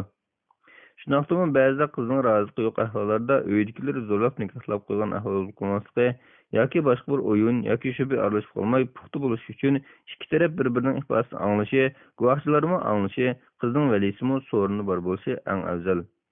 Ba'zida har ikki taraf shu so'rini bo'lgan taqdirdami diqqat chekib ketib, xiyol surib o'ltirib qolib yoki ovoz bo'sh bo'lg'achqa qarshi tarafning ifodasini anglamay qolgan ahvol bo'ldi. Bundaq ahvolda nikohga guvoh bo'lgan musulmonlar jamoati qarshi tarafning ifodasini anglagandan keyin nikoh to'g'ri bo'laveradi. Agar ular anglamagan bo'lsa, nikoh bo'lmaydi. Vallohu a'lam. Fatvolar majmuasi 1-tom 408-bet 101-savol. Yo'ldoshi izdireksiz yo'qolib ketgan ayolning hukmi. Savol: Assalomu alaykum va rahmatullohi va barakatuh. Ma'lum bir ayol ma'lum bir o'zbekistonlik erga yetib bo'lgan ekan. U ayol amildor bo'lganda yo'ldoshi vataniga chiqib ketgan bo'lib, farzand tug'ilib hozir 4 yoshga kirganga qadar, ya'ni 4 yilning mobaynida yo'ldoshidan hech bir xabar yo'q ekan. Shunga bu ayol qanday qilish kerak? Ba'zan kitoblarda eri yo'qolib ketgan ayol 4 yil kutdi debdi. Ba'zan imomlar shu kishining bir demakliklaridan biror kishi mayat qolmagan chog'da ondan uning vafot bo'lganligini hukm qilamiz debdi. Shundaqla ayrish hukmini qozi chiqardi debdi. Agar qozi bo'lmagan rayonlarda qanday qilamiz? Aniqroq tushuntirib qo'ysangiz. Javob: Va alaykum assalom va rahmatullohi va barakatuh. Barliq hamd sana Janob Allohga bo'lsin. Shundaqla payg'ambarimizga, oil tavobatlarga va uningga toki qiyomatgacha ergashganlarga durust salomlar bo'lsin. Yo'qolib ketgan odam xabar uzilib qolib, hayot yoki o'lganligi shundaqla qayerdaligimi bilinmaydigan inson bo'lib, buning hukmida olimlarning qarashi o'xshash emas. Imom Malikning qarashida ayol arz qilgan chog'dan tortib 4 yil muddat belgilandi. Bu muddat ichida hayot yoki o'lganligi ma'lum bo'lmasa, qozi u ayolga bir muddat belgilab berdi. Bu muddat to'shqandan keyin qozi uni o'lgan deb hukm qildi. Ondan 4 oy 10 kun iddat tutdi. Ondan boshqa erga tegsa halol bo'ladi. Bidoyatul Mujtahid 2-tom 39-bet. Hanafi mazhabda shu kishining tug'ilgan kunidan tortib hisoblab, odatda undaq kishi bunchalik yasholmaydigan bir yoshga borganda ondan o'lgan deb hukm qilinadi. Bu muddatni belgilashda ba'zi rivoyatlarda shu kishining bir demakliklaridan biror kishimi hayot qolmagan chog'da ondan uning vafot bo'lganligini hukm qilamiz deb qaraydi. Yana ba'zi rivoyatlarda buni 120 yil yoki 90 yil deb bekitgan. Badaiyus Sanai 6-tom 197-bet. Shafiy mazhabda o'lganligi aniq isbotlanmoqcha yoki qozi buningga o'xshash bir inson buningda ortiq yasholmaydi deb hukm qilgan bir muddat o'tmaguncha uni o'lgan deb hukm qilmaydi. Bu muddat yo'qolib ketgan chog'dan tortib emas, tug'ilgan chog'dan tortib hisoblanadi. Al-Vasid G'azzali 4-tom 367-bet. İmam Ahmad qarashida odatda o'lim yuz berib turadigan, ko'pincha ahvolda o'lib ketish ehtimoli cho'ng bo'lgan jang maydonlariga o'xshash joylarda yo'qolib ketgan bo'lsa, urush to'xtagandan keyin 4 yil o'tsa o'libdi deb hukm qilindi. Odatdagi salomat turib yashaydigan normal ahvolda yo'qolib ketgan bo'lsa, buningga qozi hukm qilib bir taraf qiladi. Al-Mughni 6-tom 263-bet. Tabiinlardan Said ibn Musayyib: agar bir kishi urushda izdireksiz yo'qolib ketsa, ayoli 1 yil kutadi. Agar normal holat yo'qolib ketsa, 4 yil kutadi deb qaraydi. Sahih Buxoriy Kitobut Taloq Umdatul Qori 20-tom 278-bet. Joyi aniq bo'lgan asr haqida Zuhriy mundoq degan: ayoli boshqalarga tegmaydi, mol-mulki miros qilib taqsim qilinmaydi. Agar uning xabari uzilib qolsa, uning hukmi izdireksiz yo'qolib ketgan odamning hukmiga o'xshash. Sahih Buxoriy Kitobut Taloq.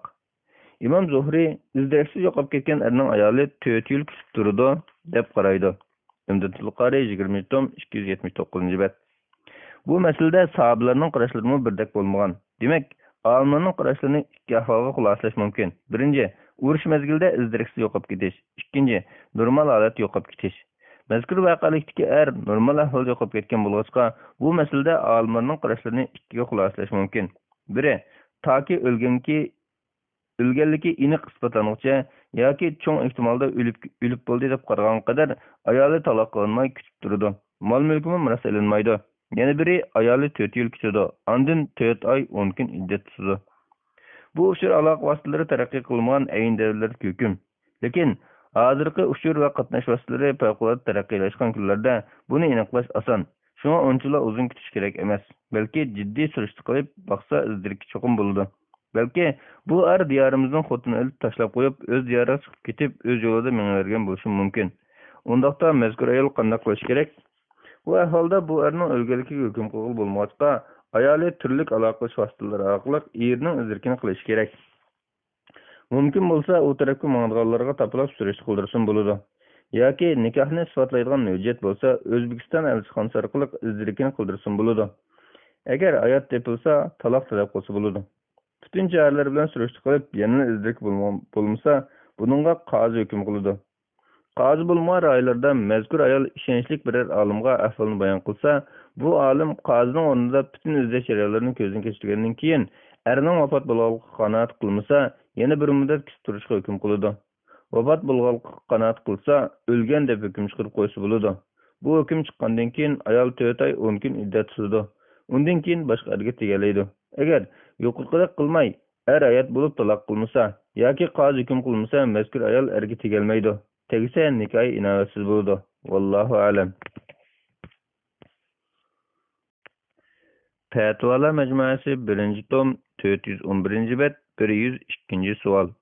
3-qatim taloq qilgan ayolni iddatdan keyin nikohsiz aklab olish. Savol. Assalomu alaykum ey ustoz. Biz hozir bir masalaga duch keldik. Bir ayolni eri birdan 3 taloq qilgan. Birinchi, ikkinchi qatimda yenib olgan, 3-qatimda iddat tutgan. Ondan u ayol 3 yil ko'rgandan keyin u bir qatim yo'l barkan deb u ayolni uyga kelib nikoh o'qitmay o'ltirgan. Endi bu zina bo'lamdi yoki nim bo'ladi? Agar bu ayol u yerdan ayrilsa qanchalik iddat tutadi? Bular mushu hukmga qarashli bo'lib qoldi. Javob: Va alaykum assalom va rahmatullohi va barakatuh.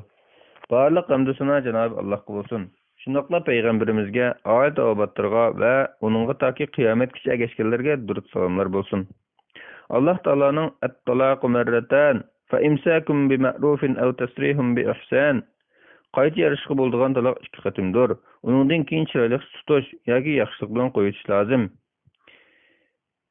Baqara surasi 229-230 oyatlar. Degan oyatlardagi hukmga asosan 3-chi taloqni qilish bilan taloqdan keyin iddat tutsin yoki to'shmasin, u ayol ashu erga harom bo'lib ketadi.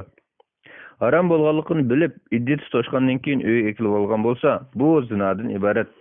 Ayolmi bilib kelgan bo'lsa, zina qilgan bo'ladi. Bu jarayonda bola bo'lsa, erga mansub qilinmaydi. Chunki bu valadi zina, zinodan bo'lgan farzand bo'ladi. Bu ahvolda bular darhol tavba qilishi va ayrilishi lozim. U erdan ayrilgandan keyin bu zina bo'lg'achqa ba'zi olimlar bunga iddat kelmaydi deb qaraydi. Ba'zilar odatdagidek 3 yil iddat ketadi deydi. Muvaffaqroq qarashda 1 oy ko'rib iddat tutib xotirjam bo'lsa bo'ladi. Agar yoki ayol yoki ikkilisi haromlikni bilmay, bir qatim yo'l barkan deb o'ylab qilib iddat to'shgandan keyin aklib olgan va yoki kelgan bo'lsa, bu shubhlik jima qatoriga kirdi. Zina bo'lmaydi. Bu jarayonda bola bo'lsa, erga mansub qilinadi. Bu ahvolda bular darhol tavba qilishi va ayrilish lozim. Ayrilgandan keyin odatdagidek 3 yil ko'rib iddat tutadi. Iddat tutishgandan keyin ko'ni eri bilan xotin bo'la olmaydi. Bu erga emas, chuqur boshqa erga tegish lozim. Boshqa erga tekkan ahvolda bu taloq qilib qolsa yoki o'lsa, iddat tutishgandan keyin ondan burun er bilan nikahlansa bo'ladi. Taloq masalasi bir qadar nozik bo'lg'achqa, yurtimizga biror olimga tafsiliy ahvolni bayon qilib so'rab beqishingizni tavsiya qilamiz. Vallohu a'lam.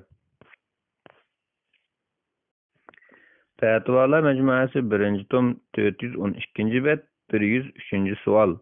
Ayol kishiga nomahram qanday birisi bo'lamdi? Savol. Assalomu alaykum. Ayol kishiga nomahram qanday birisi bo'lamdi? Javob.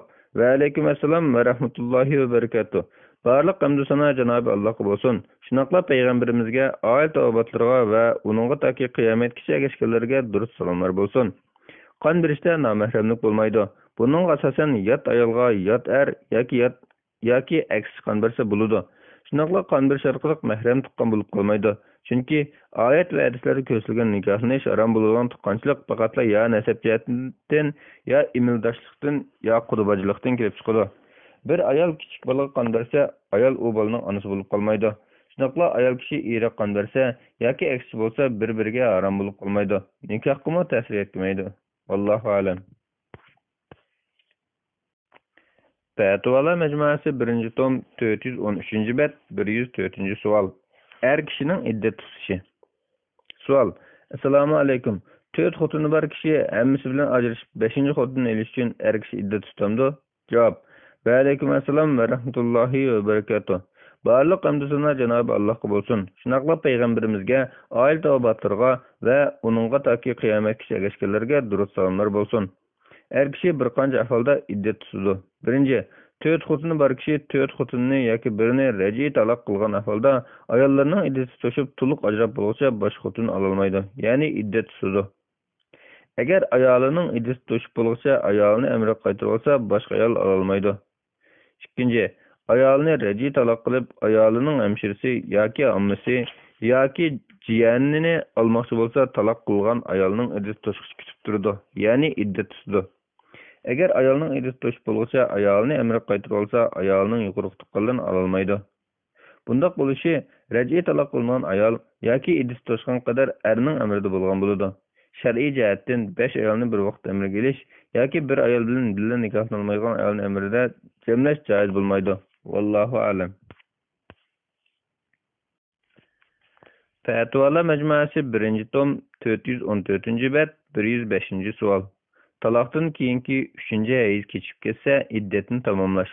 Savol: Assalomu alaykum va rahmatullohi va barakatuh.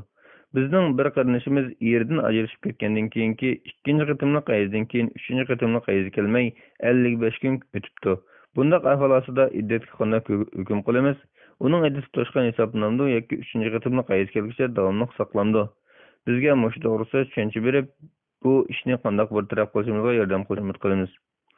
Javob: Ve aleyküm esselam ve rahmetullahi ve berekatuh. Barlıq hamd sana Cenab-ı Allah'a bolsun. Şunaqla Peygamberimizge, aile tavabatlarına ve onunğa taki kıyametkiçe ergeçkenlerge durus salamlar bolsun.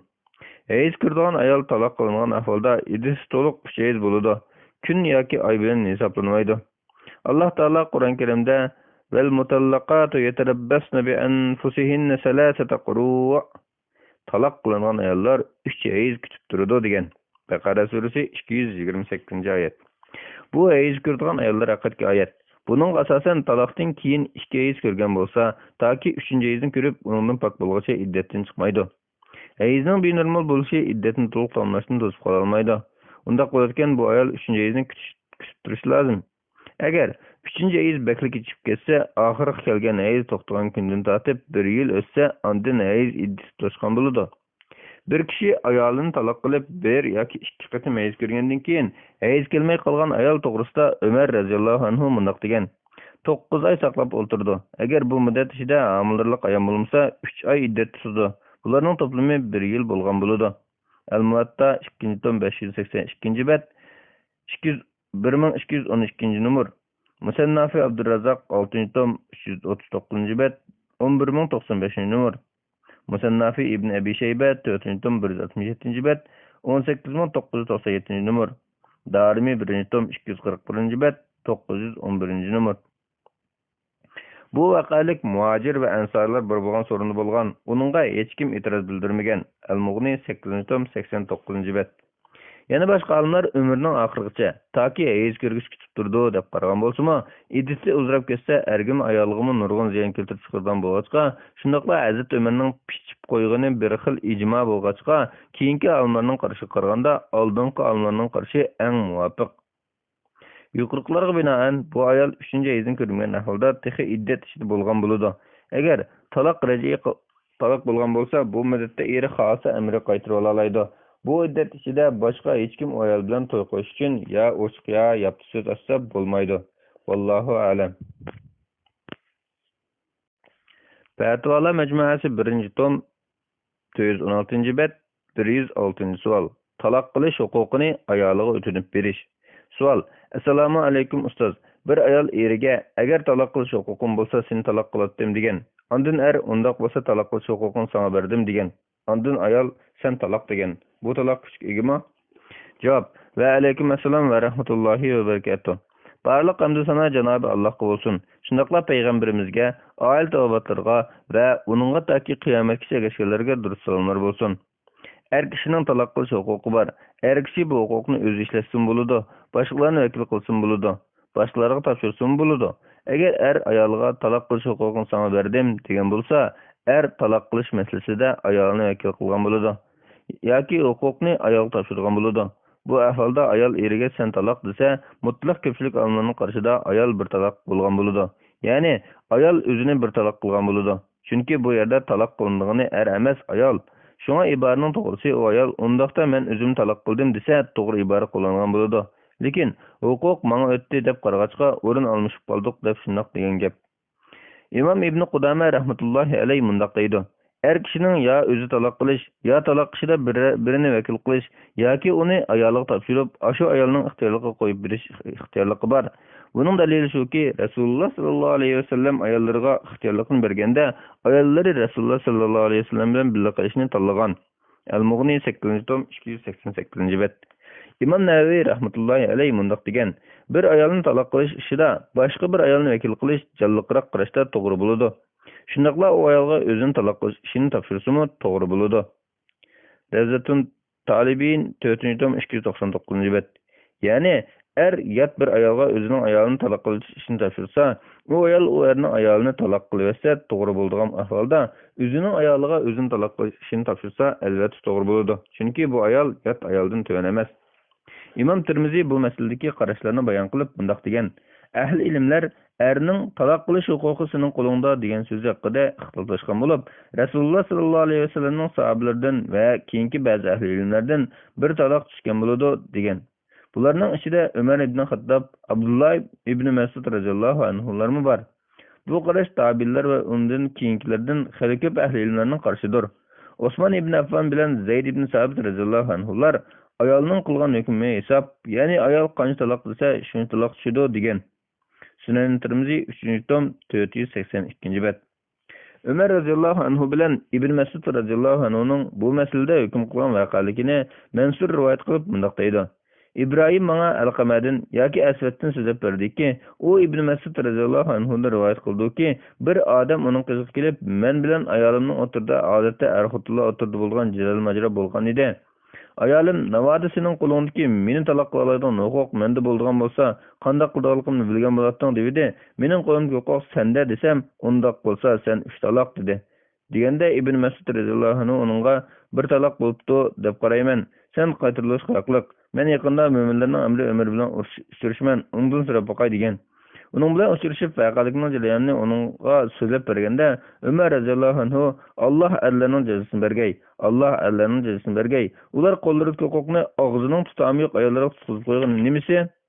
Sen nima deding deb so'raganda Ibn Mas'ud radhiyallohu anhu bir taloq bo'libdi deb qarayman. Sen qaytirilish haqliq dedim deganda Umar radhiyallohu anhu buni anglab, men shunday qarayman. Agar uningdan boshqa qaragan bo'lsang, to'g'ri qarashni topa olmagan bo'larding dedi. Bu vaqalikni rivoyat qilgan Mansur deydi.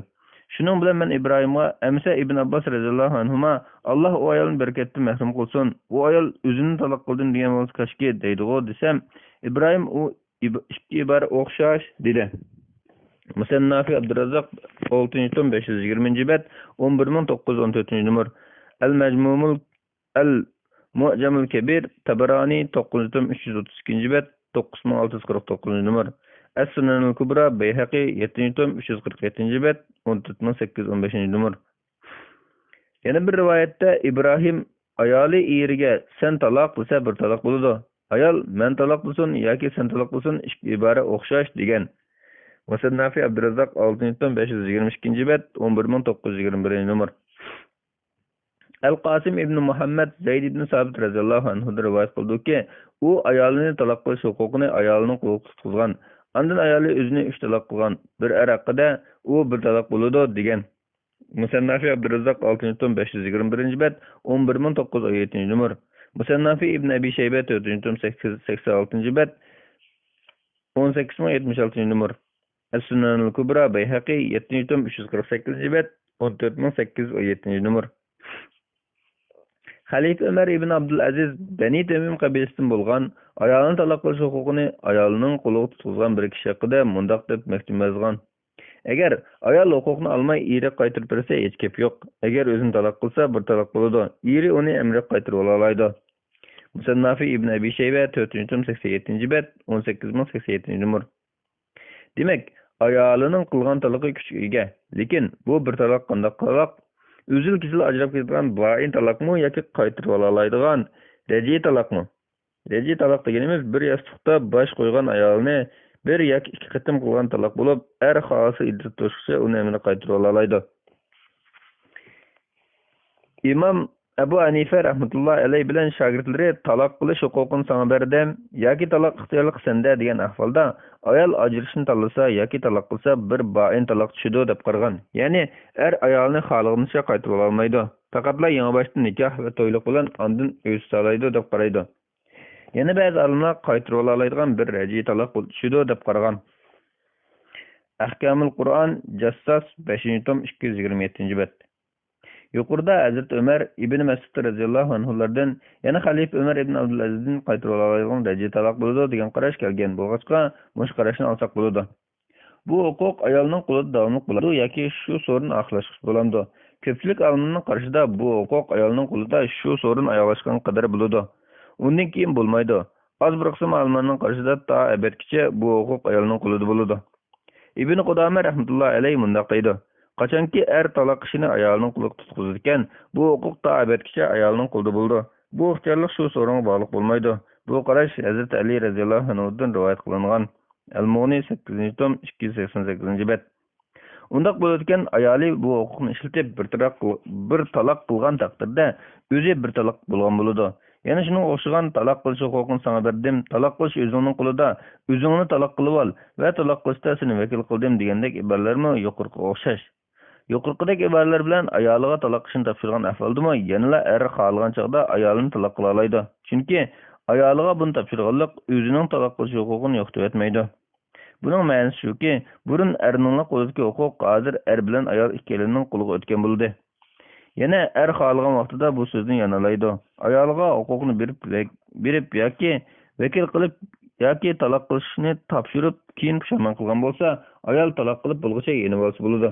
Xulosa, Alloh taolo er kishiga talaq qilish huquqini bersa, u huquqni o'zi ishlatmay, ko'pincha hissiyat bilan ish qiladigan ayolga tutqizib qo'ysa, bu huquqni ayol ishlatsa, bir raji talaq tushadi. Shunga bunday qilmaslik lozim. Vallohu a'lam. Fatvalar majmuasi 1-tom 420-bet 107-savol. Bosqinchilik uchirgan ayol iddat tutamdi? Savol. Assalomu alaykum ustoz. Bosqinchilik uchirgan ayol iddat tutamdi? Javob. Va alaykum assalom va rahmatullohi va barakatuh. Barliq hamd sana Janob Allohga bo'lsin. Shundaqla payg'ambarimizga, oil tavobatlarga va uningga toki qiyomatgacha erishganlarga durud salomlar bo'lsin. Bosqinchilik uchirgan ayol iddat tutish masalasida olimlarning qarashlari birdek emas. Hanafi mazhab bilan Shafiy mazhab olimlari undaq ayolga iddat tutish yo'q deb qaraydi. Bu qarash Abu Bakr, Umar va Ali radhiyallohu anhulardan rivoyat qilingan. Maliki mazhab olimlari bilan Hanbali mazhab olimlari undaq ayolning odatda taloq qilingan ayoldek 3 oy bo'ladi deb qaraydi. Imom Ahmaddan kelgan yana bir qarashda 1 oy iddat tutadi deb qaragan. Bu Maliki mazhabdan bir qarashdir. Buni Imom Ibn Taymiyya tarjih qilgan bo'lib, mush qarash muvofiq. Al-Mughni 8-tom 79-80-oyat 80-bet, Al-Insaf 9-tom 295-bet, Subul Salam 3-tom 207-bet, Haşiyat-i Dusuqi 2-tom 471-bet.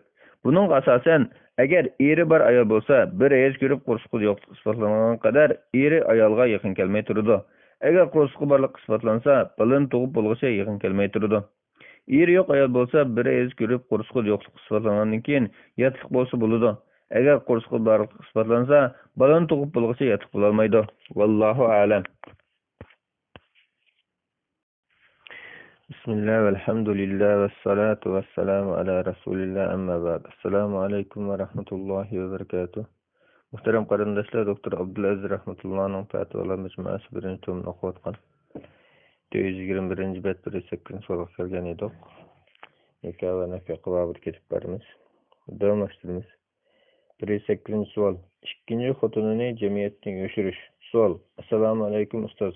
Hozir diyorimizda ikki xotinlik bo'lish bek ta'kidlanib ketib boradi. Shu ta'kidlashning turkisida mening yo'ldoshimmi 2 ayollik bo'ldi. Biroq soqchidan qo'g'dinish va oiladagilarning qarshiligidan qo'g'dinish uchun bu ayolni men va shu ayolning ota-onasi bilan nikahga qatnashgan bir qancha odamlar biladi. Qo'g'dinish uchun soqchi va boshqa ishonchsiz kishilarga ayolim emas demoqchi va yoki oshnam demoqchi. So'ramoqchi bo'lganim, mushundaq qilsa bo'lamdi, odillik bo'lamdi. Biz o'xshash imtiyozga erisholmaganligimiz va jamiyat va qonunning qarshiligi bu nikahni botil nikahga aylantirib qo'yamdi. Javob: Va alaykum assalom va rahmatullohi va barakatuh. Barliq hamd sana Janobi Alloh bo'lsin. Shundoqla payg'ambarimizga, oil tobatlarga va uningga ta'qib qiyomatgacha ergashganlarga durud salomlar bo'lsin. Shariatda nikohlanishdan ko'zlangan maqsadlarning ichida orom olish, xotirjamlik, mehr-muhabbat, uns-ulfat, solih farzand ko'rish, iffetlik bo'lish va juftlikni iffatli saqlash, farzandlarni tarbiyalash va huzur olish qatorliqlar bo'lib, urushlarda erlarning ko'p qirilib ketib, jamiyatda ayollarning soni oshib ketish, tug'mas chiqish, hayz va nifosda birga bo'lmaslik qatorliqlarni ko'z tutganimizda, zurriyat doirasida to'g'ri foydalangan taqdirda ko'p xotinlik bo'lishning iffatli bo'lish va farzandli bo'lishdan boshqa yana umum jamiyatning axloqini qo'g'dab qilish, ummatning sonini avutish, tul xotinlardan xabar olish qatorliq turli foydalar borligi ham bir haqiqat. Ikkinchi ayolni shar'iy nikoh qilib olgandan keyin jamiyat, qonun va yoki rasmiy organlarning besim ostida ikkinchi ayolini birinchi ayolga o'xshash imtiyozga ega qilolmagan ahvolda jamiyat bilan qonunning qarshiligi bilan bu nikoh botil bo'lib ketmaydi. Chunki Alloh yo'l qo'ygan qonunni insonlar yoki ular chiqargan qonun orqali bekor qilib olmaydi. Lekin ko'p xotinlik bo'lish ularning o'rtada adil muomala qilish, zulm qilmaslikka ishonch qilishdan iborat shart bo'lgan. Janobi Alloh bunday degan: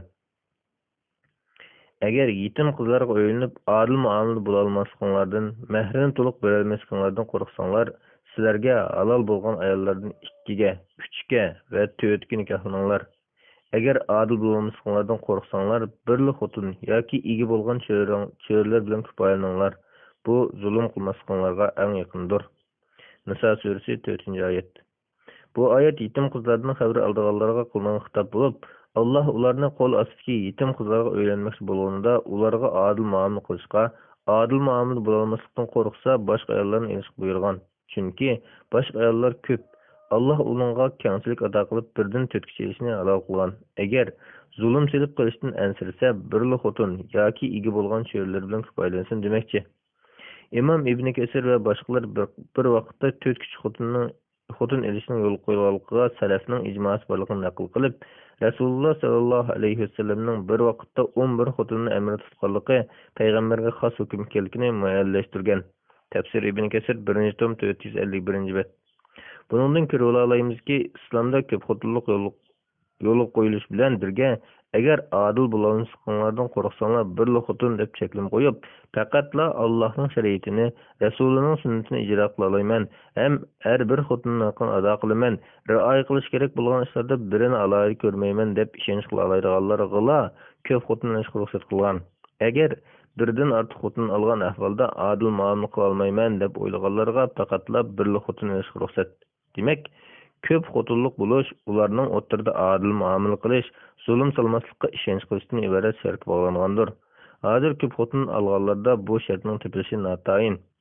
Ayollar o'rtada adillik qilish er ustiga vojib bo'lg'achqa, er qo'lidan keladigan adillikni to'liq qilmasa gunohkor bo'ladi.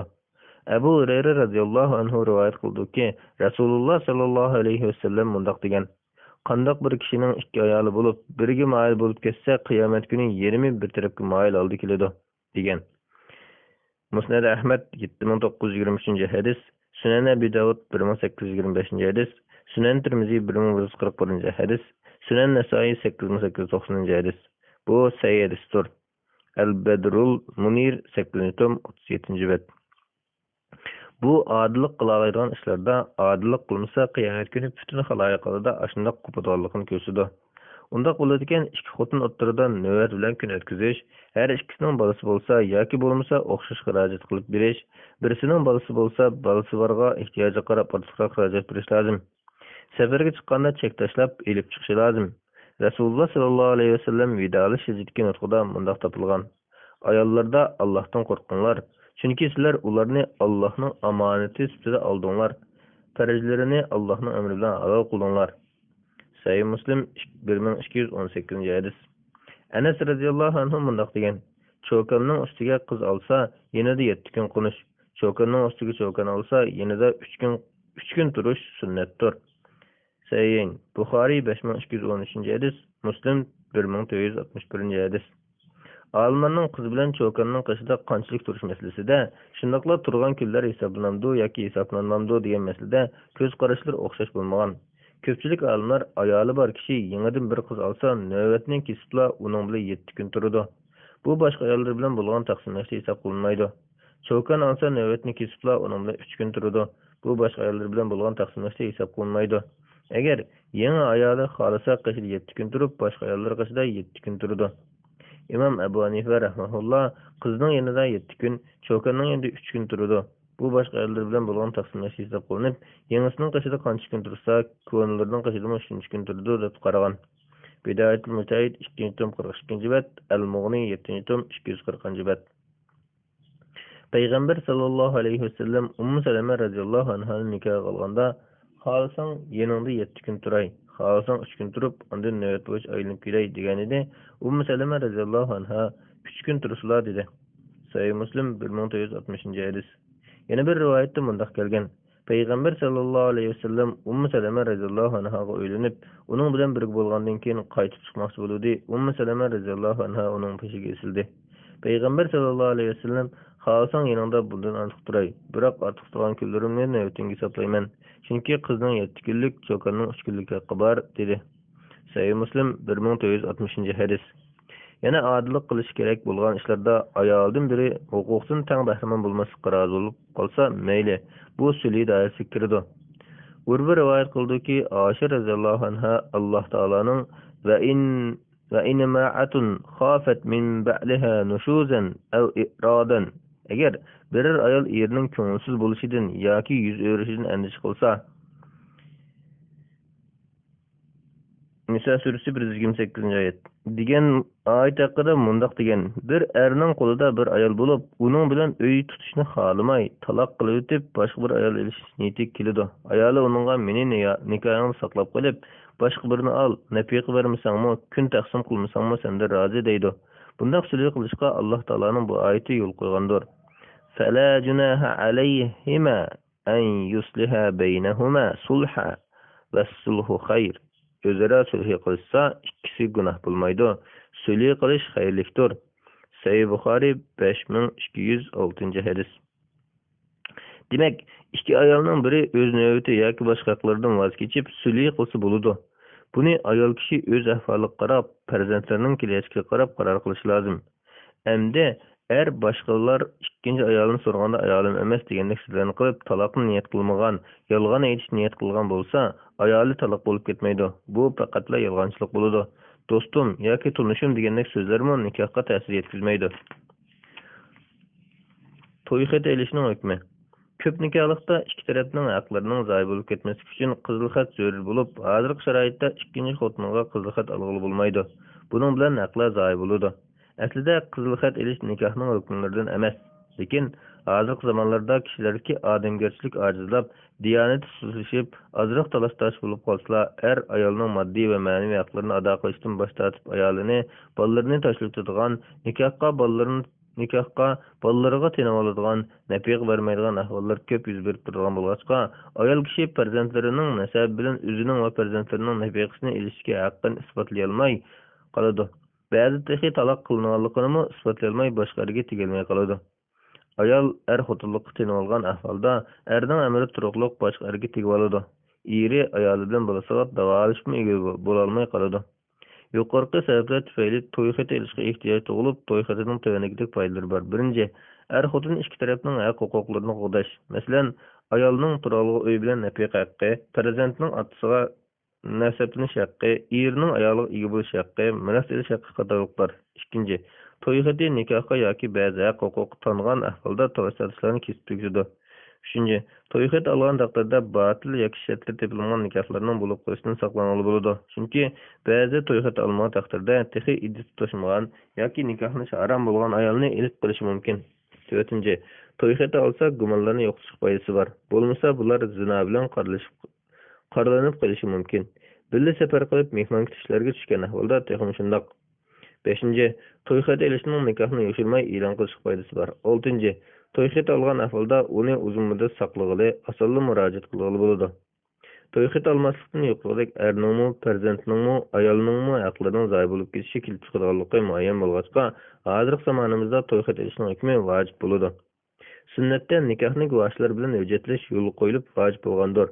Hozirgi zamonimizda guvohchi orqali haqni isbotlaydigan qozi xonimiz bo'lmag'achqa, sud organlari hujjatlik arz sunmasa da'vo qilmaydiganligi, uningdan boshqa musulmonlarga huquqni qo'llaydigan yo'l bo'lmaganligi uchun qizil xat bilan hujjatlab qo'yish muayyallashib qoladi.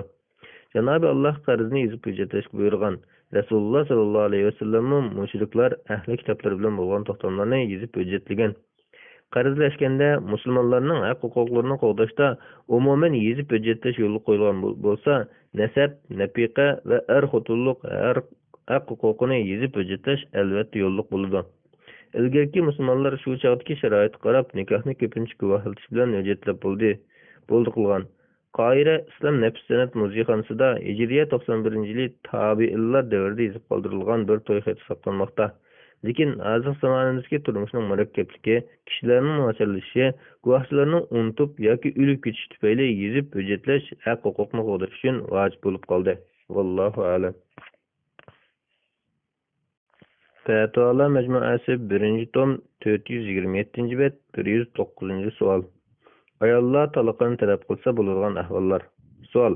Assalomu alaykum hurmatli ustoz. Erlar ayoli tug'mas chiqib qolsa yoki er tarafning ota-onasiga yoqmay qolsa va yoki hatto ko'ngli tushmay qolsa-mu ayolni taloq qilsa bo'ladi ekan. Undaqda ayollar qanday ahvol ostida eridan taloq talab qilsa bo'ladi? Masalan, eri namoz o'qimaydigan yoki aroq ichadigan va yoki tug'mas bo'lgan ahvollarda ayol kishi taloqni talab qilsa bo'lamdi?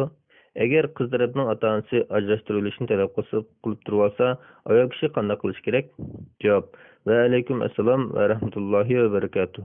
Barliq hamd sana Janob Allohga bo'lsin. Shundoqla payg'ambarimizga, oila tavbatlarga va uningga toki qiyomatgacha erishganlarga durud salomlar bo'lsin. Shariatda nikohlashdan ko'zlangan maqsadlarning ichida aram elish, xotirjamlik, mehr-muhabbat, uns-ulfat, salih farzand ko'rish, iffatli bo'lish va juftini iftalik saqlash, farzandlarni tarbiyalash va huzur elish qatorliqlar bo'lib, bu maqsadlar vujudga chiqsa nikoh davomlashadi. Maqsadlar vujudga chiqmasa taloq qilish erning qo'lida bo'lg'achqa, er xohlasa ayolini taloq qiladi. Bu huquq ayolning qo'lida bo'lmag'achqa, ayol xohlagan vaqtda o'zini taloq qila olmaydi. Lekin nikohlanishdan ko'zlangan maqsadlar vujudga chiqmagan davrlik ahvollarda taloqni talab qilsa bo'ladi. Birinchi, er taqvodor bo'lsin yoki fosiq bo'lsin, uningga o'ch bo'lib qilib, birga yashashga chiday olmaydigan darajada yerginish yuz berganda, Allohning belgilamalariga rioya qilmaslikda ansirasa, taloqni talab qilsa bo'ladi. Bu ahvolda er xohlasa taloqni bersa taloq qiladi. Agar bergan to'yliq mahrini yoki bir qismini qaytarib qo'ysa, bu xul'i bo'ladi. Xul'i bilan ayol bu erdan uzil-kesil ajraydi. Qayt nikohlanish bo'lsa, yangi nikoh bilan yangi to'yliq kerak bo'ladi. Xul'i degan so'z kiyim-kechak yoki kash qatorliqlarni silitish degan ma'noda bo'lib, shariatda er kishining ma'lum bedel elib ayolidan ayrilishini bildiradi. Bundaq ayrılışqa selitish degan ma'nodagi xul'i so'zining ishlatishining sababi shuki, er ayol ikkalan biri yana biriga qarata yo'gab turgan kiyimdir.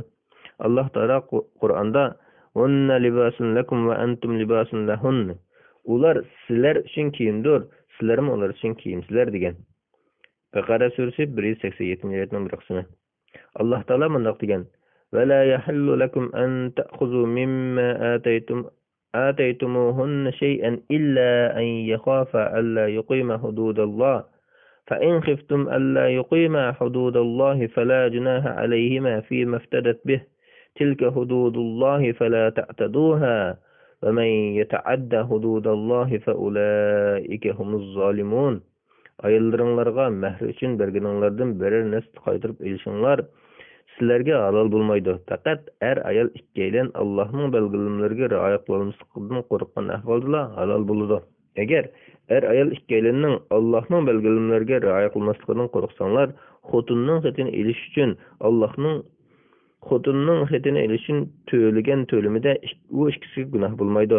Agar shular Allohning chek-chegaralaridir, uningdan o'tib ketmanglar. Kimki Allohning chek-chegaralaridan o'tib ketsa, ana shular zolimlardir. Baqara surasi 229-oyat. Ikrima rivoyat qildiki, Ibn Abbos radhiyallohu anhu mundaq degan: Sabit ibn Qaysning ayoli Rasululloh sallallohu alayhi vasallamning huzuriga kelib, "Ya Rasululloh, men Sabit ibn Qaysni ya axloqiy, ya diyonati jihatdan ayblamayman, lekin men musulmonlarchilikdan keyin kufrlik qilib qo'yishni yomon ko'raman" dedi. Rasululloh to'yliqqa bergan beg'ini uningga qaytib beramsiz dedi. U ayol "Ha" dedi. So'ngra Rasululloh Sabitga bag'ni qabul qilib, uni taloq qilib o'tgan dedi. Sahih Buxoriy 5273-hadis. Yuqorqi hadisdagi ayol erining diyonati ya axloqidan shikoyat qilmagan, faqatla erini yoqtirmaganlikdan erining haq-huquqini joyida ado qila olmay qolib, jidal majra va boshqa ishlar bilan musulmonlarchilikqa loyiq yashab bo'la olmay qolishdan ansirgan. Ba'zi hadislarda bu ayolning o'zi sohibjamol, eri pakar, ko'rimsiz bo'lganlikdan ayol erini yaratmaydiganligi bayon qilingan. Ikkinchi, fasiq bo'lib, uning bilan birga yashagan taqdirda ayol o'zining musulmonlarchiligini, taqvodorligini saqlab qolishdan ansirab qolsa, masalan, jamiyatimizda ba'zilar farzlarni ado qilmaydi, aroq ichadi, zina fohish qiladi, ayolni yerim yalang'och yurishga, ig'ir gunohlarni qilishga zo'rlaydi. Bundaq ahvolda ayol erni o'ngshashga urinib boqadi. O'ngshalmasa taloqni talab qilish haqqi bo'ladi. Ba'zi texi dinni saqlab qolish uchun taloq talab qilish vojib bo'ladi. Taloq qilmay turib olsa, qozi arz qildi. Qozi nikohni uzdi. 3. Ayoliga jismoniy va ruhiy azor beradigan bo'lib, urib tullaydigan, xo'rlaydigan, quldek muomala qilgan bo'lsa, bu ahvol davomli takrorlanadigan bo'lsa, boshda nasihat qilib o'ngshashga urinib boqadi. Nasihat qilmasa, mo'ysibit oqsoqollarni aroq silib boqadi. Yana o'ngshalmasa, taloq talab qilib, undan qutulsa bo'ladi. 4.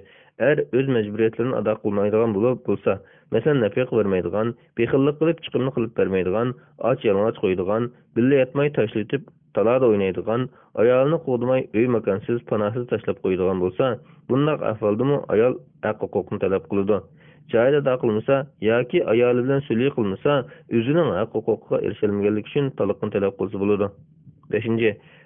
Izdiraksiz yo'qolib ketib, hayot yoki o'liklikning usulini ololmagan ahvolda ma'lum muddat o'tib yana xabar bo'lmasa, ayol qozidan taloqni talab qilsa bo'ladi. Qanchalik muddat o'tish masalasida olimlar o'rtasida ko'z qarash o'xshash emas. 6. Erda birga yashab o'tish mumkin bo'lmagan ba'zi bir jismoniy ayib yoki kasallik bo'lsa, masalan, jima qila olmaydigan darajada ojiz bo'lsa yoki oqtiqlanib ketgan bo'lsa, mahol kasallikka o'xshash yuqumli kasal bo'lsa yoki beras bo'lsa, ayol buni burun uqmay nikohdan keyin uqqan bo'lsa, taloqni talab qilsa bo'ladi. Ammo oldin bilib rozi bo'lgan bo'lsa, bu sababdan taloqni talab qilsa bo'lmaydi. Shunaqlar nikoh qilganda saq bo'lib, keyin ashunaq kasallarga mubtalo bo'lgan bo'lsa, taloqni talab qilsa bo'ladi. 7. Erning tug'masligiga keskin isbotlangan ahvolda ayol taloq talab qilsa bo'ladi. Chunki farzand ko'rish shariatda nikohlashdan ko'zlangan maqsadlarning ichki eng chong maqsadlarining biridir. Ayol kishi tabiatidan farzand ko'rib, ona bo'lishga intiladi. Agar bu erdan farzand ko'rmaslikka tibbiy tekshirishlar natijasi aniqlansa, bir muddat o'tib bu ahvol ta'kidlansa, ayol taloqni talab qilsa bo'ladi. Taloqni bersa berdi, bermasa xul'i qilsa bo'ladi. 8. Ayol kishi nikoh qilganda ustiga xotin olmaslikni shart qilgan bo'lsa, buni qabul qilgan bo'lsa, keyin ayolining ustiga xotin olsa, burun ayoli xolisa taloqni talab qilsa bo'ldi. Albatta, erning ikkinchi xotin olish haqqi bor, lekin shart qilgan ahvolda shart turish vojibdir. Abul Xayr Uqba ibn Amir radhiyallohu anhu rivoyat qildiki, Rasululloh sallallohu alayhi vasallam mundaq degan: shartlarning ichida ado qilishinglarga eng tegishligi ayolni nikohlab olgan vaqtinglarda qilgan shartlardir. Sahih Buxoriy 5151-hadis. Ustiga xotin olmaslikni shart qilgan ahvolda ikkinchi xotin olsa, ayol taloqni talab qilsa bo'lmaydi. Lekin kundashlik ig'ir kelgan bo'lsa, xul'i orqali ajratsa bo'ladi. Ali ibn Husayn radhiyallohu anhu rivoyat qildiki, Masvar ibn Mahrama radhiyallohu anhu mundaq degan: Ali ibn Abi Talib Abu Jahlning qizini Fatimaning ustiga olmoqchi bo'lib so'z ochgan edi. Fatima Rasululloh sallallohu alayhi vasallamning qizig'i berib, qavmlari sizning qizlari uchun achchiqlanmaydi ekan deyishyotidi. Mana mavu Ali Abu Jahlning qizini nikoh olmoqchi ekan dedi. Rasululloh munbar ustiga chiqdi. Men Rasulullohning shahodat keltirib bo'lib, bundoq deganligini angladim. Endi maqsadga kelsak, men Abul As ibn Aba Ar-Rabiga qizimni nikohlab bergan edim. U men rost gap qilib sezib turdi. Fatima mendan bir paridir. Uningga azor yetishini yomon ko'raman. Alloh bilan qasamki, Alloh taoloning elchisining qizi bilan Alloh taoloning dushmanining qizi hargizmi bir erning amriga jam bo'lmaydi. Shuning bilan Ali qayt so'zish uchun vaz kechdi. Sahih Buxoriy 3729-hadis. Ibn Abi Mulayka rivoyat qildiki, Misvar ibn Mahrama radhiyallohu anhu mundoq degan: Men Rasululloh sallallohu alayhi vasallamning munbar turib mundoq deganligini anglagan edim. Hisham ibn Mughira jamoati mendan qizini Ali ibn Abi Talib nikohlab berishlariga ijozat so'ragan edi. Men ijozat qilmayman. Yana ijozat qilmayman. Faqatla Abu Talibning o'g'li qizini qo'yib, ularning qizini elishni xohlasa, andan olsa bo'ladi. Chunki u degan mendan bir paridir. Uni bearam qilgan ish mening bearam qiladi. Uning qadar bergan ish menga azar bo'ladi. Sahih Buxoriy 5230-hadis. Yuqorqi ahvollardan boshqa kundalik turmushda bo'lib turadigan ushaq-tushak, qattiq-quruq gap so'z, jidal majra, yo'qolan bahanalar yoki qiyin ota-onalar bilan so'q muomala qilish, ko'z qarash o'xshamas qatorliq ahvollarda talqin talab qilib turilishi harom bo'ladi. Chunki real hayot degan azdir ko'ptir xafalikdan, bearamchilikdan, ko'ngilsizliklardan xoli bo'lmaydi. Sababsiz taloq talab qilishdan ogohlantiradigan qattiq tahdid bilan cheklanib kelgan. Rasululloh sallallohu alayhi vasallam bundoq degan: Qaysi bir ayol qiyinchiliksiz erdan talqin so'rasa, u ayolga jannatning turqi haramdir. Musnad Ahmad 22933-hadis, Sunan Abi Davud 2226-hadis, Sunan Tirmiziy 1187-hadis. Arnaut bilan Albani sahih degan. Shunga intayin ig'ir ahvol bo'lmasa, taloqni aldirab talab qilmaslik, ig'ir ahvol bo'lgan taqdirda farzandlarning manfaatini ko'z tutib, ig'irchilik sabr qilish, foyda ziyonni solishtirib o'zini tutish, qaro qilishdan burun tajribali kishilardan maslahat so'rash, o'zining va farzandlarining boshqa keladigan oqibatini o'ylash, jidalni mubolag'a qilib yo'g'intib etmaslik lozim. Er tarafning tuqqanlarimi yo'qolan ishlarni bahona qilib, er xotinni ajratishga urinmasligi, qiz tarafmi bekor qizini ajrashtirib olmasligi lozim. Agar qiz taraf yoki o'g'il taraf sababsiz qizini ajrashtirib olmoqchi yoki o'g'ilni taloq qildirmoqchi bo'lsa, o'g'il bilan qiz ularga bo'ysunmasin bo'ladi. Chunki bu er bilan xotin o'zlari qaror qilgan ish. Xul'i qilishda diyorimizda shar'iy qozi bo'lmag'achqa, o'zaro kelishib biror ahli ilmning oldida xul'i qilsa bo'ladi. Umar roziyallohu anhu hokimning oldiga bormayla o'zaro kelishib xul'i qilishni joiz deb qaragan. Sahih Buxoriy Kitobut Taloq xul'i bobi. Vallohu a'lam.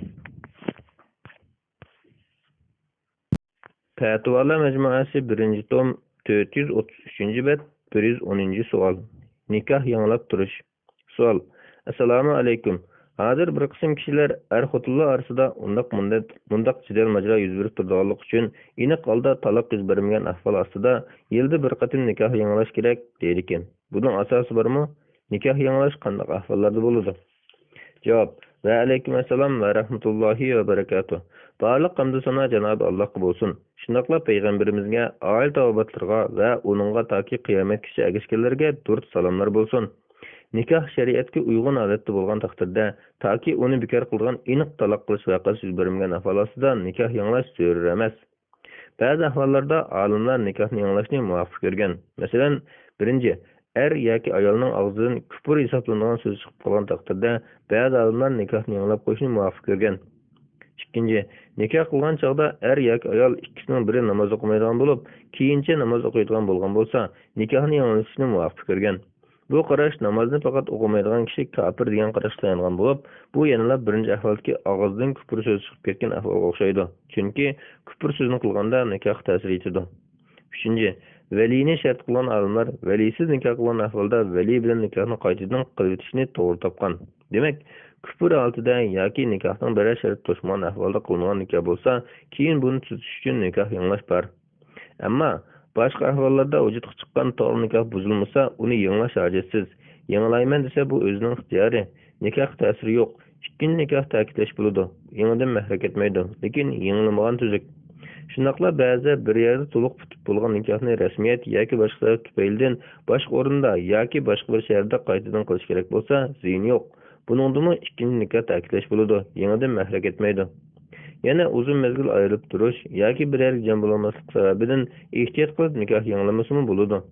Yangilg'us kelsa, yangilsa bu hech narsaga ta'sir ko'rsatmaydi. Chunki bu burungi nikohni ta'kidlashdir.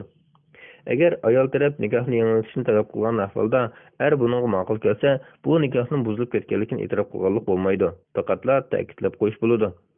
Salama radhiyallohu anhu mundoq degan: Biz Rasululloh sallallohu alayhi vasallamga daraxtning soyasida bayat qilgan. Shu chog'da menga: "Ey Salama, bayat qilmamsan" dedi. Men dastlab kerakli bayat qilib bo'lgan desam, Rasululloh keyingisidimi yana qilgan dedi. Sahih Buxoriy 7208 hadis. Sahih Muslim rivoyatida Salama radhiyallohu anhu 3 qatim bayat qilgan. Sahih Muslim 1807 hadis. Yuqorqi hadis sharida Hafiz ibn Hajar mundoq deydi: Ibnul Munir bu hadisdan nikohdagi va boshqa to'xtamlardagi dalilni qaytash dastlabki to'xtamni buzayotganlik bo'lmaydiganligi chiqadi. Bu ashundoq deb qaragan Shafiy mazhabidagilarning qarshi xilofdir degan. Men deymanki, Shafiy mazhabidagi to'g'ri qarash bo'lsa, ko'pchilik olimlarning qarshiga o'xshash qaytlash dastlabki to'xtamni bekor qilayotganlik bo'lmaydi degan qarashdir. Fathul Bari 10-tom 199-bet. Agar nikoh yangilashni taloq qilganlikka ixro qilganlik deb qarasak, yangi nikoh qilganda yangi to'yliq berish vojib bo'ladi. Bu ahvol 3 qatim zikrlangan ahvolda 3-qatimdan keyin ayolni qayta nikoh qila olmaydigan bo'lib qoladi. Shunga nikoh yangilash ishini taloqni ixro qilganlik emas deb qarash lozim. Yuqorqi hadis shunga dalil bo'ldi. Vallohu a'lam. Fatvolar majmuasi 1-tom 435-bet 111-savol. Safarda imildashning mahram bo'lishi. Savol: Assalomu alaykum. Imildash safarda mahram bo'lsa bo'lamdi? Javob: Va alaykum assalom va rahmatullohi va barakatuh. Barliq hamd sana Janobi Allohga bo'lsin. Shunaqla payg'ambarimizga, oila tavobatlarga va uningga toki qiyomatgacha ergashganlarga durud salomlar bo'lsin. Nasab jihatdan mahram bo'lganlar imildashlik jihatdan mahram bo'ladi. Oysha radhiyallohu anha mundoq deydi: Tug'ut jihatdan harom bo'lganlar imildashlik jihatdan harom bo'lib ketadi. Sahih Buxoriy 5239 hadis. İmam İbn Qudama mundoq deydi: Mahram degan ayolning eri yoki u ayolning nikohga ilishi nasab yoki mubah sabab jihatdan mangulik harom bo'lgan kishi bo'lib, masalan, nasab va imildashlik jihatdan otasi, o'g'li va aksi o'xshash kishidir. Al-Mughni 3-tom 98-bet. Mubah sabab jihatdan mangulik harom bo'lgan kishi degani eri, qiyin otasi, o'gay o'g'li, imildash qilinishi va shularga o'xshagan kishilarga o'sidi. Mangulik harom bo'lgan kishi degan ibardan hamshirasining eri chiqib ketadi. Chunki bu kishi ayolga mangulik harom bo'lmoqqa, ayolga hamshirasining eri mahram bo'la olmaydi. Vallohu a'lam.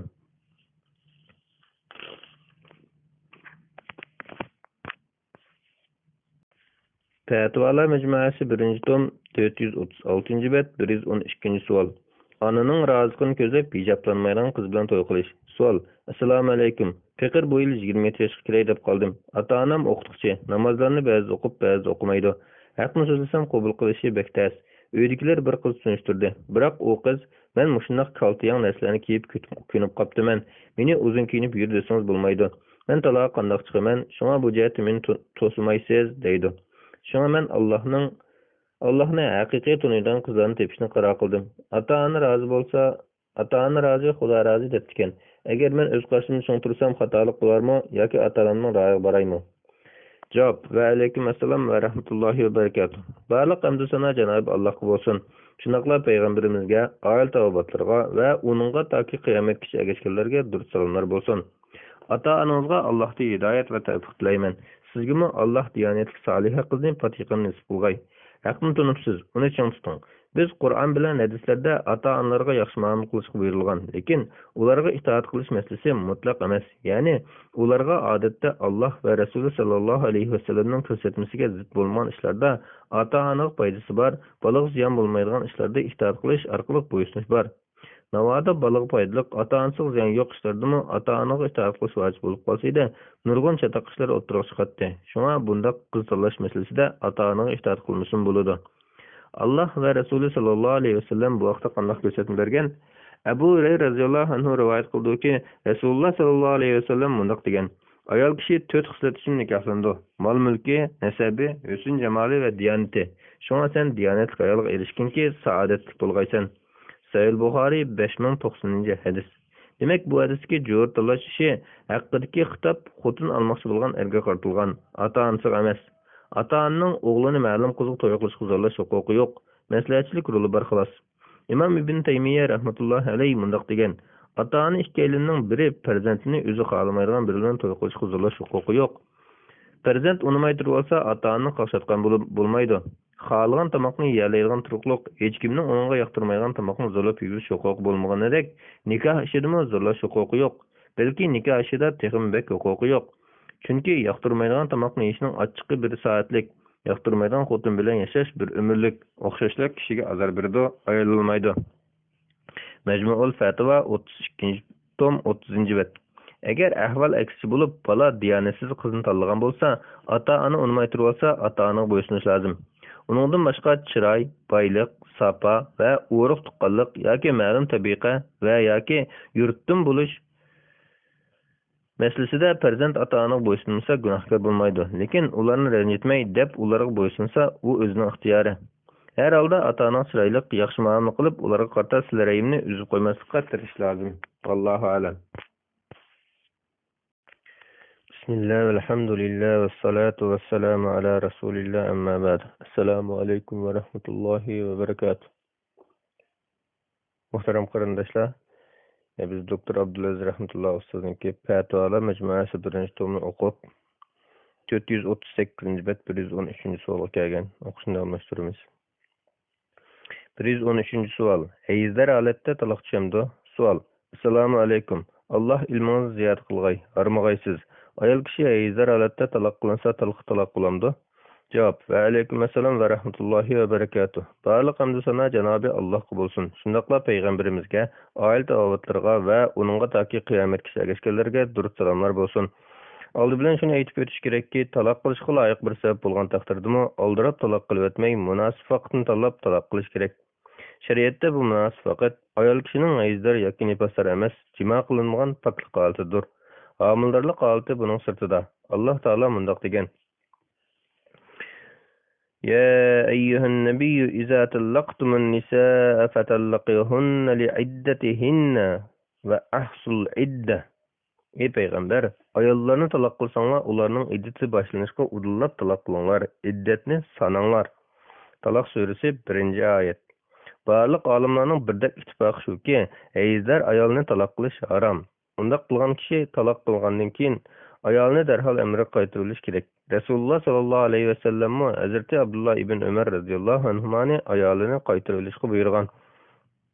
Nafi rivoyat qildiki, Abdullah ibn Umar radhiyallohu anhuma mundaq degan: u Rasululloh sallallohu alayhi vasallam zamonida ayolni hayizlar holatida taloq qilib o'tgan. Umar ibn Xattob radhiyallohu anhu bu ish to'g'risida Rasululloh sallallohu alayhi vasallamdan so'ragan edi.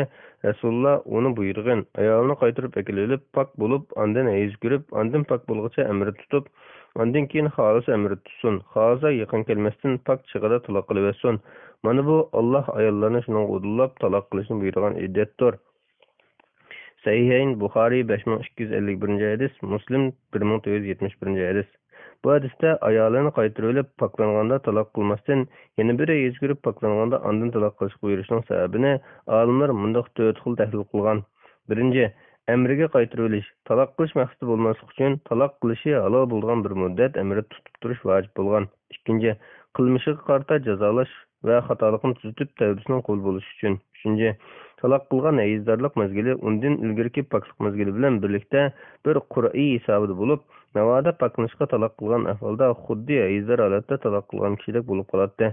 To'rtinchi, poklik holatida uning bilan uzroq tursa, balki birga bo'lib qolsa, taloq qilgandek ochiqini uy tutib qolsin deb dastlab poklangan chog'da taloq qilishni to'sgan. Sharhi Sahih Muslim 10-tom 60-61-betlar. Yuqorqi ahvollarda taloq qilishning cheklanish sababini mundaq tahlil qilishga bo'ladi. Hayiz va nifos holatlarida ayoli bilan jimo qilish cheklangachga, balki er kishining taloq qilishiga ayoliga yiqilisha olmaganligi sababidan qo'zg'algan ochiq turtki bo'lib qolgan bo'lishi mumkin. Shunga haqiqatan taloq qilmoqchi bo'lgan kishi ayolining hayizdan poklanishini kutish va poklangandan keyin uningga yiqilmasdan taloq qilishga buyurilgan. Yiqilmay taloq qilganligi ayolining rastla bir görüşni xohlamaydiganligini bildirdi. Shunaqla jimo qilgan pok holatdami taloq qilish harom qilingan. Kim biladi, balki mushu oxirgi qatimda homildor bo'lishi mumkin. Agar er kishi ayolining qo'rqitib bola borligini bilsa, ayoldan ayrilishdan voz kechib, bola uchun bo'lsa-mu, uning bilan turmush kechirishga rozi bo'lishi mumkin. Agar ayol hayzdan pok bo'lib, bu poklik holatida eri uningga yaqinlashmagan bo'lsa yoki homildirligi aniq bo'lsa, taloq qilishning ikkalin o'rtasidagi kuchli nafratdan kelib chiqqanligi ma'lum bo'ladi-da, u chog'da taloq qilish qarori to'g'ri bo'lgan bo'ladi. Endi ayoli hayzlar holatda qilingan taloq hisoblanadi degan masalaga kelsak, asosan barliq olimlar hayzlar holatda taloq tushadi deb qaragan. Bu ijmoga yaqin bir ahvoldir. Buningdan faqat ahli sunna jamoatidan zohiriylar bilan Imom Ibn Taymiya ayrilib chiqib olgan. Ahli sunnadan boshqa yana xavarishlar bilan rafiziylar, shialar shunday qaragan. Demak, hisobga ilinmaydigan xavarishlar bilan rafiziylardan boshqa barliq fatvo imomlari bu taloqning tushadiganligiga, hisob bo'ldiganligiga ijmo qilgandir. Hafiz Ibn Hajar mundaq deydi: Imom Xattabiy hayzlar holatda taloq tushmaydi degan qarashni xavarishlar bilan rafiziylardan naql qilgan. Ibn Abdulbar bu masala bid'at, salolat va jaholat ahlidan boshqa xiloflik qilmaydi degan va mushuningga o'xshash qarash ba'zi tabiinlardan rivoyat qilgan bo'lib, bu ayilib chiqilishdir degan.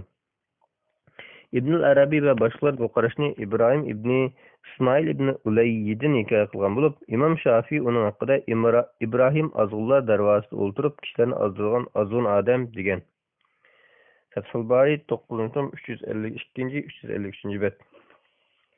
İmam Nevevi mundaq degan: Bütün ümmet homildor bo'lmagan hayzdor ayolni roziliqsiz taloq qilishning haromligiga, taloq qilgan bo'lsa gunohkor bo'lganligiga va taloqning tushadiganligiga, ayolini amriga qaytarilishga buyurilganligiga mushu bobdagi Ibn Umar radhiyallohu anhuning hadisiga asosan birdek ijmo qilgan. Ba'zi zohiriylar ayrilib chiqilib, bu ijozat berilgan taloq bo'lg'achqa, xuddi yot ayolni taloq qilish tushmaganga o'xshab tushmaydi deb turib olgan. To'g'risi birinchi qarashdir. Barliq olimlar shu qarashni tutgan. Şer'i Sahih Muslim 13.60 bet. Hayzlarga taloq tushmaydi degan qarashni zohiriylardan Imom Ibn Hazm al-Muhalla degan kitobda yaqilgan. Al-Muhalla 13.163 bet. Imom Ibn Hazm ba'zi sahoba tabiinlardan ba'zi so'zlarni rivoyat qilishaqliq bu masalada ijmo yo'q demoqchi bo'lgan bo'lsa-mu, mazkur sahoba tabiinlardan rivoyat qilgan qarashlar hayzlar holatda taloq qilingan bo'lsa, taloq hisob bo'lganligi, ammo taloq qilingan ashu bir hayz iddat tushqilishda sanalmaydiganligi, undan boshqa 3 hayz sanalganligi aniq ifodalangan.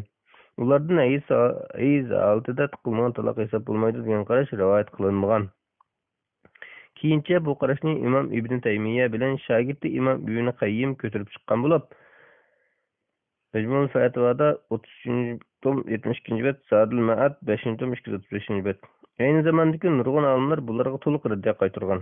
Demak, hozir oldimizda bir ijmo da'vosi bor. Bu ijmoni Ibn Munzir Ishraf degan kitobida Abu Ubayda, Qozi Iyaz, Ibn Abdulbar, Imom Navaviy, Hafiz Iroqiy, Imom Subki, Hafiz Ibn Hajar qatorliq nurg'un mo'tabar olimlar naql qilgan. Shundaqla ba'zi bir Shia va Zohiriylarning bu vaqtdagi ixtilofi ijmoni zidillanmaydi. Chunki bular ijmo qilinib bo'lgandan keyin boshqa qarashni ko'tarib chiqqan deb qaragan. Tekshirib aniqlash natijasida ya sahoba ya tabiinlardan hayzlar holatdagi taloq tushmaydi degan qarash kelmaganligi chiqadi. Undaqda zohiriylar va boshqalarning bu vaqtda ixtilof qilishi ijmo yuz berib bo'lgandan keyin bo'lgan ahvol deyishga bo'ladi. Endi taloq tushmaydiganligining daliliga kelsak, bu masalada Ibn Umar radhiyallohu anhuning Sahih Buxoriydagi ayolini taloq qilgandagi ahvolni bayon qilgan hadis masalani tegidan qilgan. Ehtimollik yo'q, keskin dalildir. Imom Buxoriy rahmatullohi alayhi sayida hayzlar ayol taloq qilinsa, bu taloqning taloq esilganligi to'g'risida degan babasida mundaq rivoyat qilgan. Anas ibn Sirin rivoyat qilib mundaq deydi: Men Ibn Umar radhiyallohu anhuning mundaq deyilganini anglagan. Ibn Umar ayolini hayzlar oltida taloq qilib qo'yganda, Umar bu ahvolni Rasululloh sallallohu alayhi vasallamga ma'lum qilgan edi. Rasululloh uni qaytarib akilib olsin debdi. Anas ibn Sirin dedi: Bu bir taloq hisoblanadi desam, Ibn Umar radhiyallohu anhuma hisoblanmay nim bo'lmoqchi edi dedi. Bu hadisni yana qatada Yunus ibn Jubayr orqali Ibn Umar radhiyallohu anhudan rivoyat qilgan bo'lib, uning rivoyatida mundaq kelgan: Rasululloh sallallohu alayhi vasallam uni buyurgan ayolni qaytarib akilib olsin degan. Yunus ibn Jubayr dedi: Bu bir taloq hisoblanadi desam, Ibn Umar radhiyallohu anhuma aytqina, agar qaytarib akilolmay ahmoqlik qilgan bo'lsa, taloq hisoblanmay nim bo'lmoqchi edi dedi. Sahih Buxoriy 5252 hadis. Yana bir rivoyatda Ayyub Said ibn Jubayrdan rivoyat qildiki, Ibn Umar radhiyallohu anhuma mundaq degan: Ayolimni hayzlar holatda qilgan taloqim menga bir taloq hisoblandi. Sahih Buxoriy 5253 hadis. Sahih Muslimdagi bir rivoyatda Ibn Umar radhiyallohu anhuma mundaq degan: Shuning bilan men ayolimni amrimga qaytarib oldim. Uningga men qilgan bir taloq hisob bo'ldi. Sahih Muslim 1471 hadis. Hafiz ibn Hajar mundaq deydi. İbn Abi Zib Rasululloh sallallohu alayhi vasallamdan u bir taloq deb rivoyat qilgan bo'lib, bu talashlar o'rnida ehtimollik yo'q, aniq dalil bo'lg'achqa buni tutish vojib bo'ladi. Fathul Bari 9-353 bet. Shayx Albani rahmatullohi alayhi İbn Ömer radhiyallohu anhuma vaqaligida bir taloq tushganligi haqida rivoyatlar ustida tafsiliy to'xtalib, bularning sahihligini ma'lumlashtirgandan keyin Imom Ibn Qayyimga radiya berib mundaq deydi. Bu rivoyatlarning hammasi Imom Ibn Qayyim rahmatullohi alayhi xabar topmagan rivoyatlar bo'lib, o'ylaymanki, agar uningdan xabar topgan bo'lsa, Ibn Vahb rivoyatiga qaraganda qarata qilgan gumoni yo'qolgan bo'ladi. Heyzir taloq qilinsa tushidi deydigan qarashni tutgan bo'ladi. Irvaul Ghalil 7-135 bet. Hafiz ibn Rajab mundaq deydi. İmam Ahmed'in haram qilingan taloq tushmaydi. Chunki bu Allohning buyrug'ining xilof deganlar haqida so'raganda bu nachar, yomon so'z degan va Ibn Umar radhiyallohu anhuning vaqaligini uning ayolini Aydar alat qilgan taloqining hisob bo'lganligini tilga olgan. Jamil Ulum val Hikam 1-65 bet. Yuqorqilardan Aydar alat taloq hisob bo'lganligi bu asosan o'z vaqtida ijmo qilingan masala ekanligi aniq chiqib turadi. Vallohu a'lam. Fatvalar Mecmuası 1-tom 444 bet 114 savol. 3 taloq degan bir og'iz so'z bilan qancha taloq tushadiganligi. Savol: Assalomu alaykum. Er kishi ayolini ayrim 3 qitim taloq qilib ajrashgandan keyin qaysi nikoh durust bo'lmaydiganligi aniq. Undaqda bir qitimdala 3 taloq so'zi chiqsa qanday bo'ladi? Buning qanday farqi bor? Shariatimizda qaysi hukm kuchlik? Alloh rahmat qilsin. Javob: Ve aleyküm esselam ve rahmetullahi ve berekatuh. Barliq hamdu sana Cenab-ı Allah'a olsun. Şunaqla peygamberimizge, aile tavabatlarına ve onunla taki kıyametki erkişkilerge durut salamlar bolsun. Şeriatimiz her bir Müslüman erkişige ayalını 3 qitimda ayrım talaq qilish haqqını bergen. Barliq alimlarning birdek qarashicha, erkishi ayolini 3 taloq degan bir og'iz so'z bilan taloq qilsa, yoki ayolning bir qatimliq pok holatida 3 qatim ayrım 3 taloq qilsa gunohkor bo'ladi. Chunki Alloh taolo 3 taloqni bir-birlab qilishni har bir qatimdan keyin o'ylanib va o'zini to'xtatib qaror qilish fursatidan foydalanishni qo'yib qo'ygan. At-talaqu marratan. Qayta yarasha oladigan taloq 2 qatimdir. Baqara surasi 229 bet. 229 oyatning bir qismi. Bir qatimda 3 taloq degan kishi o'zining pushaymon qilib yenilish yo'lini taqib etmoqchi, ayolining qayta birga o'tish yo'lini taqib qo'ymoqchi bo'ladi. Buningdan shuni ko'rib olamizki, 3 qatimda qiladigan 3 taloqni bir qatimda biroqla yoki bir so'z bilan jo'lab qilgan kishi Allohning qonuniga zid ish qilgan bo'ladi. Hamda islomning to'g'ri yo'ldan chetnab ketgan bo'ladi. Rasululloh sallallohu alayhi vasallam bir kishining ayolini biroq 3 taloq qilganligini anglaganda achchig'ida o'rnidan dast turib ketib, men aranglar turuqliq Allohning kitobida o'ynilayotamdi degan. Buni anglab sahobalardan biri "Ey Rasululloh, uni o'ltirib etaymi?" degan. Sunan Nasoiy 594-hadis, Albani G'oyatul Maramda sahih degan. Lekin bunday taloq qilish haqni qo'llanish usul jihatdan gunoh bo'lsa-mu, bunday qilgan taloq hisob bo'lamdi yoki bo'lmaydi? Hisob bo'lgan bo'lsa, qancha taloq hisob bo'ladi? Ko'pchilik olimlar bunday taloqni hisob bo'ladi deb qaragan. Az bir qism olimlar hisob bo'lmaydi deb qaragan. Hisob bo'ladi degan ko'pchilik olimlar 3 taloq hisob bo'lamdi yoki 1 taloq hisoblanadi yoki 3 taloq qilingan ayol bilan bir yerda bo'lgan bo'lsa 3 taloq teqi bir yerda bo'lmagan ayol bo'lsa 1 taloq hisoblanadi deb 3 xil qarashga bo'linib ketgan. Natijada olimlar bu masala 4 xil qarashga kelgan. Birinchi qarash, bir taloq hisoblanmaydi. Degichilar bir turkum tabiinlar bo'lib, ular bundan taloq qilish islom ko'rsatmasiga zid. Bunday bo'layotgan bu taloq bidat taloq qatori keldi. Bidat degan azg'unlikqa ilib boradi demak. Bu taloq hisob qilinmaydi deb qaragan va bu hadisni dalil keltirgan. Oysha radhiyallohu anha rivoyat qildiki, Rasululloh sallallohu alayhi vasallam bunday degan: Kimki bizning bu ishimizda dinimizni bir narsa paydo qiladi ekan, inovatsizdir. Sahihayn Buxoriy 2697-hadis, Muslim 1718-hadis.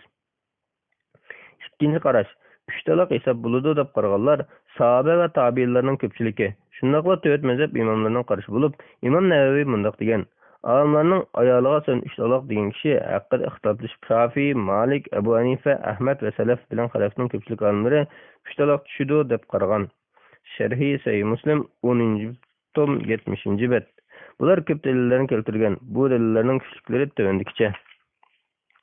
Hazreti Abdullah ibn Ömer radıyallahu anhuma Resulullah sallallahu aleyhi ve sellem'den "Ey Resulullah, men ayalımni 3 talak kılgan bolsam qaytırıp alalaytdımmı?" dep soraganda Resulullah sallallahu aleyhi ve sellem "Yak, senden toluq ajrap ketken bolatdy, hemde günahmı bolatdy" dep jogap bergen.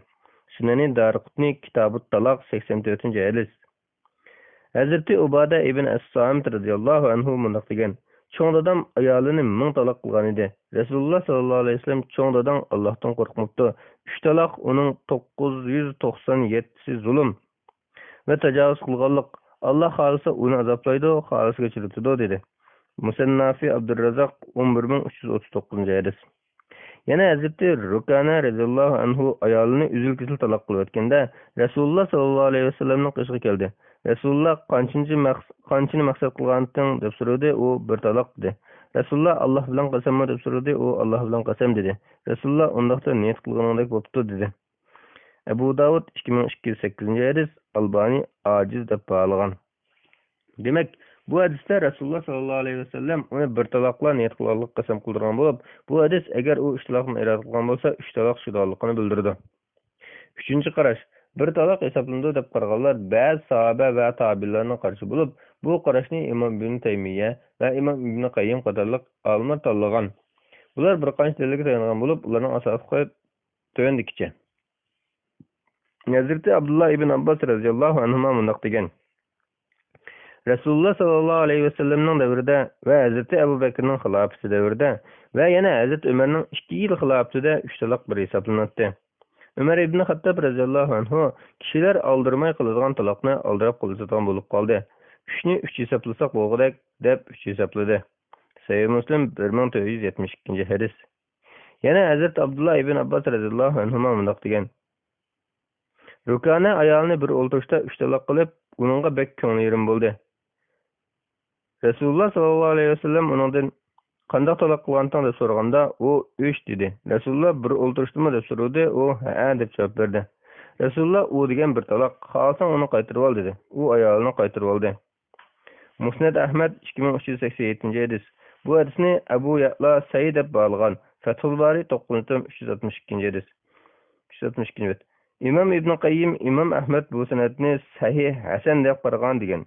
İ'lamul Muvaffiqin 331-nji. 4-nji qaraş 3 talak kılıngan ayal bilen bir yerde bolgan bolsa 3 talak hesaplandy. Tehi bir yerde bolmagan ayal bolsa 1 talak hesaplandy dep qaraganlar İshaq ibn Rahaway ve Hazret İbn Abbas radıyallahu anhumanyň bäzi şagirdleridir. Fathul Bari 9-363-nji bet. Bular yuqorqy Sahih Müslim'de kelgen İbn Abbas radıyallahu anhuma rivayet kılan hadisning Sunan-ı Abi Davud'daki yeni bir rivayetinde kelgen bir kişi ayalyny billi buluşdan burun 3 talak kılsa 1 talak hesaplaytdy degen ibarege tayangan. Sunan Abu Davud 2199-nji hadis. Albani aciz we munker dep bahalagan. Yuqorqy qaraşlar asaslangan delillerge qaragandan keyin şunu aýta alaýmyzki, Resulullah sallallahu aleyhi ve sellem ve halifesi Hazreti Ebu Bekir 3 talakny bir hesaplagan. Hazreti Ömermi 2 yıl bir hesaplagandan keyin kişilerini edepleş ve şer'i siyaset kılış jihatdan 3 talak hesaplagan. Bu şunu bildirdiki 3 yoki 1 hesaplaşda hakim özü kişilerinin ve cemiyetinin ahvalyna qarap 1 yoki 3 hesaplaşyna ýol koysa, bu bir kanun şekilde küçük egi boldugan iş. Çünkü nawada bu iş bu daýry kirmeýän iş bolsaydy, Hazreti Ömer Resulullah sallallahu aleyhi ve sellem'nin fatwasyny özgertmegen bolatdy. Başka sahabelermi Hazreti Ömer'nin özgerişine koşulmagan bolatdy. Diýärimizde kişilerki dini aň tuluk emeskini, hatta bäzileriň talak degen sözüň kançylyk hatarlyk ekenligini bilmeýändigiňi göz tutgan bolsak, diýärimizde bir söz bilen 3 talak kılgan ahwalda 1 talak hesaplaşynyň İslam ruhyna aň ýakyn ekenligini ýynyk görüp alaýmyz. Wallahu alem. Fatwalar Mecmuasy 1-nji tom 448-nji bet 115-nji sual. 2 hotuny bilen bir karwat ýetiş. Sual: Assalamu aleykum. 2 hotullyk kişi ikilisi bilen bir karwat ýatsy bolamdy? Eger bolsa ýaki bolmasa 1-nji hotuny bilen birlik bolgandan keyin ikinjisi ýeňiga ýuýunyp gelişimiz kerekmi ýaki ýuýunmaýla nöwet bilen kelsek bolaýberemdi? Sualym sal gobalarak boldy. Apoklygaýsyz. Allah sizden razy bolsun. Cevap ve aleykümselam ve rahmetullahi ve berekatuhu. Barlık hamdü sana Cenab-ı Allah'a olsun. Şundakla peygamberimizge, ail tavabatlarga ve onunla hattaki kıyamet kişiye geçkilerge dürüst salamlar bolsun. İkki yaki onundan köp kutulur bilen bille bir kervat yetip uxlaş, birinin yanında yeni biri bilen cima kılış haram. Çünkü bu kutullarının emmisi o erge alal bulgunu bilen xutun kişi evretini başka xutun kişi aldı da açsa, kündüşüge cimanın şahapsını anlası bulmaydı. Onun üstüge bundaq kılış kündeşlik ve könül alıqını keltirip çıkırdı. Bu işqe xutullar razı bulgan taqdirdi mı, ularının razılığı inavetsiz. Alimlerimiz bundaq kılışını haram dep qaragan. Mesela Hanefi mezhep alimlerden İmam İbn Nucaym bundaq degen. Beyap bolğaçqa ikki yoki onundan köp kündeşlerini razılıksız bir öýde turguşqa bolmaydı. Kündeşler öz razılığı bilen bir öýge jam bolup oturgan bolsa, biri bar jaýda ýene biri bilen jima kılsa mekruh bolady. Şundaq bolğaçqa er jima kılışını talap kılgan bolsa, xotunynyň makul diýiş kerek bolmaýdy. Unumaslyk bilen asylyk kılgan bolmaýdy. El-Behrur Ra'iq 237. bet. Hanefi mezhep kitaplarında mekruh degen atılgı adatda haramny yoki haramga yakın işini görsüdü. Maliki mezhep alimlerinden Şeyh Ahmet Derdir mundaq diýdi. İkki xotuny razı bolgan takdirdimi ikkisi bilen munçygy birlik kirsi bolmaýdy. Çünki bu awratny görüp galgan ahwal. Dideklerme xotunlarga okşaş. Amma bir xotun bilen birlik munçygy kirsi bolýardy. Ýene jima kılmasymy ikkisiniň gündeşlik eger bolduğan bolgaçqa iki xotun bilen bir körpüde ýaşy bolmaýdy. İki didek bilen bir körpüde ýetişiniň çeklenişi iki xotun bilen ýetiş çeklengendek çeklendi. Eş-Şerhul Kebir 242. bet. Şafii mezhep alimlerinden İmam Şirazi mundaq degen. Abdüşelme jidal majraga alyp bardygan bolgaçqa, ýene çyraýlykça birle ýeşiş gyzyp kilgan bolgaçqa, iki xotunny razılıksız bir öýde turguzmaýdy. Biri bar jaýda ýene biri bilen jima kılmaýdy. Çünki bu peslik, çyraýlykça birle ýeşeşge zit. Xotuny bilen birle pakatla çyraýlykça huzurlandy. El-Muhazzab 266. bet. Hanbali mezhep alimlerinden İmam İbn Kudame mundaq degen. İki xotunu bir-birini körüp durgan adatda jima kılınışqa razı bolgan takdirdimi, undaq kılış jaiz bolmaýdy. Çünki bununda peslik, hamakat we adamgerçilikden çykyp geliş bolgaçqa, ularning razılığı bilen mubah kılınmaýdy. El-Mughni 7. tom 229. bet. Amma jima kılmasyn iki xotun bilen birle uxlaş bolsa, bu ýokurky ahwaldan sel ýengil. Şoňa bäzi alimler bunyň ruhsat kılgan. Köpçülik ruhsat kılmagan. Çünki uxlagan çagda awrat içiliş yoki qasdan eşlik urunuş, bäzi gepsizlerini qilish we süýüş qatarlyk ahwallar bolup galady. İnsanyň saglam tabiaty başga adam bar ýerde jima kılışny yoki başga jima kılýatgan ýerde turuşny rawa görmeýdi. Awrat eşilip kalmagan takdirdimi, jimanyň sebäpini anlaş we başgaları anlaşmy togry emas. Küllümeslik insan tabiatda mesele barlygyny görsüdi. Aya kılmaslyk imanyň kemligini görsüdi. Çünki aya kılış imandyndyr. Bir ayalı bilen birli bolgandan keyin ýene bir ayalı bilen birli bolmakçy bolsa, iki jima arasynda gusl kılıç barlyk alimleriň birdek ittifak bilen wajib bolmaýdy. Enes radhiyallahu anhu riwayat kıldy Rasulullah sallallahu aleyhi ve sellem ayallaryny bir gusl bilen aýlyny çykatdy. Sahih Muslim 309. hadis. İmam Nawawi mundaq diýdi. Hadislerning hemmisi junup kişi uxlasa, yep içse we jima kılsa jaiz boldygyny görsüdi. Bu alimler ara ittifakka kelgen mesele. Yani bu hadislerden aşı işlerini kılmakçı bolganda awratini ýüýtüp namaz kılganda kiçik taharet elbetiş mustahablyk çıkdy. Bolupmy başga bir aýal bilen jima kılmakçy bolsa, awratini ýüýtüşniň mustahablyky tehmin täkitlendi. Şerhi Sahih Muslim 3. tom 217. bet. Lekin şundaqdymy arlykda gusl kılıp ötüş tehmin awzal we mustahabdyr. Ebu Rafi radıyallahu anhu rivayet kıldı ki Resulullah sallallahu aleyhi ve sellem bir günü ayarlarına aylanıp çıkan. Onun kışıdımı bir yuyunup, bunun kışıdımı bir yuyungan. Men ya Resulullah birle gusl kılıp etmemdila desem bu tehmin pak ve evzel dedi. Ebu Davud 219. hadis. Albani Hasan degen. Vallahu alem. Fatvalar Mecmuası 1. tom 451. bet 116. sual. Hamildarlyk mezgilde jima kılış ve onun vaqt çeklemesi. Sual. Assalamu alaykum ustaz. Ayollar hamildar bolganda jima kılışyk bolamdy? Bolsa qaysi dairede kança aýgaça kılsa bolady? Muşaqda düşünçe bersiňiz. Cevap. Ve aleyküm assalam ve rahmetullahi ve berekatuh. Barlyk hamdy sana Cenab-ı Allah'a bolsun. Şundakla peygamberimizge, ail tawabatlarga ve onunga taki kıyamet kişiye geçkilerge dürüst salamlar bolsun. Şeriatda jima kılış çeklengen ahval fakatla hayızdarlyk yoki nifasarlyk yoki ihramlyk halatydyr. Alimlerimizden garaşça hamildar wagtynda jima kılış ayol bilen türelmege ziyan yetkizmeýdi. balki texi ilgirki ba'zi olimlar vaqtida jimo qilish ayolning bola yetqisiga ma'ni tegishtirilgan foydali deb qargan.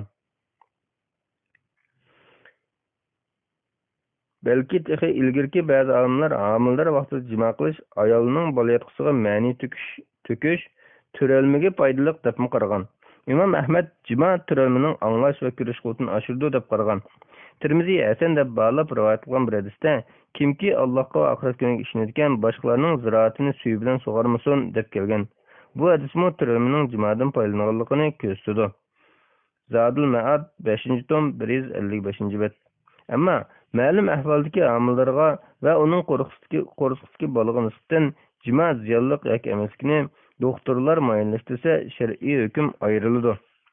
Doktorlarning qarashida qo'rqoqdagi turalmiga ziyon yetadigan bo'lsa jimo qilish cheklanadi. Demak, turalmiga ziyon yetish yetmaslikni doktorlar belgilaydi. Bunday ahvolda jimo cheklanishi favqulodda ahvol sababidan kelib chiqqan bo'ladi. Doktorlar orasida asosan bola tushib ketish ahvoli kelib chiqmaslik uchun burun bir qancha qitim bola tushib ketgan ayollarga qarata homildorlikning birinchi yoki dastlabki 3 oyida jimo qilish cheklanadi deydigan qarash bor ekan. Yana yolg'onish yoki boldir tug'utish kelib chiqmaslik uchun tug'utdan ilgirki 3 hafta ichida jimo qilish cheklanadi deydigan qarash bor ekan. Yana ba'zi doktorlar mayli dastlabki bo'lsin yoki o'ttirda yoki oxirgi bosqich bo'lsin homildor chog'da jimo qilsa ziyoni yo'q deb qaraydi ekan. Shundaqdimi ba'zi bir ahvollar kelib chiqmaslik uchun diqqat qilishni qo'rsoqqa besim bo'lib qolmaslikni tavsiya qiladi ekan. Bu masalaning jismoniy yoki moddiy tarafi agar 9 oyga yaqin ayolga yaqin kelmagan ahvolda ikkalaning o'rtasidagi mehr-muhabbat so'b yoki ikki tarafning ehtiyoji qamdalmay ig'ir oqibatlar kelib chiqishi mumkin. Shunga cheklaydigan aniq bir dalil bo'lmagandan keyin masala ziyon yoki ikki ziyonning yengilroqini tartishga taqiladi. Vallohu a'lam. Fatvolar majmuasi 1-tom 452-bet 117-savol. Bir qatim emitish, quruq emchak silish bilan imildoshlik shakllanish. Savol. Assalomu alaykum. Birinchi, bir qatim emitganga imildosh shakllanadi. Ikkinchi, quruq emchak salsimi imildosh bo'lamdi. Agar nevrisini cho'ng onasi quruq yoki sutlik emchak bilan emitsa, u nevrining o'z dadasiga nikoh tushmaydiganlar u bola dadasi bilan imildosh bo'lib qolganlik sababidan u bolaga harom bo'lamdi. Javob. Va alaykum assalom va rahmatullohi va barakatuh. Barliq hamd sana Janob Allohga bo'lsin. Shuningdek payg'ambarimizga, oil tavobatlarga va uningga toki qiyomat kechagacha durust salomlar bo'lsin. Buvoqni emitish orqali buvoq bilan sut egisi ayol o'rtasida ona-bolalik mahramlik shakllanadi. Alloh taolo mundaq degan: "Va ummahatukum allati arda'nakum va akhwatukum min ar-rida'a." Sizlarni emitgan onalaringlarmi, emildoshlikdan bo'lgan hamshiralaringlarmi sizlarga harom qilindi. Nisa surasi 23-oyatning bir qismi. Alloh taolo bu oyatda emildoshlikni nasab o'rniga qo'yib, emitkichi ayolni emgich buvoqning onasi deb atadi.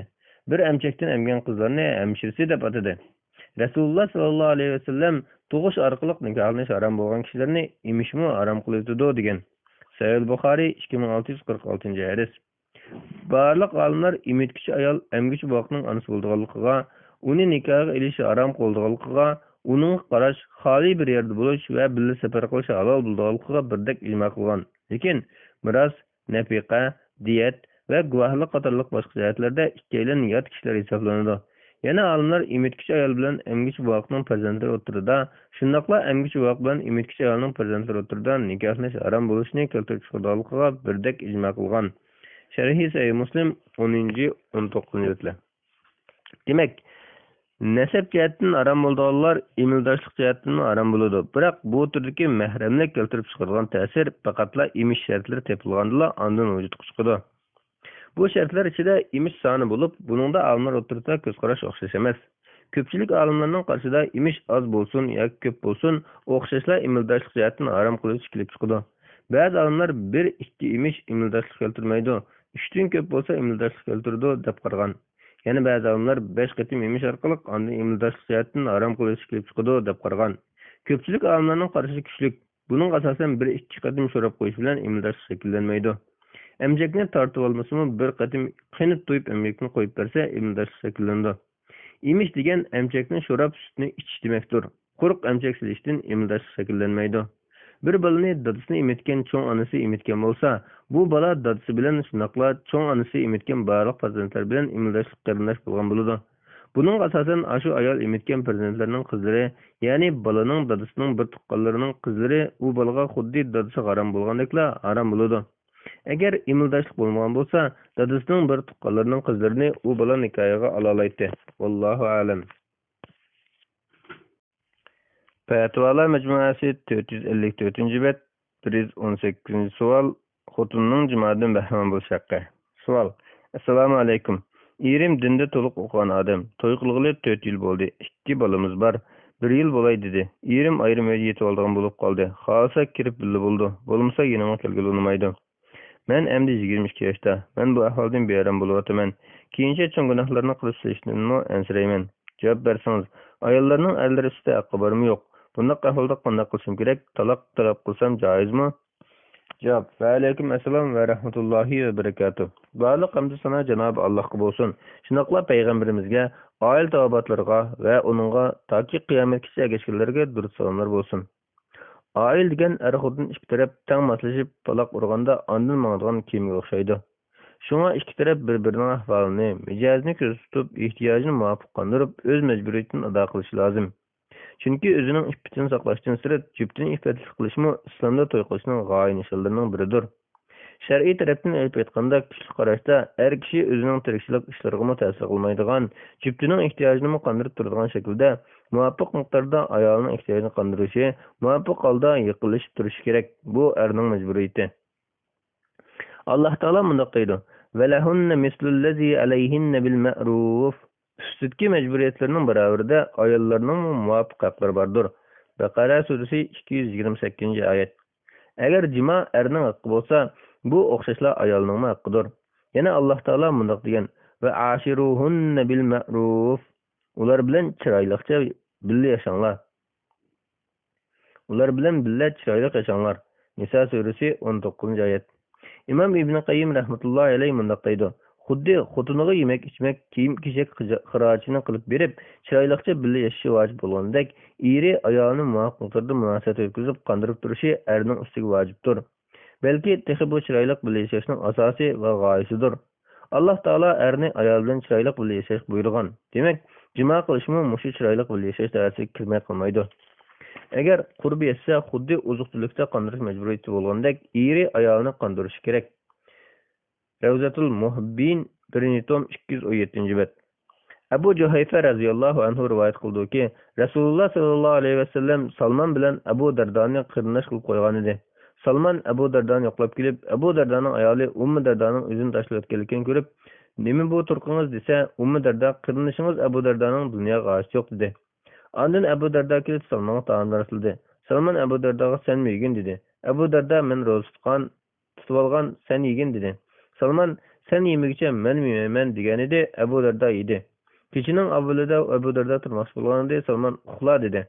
Ebu Darda uxladi. Sel turib Ebu Darda yana turmoqchi bo'ldi. Salman uxla dedi. Keçinin oxir bo'lganda Salman endi tur dedi. İkisi namoz o'qib bo'lganda Salman uningga Rabbiningmi senda haqqi bor, nafsoningmi senda haqqi bor, ahloningmi senda haqqi bor. Shunga har bir haq egasiga o'z haqqini berishing kerak dedi. Ebu Darda Resulullah'ın yanına gelip bu ahvalını sözlep bergen idi. Resulullah sallallahu aleyhi ve sellem Salman rası etipti dedi. Sahih Bukhari 6139. hadis. Abdullah ibn Ebu ibn As radıyallahu anhuma rivayet kılıp deydi ki, Resulullah sallallahu aleyhi ve sellem, "Ey Abdullah, men seni gündüz roz tutup kişi ibadet kıldı dep anlayman go" dedi. "Şundaq ya Resulullah" desem, Resulullah undaq kılma. Bazı roz tutup, bazı tutma. Kişinin bazı namaz okup, bazı uxla. Çünkü hakikaten cismonun sende hakkı var. Közonunmu sende hakkı var. Mihminingmi sende hakkı var. Ayalıningmi sende hakkı var. Sen belki uzun ömür körüp kalarsan. Her ayda 3 gün roz tutuş sana kifaya kılıdı. Çünkü her bir yaxşılıkın için sana 10 savap oludu. Demek bu her gün roz tutkanı san buludu dedi. Men özümge eğirrak vaziyip almakçı buludum. Bana eğirlaştırıp verildi. Men, "Ya Resulullah, men bununlumu köpek tutuş kadrimen desem, emse heptid 3 gün roz tut" dedi. Men yine eğirlaştırıp talep kılıdım, bana eğirlaştırıp verildi. Men, "Ya Resulullah, men bununlumu köpek tutuş kadrimen desem, emse Allah'ın peygamberi Davud aleyhisselamın rozunu tut" dedi. Allah'ın peygamberi Davud aleyhisselamın rozu kandak desem, zamanının yerimini bir gün toktap bir gün tutattı dedi. Sahih Bukhari 6134. hadis. Undaqda qanchalik arlıqda bir qitim yaqinchilik qilish kerak? Buni muncha kunda bir qitim deb belgilab bo'lmaydi. Buni ikki taraf xohlagan bo'yicha muvofiq belgilasa bo'ladi. Chunki bu ikki tarafning mijozi, hissiyoti, ko'ngli, qizg'inligi va sog'lomligiga, shunaqla ba'zi urf-odatlarga bog'liq ish. Har holda o'tiral bo'lish eng muvofiqdir. Ba'zi olimlar umrida bir qitim, yana ba'zi olimlar har 4 kunda bir qitim, yana ba'zi olimlar har bir paklanganda bir qitim yaqinchilik qilish kerak deb qaragan. Bu haqda talash-tarish bo'lgan ahvolda qozi bekitib berdi. Lekin ayol talab qilgan ahvolda aqalli taqdirda har 4 kunda bir qitim haqqini ado qilish kerak degan qarash eng muvofiq bo'lishi kerak. Sha'bi bunday deb rivoyat qilgan. Bir ayol Xalifa Umar radhiyallohu anhuning huzuriga kelib, "Ey mo'minlarning amri, erim bek yaxshi odam, kunduz ro'zsudi, butun kecha namoz o'qiydi" dedi. Umar, "Eringizni yaxshimi deyladingiz?" dedi. Ka'b ibn Suvar darhol bu ayol yapti gap bilan shikoyat qildi dedi. Umar aytganingcha artab dedi. U, "Ey mo'minlarning amri, Alloh taolo 4 xotin ilishga ruxsat qilgandan keyin bu odamni 4 xotini bor erning o'rnini qarab, 3 kecha kunduz uning bo'lsin, 1 kecha kunduz bu ayolning bo'lsin" dedi. Musannafi Abdurrazzaq 7-tom 148-bet 12586-numur. Agar u o'z majburiyatini ado qilmay, ayol ziyon ushursa, oldi bilan ishonchli bir mo'ysbit kishini aroq qo'yib nasihat qildirish lozim. Bo'lmaganda qozi arz qilish, u natija bermasa farzandlarning manfaatini ko'rsatib, rozi bo'lib yashasam bu ixtiyor. Rozi bo'lmasa talqon talab qilsa bo'ladi. U bo'lmasa olgan to'yliqni qaytarib berib, xul qilib yerdan ajratsa bo'ladi. Vallohu a'lam. Fatvolar majmuasi 1-tom 458-bet 119-savol. Imildash hemşiresining qiziga uylanish. Savol: Assalomu alaykum. Bir muslim ayol ochisining qizini emitgan bo'lsa, bu ayol shu o'zi emitgan qizning qizini, ochisining qiz nevarisini o'z o'g'liga ilib bersa halol bo'lamdi? Javob: Va alaykum assalom va rahmatullohi va barakatuh. Barliq hamdu sana Janob Allohga bo'lsin. Shunaqla payg'ambarimizga, oila tavobatlarga va uningga toki qiyomatgacha ergashganlarga durust salomlar bo'lsin. Nasab jihatdan harom bo'lganlar imildash jihatdan harom bo'ladi. Bunun asasen u ayolning o'g'li bilan ochisining qizi imildash bir tuqqan bo'ladi. O'g'li ochisining nevarasining ona tarafidan tog'asi bo'ladi. Natijada o'sha o'g'il bilan nevara qiz nikahlanolmaydi. Jabir ibn Zayd Abdullah ibn Abbas radhiyallohu anhu rivoyat qildiki, Rasululloh sallallohu alayhi vasallamga Hamzaning qizini nikohlariga olsa bo'lmamdi deyilganda, Rasululloh u mening imildash qizimning qizi degan. Sahih Buxoriy 5100-hadis. Urva rivoyat qildiki, Oysha radhiyallohu anha bunday degan: Imildash tog'am kelib qishimga kirishga ijozat so'ragan edi. Men uning haqida Rasululloh sallallohu alayhi vasallamdan ijozat so'ramoqcha, uning kirishga ijozat qilmayman deb turib oldim. Keyin Rasululloh sallallohu alayhi vasallam kelganda uningdan bahs olsam, Rasululloh u sizning tog'ingiz bo'ladi. Shunga uningga ijozat bering dedi. Men ya Rasululloh, amaliyotda meni ayol kishi emitgan. Bu odam emitmagan deb tursa deb turib olsam, Rasululloh u tog'ingizdir, qishingizga kiraversin dedi. Oysha radhiyallohu anha deydi: Bu bizga pardaraqda turib so'zlash farz qilingandan keyin bo'lgan voqeadir. Oysha radhiyallohu anha yana bunday deydi: Tuqqanchilik jihatdan nikohlash harom bo'lganlar imildashlik jihatdan harom bo'lib ketadi. Sahih Buxoriy 5239-hadis. Allohu a'lam. Bismillah, alhamdulillah, vassalatu vassalamu ala rasulillah, amma ba'd. Assalomu alaykum va rahmatullohi va barakatuh. Muhtaram qarindoshlar, Doktor Abdulaziz rahmatulloh ustozning Fatvolar majmuasi 1-tomini o'qib 459-bet 120-savolga kelgan edik. O'qishni davomlashtiramiz. Bola beqo'langan bola bilan beqo'lg'uchi va uning farzandlari o'rtasidagi munosabat. Savol: Assalomu alaykum ustoz. Farzand ko'rilmasa boshqalarning bolasini beqo'lg'uchi bo'lamdi? Bir musulmon ayol bolalik bo'lolmay tuqqanlarning bir qizini beqo'lgandan keyin ular bir necha o'g'il farzand bo'lgan. Ular hammasi o'z qarindoshlik oti ini bo'lib bir o'ychon bo'ldi. Ular hozir hammasi turmush qilib bolalik bo'ldi. Endi turmoqchi bo'lganim bu ayol safarga chiqsa, ayolqi inilari uning mahram bo'la olamdi. Ular orasidagi aloqa qanday bo'lsa shariatga zid bo'lmaydi. Beqo'lg'uch ayol o'z vaqtida beqo'lgan shu qiz bolani emitgan bo'lsa, ahvol qanday bo'ladi? Navod emitmagan bo'lsa, ahvol qanday bo'ladi? Javob: Va alaykum assalom va rahmatullohi va barakatuh. Barliq hamdu sana Janob Allohga bo'lsin. Shunaqla payg'ambarimizga, oila tavobatlarga va uningga toki qiyomatgacha ergashganlarga durust salomlar bo'lsin.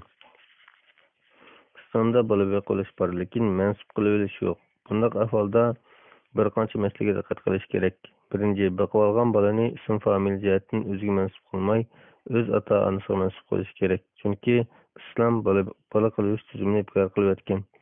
Alloh taolo mundoq degan: وَمَا جَعَلَ أَدْعِيَاءَكُمْ أَبْنَاءَكُمْ ذَلِكُمْ قَوْلُكُمْ بِأَفْوَاهِكُمْ وَاللَّهُ يَقُولُ الْحَقَّ وَهُوَ يَهْدِي السَّبِيلَ. Sizlar balam deb olganlarni sizlarning balanglar qilmadi. U faqat og'zinglarda deb olgan so'zlaringlar xolos.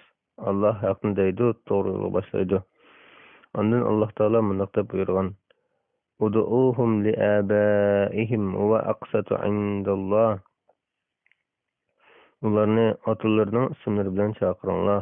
Bu Allohning dargohida eng adolatdir. Ahzob surasi 4-5 oyatlar. Demak, ig'izda davolgan so'z boshqalarning farzandini o'z farzand qilib o'tilmaydi.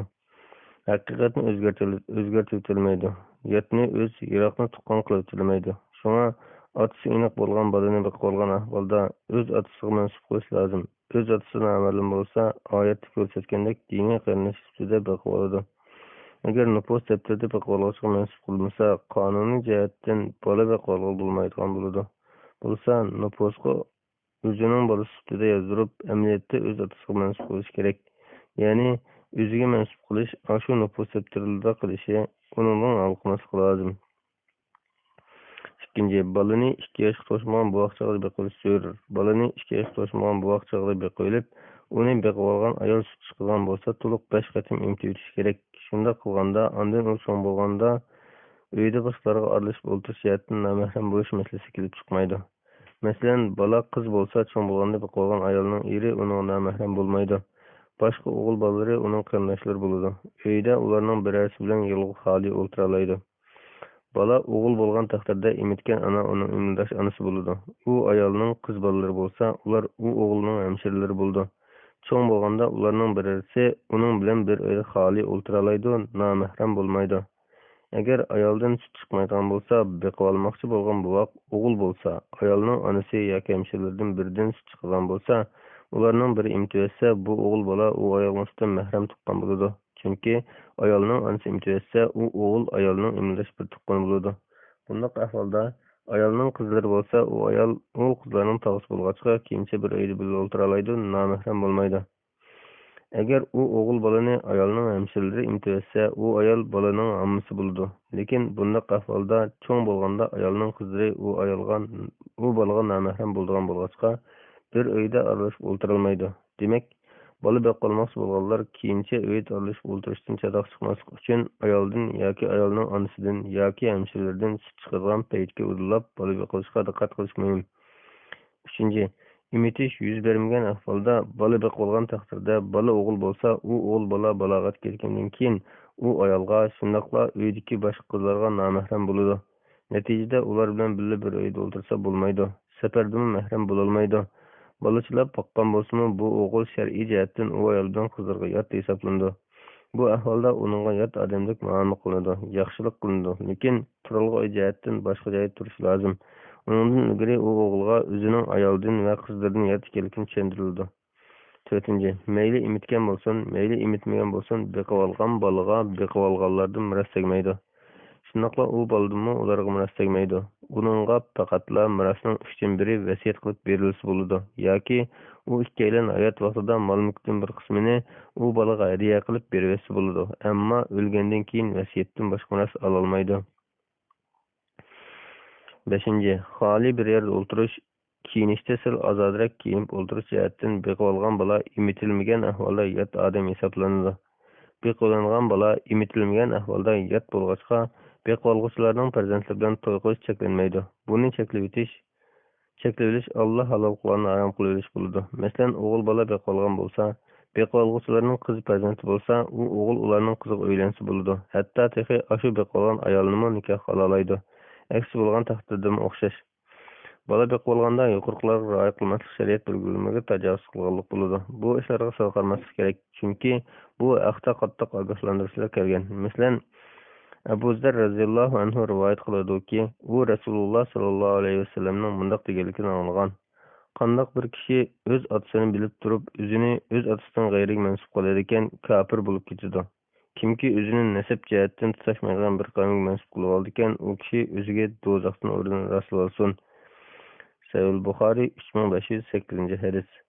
Abu Osman rivoyat qilib deydiki, men Alloh yo'lida eng dastlab qilib o'q otgan Said radhiyallohu anhu bilan Toifning sefilidan bir qanchadan bilan yamishib tushib, Rasululloh sallallohu alayhi vasallamning huzuriga musulmon bo'lib kelgan Abu Bakr radhiyallohu anhularning mundoq deyilgan anglagan. Biz Rasululloh sallallohu alayhi vasallamning mundoq deyilgan anglagan. Kimki bilib turib o'z otasining g'ayriga mansub bo'lib olsa, jannat uning aromdir. Sahih Buxoriy 3326-27 hadislar. Abu Hurayra radhiyallohu anhu rivoyat qildiki, Rasululloh sallallohu alayhi vasallam mundoq degan: "Otanglardan yuz o'rmanglar, kimki otasidan yuz o'riydigan u kufrdir." Sahih Buxoriy 6768 hadis. Beqo'langan bola qiz bo'lgan taqdirda nikoh irda beqolg'uchi ota uningga vali bo'lolmaydi.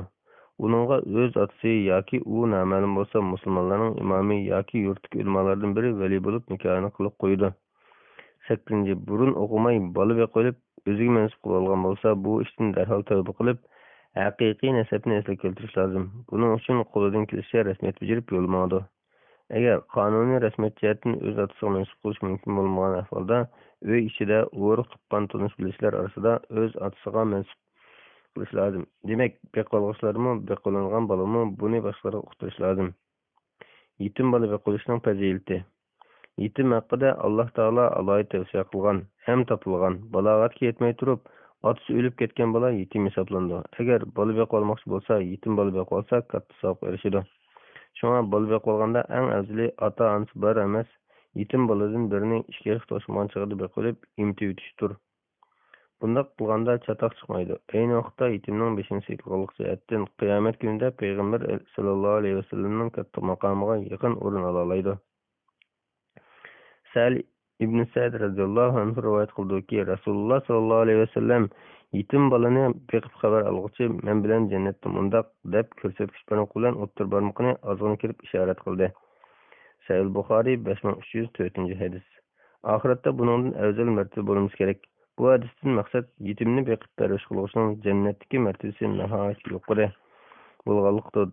Benimki payg'ambarlarning martabasi eng ustun. Ularning ichida Rasululloh sallallohu alayhi vasallamning martabasi eng yuqori.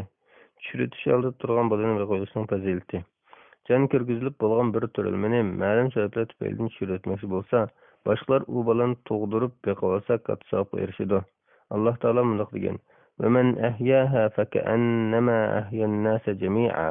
Kimki uni bir jonni yashatsa, go'yoki butun insonlarni hayot yashatgandek bo'ladi. Maida surasi 32-oyat.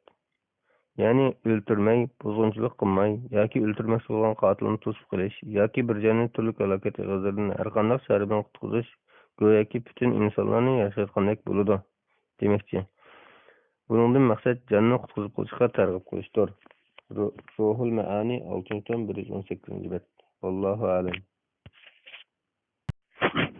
Bismillah, alhamdulillah, vassalatu vassalamu ala rasulillah, amma ba'd. Assalomu alaykum va rahmatullohi va barakatuh.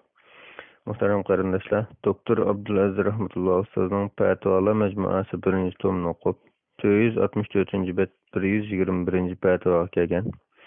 O'qishni almashtiramiz. 2 zinaxorning nikohlanishi. Savol: Assalomu alaykum hurmatli ustoz. Bir musulmonning ayoli o'ylangan birisi bilan kech-kechalab yo'qolib ketgan. Eri shu sababli taloq qilibdi. Bu ayol iddat mezgilidami yana ayolqi kishi bilan doim birga yuriydi ekan. Bu ayolning otasi va akallari namoz qilmay u ikkisini uribdi. Ular bo'lsa bizda hech qanday gunoh yo'q. Kim gunohkor? Alloh ariydi. Biz ikkimiz cho'qim nikohlanmasak bo'lmaydigan ahvolda shunga nikohimizni o'qib qo'yinglar debdi. Bu ikkisining yuqorqi qilmishlarining islomda hukmi nima? Javob: Va alaykum assalom va rahmatullohi va barakatuh. Barliq hamd sana Janobi Allohga bo'lsin. Shundaqla payg'ambarimizga, oila taobatlarga va uningga toki qiyomatgacha ergashganlarga durud salomlar bo'lsin. Bu ayolning sodir qilgani zina, erga xiyonat va muqaddas tirishni buzish jinoyatidir. Bu oxirat halokatga yo'liqtiradigan, dunyodami qattiq jazoga duchor qiladigan ig'ir va qabih jinoyatdir. Abdullah ibn Mas'ud radhiyallohu anhu mundoq degan: bir odam Rasululloh sallallohu alayhi vasallamdan: "Ya Rasululloh, qaysi gunoh Allohning nazarida eng cho'ng?" deb so'radi. Rasululloh: "Alloh seni yaratgan turuqliq uning shirik keltirishing" dedi. Undan qolsa deb so'radi: "Sen bilan birga tomoq yeyishni ansirab, balongni o'ltirishing" dedi. Uningdan qilishchi deb so'radi. Qo'shnining ayoli bilan zina qilishing dedi. Shu chog'da bularni tasdiqlab bu oyat nozil bo'ldi. Allah bilan boshqa bir ma'budga ibodat qilmaydiganlar, Allah o'ltirishni harom qilgan jazoni naq o'ltirmaydigan, zina qilmaydiganlar kimki ashularni qildi ekan, u jazoga uchraydi. Uningga azob uqubat assilandi. Furqon surasi 68-oyat. Sahih Buxoriy 7532 hadis. Bu ahvoldagi zinoning dunyodagi jazosi chalon-kesak qilishdir. Lekin chalon-kesak jazosini qozi yoki hokim ijro qilgan bo'lg'achqa shaxslar ijro qila olmaydi. Bu ikki zinoxo'r tavba qilmagan ahvolda bir qism olimlar ular bir-biri bilan nikohlanmaydi deb qaraydi. Yana bir qism olimlar nikohlansa bo'ladi deb qaraydi.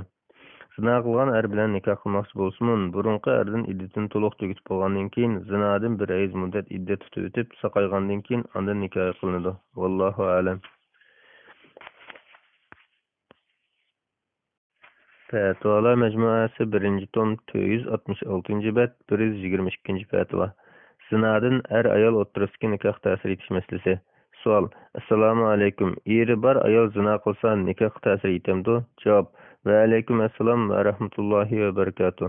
Barliq hamd sanolar Janob Allohga bo'lsin.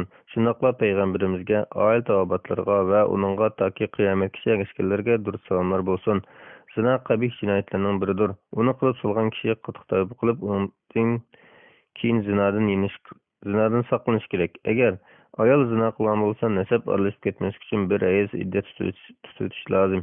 Tavba qilsa, eri xolisa uni taqildi, xolisa amrida saqlaydi. Tavba qilmay yanala qilg'iliqni qilib yuraversa, nasab bilan izzat nomusini qo'llab qilish uchun eri uni taloq qilishga buyuriladi. Lekin mayli eri zina qilgan taqdirda uning nikohga ta'sir etmaydi. Nikohdan ajrab ketmaydi. Chunki harom ish halolni harom qilib o'tolmaydi. Alloh azza va jalla mundaq deydi: والذين يرمون أزواجهم ولم يكن لهم شهداء إلا أنفسهم فشهادة أحدهم 4 شهادات بالله إنه لمن الصادقين. Xotinlarini zina bilan qaralgan va o'zlaridan boshqa guvohchisi bo'lmaganlar o'zining rasullardan ekanligini dalillash uchun Allohning nomi bilan 4 qatim guvohlik bersin. Nur surasi 6-oyat. Ikrima ibn Abbas radhiyallohu anhudan rivoyat qildiki, Hilal ibn Umayya Rasululloh sallallohu alayhi vasallamning oldida ayolini Sharik ibn Sahma bilan qaralgan edi. Rasululloh bu so'zga qarta isbot keltirsan, bo'lmasa o'shanga belgilangan dar urildi deganda, u odam ya Rasululloh, birimiz ayol ustida bir odamni ko'rsa isbot izlab berandi dedi. Rasululloh isbot keltir, bo'lmasa o'shanga belgilangan dar urildi turaverdi. Hilal ibn Umayya sizlarni haqingdan aytgan zotdan qasamki, men haqiqatan rasulman. Alloh jazman men jazoni aqlaydigan oyat tushtirma qilmaydi dedi. Shu chog'da Jibril tushdi. Rasulullohga والذين يرمون أزواجهم ولم يكن لهم شهداء إلا أنفسهم فشهادة أحدهم 4 شهادات بالله إنه لمن الصادقين. Xotinlarini zina bilan qaralgan va o'zlaridan boshqa guvohchisi bo'lmaganlar o'zining rasullaridan ekanligini dalillash uchun Allohning nomi bilan 4 qatim guvohlik bersin degan oyatni oxirigacha o'qib berdi. Nur surasi 6-oyat. Ondan Rasululloh qaytib ketib, u ayolga odam o'tdi. Ondan Hilal kelib guvohlikdan o'tdi. Bu chog'da Rasululloh sallallohu alayhi vasallam Alloh biringlarning yolg'onchi ekanligini cho'qim biladi. Shuninglardan tavba qilg'ish bormi deb so'rab turdi. Ondan keyin ayol o'rnidan turib guvohlikdan o'tib 5-qatimga kelganda jamoat uni to'xtatib turib, bu qattiq azobni vojib qilgan guvohlik deb ogohlantirishdi. Ibn Abbas radhiyallohu anhu deydi: Shundan ayol ikkilanib jim turib olgan edi. Biz uni yenib olgan bo'ldi deb o'ylab qoldik. Keyin u qavmi jamoatini abadgacha rasvo qilmayman deb guvohlikda o'taverdi. Ondan Rasululloh tuqqan bolasiga qarab boqinglar. Agar u bola ko'zi surmi tortgandek qara, ikki ko'zi va pochoqlar yo'g'on bo'lsa, u Sharik ibn Sahmondir dedi. Keyin u ayol bolasini ashu sifatida tug'di. Rasululloh sallallohu alayhi vasallam navoda Alloh taoloning kitobidagi hukm bekitilib bo'lmagan bo'lsa, u ayol bilan boshqa ishim bo'lgan bo'ladi dedi. Sahih Buxoriy 747-hadis. Yuqorqi oyat va hadisdan ko'rilishi bo'ldiki, ayol zina qilishi bilan nikohdan ajrab ketmagan er ayolini qaralgan, isbot keltirilmagan ahvolda la'natlashish orqali ondan bir-biridan ajratilgan. Imom Ibn Qudama mundaq deydi: ayoli yoki eri zina qilib qolsa, bu zina ayolini nikohlab elib birga bo'lishdan burun bo'lgan bo'lsin yoki keyin bo'lgan bo'lsin, barliq olimlarning qarashida nikoh buzilib ketmaydi. Al-Mughni 7-tom 108-bet. İmam Mavridi mundaq deydi. Bir erning ayoli zina qilgan bo'lsa, İmam Shafiy bilan ko'pchilik fuqaholarning qarshida nikoh sog'lom turaverdi. Zina tufaylidan buzilib ketmaydi. Al-Havi Al-Kabir 9.190-bet. Albatta, agar bu zina jinoyati shar'iy yo'l bilan qozining yoki hokimning oldida isbotlanib qolgan ahvolda chalg'isa qilish jazosi bo'ladi. Agar ahvol u yoq bormagan bo'lsa, zina qilgan kishi o'zini rasvo qilmay, haqiqiy tavba qilib, bundan keyin qat'iy takrorlab sulmasga tirish lozim. Chunki zina degan shaxsga, oilaga, butun jamiyatga ta'sir yomon ig'ir gunohlarning biridir. Vallohu a'lam. Fatvalar majmuasi 1-tom 468-bet 123 fatva. Yo'ldishimning haqoratli tili. Savol: Assalomu alaykum ustoz. Yo'ldishim achchig'i kelsalar meni sert gaplar bilan haqorat qiladi. Men sal kichik, yo'ldishim bilan 10 necha yosh farq qilamiz. Dadam yaxshi musulmon deb rozilik bergan. Ota-onamdan yiroq bir joyda turamiz. Bir bolam bo'ldi. Bolam bilan ba'zi ishlarni qilib bo'lmay qiynalib qolaman. Mijozim yo'q chog'larda bolamni boqadigan odamim yo'q. Ota-onam beqib berayli desa yo'lishim unmaydi. Ba'zida mijozim yo'q chog'larda bir qism ishlarni qilib bo'lolmay qolsam meni tillaydi. Men ko'tarilmay qolaman. Ota-onamga demayman. Meni pas namozdan boshqa men bor deb tiladi. Iffetlik ayolman. Topsamdan ruxsatsiz atilmaydigan g'ururim ko'tarilmay taliqimni so'rab qoldim. Ammo bermadi. Sen musulmon odam tilma desam ko'nib qoptiman deydi. Ammo men ko'nalmadim. Qanday qilay, ko'nglim bekirim. Javob: Va alaykum assalom va rahmatullohi va barakatuh. Barliq hamd sana Janob Allohga bo'lsin. Shundaqla payg'ambarimizga, oila tavbatlarga va uningga toki qiyomatgacha ergashganlarga durud salomlar bo'lsin. Til haqoratga yalmaslik insondagi izzat hurmatini qadr qimmatini saqlash tuyg'usidan iborat esil xislatdir. Shunga har bir inson o'z izzatini qo'g'dishi lozim. Bo'libmi mo'min inson izzat hurmatga aqliq va loyiqdir. Undaq bo'larkan mo'min kishi til haqoratga uchraganda chidab turmasligi tabiiy ahvol. Yana bir haqiqat shuki, ko'nglimizni yerim qilgan turli azorlarga, sinoqlarga, hayotning beramsizliklariga qarta sabr qilishmi iymonning taqozosidir. Sabr qilish bilan afu qilish bo'lmasa, iymon haqiqiy vujudga chiqmagan bo'ladi. Turmushda er-xotin o'rtasida ba'zida ancha-muncha ishlar yuz berib turadi. Bundaq ahvol har bir oilada ya undaq ya bundaq shaklda mavjud. Ba'zida til haqorat, ba'zida tayoq to'qmoq, ba'zida taloq qarab qolish va hokazo. Albatta, yo'ldishingizning til haqorati bo'lgani bilan yaxshi taraflarimi bordir balki. Sizdanmi yeshingizning kichik bo'lishi tufayli balki tuyib to'ymay til haqoratga sabab bo'lgan ishlar sodir bo'lib qolishi mumkin. Shunga bundan keyin o'zingizni xor qilib o'ltirmay, taloq talab qilib shaytonga al bo'lmay, til haqoratga sabab bo'lgan ishlarni qilmaslikqa tirish bilan birga eringizga texim yaxshi, texim qizg'in muomala qilishga tirishing. Kiyim-kechak, yemak-ichmaklarni tayyorlashda, shundoqla uyni pokizalik tutishda bexastalik qilib solmang. Yolg'iz chog'larda bo'lsin, bir tuqqanlar oldida bo'lsin, yot kishilar oldida bo'lsin, hurmatni qiling. Buning bilan eringizning til haqoratidan qutulib qolmay, balki texnik katta erishsiz. Talqimni ber degan so'zni og'zingizdan chiqarib solmang. Eringizning iymonida mustahkam turadigan, toat ibodatga boshqalar bilan bo'lgan ma'noda haqiqiy musulmonga loyiq saviyat bo'lishini, ko'ngliga insof ato qilishini, gunohlarini mag'firat qilishini Janob Allohdan sahar vaqtlarida namozlaringizni tilang. Eringizni asta-asta namozni vaqtida o'qishga, masjidga chiqishga, yaxshi oila, esil kishilar bilan alishib o'tishga chiroyli uslub undang. Janob Allohdan dilingizga sevgi, oilangizga dunyo va oxiratlik baxt, saodat, tavfiq va barakat tilayman. Vallohu a'lam. Fatvalar majmuasi 470-bet 124 fatva. Mundaq nikoh tushandi? Savol: Assalomu alaykum. Men mundaq bir masalani so'ramoqchi. Kichik tipdagi kira mashinasida Qashqarga ketib boratdim. To'satdan qatnash taksi mashina tekshirish uchun to'sdi. Bu mashina odatda oila mashinasi ekan. Bu mashinada yana bir ayolim bor edi. Soqchi ayolni kim deb so'raganda shofir ayolni mening ayolim deb javob berdi. Soqchi u ayolni bu shofir sizning eringizmi deb so'raganda, u ayol mening erim deb javob berdi. Amniyatda u ayol shofirning ayoli emaskan. Bu yerda erishkiz faqat soqchidan ittirak qutlarimiz mumkin deb shunaqa qilibdikan. Keyin bu shofir ayolni siz mening xotinim bo'ldingiz. Ikkimizning nikohiga nurg'un odam guvohchimi bo'ldi deb turib oldi. Mushundaq nikohmi nikoh bo'lamdiganda shunga javob bergan bo'lsanglar. Javob: Va alaykum assalom va rahmatullohi va barakatuh. Barliq hamd sana Janob Allohga bo'lsin. Shundaqla payg'ambarimizga, oila tavbatlarga va uningga toki qiyomatgacha ergashganlarga durud salomlar bo'lsin. Bu nikoh emas, balki yolg'onchilikdan iborat. Yolg'ondan bu mening ayolim yoki erim deyish bilan nikoh bog'lanib qolmaydi. Chunki bu nikoh bog'langan ijob bilan qabul hisoblanmaydi. İmam Kasani mundaq deydi. Nikah bo'lgan so'zning bayoniga asosan bo'ladi. Ya'ni o'tgan zamonni ifodalaydigan xotinlikqa berdim, xotin qilib oldim deganga o'xshash ikki so'z bilan yoki shunga o'xshash so'zlar bilan bog'langanligida ixtilof yo'qdir. Ammo biri kelgusi zamonni bildiradigan sizni alay desa, biri o'tgan zamonni bildiradigan sizga tegdim desa, istehson jihatdan nikoh bog'landi. İstihsan deganimiz Hanafi mazhabda bir qiyosni tashlab, undan jaliqroq bir qiyosni eshitishdan iborat usuli. Usuli sarxasi 2-tom 200-bet. Badaius Sanai 2-tom 231-bet. Buningga asosan mazkur er bilan ayol bir-biridan aslidagidek yot kishilardan bo'lib, qizzoblik gunohidan tavba qilish kerak. Allohu alam. Fatvolar majmuasi 1-tom 125-fatvo. 471-bet. Çokan velisiz nikah qilsa bo'lamdi? Savol. Veli va assalomu alaykum.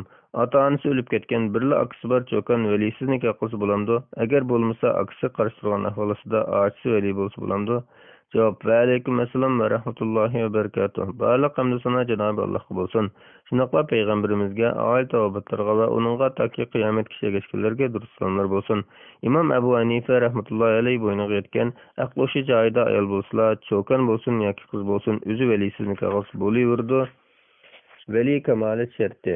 Sahih bo'lishining sharti emas deb qaraydi. Agar yigit qizning barovari bo'lmasa, veli nikoh e'tiroz bildirib bekor qilib barovari deganimiz arabcha kufi degan ma'no bo'lib, qiz esil oildan, yigit bo'lsa to'yan oildan yoki qiz diyanat bo'lib, yigit o'g'ri aroqkesh namozni o'qimaydigan fosiq bo'lsa, bu yigit qizning barovari bo'lmaydi.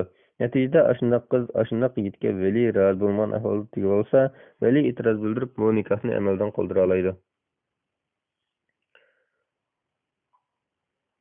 Ko'pchilik olimlar velisiz nikoh to'g'ri bo'lmaydi deb qaraydi. Ular asoslangan dalillarning eng kuchli deb qaralgani Oysha radhiyallohu anha rivoyat qilgan qandoq bir ayol velisining ijozasiz nikahlansa, uning nikohi botildir degan hadisdir. Musnad Ahmad 24201-hadis, 24251-hadis, Abi Davud 2083-hadis, Tirmizi 1102-hadis. Buni ba'zi hadisshunoslar sahih, ba'zilar ojiz deb qaragan. Nasbur Roya 3-tom 184-185-betda. Ko'pchilik olimlarning qarashi bo'yicha ish qilgan taqdirda ota bo'lmasa, undan keyingi vali nikoh qilib qo'ydi. Valilarning tartibi bundaq: otasi, ondan otasining otasi, ondan bir tuqqan qarinishi, ondan ota bir qarinishi, ondan qarinishning o'g'li, ondan otasining qarinishi. Oxirida yuqoriqilardan hech qaysi topilmaganda mahallik olim kishi vali bo'lsa bo'ldi. Ammo ochisi yoki boshqa ayollar vali bo'lolmaydi.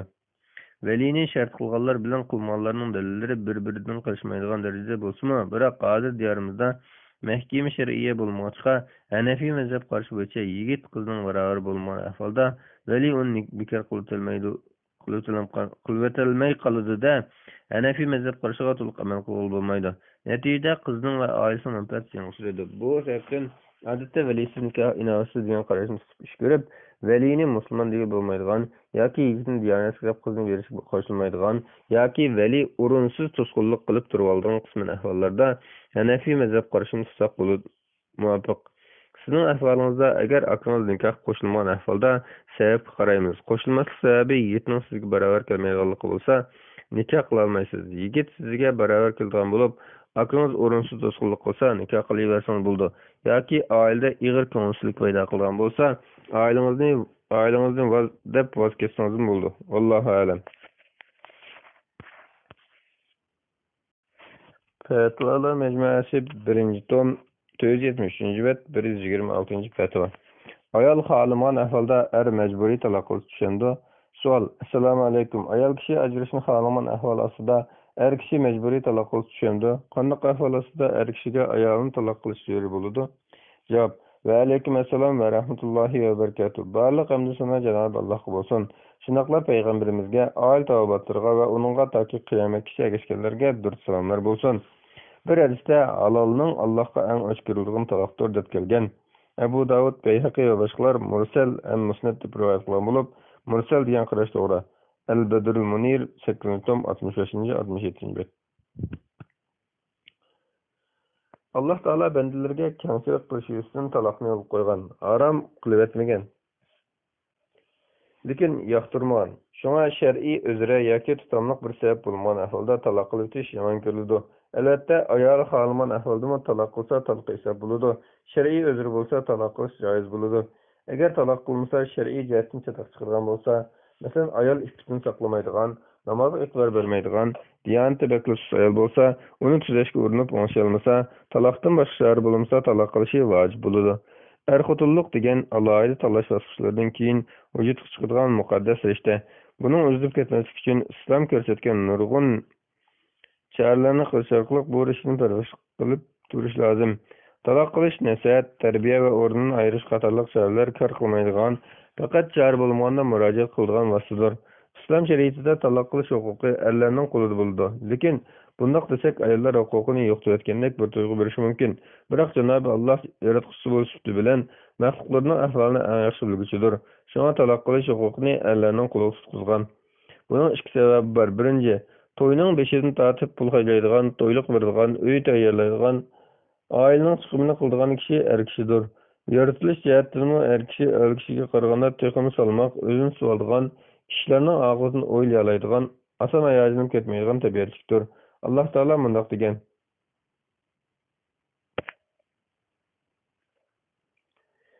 الرجال قوامون على النساء بما فضل الله بعضهم على بعض وبما أنفقوا من أموالهم. Erler ayollardan haberlik turğuçlardır. Bu Allah'ın insanların bendilerini bazılarından evzel kulağlıqıdan ve erlerinin pulmallarını bir kısmını hayligerlikidendir. Nisa suresi 34. ayet. Başkalarga ziyan uruş çeklengen bolğaçqa İslam şeriati talaq qilish huquqini erlerning qo'liga tutqizgani bilan ayol kishiga tövənliklik bir qancha ahvolasida ashunga o'xshash huquq bergan. Birinchi, xul'i qilish orqali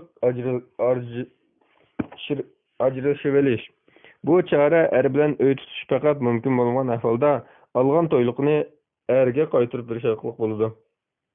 Ikkinchi, ayol kishi talaq qilish huquqi mening qo'limda bo'lsin deb shart qilib tekkan bo'lsa, er rozi bo'lib olgan bo'lsa, ayol kishi ajrasha oladi. Bu ba'zi olimlarning qarashida joiz bo'lmaydi.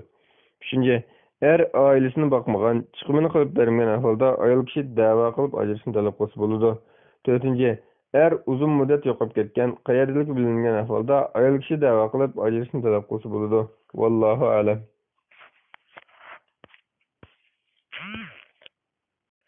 Fatvalar Mecmuası 1. tom 475. bet 127. fatva. Nikah ve çıray. Sual. Selamun aleyküm. Nikah objektini tanlashda chiroyiga ahamiyat berilamdi? Berilsa qaysi darajada? Muhim amillardan mı? Ayet ve yoki hadisdan dalil bormi? Javob. Va alaykum assalom va rahmatullohi va barakatuh. Barliq hamdu sana Janobi Allohga bo'lsin. Shundoqla payg'ambarimizga, oyat obatlarga va uningga toki qiyomatgacha ergashganlarga durust salomlar bo'lsin. Nikah degan islomda er bilan ayol o'rtasidagi shar'iy rishtadan iborat bo'lib, er bilan ayol bu nikah orqali to'yning maqsadlarini vujudga chiqarishni ko'zlaydigan shar'iy bir juft bo'ladi. Odatda nikahdan burun juftini tanlash, andin oilasiga berib to'y taklif berishdek muqaddimalar bo'ladi. Andin nikah bilan to'y bo'ladi. Er-xotinlik rishtasi intayin mahkam ham xatar bor rishtalarning biridir. Undaq bo'lishda inson bu rishtaga tanlagan jufti uning umrlik rafiqasi, kelajakdagi farzandlarining onasi, ya'ni eng yaqin qarinasi bo'ladi. Shunga tanlaganda to'g'ri Rasululloh sallallohu alayhi vasallam ko'rsatgan o'lcham bo'yicha tanlash lozim. Ya'ni diyonatlik, go'zal, boy, nasabi isil degandek. Abu Hurayra radhiyallohu anhu rivoyat qildiki, Rasululloh sallallohu alayhi vasallam bunday degan: ayol kishi 4 xislat uchun nikohlandi: mol mulki, nasabi, husn jamoli va diyonati. Shunga sen diyonatli ayolga erishginki, saodat bo'lg'aysan. Sahih Buxoriy 5090-hadis. Demak, kishilar uylanmoqchi bo'lganda odatda shu 4 xislatni ko'z tutadi. Bularning birasi uchun uylanish joiz, lekin diyonatli bo'lgani eng afzal deb qaraladi. Agar ikki ayol diyonatda teng barobar kelib qolib, mol mulki, nasabi, husn jamol jihatdan o'xshash bo'lmasa, boy yoki tigi isil yoki sohib jamol bo'lgani tanlandi. Diyonatli kishining butun diqqati barliq ishlarda bo'libmi uzun muddat birga yashaydigan juftini tanlashda diyonatda bo'lishi loyiqdir. Rasululloh sallallohu alayhi vasallamning "Shunga sen diyonatli ayolga erishginki, saodat bo'lg'aysan" degan so'zimi diyonatli ayolni tanlash uchun berilgan ko'rsatmadir. Navoda ayolning husn jamoli yoki boyligi bilan uylanishga qiziqib qolib, diyonatning sutligiga parvo qilmagan ahvolda nikohdan ko'zlangan maqsadlar vujudga chiqmay qoladi. O'zi boy yoki sohib jamol bo'lib, Allohning erning haqlariga rioya qilmaydigan, xuyi bor, qiliqi sat, axloqi nachar ayol bo'lsa, erning ko'ngli qandoqmi xotirjam bo'lsin, qandoqmi aram olsin, farzandlarini qandoqmi sog'lom tarbiyalab boqa olsin. Abdullah ibn Amru radhiyallohu anhuma rivoyat qilgan bir hadisda Rasululloh sollallohu alayhi vasallam bundoq degan: "Dunyo degan vaqt qalovatdir. Shu alovatning eng yaxshisi soliha ayoldir." Sahih Muslim 1967 hadis. Soliha ayolning tarifi bir hadisda qarasa ko'ngli xush qiladigan, Soliha ayolning tarifi bir hadisda qarasa ko'ngli xush qiladigan, buyursa itoat qiladigan, bir yerga ketib qolsa iffitini, erning mol-mulkini saqlash orqali uning omonatini qo'llaydigan deb bayon qilingan. Sunan Abu Dawud 1664 hadis. Albani ojiz degan. Alloh taolami solih ayolni bundoq ta'riflagan: فالصالحات قانتات حافظات للغيب بما حفظ الله. Şuna salih ayollar itaat qılıp turadigan, elleri endi bulman çağlarda Allah'ın saqlaşı bilen ellerinin aklını saqlaydiganlardır. Nisa suresi 34. ayet. Demek salih ayol degan diyanetde yaxshi, Allah'a ve günah bulman işlerde iyirge itaat qıladigan, iyirinin şerefini, mal-mülkini ve farzandlarini qoruydigan ayoldur. Allah Teala'nın ولا تنكحوا المشركات حتى يؤمن ولا أمة مؤمنة خير من مشركة ولو أعجبتكم. Müşrik ayollar iman etmoqchi, ularning nikahini almanlar. Müşrik ayol sizlarni mabtun qilgan taqdirda mo'min ayol albatta uni yaxshidir degan oyatimi Diyanatning ahamiyatini ko'rsatdi. Baqara surasi 221-oyat. Agar ayolning diyanati so'z islati nachar bo'lsa, yot erlar bilan xalqancha alishib, tortishib yurib, yanada bar yoki yo'q chog'larda omonatiga xiyonat qilib, iffitini saqlamaydigan, erning yuzini to'kadigan bo'lsa, bundoq ayolning eri saodatga erisholmaydi. Aksincha, diyanatli ayol erining ko'nglini ovundirish bilan birga, erini oxiratga saodatga erishtirishga yordamchi bo'ladi. Eri toat ibodatlarda suslik qilib qolsa, toatga haydakchi bo'ladi. Namozga uyg'otadi, zakotni vaqtida to'liq berishni eskartadi. Halol rizq bilan yashashga, haromdan yiroq bo'lishga sabab bo'ladi. Ömer radhiyallohu anhu rivoyat qilgan bir hadisda Rasululloh sallallohu alayhi vasallam inson saqlaydigan eng afzal narsaning qaysi ekanligiga aql to'xtalib bundoq degan: "Shukr qanoatchan dil, zikrlik til, oxiratda asqatadigan ishlarni qilishda yordam qilib turadigan mo'min xotin." Sunan Tirmizi 3094-hadis. Albani sahih degan. Endi diyanatlikni ishga qarta qilingan targ'ib hargizmi husn jamolning e'tibori yo'q, sat bo'lish kerak, yoki chiroyli bo'lmaydi deganlik emas. Lekin islom mizonida diyanat go'zallikka qaraganda vazni ig'ir bosadi. Husn jamoli bo'lsa, martaba jihatdan diyanatdan keyin turdi deganlikdir. Alloh taolaning "Valau a'jabaka husnuhunna" ularning husn jamoli sana yarab qolgan taqdirdami degan so'zimi ashuni ko'rsatdi. Ahzob surasi 52-oyat qismi. İmam G'azali rahmatullohi alayhi bundoq deydi: "Biz yuqorida diyanatli ayolni elish haqida naql qilgan targ'ibot ayol kishi chiroy go'zalligi uchun tanlanmaydi degan ko'rsatmalar chiroy go'zalligiga e'tibor bilan qarama deganlik emas, balki bu diyanati nachar bo'lsa-mu faqat chiroy go'zalligini debla xotin ilishdan to'sishdan iborat. Chunki odatda ko'pincha ahvolda diyanat kishiga qarilib chiroy go'zallikka to'yga qiziqtiradi." İhya-u Ulumuddin 2-28-bet. Undaq bo'ladigan diyanatli ham chiroyli xotin ilish eng afzal. Agar ikkining birini tanlash kerak bo'lsa, albatta diyanatlikni tanlash ma'yonlashadi. Agar ikkisi diyanatda barobar kelsa, chiroyliroqni tanlash afzal bo'ladi. Chiroyliqni ilish mustahab bo'lg'achqa, Rasululloh sallallohu alayhi vasallam musulmonlarni elchivatishdan, nikohga olishdan burun olmoqchi bo'lgan qizni qarab, ondan elchivatishni ko'rsatgan. Bu qarashdan maqsad ayolning chiroyi va badan go'zalligidir. Mughira ibn Shu'ba radhiyallohu anhu bir xotinga el salganini aytganda, Rasululloh sallallohu alayhi vasallam uningga qarab, "Bak, bu sizlarning oranglardagi suygining davomlashi uchun texim yaxshi" deb uni almoqchi bo'lgan ayolni ko'rib boqish buyurgan. Sunan Tirmizi 1087-hadis. Albani sahih degan. Ayol go'zal bo'lsa, erning sirtqa qarab qolmasligi, harom ish qilib solmasligi uchun foydasi bo'lishi mumkin. Lekin bu ayolga ayol ham diyanatli ham chiroyli bo'lganda shundoq. Lekin diyanat o'lchamiga rioya qilmay turib, olgandan keyin asosda diyanat qilib olmango deyish bilan davomli ko'zlangan natijaga erishib bo'lmaydi. Ayol go'zal bo'lsa, erin cho'qim vaqt olamdi, natayin. Chunki biz jamiyatda ayollar go'zal nurg'un ayollarning nadomat chekib yurganligini, ayollar ancha go'zal emas nurg'un ayollarning xotirjam yurganligini ko'ramiz. Erning saodatli bo'lish uchun ayolning diyanatli bo'lishi zarur. Bu yerda güzellik qarashi intayin muhim. Güzellik degan badan, chiroy güzelligi bo'lib qolmasdan, balki axloqiy, tili, ma'naviy güzellikmi e'tibor qilish lozim. O'sin güzelligi yillarning o'tishi bilan yo'qolib ketishi mumkin. Ammo axloq güzelligi, til güzelligi, ma'naviy güzelligi bo'lsa, diyonatga ayolda mangu qoladi. Diyonat xotin uyini bir xil jannatga aylantirib, eriga, farzandlarga, atrofdagilarga baxtsizlik elib keladi. Vallohu a'lam. Fatvalar majmuasi 1-tom 479-bet 128 fatva. Bundaq ahvolda nikoh uziladi. Savol: Assalomu alaykum. Ayol ikki taraf to'g'rilikda to'xtam tuzishgan. Yozish to'xtamnoma. 2010-yil 5-oyning 4-kundan boshlab ayoliga namoz o'qish, tomoq chekmas to'g'risida va'da berdi. Agar bu va'daga amal qilinsa, ayoli bilan bo'lgan nikoh uziladi. Ikki tarafning nikoh munosabati mushart asosida belgilandi. Eg'ilcha: ayoli tomoqni bir qatim cheksang yoki namozni bir kun o'qimsang to'xtamga xiloflik qilgan bo'lasan.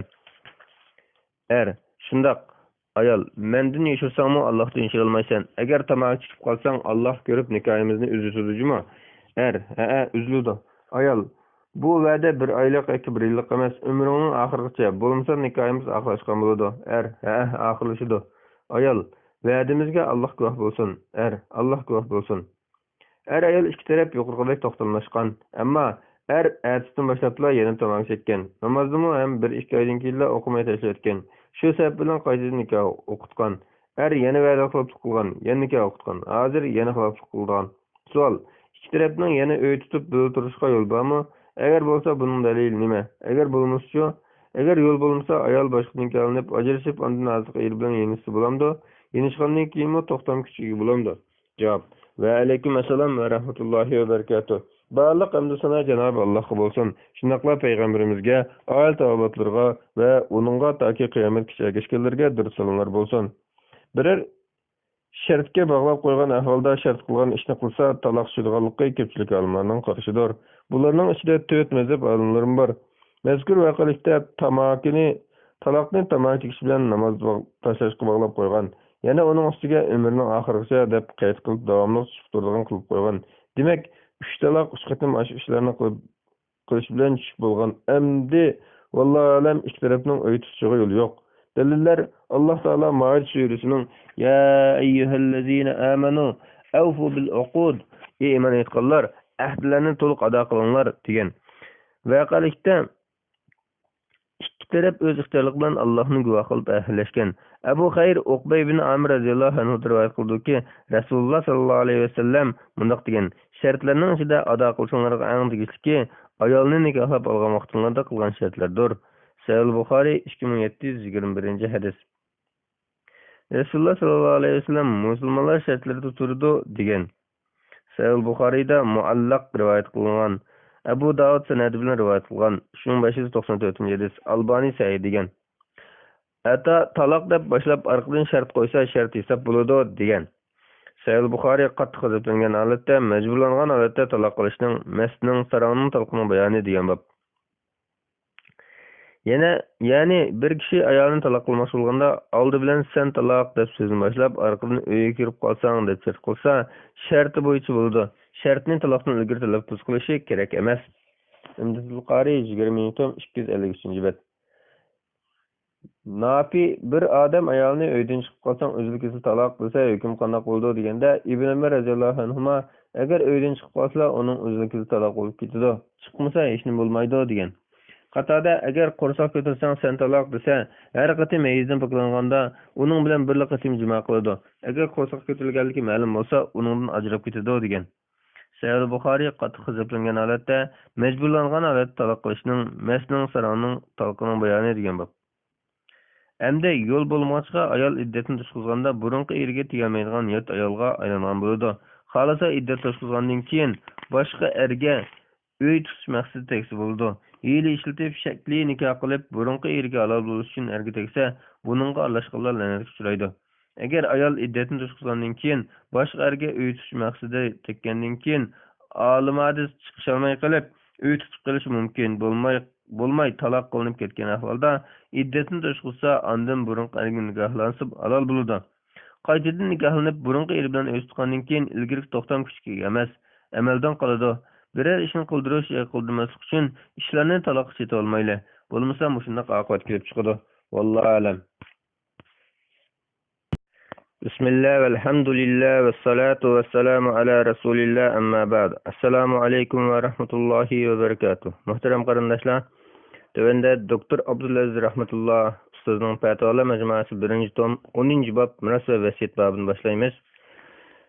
Burun yo'linib bo'lgan fatvalarni ko'rsatincha anglab bilishinglarni tavsiya qilaman. Biz o'qib 128 fatva o'qib bo'lgan 129 fatva keldik. 129 fatva. Bu miras qanday taqsim qilinadi? Savol. Assalomu alaykum hurmatli ustoz. Biz 5 bola, 2 o'g'il, 3 qiz. Men o'g'ilning 2-chisi, bolalarning 4-chisi. Akam baldir to'yib ketgan. Uningdan bir o'g'il bor. Keyin atam to'yib ketdi. Atamdan bir yurish uy bilan 2 tuman pul qolgan. Atam tikkanda miras bo'lishmagan. Pulni uyga va singlimning o'qishi va xarajatlashiga ishlatdik. Birinchi savol. Bu qilganimiz to'g'rimi xato? Cho'ng odamning oilasi bor, kichik odam ajishib uy deydi. Ikkinchi savol. Hozir opamning bir uyi bor, atamdan qolganini qo'shganda 2 uy bor. Agar opam bizdan burun tugab ketsa, bu miraslar qanday bo'linadi? Opamning yoki atamning ota-onasi yo'q. Atamning ona bo'lak bir singlisi bor. Hozir hayot. Opamning ota bo'lak bir inisi bor. Biz o'z ixtiyorimiz bilan mirasni yoki bir qismini boshqa qarindoshlarga o'tinsak bo'lamdi? Rahmat. Javob. Va alaykum assalom va rahmatullohi va barakatuh. Barliq hamd sana Janobi Allohga bo'lsin. Shundoqla payg'ambarimizga, oil tavobatlarga va uningga toki qiyomatgacha ergashganlarga durud salomlar bo'lsin. Atangiz tugab ketgandan keyin, yerlikida qo'yib bo'lgandan keyin qoldirgan mirasxo'rlar o'rtasida taqsim qilinish kerak edi. Sizlar taqsim qilmay xato qilibsizlar. Lekin bu ishni hali ham qilish mumkin. Shunga sizlar kechikkan bo'lsanglarmi, mirasni o'zaro taqsim qilib, bir taraf qilib etmasanglar bo'lmaydi. Uyga o'rtaq qilgan chiqimlarni bo'lsa, singlingizga sarf qilgan chiqimlarni mayli da'vatib o'zaro rozilashib, hozir qo'linglar bo'lgan otanglarning qilgan mirasini shar'iy taqsim qilsanglar bo'ladi. Otangizdan burun vafot bo'lgan akangiz yoki uning o'g'li mirasxo'r emas. Chunki akangiz vafot bo'lganda hayot emas. Akangizning o'g'limi akangizning o'rnida miras ola olmaydi. Chunki sizlar birinchi darajalik tuqqan bo'lgan 4 farzand bo'lg'achqa, ikkinchi darajalik nevra miras ola olmaydi. Yana otangizning singlisiga sizlar 4 farzand bo'lg'achqa miras tegmaydi. Demak, otangizning mirasxo'rlari onangiz bilan 4 farzand, bular bir o'g'il, 3 qiz. Undaqda qo'linglarda qolgan miras mundaq taqsim qilinadi. Onangizga butun mirasning 8dan biri, qolgani 5 ulush qilinib, har bir qiz 1 ulush, bir o'g'il 2 ulush, ya'ni bir o'g'ilga qizning 2-si bo'yicha 4 farzandga taqsim qilinadi. Miras shar'iy taqsim qilinib, har bir mirasxo'rning nasibasi aniq bo'lgandan keyin, har bir mirasxo'r o'z nasibasini o'z ixtiyorlik bilan mirasxo'r bo'lsin yoki bo'lmasin, boshqalarga o'tib bersa bo'ladi. Chunki bu o'zining mol-mulki. Agar otanglardan qolgan bu mirasni taqsim qilmay turib, opangiz sizlardan burun tugab ketib qolsa, oldi bilan otangizning mirasini yuqoriroq bir taqsim qilib o'tib, ondan opangizning bir uyi, qo'lidagi boshqa mol-mulk hammasi miras bo'lib, sizlar 4 farzandga yuqoriroq taqsim qilinadi. Agar otanglardan qolgan bu mirasni taqsim qilmay turib, sizlarning biringlar opanglardan burun vafot bo'lsanglar, oldi bilan otangizning mirasini yuqoriroq bir taqsim qilib o'tib, ondan vafot bo'lganlarning qoldirgan mirasi mirasxo'rlarga taqsim qilib beriladi. Vallohu a'lam. Fatvalar majmuasi 1-tom 486-bet 130-fatva. Bu miras qanday bir taraf qilinadi? Savol. Assalomu alaykum. Buvamning 4 o'g'li bo'lib, cho'ng 3 o'g'liga buvam hayot vaqtida ularning uyini ayrim qilib qo'ygan. Kichik o'g'li buvam bilan bilib turadi.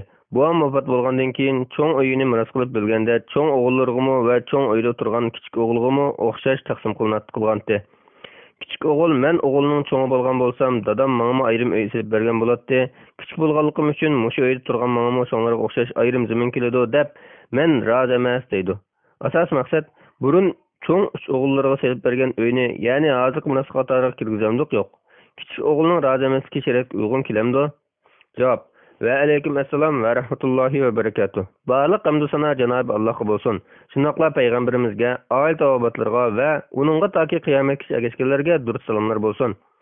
Aslida ota farzandlariga uy yoki boshqa mulk hadya qilgan vaqtida hamma farzandlarga o'xshash hadya qilib berish kerak.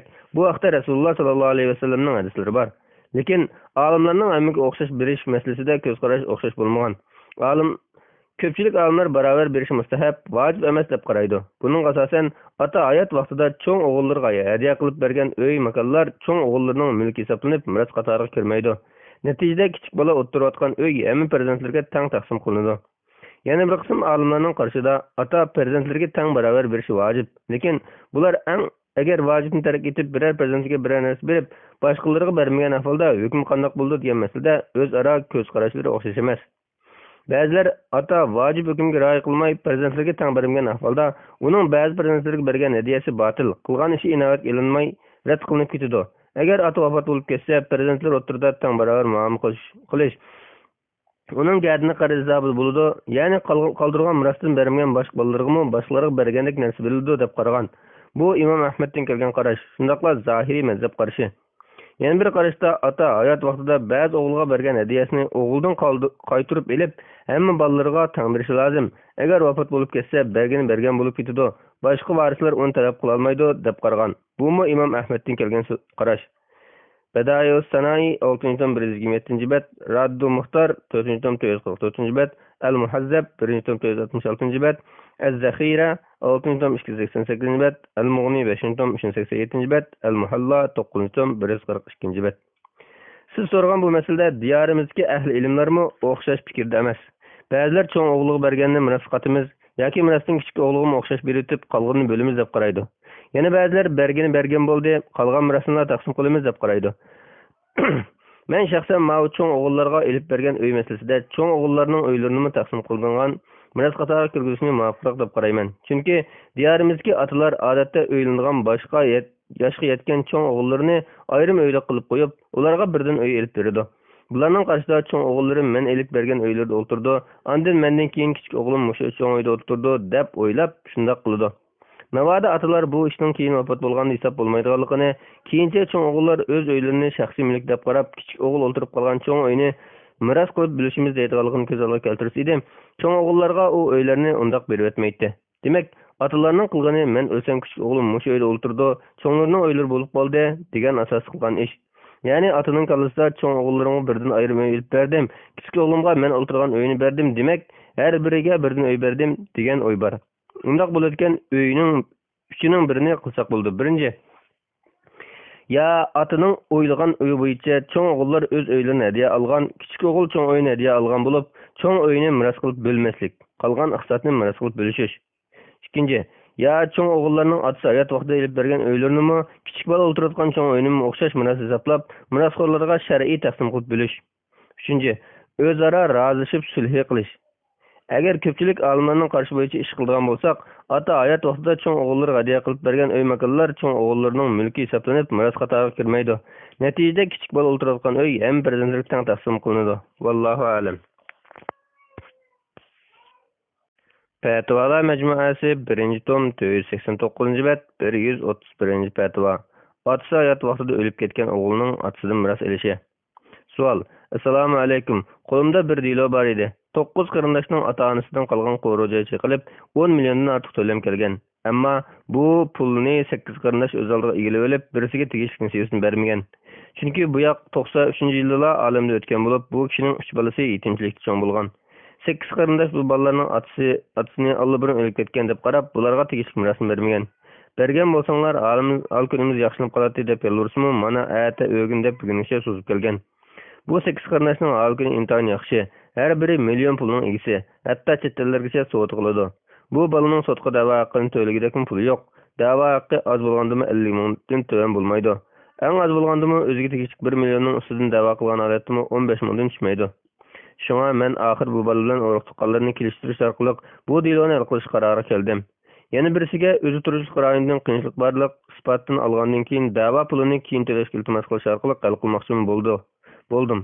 Ammo o'zi turishlik rayon bu xil isbotni kesib bermasa, biz iltimos qilishga amalsiz qolamiz. Shunga men yana hamma o'roq tuqqanlarni sotda uchrashtirib bergandan ko'ra, sirtda kelishtirib bir taraf qilishni muvofiq ko'rdim. 8 qarindoshning ko'pinchisi diniy bilimi yo'qida hojimlardan ekan. Shunga mening bu jihat qonun bilimim yetishgan bilan diniy bilimim yetishmaslikka, hatto 8 odam bilishib, men va mening da'vogarim psixologik hujum qilishi mumkin. Shunga men diniy ham qonun, hatto psixologik jihatdan har qaysi ehtimollarning oldini olish usullarini oldin tayyorlab qilmoqchi. Yig'ib aytgandagi maqsad dinimizdagi mirosning qanday taqsim qilinganligi, berishga tegishliki yetim bolaning rizq qatorliq yuqori ahvollariga mos keladigan barliq diniy bilimdan mang bir yo'l ko'rsatgaylar. Rahmat. Bolalarning tafsiliy ahvoli mundaq. Mehmet bilan Maryam ikkisi ayol. Bularning 9 farzandi bor bo'lib, ayrim holda 9, 8, 7, 6, 5, 4, 3, 2, 1. Bunun içinde bir allıburun ölüp ketken. Kalgan 8 farzand tek hayat. Demek bir Mehmet bilen Meryem'den burun ölüp ketken. Endi bu birinin yana 3 balası bulup 2 oğul bir kız. Cevap. Ve aleyküm esselam ve rahmetullahi ve berekatuhu. Bağlıq hamd sana Cenab-ı Allah'a olsun. Şunaqla peygamberimizge, aile tavabatlarga ve onunla taki kıyamet kişilerge dürüst salamlar olsun. Bir perzent atısının hayat çığıda vefat bulup, perzent kaldırgan bolsa, keyin bu perzentning atısı ölüp ketip, burun ölüp ketken perzentning balaları bolgan, nevriler kalgan bolsa, yana özünün perzentleri kalgan bolsa, bu nevriler çoğun dadısı miras alalmaydı. Mirasning faqatla meyitning hayat kalgan perzentleri bilen ayali ve anısidek başka miras soruları aladı. Mezkur sualda bir oğul 3 bala kaldırıp 93 yıl vefat bolgan. Andın bu oğulның atısı 8 farzand bilen ayalını kaldırıp vefat bolgan. Andın ayalı vefat bolgan. Aldı bilen vefat bolgan bir oğulның mal-mülkü bar bolgan bolsa, 3 farzandı bilen ata-anısıga, ayalıga şer'i taqsim kılındı. Andın atanın mirası 8 farzand bilen ayalıga taqsim kılıp berildi. Ayalıga bütün mirasning 8'den biri tegidi. Kalganı 8 farzandga taqsim kılıp berildi. Oğulga 2 esse, kızga 1 esse. Andın ananın mal-mülkü başka manaksor bolmagan ahvalda 8 farzandga taqsim kılıp berildi. Demek şer'i taqsim boyunca aşu 3 nevrige çoğun dadısı miras tegmeydi. Nima uchun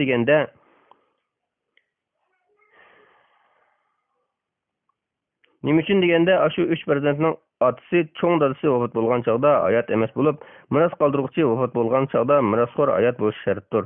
Endi nima uchun bu nevreler tağılır bilen birli mirasxo'r bo'lalmaydi? Çünkü İslam şeriati miras tizimida birinci derlik mirasxo'r bar bolgan ahvolda ikkinchi derlik mirasxo'rlari miras alolmaydi. Nevreler çoğun dadısı ikkinchi derlik tuqqan. Çünkü onlarning çoğun dadısı atısı tutashtirib turdi. Amma başka 8 farzand bolsa birinci derlik tuqqan. Çünkü ular dadısıga bevosita tushadi. Eğer tuqqanchilik darajasidan qat'iy nazar tuqqan bo'lgandan keyin mirasxo'r bo'lish kerak deydigan bo'lsak, meyitning boshqa yaqin yiroq tuqqanlarini mirasxo'r qilsak bo'ladi. Amaliyotda undaq ish yo'q.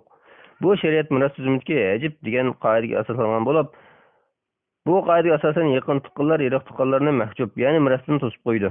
Ba'zi arab davlatlarida 1946-yillardan tortib qonun bekitganda otasining hayot vaqtida o'lib ketgan o'g'lini xuddi hayotdagi faraz qilib turib, butun mirasning 3dan 1-dan olib ketmagan doirada uning nasibasini ayirib, qoldirgan farzandlarga taqsim qilib beradigan qonun chiqarilgan bo'lib, bu qonun vojib vasiyat qonuni deb atalgan. Lekin bu qonun Qur'on va hadis shunaqla shariat miras tizimiga xilof bo'lg'achqa shar'iy jihatdan batildir. Undaqda bu turdagi yetim bolalarning mamluk ahvoliga qarata shariatdagi yangiliklar qaysilar? Aslida cho'ngdada bir o'g'il vafot bo'lib, farzandlar qolgan chog'da ya hayot vaqtida shu 3 nevrasiga bir narsa hadiya bersa yaxshi bo'ladi. Bermagan taqdirda vasiyat qilgan bo'lsa bo'ladi. Alloh taolo deydi: Kutiba alaykum iza hadara ahadakumul maut in taraka khayran al-wasiyyatu lil walidayn wal aqrabin bil ma'ruf haqqan 'alal muttaqin. فمن بدله بعد ما سمعه فإنما اسمه على الذين يبدلونه إن الله سميع عليم. فمن خاف من موس جنفا أو إثما فأصلح بينهم فلا إثم عليه إن الله غفور رحيم. Biranlarning beshiga o'lim kelgan chaqda agar mol dunyo qoldirgan bo'lsa, ota-ona xish-aqrabolarga muvofiq miqdorda vasiyat qilish taqvodorlarning o'tash tegishli burchi sifatida farz qilindi. Uni anglagandan keyin kimki uni o'zgartirdi ekan, uning gunohi faqat uni o'zgartirganlarga yuklanadi. Allah haqiqatan anglab turg'uchidir, bilib turg'uchidir. Kimki biror vasiyat qiluvchining nohaqchilikqa moyil bo'lib ketish yoki qasddan zulm qilish ahvolini bilib, ularning orasini tuzab qo'ysa, uning hech gunoh bo'lmaydi. Allah haqiqatan mag'firat qiluvchidir, nihoyat mehribondir. Baqara surasi 180-81-82 oyatlar. Bu turdagi miras olmaydigan tuqqanlarga vasiyat qilishni ba'zi olimlar vojib deb qarasa, ba'zilar mustahab deb qaragan. Yana miras taqsimot qilingan so'ringa mirasxo'r bo'lmagan urug' tuqqanlar qatnashib qolgan taqdirda ularga ozg'in bir narsa berishmi targ'ib qilingan ish, lekin vojib emas. Alloh taolo bunday deydi: "Va iza hadaral qismata ulul qurba val yatama val masakin farzuquhum minhu wa qulu lahum qawlan ma'rufa." varis emas tuqqanlar, yetimlar va miskinlar miros taqsimot vaqtida hozir bo'lsa, uningdan ularga beringlar, ularga chiroyli so'z qilinglar. Nisa surasi 8-oyat. Said ibn Jubayr rivoyat qildiki, Ibn Abbos radhiyallohu anhu bundoq degan: ba'zi kishilar bu oyatni, ya'ni varis emas tuqqanlar, yetimlar va miskinlar miros taqsimot vaqtida hozir bo'lsa, uningdan ularga beringlar, ularga chiroyli so'z qilinglar, amaldan qoldirilgan deb turilishga yo'q. Allah bilan qasamki, amaldan qoldirilmagan, lekin bu kishilar amal qilmay sal qaragan masalalardan biri. Mirosni bir taraf qilish huquqi ega kishilar ikki xil. Biri mirosxo'rlar, bular mirosxo'r emas tuqqanlarga berish, mirosdan ortiq bera oladiganlardir. Yana biri miros tegmaydiganlar, yetimga qarab qo'ydigan kishilardek bo'lib, bular miros tegmaydigan tuqqanlarga chiroyli so'z qilib, "Men sana bir narsa berish huquqim yo'q" deydiganlardir. Sahih Buxoriy 2759-hadis. Bundaq ahvolda mirosxo'r bo'lgan tuqqanlarga ozroq bir narsa bersa bo'ladi. Bu sizlar rahim qilishdan iborat, vojib emas. Bermasa talab qilish haqqi yo'q. Yuqorqilarga asosan mazkur navrlarning haq da'vosi qilish o'rinsiz. Qonunga tayanib da'vo qilib Allohga olgan haqmi ularga harom bo'ladi. Faqatlar taqinlari o'z roziligi bilan sizlar rahim qilib bir narsa bersa, qabul qilsa bo'ladi. Vallohu a'lam. Fatvolar majmuasi 1-tom 493-bet 132-fatvo. Miros to'g'risida savol. Assalomu alaykum va rahmatullohi va barakatuh. Otam o'lib ketgili bir necha yillar bo'ldi. Biz onam bilan 6 o'g'il. Buning ikkisi otamning burni o'lib ketgan ayoldan bo'lgan o'g'il. Biri onamning burni o'lib ketgan yo'lchidan bo'lgan o'g'il. Ikki qiz. Biri onamning burni o'lib ketgan yo'lchidan bo'lgan qiz bilan qoldik. Atamning hayot vaqtida qoldirilmagan ba'zi qarzlarini puli bor bolalari birlashib qaytargan. Endi dadamdan qolgan bir yurish qo'ruv joy miros qolgan. Birinchi savol. Yuqoridagi ahvol ostida islom shariati bo'yicha mirosni qanday taqsim qilish kerak? Ikkinchi savol. Agar qo'ruv joyni sotmay miros bir taraf qilish to'g'ri kelsa, qanday qilish kerak? Javob. Va alaykum assalom va rahmatullohi va barakatuh. Barliq hamd sana Janobi Allohga bo'lsin. Shundaqla payg'ambarimizga, oil tavobatlarga va uningga toki qiyomatgacha ergashganlarga durust salomlar bo'lsin. Aslida ataning qarzlarini miros qolgan qo'ruv joyini setib, qarzni shuning pulidan qaytaradi. O'g'illar yenidan to'layotgan bo'lsa, bu farzandlaridagi vafodorlikdan iborat asl axloqdir. Qarz ado qilinib bo'lgandan keyin boshqa iqtisodi bo'lmay, faqat qo'ruv joylar qolgan bo'lsa, bu miros vafot bo'lg'uchining o'z farzandlari bilan ayoliga taqsim qilinadi. Ayolining burunqi erdan bo'lgan bolalarga Ügey bolalarga, ya'ni bir qiz bilan bir o'g'ilga miros tegmaydi. Chunki bular vafot bo'lg'uchining farzandlari emas. Ular o'z otalari vafot bo'lib ketsa, o'z otasidan miros oladi. Vafot bo'lg'uchining burunqi ayolidan bo'lgan qiz o'g'il farzandlarimi o'z farzandlari bo'lgandan keyin ular mirosxo'rlardir. Undaqda miros o'z farzandlari bo'lgan 5 o'g'il, bir qiz, jami 6 farzand bilan ayoliga bunday taqsim qilinadi. Vafot bo'lg'uchining o'z farzandlari bo'lgandan keyin ayoliga mirosning 8dan biri tegadi. Qolgani 5 o'g'il, bir qizga, bir o'g'ilga 2 qizning asli tegadigan o'lcham bilan taqsim qilinadi. Ya'ni ayoli 8dan birini olib bo'lgandan keyin qolgani 11 ulush qilib, har bir o'g'ilga 2 ulushdan, bir qizga 1 ulushdan beramiz. Endi har bir mirosxo'rning o'lishlari belgilanib bo'lgandan keyin qo'ruv joyini uncha ko'p kishiga taqsim qilib bersa, foydalanish mumkin bo'lmaydigan bo'lg'achqa, yoki ba'zilar qo'ruv joyida o'tirishni xohlamaydigan yoki ehtiyoj yo'q bo'lg'achqa, bularning oldida 3 xil ixtiyorlik bor. Birinchi, qo'ruv joyini setib, pulini yuqorqidek ulushib olish. Ikkinchi, qo'ruv joyini sotmay o'zaro nasibasini o'tinib berib o'tish. Ya'ni bir qiz yoki ba'zilar bir aksiga "Mening nasibamni sen berib o'tay, sen o'tirgan" degandek. Uchinchi, qo'ruv joyini sotmay ba'zi mirosxo'rlar o'z nasibalarini ba'zi mirosxo'rlarga setib o'tish yoki pul berib rozi qilish. Masalan, "Mening uyim bor, menga uy lozim emas. Uyda sen o'tirib menga pulini bergin, nasibamni sen sotay." yoki "Menga bunchalik pul ber, nasibam senga tava bo'lsin" desa bo'ladi. Vallohu a'lam. Fatvolar majmuasi 1-tom 494-bet 133-fatvo. Miros masalasi. Savol. Assalomu alaykum. 16 mo yerni onasi 2 o'g'li 4 qizi bo'lishmoqchi. Qancha modan tegdi? Bo'lib bergan bo'lsanglar. Qiyin otam hayot vaqtida shu yerdan boshqa uy, simlarni bo'lib o'tgan. Hozir qolgani 16dan 13 mo yer edi. Oilaning kirim ahvoliga kelsak, burun shu 16dan 13 mo yerning ijarasi va boshqa 4 mo yerning kirim bilan kun oladi. U 4 mo yer onasi, bir qizi va o'g'lining kanatdan bergan yemek yeri. Javob. Va alaykum assalom va rahmatullohi va barakatuh. Barliq hamd sana Janobi Allohga bo'lsin. Shundaqla payg'ambarimizga, oil tavobatlarga va uningga toki qiyomatgacha ergashganlarga durust salomlar bo'lsin. Savolga kelgandek, meyit hayot vaqtida zamindan boshqa mol-mulkini farzandlarga taqsim qilib berayotgan bo'lsa, Bu taqsimot berayotgan hadiya hisobida kuchga ega bo'lib, uningdan boshqa mol-mulk bo'lmasa, shu 16.13 mo yer miros hisoblanadi. Bu tövəndikidek taqsim qılındı. Birinci, meyitning farzandlari bo'lg'achqa, meyitning onasi va mirosning 6dan biri Allah belgilayotgan farz bo'yicha tegadi. Ya'ni 2.7 birli. İkinci, mirosdan ota nasibasini elib bo'lgandan, ana nasibasini elib bo'lgandan keyin eşib qolgan 1359 mo yerning hammani farzandlar o'zaro bir o'g'ilga ikki qizning nasibasi bo'yicha ülüşüp oladi. Ya'ni har bir qizga 1.69 modan, har bir o'g'ilga 3.39 modan tegadi. Agar ahvol savolda bayon qilingandek bo'lsa shundoq. Savolda ayoli bor yo'qligi tilga olinmagan. Agar ayoli bo'lsa, ayoliga 8dan biri tegadi. Endi onasi bir qizi va bir o'g'ilga kanitdan bergan 4 mo yemak yeriga kelsak, meningcha mushu oilaning ota tasarruf qilgan mulk hisobida miros yer qatorida taqsim qilinishi muvofiq. Chunki bundaq yerni odatda shu oilaning beshi bo'lgan ota yoki o'z hisob qatorida ishlatadi. Agar shu yurtda bundaq zaminni kent kimning nomiga bergan bo'lsa, shu kishi o'zining mulk hisobida bitirib qilgan odat bo'lsa, ondan bu 4 mo zamin miros qatorida taqsim qilinmasi bo'ladi. Her holda buni bitirib qo'yishda ko'z qarash o'xshash chiqmay qolsa, mirosxo'rlar o'zaro sulh qilishib, rozi bo'lishib ketsa bo'ladi. Vallohu a'lam. Fatvalar majmuasi 1-tom 496-bet 134 fatva. Miros taqsimoti. Savol: Assalomu alaykum. O'lguchi bir ayoli qolgan.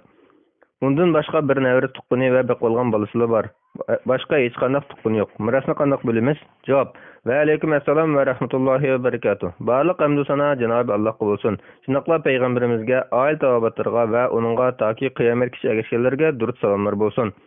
Birinci, vafat bo'lg'uchining farzandi bo'lmagan ahvolda ayoli mirosning 4dan birini oladi. Ikkinchi, vafat bo'lg'uchining bir navri tuqqanlaridan dadasining qarindoshlari akfukaning o'g'il bolalari qolgan mirosning hammini oladi.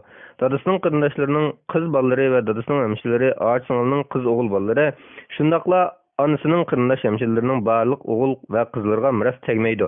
Chunki ular vafat bo'lg'uchining rahim ega tuqqanlaridir. Miras ilmida rahim ega tuqqanlari deganimiz meyitning tuqqanlari ichki ya farzlik bilan ya asiblik bilan miras olmaydigan tuqqanlar bo'lib, bular ya farzlik bilan ya asiblik bilan miras oladigan mirosxo'rlar bor bo'lgan ahvolda miras olmaydi. Undaq mirosxo'rlar faqat bo'lmagan ahvolda Imom Abu Hanifa, Imom Ahmad qatorliq olimlarning qarshida rahim ega tuqqanlari miras oladi. Üçüncü, beqib olgan bolaga miros tegmaydi. Agar vafot bo'lg'uchi beqib olgan bolasiga mirosning bir qismini qoldirishni vasiyat qilgan bo'lsa, mirosning 3dan 1 doirasi bo'lsa, buni beqib olingan bola vasiyat jihatdan oladi. To'rtinchi, mirosxo'rlar beqib olingan bolaga o'z haqlaridan bir qismini rozi bo'lib bersa bo'ladi. Vallohu a'lam. Fatvalar majmuasi 1-tom 497-bet 135 fatva. Harom molni miros elish.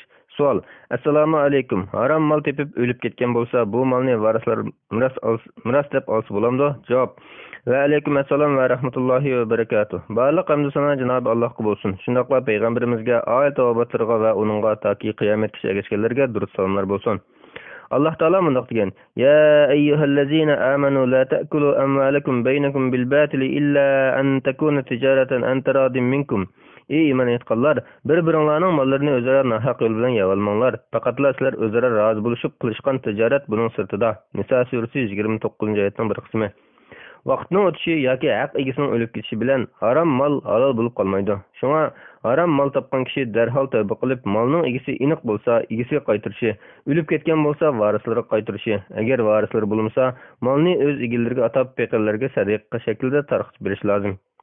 Lekin bu molni harom topgan kishi yuqorqidek qilmay o'lib ketgan ahvolda uni varislar miros qilib olishga bo'lmaydi. Balki uni varislar yuqorida bayon qilingan tariqada bartaraf qilib o'tadi. Shundoq qilganda o'lgan kishi boshqalarning haqqini yeyilish gunohidan tozalanib ketishi mumkin. Agar molning egasi yoki uning varislari aniq bo'lmagan ahvolda harom mol miros qoldirgan kishining varislari sadiq olsa durust bo'lgan faqir kishilar bo'lsa, u molni boshqa faqirlarga sadiq qilib yurguncha o'zlari faqirlik suti bilan sadiqa deb olsa bo'ladi. Miros deb olsa bo'lmaydi. Imom Navoiy mundoq degan: kimki biror molni miros elib, uni miros qoldiruvchi haloldan topdimi yoki haromdanmi bilmasa, biror alomat bo'lmasa, barliq olimlarning birdek ijmosi bilan u miros haloldir. Agar uning ichida harom mol bor deb bilib, miqdorini bilolmay shaklanib qolsa, o'zi mo'ljallab harom miqdorini chiqarib o'tadi. Al-Majmu' 9-tom 428-bet. Vallohu a'lam. Fatvalar Mecmuasi 1-tom 498 bet 136 fatva. Miras taqsimoti. Savol. Assalomu alaykum. 9 pun yer bar. Buvay vafot bo'lishining oldida bu yer tang bo'linsin deb og'zaki vasiyat qilgan. 2 qiz, 3 o'g'il bar. Hammasi uy o'choqliq bo'lgan. Mo'may ham bar. Mo'may bu 5 bolaning afsoyat bo'lg'achqa miras bo'linmagan. Keyin 2 qiz vafot bo'lib, cho'ng qizidan 1 qiz bola qolgan. Kichik bir qizidan 3 bola qolgan. Keyin Mo'maymi vafot bo'lgan. Endi mirosxo'rlar bu buvay Mo'mayning 3 o'g'li va vafot bo'lib ketgan cho'ng qizining 1 qiz bolasi va vafot bo'lib ketgan kichik qizining 3 bolasi qoldi. Savol. Cho'ng qizdan qolgan 1 qiz nevra miras qanday varislik qiladi? Kichik qizdan qolgan 3 nevra miras qanday varislik qiladi? Javob. Va alaykum assalom va rahmatullohi va barakatuh. Barliq hamdu sana Janob Allohga bo'lsin. Shundaqla payg'ambarimizga, oil tavobatlarga va uningga toki qiyomatgacha ergashganlarga durud salomlar bo'lsin. So'zingizdan ma'lumki, buvay vafot bo'lgan, 9 pun yer qoldirib ketgan. Uni tang bo'linsin deb vasiyat qilgan. Mirosxo'rlar 2 qiz, 3 o'g'il farzand va ayoli. Ayoli hayot chog'da miras taqsim qilinmay, keyin 2 qiz vafot bo'lgan. Cho'ngi 1 qiz farzand, kichigi 3 farzand qoldirgan. Keyin buvayning ayolimi vafot bo'lgan. Bu ahvolda biz buvay qoldirgan yer bilan boshqa qoldirgan mol-mulklarning hammani o'lib ketgan 2 qiz va mo'may hayotdagi taqsim qilamiz. Ammo vafot bo'lg'uchi jami 4 bo'lib, bu voqeada to'rtlik 4 bosqichlik miras bo'lish shakllandi. Vafot bo'lg'uchilarning tuqqanlari va ba'zi farzandlarining jinsi aniq askartilmagachga ba'zi bosqichlarni bir qancha xil mulohaza qilish to'g'ri keladi. Birinchi bosqich. Buvay vafot bo'lgan chog'da 9 pun yer qilgan bo'lib, miras egalarining nasiblari tovandikicha. Mo'may meyitning ayol bo'lishi bilan farz egasi bo'lib hisoblanib, meyitning farzandlari bor bo'lg'achqa umumiy mirasning 8 dan 1ni oladi. Eski qolgan mirasni 3 o'g'li bilan 2 qizga, 1 o'g'ilga 2 esa 1 qizga 1 as qilib taqsim qilamiz. Jarayoni mundaq: umumiy mirasni 24 ulushga bo'lib turib, uning 8 dan 1 bo'lgan 3 ulushni meyitning ayoliga, qolgan 21 ulushni qiz o'g'illarga 1 er 2 ayolning barobar bo'yicha taqsim qilib beriladi. Ikkinchi bosqich. Meyitning cho'ng qizi vafot bo'lgan chog'da 2 xil ahvol yuz berishi mumkin. Birinchi, uning onasi, 1 qizi va 3 o'g'il bir tuqqan ota-ona bir qarindoshlar bo'lib, yo'ldoshi bo'lmasa, qoldirgan mirasi tövəndikdek taqsim qilinadi. Onasiga mirasning 6 dan 1, 1 qizga yerim bo'lib beriladi.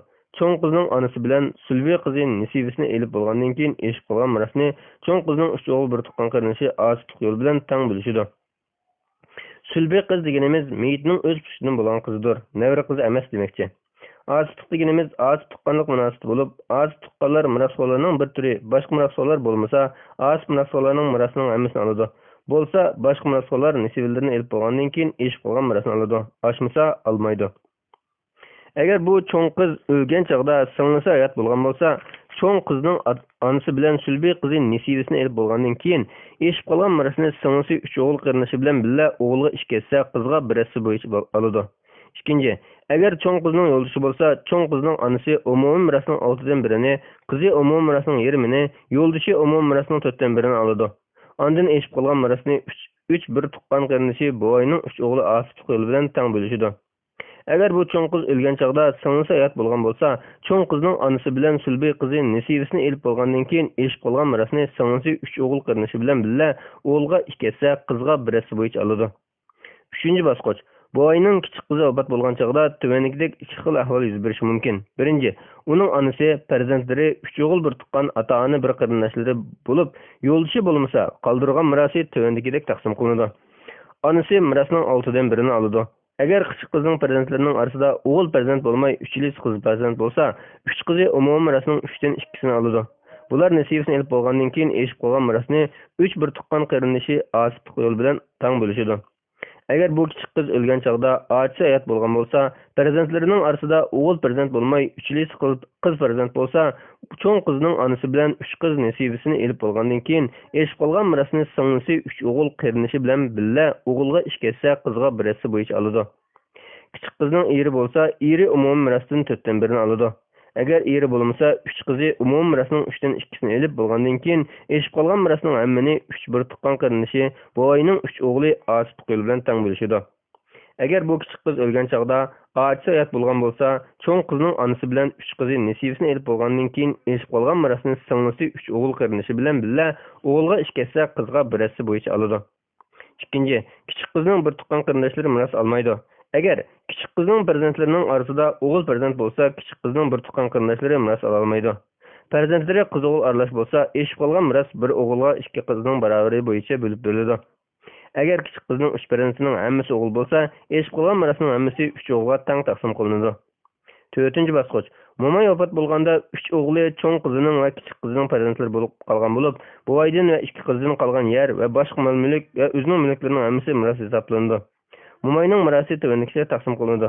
Mo'mayning 3 o'g'li mo'may qoldirgan mirasning hammasini asiblik yo'li bilan teng bo'lishadi. Meyitning asib tuqqanlari 3 o'g'il bo'lg'achqa, kichik qiz bilan cho'ng qizining farzandlari mo'mayga nisbatan rahim ega tuqqanlari hisoblanadi. Ularga miras tegmaydi.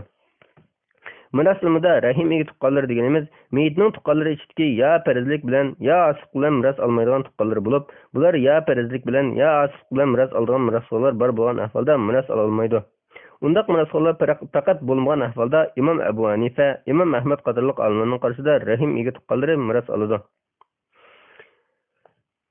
1. Cho'ng qizining mirasi haqida so'ralgan bo'lib, amaliy ahvol yuqoridagi 2-bosqichga qaysi xil mos kelsa, shu bo'yicha bo'lib beriladi. 2. Kichik qizning farzandlarining mirasi haqida so'ralgan bo'lib, bularning amaliy ahvoli 3-bosqichga qaysi xil mos kelsa, shu bo'yicha bo'lib beriladi. Taqsim qilish qulay bo'lish uchun yer va boshqa mirasni to'liq sundirib turib, taqsim qilib, keyin o'zaro yurishtirib olsa bo'ladi. Buvayning vasiyati Qur'on ko'rsatmasiga xilof bo'lganligi uchun kuchga ega emas. Vallohu a'lam. Bismillah, alhamdulillah, vassalatu vassalamu ala rasulillah, amma ba'd. Assalomu alaykum va rahmatullohi va barakatuh. Muhtaram qarindoshlar, Doktor Abdulaziz rahmatullohi sizning fatvolar majmuasi 1-tomni o'qib, 11-bob savdo va muomala hunar kesib kelgan. O'qishni davomlashtiramiz. 137-fatvo. Oltin setib olib o'sganda setib foyda olsa bo'lamdi? Savol. Assalomu alaykum. Oltin zib-zinnat nechta oltin setib olib bahasi o'sganda setib foyda olsa bo'lamdi? Javob. Va alaykum assalom va rahmatullohi va barakatuh. Barliq hamd sanolar Janob Allohga bo'lsin. Shunaqla payg'ambarimizga, oila tavobatlarga va uningga toki qiyomatgacha ergashganlarga durust salomlar bo'lsin. Bahası örülgende paydasız setiş için altın zimzinnetini yoki nefçi altını setip olib paydasız setip ticaret qilsa buludu. Bu ticaretning to'g'ri bo'lishi uchun bir qancha shartlar tepilishi lozim. Janobi Alloh Qur'on Karimda munaqtaydi. Va ahallallohul bay'a va harramar riba. Alloh ilm setimni halol, jazoni harom qildi. Baqara surasi 275-oyatning bir qismi. İlla an takuna tijaratan hadiratan tudirunaha baynakum. Faqatla aranlarda qilishgan qo'l-qo'l savdo bo'lib qolsa. Baqara surasi 282-oyatning bir qismi.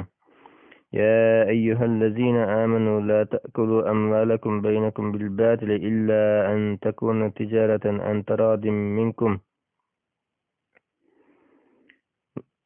Ey iman etqanlar, bir-biringlarning mollarini o'zaro nahaq yo'l bilan yavalmanglar. Faqatla sizlar o'zaro rozi bo'lib qilishgan tijorat buning sirtida. Nisa surasi 29-oyatning bir qismi. Abu Bakr radhiyallohu anhuning o'g'li Abdurrahmon otasi Abu Bakr radhiyallohu anhu rivoyat qildiki, Rasululloh sollallohu alayhi vasallam bunday degan: "Oltinni oltinga teng barobar bo'lmasa sotmanglar. Kumushni kumushga teng barobar bo'lsa sotmanglar. Oltinni kumushga, kumushni oltinga xohlaganlarcha sotinglar." Sahih Buxoriy 2175-hadis. Malik ibn Avs rivoyat qilib bunday degan: "Men 100 dollarni tengaga almashtirmoqchi bo'lgan edim. Talha ibn Ubaydullah radhiyallohu anhu meni chaqirdi. Shuning bilan ikkimiz so'zlashdik. Oxiri u almashtirgan bo'lib, oltinni olib, qo'liga uyoq-buyoqqa o'rib, "Xo'jdarim g'obadan kelsin" degan edi. Uni anglab turgan Umar radhiyallohu anhu dedi: "Alloh bilan qasamki, men uningdan tengilarni topshirib olmoqchi ayrilmay, sen uningdan tengilarni topshirib olmoqchi ayrilmaysan." Rasululloh sallallohu alayhi vasallam oltinni oltinga tegishganda naq bo'lmasa jazoni bo'ladi. Bug'doyni bug'doyga tegishganda naq bo'lmasa jazoni bo'ladi. Arpani arpaga tegishganda naq bo'lmasa jazoni bo'ladi. Xurmani xurmaga tegishganda naq bo'lmasa jazoni bo'ladi degan. Sahih Buxoriy 2174-hadis, Muslim 1586-hadis. Abu Said al-Xudri radhiyallohu anhu rivoyat qildiki, Rasululloh sallallohu alayhi vasallam mundaq dedi: "Oltinni oltinga teng-teng bo'lmasa sotmanglar. Ba'sini ba'siga ortiq qilmanglar. Kumushni kumushga teng-teng bo'lmasa sotmanglar. Ba'sini ba'siga ortiq qilmanglar. Uning nesiyasini naqd sotmanglar." Sahih Buxoriy 2177-hadis, Muslim 1584-hadis. İmam Navaviy mazkur hadisni sharhlab mundoq deydi.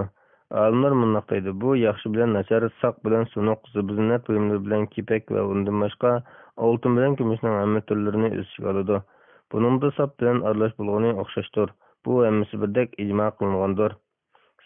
Sharh Sahih Muslim 11 tom 10 bet. Bu hadisning Ubada ibn Samit radhiyallohu anhudan kelgan Muslim rivoyatida bu jinslar o'xshamasa, qo'ldan qo'lga naq bo'lsa, xohlaganlarcha ilib setinglar degan. Sahih Muslim 1587 hadis. Abu Minhal rivoyat qilib bundoq dedi: men Bara ibn Azib radhiyallohu anhuma bilan Zayd ibn Arqam radhiyallohu anhudan sarrafliq tijorat to'g'riliq so'rasam, ikkisi javobini mendan yaxshi biladi deb bir-biriga ittirishib, oxiri Rasululloh sallallohu alayhi vasallam oltinni kumushga nesi setishdan to'sqan deb javob berishdi.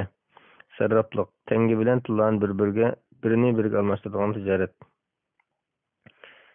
Abu Bakr radhiyallohu anhu rivoyat qildiki, Rasululloh sallallohu alayhi vasallam kumushni kumushga, oltinni oltinga tang-tang bo'lib setishdan to'sqan. Ya'ni bizni oltinni kumushga xohlagan setilishga, kumushni oltinga xohlagan setilishga buyurgan. Sahih Buxoriy 2182 hadis. Yuqorqilarga asosan mayli nöqchi bo'lsin, mayli zibzinat buyumlar bo'lsin, oltinni oltinga yoki kumushni kumushga sotgan ahvolda bir-biridan oz yoki ko'p bo'lmay miqdori o'xshash bo'lishi, shu so'rinni tutadigan naq savdo bo'lishi shart qilindi. Bu ikki shart tepilmasa savdo to'g'ri bo'lmaydi. Yuqorqi hadislarda Rasululloh sallallohu alayhi vasallam buni aniq bayon qilgan. Persenti sifati o'xshash bo'lmasa-mu, bu ikki shart tepilishi lozim. Oltin zibzinatni zibzinatga yoki naqshi oltinni oltin zibzinatga almashtirish to'g'ri kelgan ahvolda qo'lidagi oltinni setib, ondan uning puliga xohlagan oltinni setilish kerak yoki sotgan pulni hisoblab, uning puliga setolmoqchigan oltinni hisoblab farqini berish yoki elish kerak. Ya'ni ikki sodani ayrim-ayrim qilish lozim. Said ibn Musayyib rivoyat qildiki, Abu Said al-Khudri bilan Abu Hurayra radhiyallohu anhu ikkilan uningga mundoq so'zlab bergan. Rasululloh sallallohu alayhi vasallam ansarlardan Bani Adi jamoatidan bir kishini Xaybarga amaldor qilib o'tgan. U kishi Rasulullohga yaxshi xurmoni ilib kelganda, Rasululloh undan Xaybarning hamma xurmasi shundaqmi deb so'radi. U, yo'q Rasululloh, Alloh bilan qasamki, biz bu xurmaning bir soasiga aralash xurmadan 2 soat olamiz dedi. Rasululloh unda qilmanglar, lekin tang-tang tegishsanglar bo'ladi. Yoki nacharlarini setib, pulga yaxshilarini setilinglar. Tarozi bilan setilgan narsalarmi shunga o'xshash dedi. Sahih Buxoriy 2302, 2303, 7305 hadis, 7351 hadis. Muslim 1593 hadis.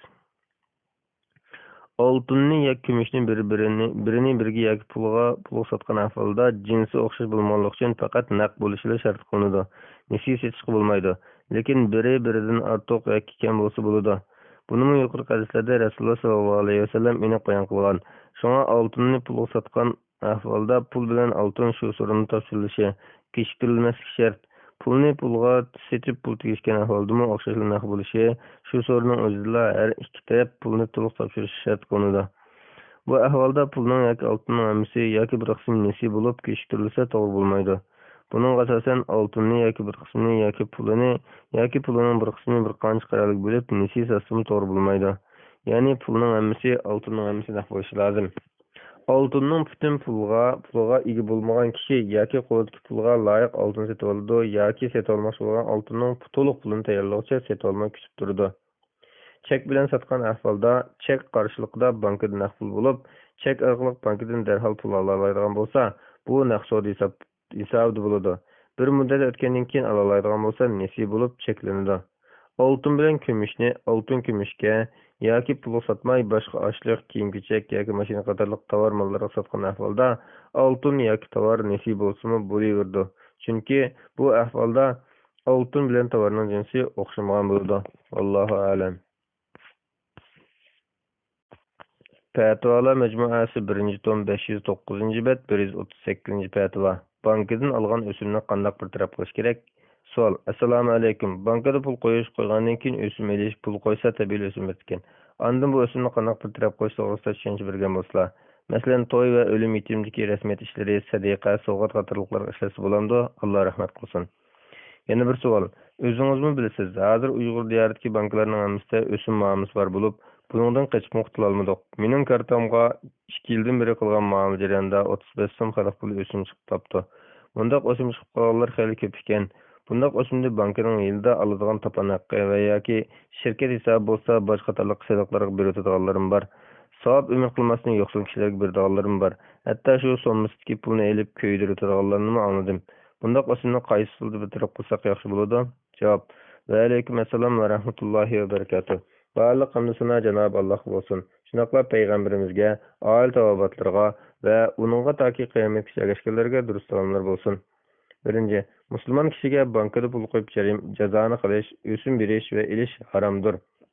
Alloh taolo mundoq degan: "Allazina ya'kuluna ar-riba la yaqumuna illa kama yaqumu allazi yatakhabbathu ash-shaytanu min al-mas.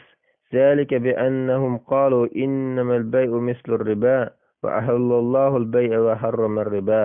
فمن جاءه موعظة من ربه فانتهى فله ما سلف ما أمره إلى الله ومن عاد فأولئك أصحاب النار هم فيها خالدون." Jazoni yeydiganlar qiyomatda saronliqdan shayton so'qib o'tgan odamlardek qopildi. Bu ularning ilm setim jazoniga o'xshash deganligidandir. Alloh ilm setimni halol qilib jazoni harom qildi. Shunga kimiki Parvardigori tarafidan vaznasat kelgandan keyin bo'ldi qilsa, burunqi olg'ini o'zining bo'ladi. Uning ishi Allohga qoladi. Kimiki jazoni qilish qo'ydi ekan, ana shular do'zax ahli bo'lib, ular buningda menga qolg'ishlardir. Baqara surasi 275-oyat. يا أيها الذين آمنوا اتقوا الله وذروا ما بقي من الربا إن كنتم مؤمنين فإن لم تفعلوا فأذنوا بحرب من الله ورسوله وإن تبتم فلكم رؤوس أموالكم لا تظلمون ولا تظلمون وإن كان ذو أسرة فنزلة إلى ميسرة وأن تصدقوا خير لكم إن كنتم تعلمون واتقوا يوما ترجعون فيه إلى الله ثم توفى كل نفس ما كسبت وهم لا يظلمون. Ey iman etqanlar, Allohdan qo'rqinglar. Agar mo'min bo'lsanglar, qilib qolgan o'simni olmanglar. Agar undaq qilmasanglar, Alloh va uning rasuli tomonidan e'lon qilingan bir jangga duchor bo'lganliklarini bilinglar. Agar tavba qilsanglar, sarmoyanglar sizlarningdir. Zulmni qilmaysizlar, zulmga uchirmaysizlar. Agar qarzlarning qo'li qisqa bo'lsa, uning holi yaxshilanishini kutinglar. Agar haqiqatni yaxshi biladigan bo'lsanglar, sadiq qilib berayotganinglar sizlar uchun yaxshidir. Shundoq bir kundan qo'rqinglarki, u kunda sizlar Allohning dargohiga qaytarilasizlar.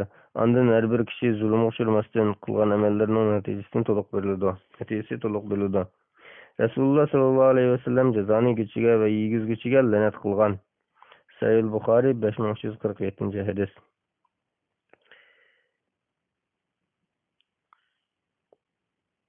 Yana bir hadisda Rasululloh sollallohu alayhi vasallam jazoni yeguvchiga, yeygizuvchiga, uni yozuvchiga va uning guvohchi bo'lgan ikki shohidga la'nat qilgan va ularga barobar degan. Sahih Muslim 1598-hadis. Shunaqla qaysi shaklda bo'lsin, jazoni muomalaga hamkorlashmi, gunohga hamkorlashganlik jihatdan harom bo'ladi. Ikkinchi, Islom bankisi tepilmagan joyda musulmon kishi o'sim olish maqsadida emas, pulini saqlash, zayi qilib o'tmaslik uchun yoki tijoratda pul yo'llash qatorliq ehtiyojlar uchun o'simlik bankida pul omonat qo'ygan bo'lsa, bu omonatga o'sim chiqqan bo'lsa, bu o'simni bankaga tashlab qo'ymay qo'liga olib olishi lozim. Chunki tegan surishti qilib aytganda, bu o'sim pulning asli egasi bank emas, balki bu bankda omonat qo'yuvchilarning mol-mulkining bir qismi yoki bankadan qarz oluvchilarning bankaga to'lagan o'sim pulidir. Banklar bu masalada shaxslarga o'xshamaydi. Chunki banka o'simlarni o'z yenidan bermaydi, balki uni boshqa qoidalardan harom yo'l bilan olgan bo'ladi. Shunga banka bu pulning haqiqiy egasi bo'lmasiga, bu pulni banka qaytarishga bo'lmaydi. Demak, bu pul egasi noma'lum puldir. Bu pullarni tashlab qo'yish bankaning qilmishlariga yordamlashganlik bo'ladi. O'z vaqtida Imom Navaviy harom pul haqida mundoq degan: chunki bu molni buzib o'tish va dengizga tashlatish joiz bo'lmaydi. Unda bo'ladi ekan, musulmonlarning umumiy manfaati uchun sarf qilishdan boshqa hajaydigan o'rin qolmagan bo'ladi. Al-Majmu' 9-332-bet. O'simni bankaga tashlab qo'ymay elish foydalanish maqsadi emas, balki elib musulmonlar manfaatiga sarf qilish uchun bo'ladi. Bu sarf qilish sadiq qilish emas, o'sim puldan qutulishdan iboratdir. Uchinchi, qo'liga olgan o'simni o'zi xarjlamay, uni faqir miskinlarga, shunaqla boshqa musulmonlarning turli umumiy manfaati uchun sarf qilish lozim. Bu sarf qilishdan sadiq qilganning savobi bo'lmaydi, chunki Alloh pokdir, faqat pokni qabul qiladi. Bu qilgani faqat harom moldan qutulish, qilgan jazonisini yo'yish, tavbasini tamomlash uchundir. Bu jihatni elib aytsak, niyati to'g'ri bo'lgan ahvolda savobga erishishimi umid qilinadi. Chunki bu harom moldan qutulib, o'zini pok tutish, tavbasini tamomlashdan iborat yaxshi ishdir. Buning asosan o'simni to'y, sovg'a qatorliq ishlarga, shundaqla o'zi yeniden chiqim qilish kerak bo'lgan chiqimlarga ishlatishga bo'lmaydi. Ahli ilmlarning muayyanlashtirishicha, boj, soliq, jarimana va boshqa rasmiy chiqimlari to'latish orqali to'lagichi o'z mol-mulkini qo'daydigan, bu to'lagichiga foyda keltirgan bo'lsa, o'sim pulini bularga sarf qilish bo'lmaydi. O'sim pulini masjid selish va tuzashga sarf qilish bo'lamdi degan masalada hozirgi olimlarning qarashlari o'xshash emas. Masalan, Imom Qardaviy, Shayx Ibn Jibrin, Doktor Ahmad Jajji Kurdi va Arab Birlashma Xalifaligi Avqof va Islom ishlari aytdi bo'ldi deb fatvo bergan. Kuvayt fatvo organi Doktor Ali Qardaviy qatorliqlar masjidga ishlash bo'lmaydi deb qaragan. 4. O'simni faqir miskinlarga elib ishlatsa, bu ularga halol bo'ladi, harom bo'lmaydi. Chunki bu pulning maynat haromligi uni o'sim shaklida qo'lga kirgizib, naq ega bo'lgan kishiga qarta bo'ladi. Ammo faqir miskinlar bo'lsa, uni o'sim yo'li orqali emas, balki Alloh muvo qilgan yo'l orqali olgan bo'ladi. Qosim Ashar roziyallohu anhu rivoyat qildiki, bariyaga go'sht sovg'a qilindi. Rasululloh sollallohu alayhi vasallamga bu degan bariyaga qilingan sadaqa deyilganda, Rasululloh bu uning sadaqa, bizga hadiyadir dedi. Sahih Buxoriy 2578 hadis, Muslim 1075 hadis.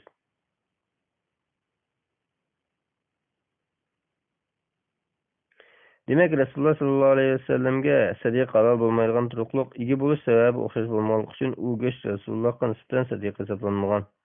Bu bir xil nisbiylik bo'lib, Rasululloh sollallohu alayhi vasallam o'zi yemagan bir qo'y go'shtini asllarga berishga buyurgan. Bir hadisda egisining ijozasiz bo'g'izlangan bir qo'yni Rasululloh sollallohu alayhi vasallam o'zi yoki sahobalar yemay bo'g'izlagan ayolga uni asllarga yegizing deb buyurgan. Sunan Abu Davud 3332 hadis, Albani Sayyid baholgan. Irvaul Ghalil 396 bet. Qiyos jihatdan bankadan kelgan o'simni asli egisi noma'lum bo'lg'achqa, egisiga qaytarish mumkin bo'lmag'achqa, bu o'sim yo'ldan tepib olgan, egisi bilinmagan pulga o'xshaydi. Bu harom pulni qo'ldan chiqarib, faqir miskinlarga beruvchi nisbatan emas, faqirga nisbatan sadaqa hisoblanadi. Chunki harom moldan tavba qilguvchi bu pulni faqir miskinlarga beruvchi orqali tavbasining qabul bo'lishini ko'zlaydi. Savobi yoki ajr ko'zlamaydi. Demak, bu pulni qo'ldan chiqarib turish tavbasining to'liqlanishi va sharti hisoblanadi. Imom Navoiy Imom G'azzoliydan bunday naql qiladi. Uni harom pulni faqirga bersa, u faqirga harom bo'lmaydi, balki halol pok bo'ladi. Ondan Imom Navoiy bunday deydi. G'azzoliy tarmoq masalada degan mushrizni Shafiy mazhabimizdagi boshqa ustozlarimiz degan. Haqiqatda bu masala shular aytganlikdir. G'azzoliy bu qarashni Muaviya ibn Abi Sufyan radhiyallohu anhu va undan boshqa salaflardan naql qilgan. Yana Ahmad ibn Hanbal va Al-Haris al-Muhasibi qatorliq taqvodorlardan naql qilgandir. Al-Majmu 932 bet. Imom Ibn Taymiyya bunday deydi. Egisi noma'lum, tortilingan, aret kelingan, amonat qo'yilgan, kishilarning o'g'ri bulanshilarning qo'ldan tortilingan mol-mulki yoki kishilarning mol-mulkidan tashlatilganlari, bularning hammasi sadiq qilindi va musulmonlarning manfaati uchun sarf qilinadi. Majmuul Fatva 30-tom 213 bet. Imom Qurtubiy bunday deydi. Qo'lidagi harom molning egisini tepishdan umidlansa, uni o'sha egisining o'rnida sadiq qiladi. Agar boshqalarga solgan zulmi ig'ir bo'lib, butun qo'lidagi mol-mulk zulmdan kelgan bo'lib, ko'p bo'lganlikdan uni to'lab bo'lmaydiganligini bilsa, uning tavba qilishi qo'lidagi butun iqtisodni yoki miskinlarga yoki musulmonlarga manfaatiga sarf qilishdir. Tafsir Qurtubiy 3-tom 367 bet. Ammo muayyan bir shaxs bilan jazoni qilgan bo'lsa, uningdan o'simni qo'lga olsa bo'lmaydi. Chunki bu uning melini naq alivlashdan iborat. Rasululloh sollallohu alayhi vasallam zamonidagi jazoni mushu shaxsiy muomala turib kirgan bo'lg'achqa, Janobi Alloh sarmoyini elib, o'simni olmay qo'yishga buyurgan. Alloh taolo bunday degan: "Va in tubtum falakum ru'usu amwalikum la tazlimuna va la tuzlamun." Agar tavba qilsanglar, sarmoyanglar sizlarningdir. Zulmni qilmaysizlar, zulmga uchirmaysizlar. Baqara surasi 279-oyat. Shunga shaxslar bilan banklar o'xshamaydi. Oyatda egisi noma'lum bo'lgan o'sim to'g'risida uni qo'lga olmagan degan ko'rsatma kelgan bo'lib, oyat faqat egisi ma'lum bo'lgan o'simni olmagan, ma'lum bo'lsin yoki bo'lmasin, o'simni o'z ehtiyojiga ishlatmagan demakchi. Bu jihatdan o'simni bankaga tashlab qo'ymay, elish mazkur oyatga zid kelmaydi. Ösüm ve şuna oxşagan İgisi naməlum bolğan haram mallarını musulmanların menfaatiga sarf qilib o'tish yuqorqi olimlarning qarshi bo'lmasdan azıqman olimlarning asosan birliklik qilgan qarshidir. Şeyh bin Baz rahmetullah alayhi mundaq deydi. Banka sana bergen ösümni banka qaytarib etmegen, özüň yemegen, belki uni başkalarga işletip etken.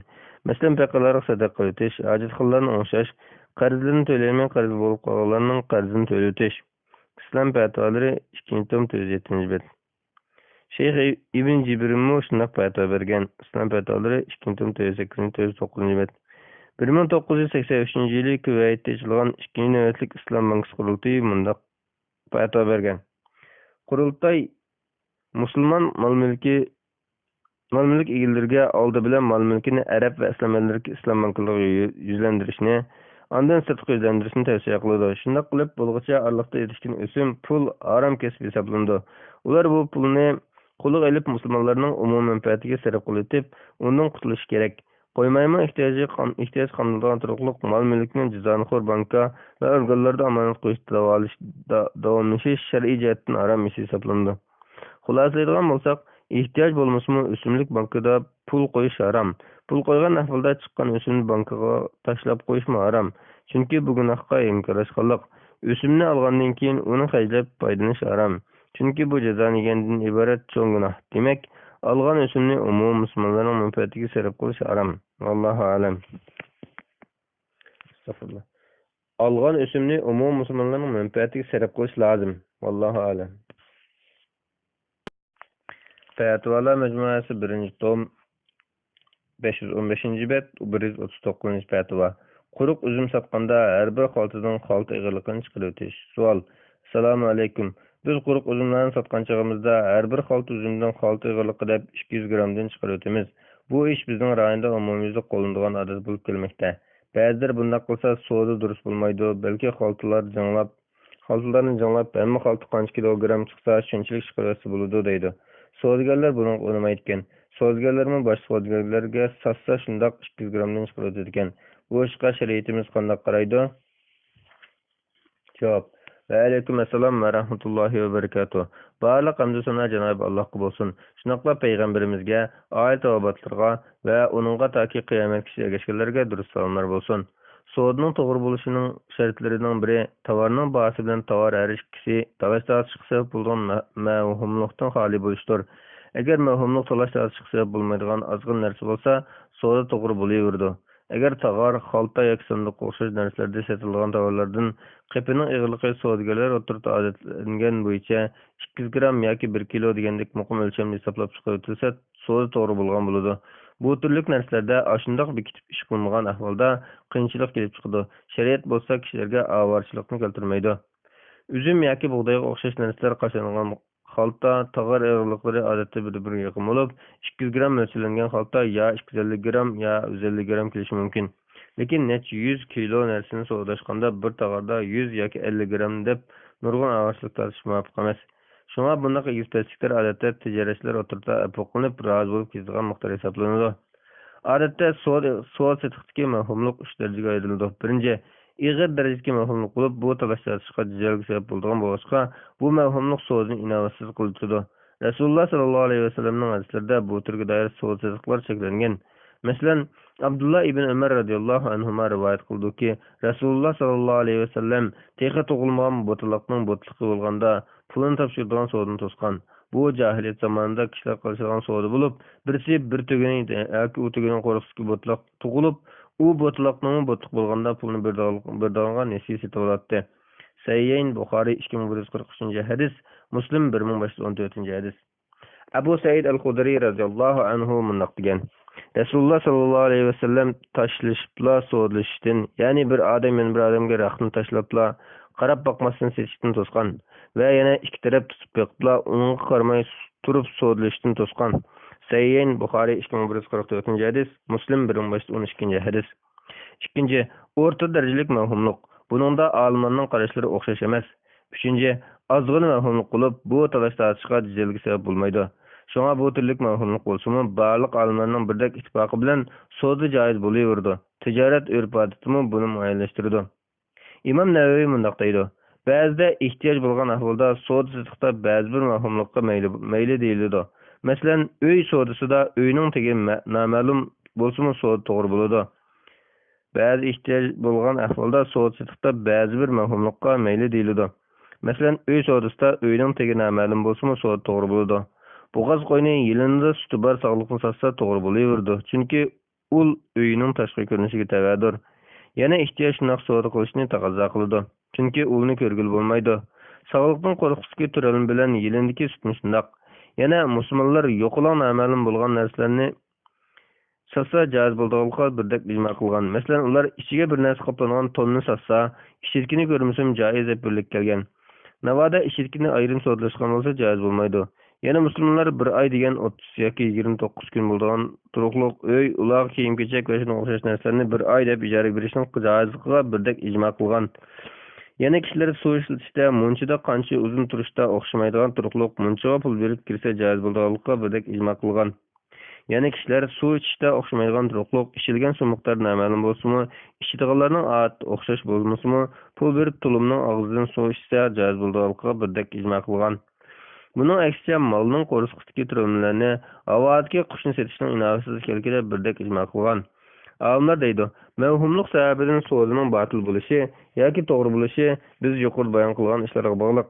U bo'lsa-mu mavhumlik bo'lib qolishqa ehtiyoj bo'lsa, mavhumlikdan faqat bir ig'ir mushaqqat bilan saqlanib bo'lsa, mavhumlik ozg'ini bo'lgan ahvolda so'zi joiz bo'ladi. Bo'lmasa joiz bo'lmaydi. Sharhi Sahih Muslim 13-156-bet. Şeriat alimlari mavhumlikqa doir bundaq bir qoidani turib chiqargan. Talash tortishga sabab bo'lgan har qanday mavhumlik so'zini buziladi. Yuqoriqilarga asosan mazkur savolga xalta egaliqdagi mavhumlik so'zning to'g'ri bo'lishiga ta'sir etmaydigan yengil darajada bo'lg'achqa, bu turdagi so'da to'g'ri bo'ladi. Agar rozi bo'lmagan darajada ig'ir bo'lib qolsa yoki tag'ar xaltalarni oldin janglab, ondan qashlash qulay bo'lsa, tag'ar xaltalarni ayrim janglash lozim. Vallohu a'lam. Fatvalar Mecmuası 1-tom 518-bet 140 fatva. Meyvelik bağını icara alsa bulamdı? Sual. Assalamu alaikum. Meyvelik bağını 5 yoki 10 yillik deb yillikini 50 ming so'mda ijara qilib, parvish qilib, shu bog'ning mevasidan foydalanib, vaqt to'shqanda bog' egasiga qaytarib berilsa, mushu ish shariatimiz durust bulamdi? Yo'q. Javob. Va alaykum assalom va rahmatullohi va barakatuh. Barliq hamd sana Cenab-ı Allah'a olsun. Şunaqla Peygamberimizge, aile tavabatlarga ve onunla taki kıyametkiçe ergeçkenlerge dürüst salamlar olsun. Meyvelik bağlarını icari berishning hükümünde alimler 3 xil qarashda bo'lgan. Birinci qarash, bağını icari berish har qanday ahvolda joiz bo'lmaydi degan qarash bo'lib, bu Hanafi ve Şafii mazhab qarashidir. Imom Ahmaddan kelgan mashhur qarash shundoq. Ikkinchi qarash, daraxtlar azroq, oq yer butun bog'ning 3dan 2 qismini tashkil qilgan bo'lsa, yoki undan ko'proq bo'lsa, bog'ni ijara berish joiz. Bu İmam Malik'nin qarşı bulup, İmam Ahmet'in müşündaq qarash rivoyat qilingan. Üçüncü qarash, daraxtlik ziminni bağını ijara bersa, daraxtlar ijaraning bir qismi bo'lsa joiz bo'laverdi. Bu Hanbali mazhab olimlaridan Ibn Aqil qatorliqlarning qarashi bo'lib, bu qarashni Imom Ibn Taymiya bilan shogird Imom Ibn Qayyim rahmatullohi alayhilar tarjih qilganlardir. Al-Mabsut 16-tom 32-bet, Badavi Sanani 4-tom 175-bet, Muğnil Muhtaj 2-tom 366-bet, Bidayat Mujtahid 2-tom 185-bet, Al-Insaf 5-tom 182-bet, Mecmu'ul Fatva 29-tom 55-bet, İğasatul Lahfan 2-tom 7-bet. Qaraydigan bo'lsak, başdaki ish qarash aslida bir qarash hisoblanadi. Chunki Imom Malikmi aslida bog'ni ijara berish joiz emas deydi. Lekin daraxt ozg'ini bo'lgan ahvolda ziminni olsa, asos qilib daraxtni ziminga tavadab qarab, bu ahvolda ziminni ijara berish joiz ekan. Demak, ijara qilingan narsa zimin. Uning nazarida bu xuddi zimin so'rasi qilganda bir qancha daraxt bor yoki textishmon mevlik daraxtlar bor yerni ziminni ko'zlab sotib olgan o'xshash ish. Demak, bu masalada ya'ni mevlik bog'ning daraxtlarini ko'zitib ijara berish va elish masalasida qarash ikkiga xulosalandi. To'rt mazhab olimlarini o'ziga olgan ko'pchilik olimlar bog'ni ijara berish va elish joiz emas desa, Imom Ibn Taymiya qatorliqlar bir qism olimlar joiz deb qaragan. Ko'pchilik olimlarning cheklashda asoslangan dalillari. Birinchi, Abdullah ibn Umar radhiyallohu anhu rivoyat qildiki, Rasululloh sallallohu alayhi vasallam sotquchi va olg'uchini mevini saqlashganligi ma'lum bo'lmoqcha setishdan to'sgan. Sayyin Buxoriy 1986 hadis, Muslim 1534 hadis. Ikkinchi, Jabir ibn Abdullah radhiyallohu anhuning mundaq degan. Rasululloh sallallohu alayhi vasallam muharabatdan, ya'ni yerni chiqadigan usulning ma'lum ulushiga setishdan, muhalaqadan, ya'ni boshaqdagi bug'doyni ügüt bug'doyga setishdan, shoxdagi o'l mevani quruq mevga setishdan, mevani pishqanligi ma'lum bo'lmay setishdan chekladi. Va mevani tilla va tangadan boshqa narsalarga setishdan chekladi. Faqatla araya, ya'ni mevasi boshqalarga beritilgan xurmoning o'l mevasilar quruq xurmoga shahar mo'ljallanib setilsa bo'ladi. Sayyin Buxoriy 2381-hadis, Muslim 1536-hadis. Sayyi Muslim rivoyatlarining ba'zisida yana muavama savdosi qilishdan to'sdi deb kelgan bo'lib, buning ma'nosi bir daraxtning mevasini 2-3 yoki undan ko'proq muddat setishdir. Shariy Sayyi Muslim 13-193-bet. 3. Ba'zi olimlar bog'ni ijaraga berishni cheklash ijmo deb qaragan. Masalan, Imom Ibn Munzir barliq olimlarning bir qancha yilning mevasini sotish joiz bo'lmaydiganligiga birlikka kelgan. Al-Ijmo 1-tom 91-bet. Ko'pchilik olimlar yuqoriqilarga asoslanib bundaq deb turib olgan.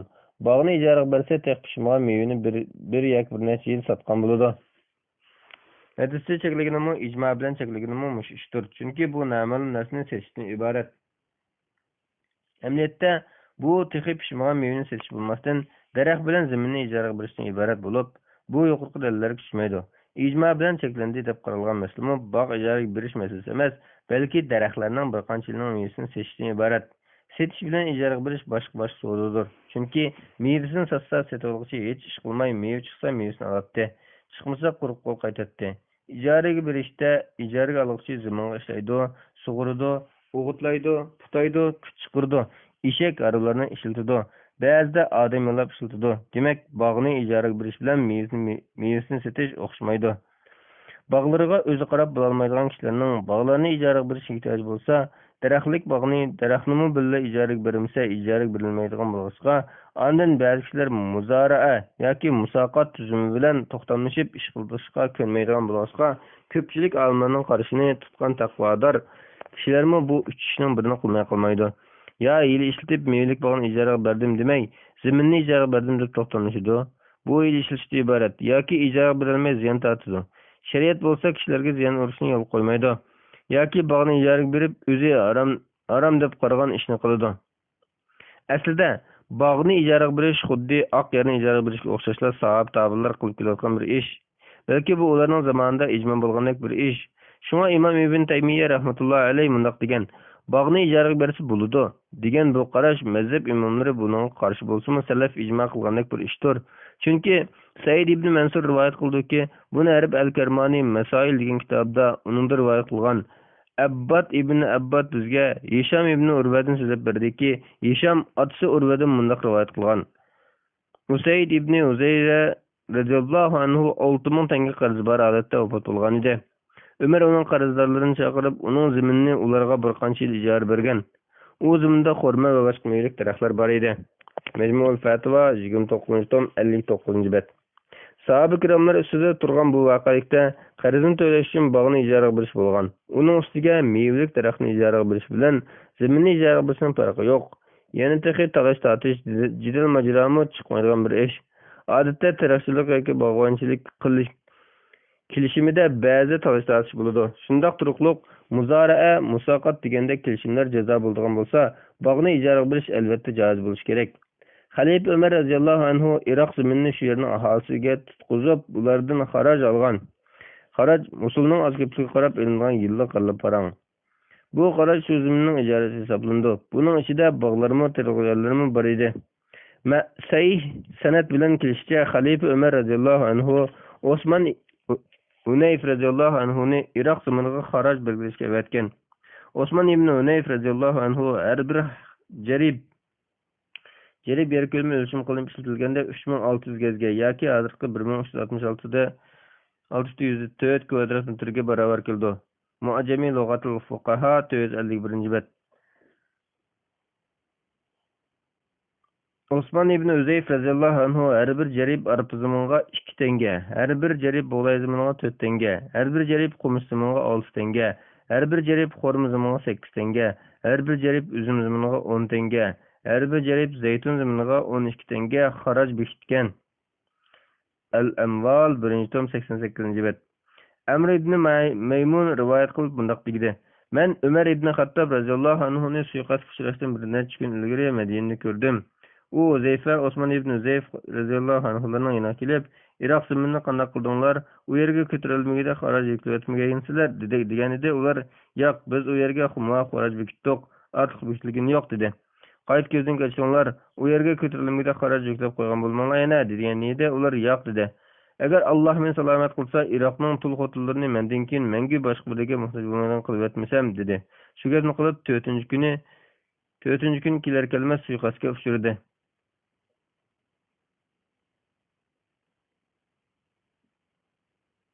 Sahih Buxoriy 3700-hadis. Ko'pchilik olimlarning nazarida xalifa Umar radhiyallohu anhuning Iroq zamonida qilgan bu ishi ijaraga o'xshaydigan bir ishdir. Faqatla umum musulmonlar uzluksiz foydalansin deb uningga muddat belgilanmagan yeri bor. Xaraj bo'lsa, bu shu zaminning ijara haqidir. Mana bu daraxtlik zaminni, bog'larni ijaraga berishning dal o'zidir. Bu ish xalifa Umar radhiyallohu anhu va uning zamonidagi va undan keyingi musulmonlar ittifoq kelgan ishlar jumlasidandir. Majmuul Fatva 29-tom 59-bet. Yuqoriqilardan bog'larni ijaraga berish bo'ladi degan qarash dalil jihatdan kuchli kelki ma'lum bo'ladi. Buning asosan meylik bog'larni pulga ma'lum muddat ijaraga berish bo'ladi. Ijaraga bergan ahvolda bog'dan chiqqan usulning o'chirisini bog'ning egasi emas, ijaraga olg'uchi beradi. Chunki ijaraga olg'uchi usulning egasidir. Bog'ni sug'urishda chiqim qilgan ahvolda har qatim usul olganda 5% o'chirib beradi. Bekarga so'ragan ahvolda 10% zakat beradi. Bog'ning egasi ijaradan kirgan kirimiga qo'ldagi boshqa hisob bilan birga yilda bir qatim 2.5% miqdorda zakat beradi. Biz yuqorida olimlarning dalillarini shundoqla shaxsiy qanoatimizni bayon qilib qo'ydik. Endi so'rg'uchi qaysi qarash qanoat topsa, shu bo'yicha ish qilsa bo'ldi. Vallohu a'lam. Bismillah, alhamdulillah, vassalatu vassalamu ala rasulillah, amma ba'd. Assalomu alaykum va rahmatullohi va barakatuh. Muhtaram qarindoshlar, Doktor Abdulaziz rahmatulloh ustozning fatvolar majmuasi birinchi tomni o'qib 523-bet 141-fatvoga kelgan davomlashtiramiz o'qishni. 141-fatvo: spirtli tomga besilgan go'shtlarni sotishning hukmi. Savol: Assalomu alaykum. Dadam qassoblik qiladi. Ta'til mezgilida do'konga yordamlashatdim. Tunigun qushxonaga berib qo'yni so'yib bo'lganda karantin xodimlari tomga besib berdi. Tomg'adan bir xil aroqning hidi keldi. Ulardan so'rasam, u tomg'ining tarkibida spirt bor ekan. Burun qat'iy diqqat qilmabdi ekanman. Spirtli tomga besilgan go'shtlarni sotishning hukmi nima ekan? Javob: Va alaykum assalom va rahmatullohi va barakatuh. Barliq hamd sana Janobi Alloh bo'lsin. Shundoqla payg'ambarimizga, oila tavobatlarga va uningga taki qiyomatgacha kechganlarga durud salomlar bo'lsin. Odatda go'sht yetishda saqliq bo'lmaslik uchun har davlatdagi munosib kurlar sog'lom mollarni ko'zdan kechirib tekshirgandan keyin insonlarning iste'mol qilishi munosib go'shtlarga tomg' bosadi. Bu tomg'larning tarkibiga ba'zi spirit qizilmalar, rang degan moddalar kirar ekan. Ba'zi davlatlarda o'lchamga rioya qilmay ziyni yo'q moddalarni o'rniga bahos arzon bo'lgan zalik moddalar ishlatilgan. Spiritning pokiz yakunichilik haqida olimlar o'rtasida ko'z qarash o'xshash bo'lmasa-mu, lekin yeb iste'mol qilsa zararli bo'lganligi jihatdan iste'mol qilish bo'lmaydi.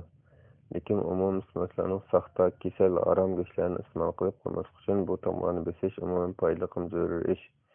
Undaq tom bosmaganda o'zi o'lib qolgan kasal va boshqa ziyonli go'shtlarni setib saqlab qolish ehtimolligi bor. Bu tomning moddasini qassoblar xohlagancha o'zgartirmaydigan bo'lg'achqa majburlik jihatdan shu tom bilan bilsa joiz bo'ladi. Saqlikqa yo'l ochmaslik uchun qassoblar go'shtlarga tomlarni shilib etmay, isitmaslarga to'liq yuyitib yoki shilitib ishlatishni to'plab qo'ysa ziyondan saqlanadi bo'ldi. Vallohu a'lam. Fatvolar majmuasi 1-tom 524-bet 142-fatvo. Yollanma ishchi ish ustida yaralansa davolanish chiqimini yolg'ich ko'taramdi. Savol: Assalomu alaykum ustoz. Assalomu alaykum hurmatli ustoz. Tuvandagi savollarga dalil bilan javob berishingizni so'rayman. Birinchi savol: yollanma ishchi ish ustida yaralansa yoki zaxmlansa shariatda uning davolanish chiqimi va uning boshqa ishchi saq vaqtida o'z ustiga tegishli iqtisodiy chiqimlarni, ya'ni bola chaqalarning nafaqasi, o'qitish chiqimi deganliklarni yolg'ich to'lab berish kerakmi? töletkilse u algıçyga alal bulamdy. İki tarap işten burun bu wagtda eşnem değişmegen. Cumhur hökümetiniň adam ýyllap işletgüçi işlewçini sugurta gatnaşdyryş gerek diýen kanuny bolgaçka, şu kanuny kiçik kılış üçin ýyllap işletgüçi ýyllanma işçini sugurta gatnaşdyrmagan bolsa, iş üstede ýyllanyşynyň hemme çykymlaryny ýalgyşyk töletkizip berdi. Şu wagtyny ýurtymyzdaki ýyllanyp işleýçiler iş üstede ýyllansa mekzahnansam hojaýyn tileýdi diýen tunuş gelip galgan. Sugurta gatnaşgan bolsa jänni sugurta idaresi töleýdi, lekin bir günlük yoki 2 günlük degendek parça ta'minlashda sugurtaga gatnaşdyryş gulaýsyz. Bununğa dair ahvallar we köpüýýärdi. Meselem, Abdukadir Hacim oýlysky bir baraň talyny etiş üçin bir mätkerni 40 soň ýallagan. Talyny baraň garşyrýanda mätker baraňdan çykyp gidip bile sunup ketken. Bunu dawalaş üçin 127 000 soň pul ketken. Bu puly ýyllap işletişi, ýani Abdukadir Hacim doktorxanada ölgen. Şundaq dawatkan bolsa bu mätker sakaýmay ahir beliniň astygyny palaç bolup kalgan. Bu mätker özüni we bolçakylaryny Abdukadir Hacimden bekyşini talap kılgan. Mezkur meselede şeriat boýunça hüküm kılganda Abdukadir Hacim mätkeriniň dawalanyş hukmy we başlygynyň üstüne geliş gerekmi? Ýa-ki bu ziyan zahmetler we çykymlar mätkeriniň özüge bulandy? Ikinji sual, ýallanma işçi iş üstünde ölüp ketse, ýallap işletgüçi onuň diýet dilemdi. Jemgyýet kanunda işlemçinin sugurta gatnaşdyrmaganlygy üçin adam işletgüçini iş üstünde ölüp ketken işlemçiniň aýal tawabatlaryga tölem töletkizip berdi. Bu holki tölem şeriatda togrumy? Şundaq tölemni hökümet taýin töletkilse o algyşyga alal bulamdy. Mezkur suallar raýymyzki ustaz ölümalardan köp gatym soralgan bolsa jawapsyz galdy. Allah razı olsun, tefsilek cevap berişiňizi ötünemen. Cevap ve aleyküm esselam ve rahmetullahi ve berekatuhu. Barlyk hamdy sana Cenab-ı Allah'a bolsun. Şundakla Peygamberimizge, aýal tawabatlarga we onunğa taky kıyametgacha geçkelerge dürüst salamlar bolsun. Ýallanma işçi iş üstünde ýarlansa, ýa-ki zahmlansa, ýa-ki ölse ahwaly garaýmyz. Ýallagçy ýallangyçynyň zahmlanyşyga ýa-ki ölüşige sebep bolgan ahwalda, meselem adatki normal peştahtan çöýtüp ýykylyp düşüş, baraňdan ýykylyp düşýändek, ýallangyçynyň öz sebäpligi ýa-ki dakatsyzlygynyň zahmlangan bolsa, şeriatda ýallangyçynyň zahmlanyşyga garta ýallagçynyň hiç kandak maslahaty bolmaýdy. Bölgen ahwalda tölemem gelmeýdi. Çünki bu ahwalda ýallagçy onuň zahmlanyşyga sebep bolmagan, ýallagçy ony istiretmegen ýa-ki hatarlyk çyga çykyşyga zorlanmagan baraň eçiş, tal artiş diýen adatda baraňga çykyp diqqat kılıp, orup, ulturup işleş bilen bolady. Onuň başga ýoly bolmaýdy. Bununğa başga ýol kerek emas. Çünki bu ziýanga şu ýallagçy sebep bolmagan. Bu ahwalda ýallagçy pakatla Haýry-Ihsan şeriatden dawalatyp goýsa sawap iş kılgan bolady.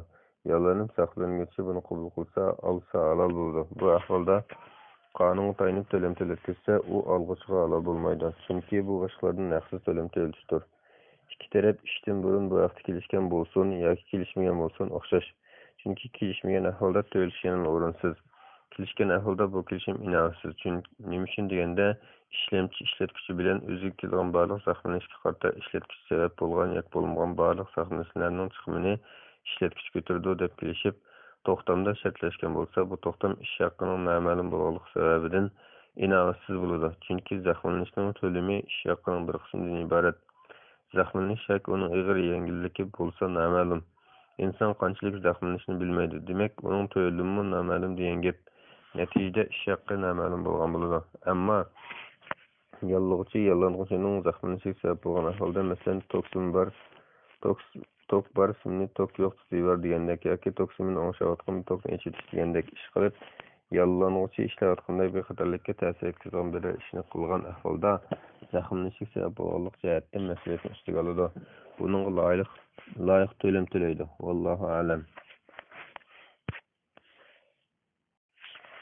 Fatwalar Mecmuasy 1-nji tom 527-nji bet 143-nji fatwa. Doktorlaryň dogry pulydan şirin kanelyşyň hökümi. Assalamu alaykum ve rahmetullah. Hürmetli ustaz, men tibbi kesip bilen şogullanýan. Hazır ölümçi mälimçiň doktorxanada bilim aşyrypatymän. Men aldy bilen sualym togrulyk azak şönç birey. Mälim dorayak okul zawatdan çykyp keselniň kolu tekçe äsli basym netçesigiçe gatlynyp gitdi. Elbetde doktorxanaga doktorga paýyz segmeýän erzan dorilar köp. Lekin doktorxana olaryň asasyny kirgizmeýän, kirgizme köp işletilmeýän. Doğru sözleri awal doktorxana başlygy, doğruxana müdiri gataryklarga köprek bar beriş arkaly doğruny doktorxanaga kirgizdi. Andan doktoruny izlep şu hul doğra ýa-ki okuly işletse kançylyk şirin kanýeşini eýtdi. Normal ahvolda 30% berdi. Masalan, 48 so'mlik dori yazsa, 16 so'm doktorning hisobiga kirdi. Bu ay oxirida biroq hisobot qildi. Ba'zi doktorlarning faqat doridulla kiradigan kirma ay necha 10 ming so'mdan oshdi. Ma'lum xil dorining zavotidan chiqish bahsi 40 so'm bo'lsa, u ma'lum o'liklarlik to'xtaganda 120 so'm atrofida bemorga sotildi. Buning taxminan 15% aslidan narx, 10% dori-shirkatning, 5% ayonkashning, 20% doktorxonaning, 30% doktorning bo'ladi. Bu haqda butun jamiyatga oshkor maxfiyatlik. Foydani berishda naqd pul berish, sayyor kelib chiqish, isli mehmonxona, rasullarni mehmon qilish qatorliq usullarni qo'llandi. Doktorlarning buni elish bahsi asosiy maoshning tuvalligi, hukumatning doktorlarning kirimlarining topgan puliga asosan bekitishi qatorliqlar ekan. Ba'zi doktorxonalarda bo'lim mudirlari doktorlarga majburiy holda shu xil usullarni ishlatish buyurayotgan. Albatta bu ishlarni bemorlar bilmaydi. Bilsimi ba'zi amal yo'q bo'lib qoldi. Yuqoriqilarni men doktorxonada anglagan ko'rganlarim to'g'ri ayonkashlarning oshkorligi bo'yicha yozdim. Asosiy ahvol shu. So'raydiganim yuqorqi dori o'kildan keladigan shirinkani pulining dinimizga hukmi nima? Dalili bilan tushuntirib qo'yishlari. Yana bir masala shu pul amalsiz qo'lga kirib qolsa qanday taraf qilish kerak? Hozir nurg'un doktor qarindoshlarimiz buni bilmay gangirab qolyotdi. Alloh rahmat qilsin. Javob: Va alaykum assalom va rahmatullohi va barakatuh. Barliq hamd sanolar Janob Allohga bo'lsin. Shunaqla payg'ambarimizga, oila tavobatlarga va uningga toki qiyomatgacha erishganlarga durud salomlar bo'lsin. Aslida bu turdagi shirinkorning hukmi rostchil, iymon, sog'lom tabiat bilan ayrılg'al bo'ladi. Siz savolingizning oxirida mushkul amalsiz qo'lga kirib qolsa qanday bir taraf qilish kerak degan so'zingiz orqali bu pulning halol bo'lmaganligini muayyanlashtirib bo'lib, andan qanday bir taraf qilishni so'raganda qilib boshdagi savolning javobini o'zingiz bergan bo'ldingiz. Lekin shundaqmi biz bu masalani ba'zi tafsilotlar bilan beyitib bir qancha to'xtab o'taylik. Ammo ahvolingizda siz savolingizda diyorimizdagi dori shirkatlari bilan dorixona va doktorlarning munosabatini tushunishli bayon qilibsiz.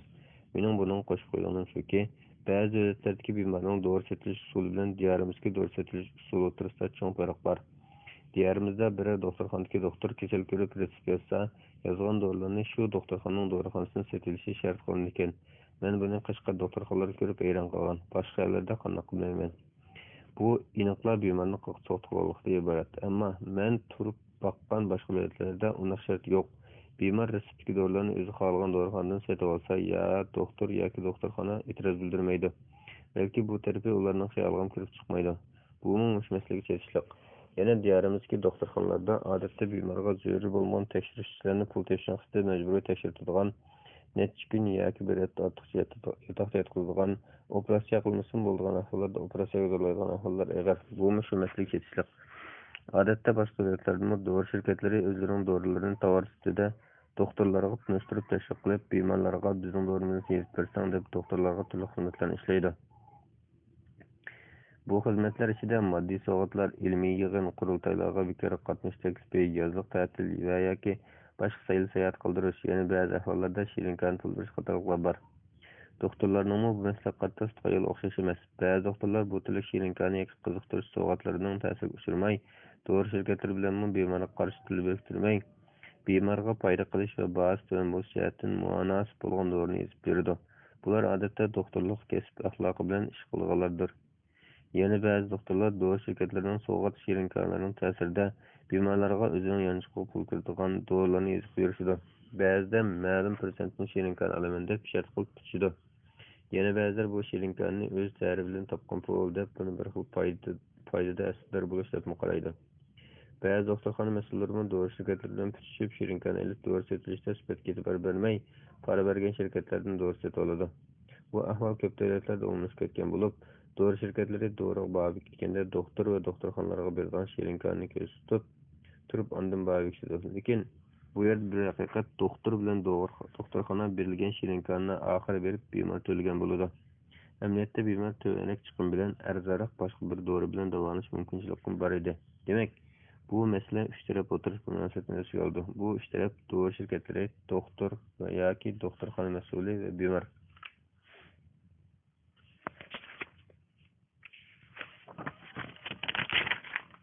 Albatta, hozir zamonimizda qanday bir tovar e'lon qilishga, bozor qilishga muhtoj.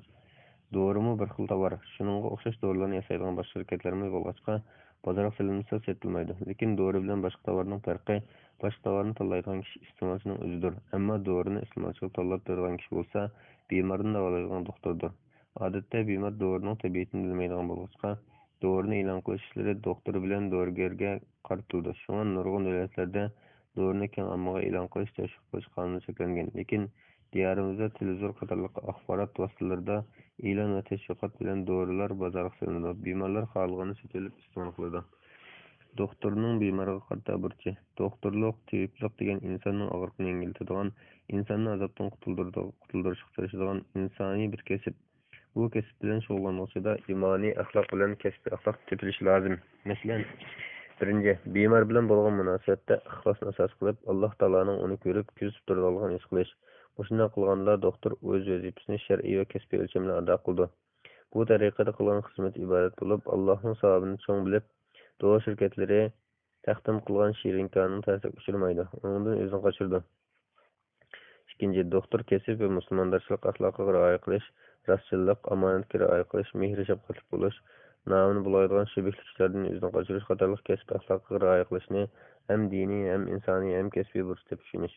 Shunday qilganda Alloh uning ishlariga, rizqiga barakat ato qildi. Yaxshi nom qozonadi. Bu yerda pul tepishlar emas, halol pok pul tepishga diqqat qilish lozim. Harom yoki shubhli pulni tark etganda ko'ng xotirjamligi, rohat, barakat, duo ijobat qilinish, tavfiq, qiyomatda azobdan qutulish qatorliq nurg'un manfaatlarga erishadi. Uchinchi, bemorga durust muomala qilish, samimiy maslahat berish. Bemorni insonchilikda qarinish deb qarab, uning zulm qilmaslik, uni boshqalar bilan til biriktirib ziyon uchratmaslik, ortiqcha chiqim qildirmaslik. To'rtinchi, doktor harom puldan o'zini qochirsa, vijdon azoblanmaydi. Bemormi iqtisodiyatda qiynalib qolmaydi. Doktor vijdon tarafdan rahat bo'lsa, bemormi iqtisodiyatda yig'inchilik uchirmay, ko'ngli rahat bo'lsa, bemor bu doktorning qo'lida shifo topadi. Bu har ikki taraf uchun foydali. Shar'iy hukm. Birinchi, dori shirkatlari o'z kasbini taraqqiy qildirish maqsadida butun chiqimni o'zi ko'tarib, ilmiy yig'in, muhokama yig'inlariga o'xshash faoliyatlarga chaqirsa, doktorlar bu chaqiruvni qabul qilish bo'ladi. Buningda shar'iy jihatdan cheklim yo'q, chunki buning foydasi oldi bilan doktorning kasbiga, andin bemorga bo'ladi. Shundoqla doktorga hadya qilingan tibbiy jihatdan foydalangan ilmiy materiallarga o'xshash. Yana dorini tunishtirish maqsadida turli moddiy qiymati bo'lgan kalendar, qalam, daftar, dori yoki shirkat nomzodligi mayka qatorliq oddiy narsalarni qabul qilsa, buni bemorga dori yozib berishga bog'langan ahvolda mayli. Chunki bular orqali doktor yangiliklardan xabardor bo'lib turadi. Lekin hozir dori shirkatlari usta bo'lib ketdi. Shunga naq pul qabul qilishdan qo'rinib qolgan doktorlarga tashqi ko'rinishda ilmiy yig'in o'rlashtirganda qilib, amaliyotda esil mehmonxonalarda, oshxonalarda mehmon qilib sayr-sayohat qildirdi. O'zlari bilan hamkorlashadiganlarni taklif qildi. Mukofot berdi. Bundaq maqsadda o'rlashtirilgan ishlar doktorning vijdonini setilishi bo'ladi. Shunga bu harom bo'ladi. Dori shirkatlarining maqsadi ham tovarini tunishtirish, ham ko'p setib foydalanish bo'lg'achqa, ularning ba'zilarini o'rlashtirish maqsadi pul tepish bilan chetilgan bo'ladi. Yangi dori uskunalaridan xabardor bo'lib turish uchun albatta uni qaysi bir shaklda bo'linsin tunishtirish lozim. Lekin doktor mushtu tunishtirishdan ilmiy jihatdan foydalanib xizmatini normal olib borsa, bu cheklanmaydi. Ammo natijada bemorga ziyon uradigan bo'lsa, cheklanadi. Buni ayirib ish ko'rish doktorga bog'liq. Ikkinchi, doktor dori shirkatlaridan sovg'at yoki shirinkani olsa bo'lmaydi. Bemorning kasallik paydo qilishda o'xshash ikki dori bir bo'lsa, bahsi varak dorini yezib bermay, shirinkani bergan shirkat dorisini yezib bersa durust bo'lmaydi. Yoki bemorga faqat kerak yo'q yoki ehtiyojdan ortiq yoki teha ba'zi ziyonli dorilarni yezib bersa, yoki yotoqda yotmasin bo'lgan ahvolda yotoqda yotqizib doktorxonaga kirim qilmoqchi bo'lsa, yoki kerak bo'lgan tekshirishlarga buyurib doktorxonaga kirim qilmoqchi bo'lsa, bu durust bo'lmaydi. Bu turdagi shirinkaning kirimning hukmi haromdir. Aslida buning haromligiga dalil keltirish ajoysiz. Dalil keltirish saxt lozim bo'lsa, bu qilmish dinimizning boshqalarning milini razisiz yavilish, saxt so'z qilib, boshqalarni go'llash, omonatga xiyonat qilish va boshqalarga ziyon urishni qaygan nurg'ulg'an umum ko'rsatmalarga xilof. Masalan, Janob Alloh Qur'on Karimda bunday degan: "Ya ayyuhallazina amanu la ta'kulu amwalakum baynakum bil batili illa an takuna tijaratan an taradin minkum." Ey iymon etganlar, bir-biringlarning mollarini o'zaro nohaq yo'l bilan yevolmanglar. Faqatla sizlar o'zaro rozi bo'lib qilishgan tijorat buning sirtida. Nisa surasi 29-oyatning bir qismi. Albatta, ortiq chiqim qilishga bemor rozi emas. Rasululloh sollallohu alayhi vasallam dinning asosi Alloh uchun, uni uning rasul uchun, musulmonlarning amallari va musulmonlarning ommasi uchun samimiy bo'lishdan iborat degan. Sayyin Imom Buxoriy Sayyida muallaq rivoyat qilgan Muslim 55 hadis. Bemormi musulmonlar ommasidan bo'lg'achqa, uningga qimmat tushadigan dorini yezib berish yoki uni ortiq chiqim qildirish uningga samimiy bo'lmoqlik bo'ldi. Abu Hurayra radhiyallohu anhu rivoyat qildiki, Rasululloh sallallohu alayhi vasallam cho'ng gunohlarning eng cho'nglari Allohga sherik keltirish, ota-onani qo'shitish, yolg'on guvohlik berish deb 3 qatim takrorladi yoki soxta so'z qilish dedi. Rasululloh shu so'zni biz koshki Rasululloh jim turgan deb ketishsa qayta takrorlaverdi. Sayyin Buxoriy 6919 hadis, Muslim 87 hadis. Yana Rasululloh sallallohu alayhi vasallam kimki bizni aldaydigan u bizni emas degan. Yana bir rivoyatda kimki aldaydigan u mendan emas degan. Albatta bemorga iqtisodiy yoki sog'liqlik jihatdan ziyon urgan dorilarni yezib berishmi, doktorxonalarning yotoqlarida ortiqcha qilishmi, ortiqcha tekshirishlarmi, soxta guvohlik berish aldash dairasiga kirdi. Doktor degan ishga qutqarishlikda bemorga ishlaydigan kishi bo'lib, bemor uningga to'liq ishonch qilsa, doktor qo'pib bemorga foyda bo'lmagan dorini yezib bersa yoki ortiq chiqimlar qilsa, omonatga xiyonat qilganlik bo'ladi. 3. Doktorxona mas'ullari doktorxona bilan dori shirkatlari o'rtasidagi birik emas. Doktorxona ishlaydigan xodim bo'lg'achqa, ularning dori shirkatlaridan olgan shirinkonlari birik shirinkonisi bo'lmasdan par hisoblanadi. Parning shar'iy hukmi haramdir. Alloh taolo par berguchi, yeguchi va o'tirdosi bo'lg'achqa la'nat qilgan bo'lg'achqa, bu ahvolda dori shirkati xodimi, doktorxona mas'ulimi o'tirdagi para vosita bo'lgan hamma kishi gunohkor bo'ladi. 4. Doktor dori shirkatlaridan doktorning yanchiqqa kiradigan yoki o'zida foydalanib moddiy sovg'at yoki shirinkon olib qolgan ahvolda buni o'zi hajlamay bemorlarga sarf qilish lozim. Odatda doktorlar puli yo'q bo'lg'achqa davolanolmay qolgan bemorlarni obdaroq bo'ladi. Ashu kirimni ashundoq bemorlarga sarf qilib qutulsa bo'ldi yoki boshqa nomard ishlarga bersa bo'ldi. Dori shirkatlaridan ba'zilar tajriba qilib ko'rib beqish maqsadida namuna tariqasida doktorga berildi. Bu dorilarning qutisiga setilmaydi. O'rnak yaxshi degan xatlar yozildi. Diyorimizda bunday ahvol bormi bilmadim. Bu turli dorilarni doktor bemorlarga haqsiz berish kerak. Agar buni setib qilsa aram bo'ladi. Chunki bunday ahvolda doktor bu amonatni joyiga yetkazmay setib qilib foydalangan bo'ladi. 6. Til biriktirishni o'zaro hamkorlashish, parini hadiya yoki mukofot deb atalganlik bilan bir narsa mohiyati o'zgarib qolmaydi. 7. Hozir hamma doktorlar shunday qiladi deb umumiy doktorlarning yomon qilmishini do'rash bo'lmaydi. Har kim o'z qilmishidan javobgardir. 8. Harom bilan halol aralashib ketgan ishlarda shubhali ishlardan saqlanish lozim. Bundaq shubhali ishlarni doktor o'zi bilib ayray oladi. Nu'man ibn Bashir radhiyallohu anhuma rivoyat qilib bunday degan: Men Rasululloh sallallohu alayhi vasallamning bunday deganini anglagan. Halol ishlarmi aniq, harom ishlarmi aniq. Ularning orasida qolgan shubhali ishlar bor. U ishlarning hukmini nurg'un odamlar bilmaydi.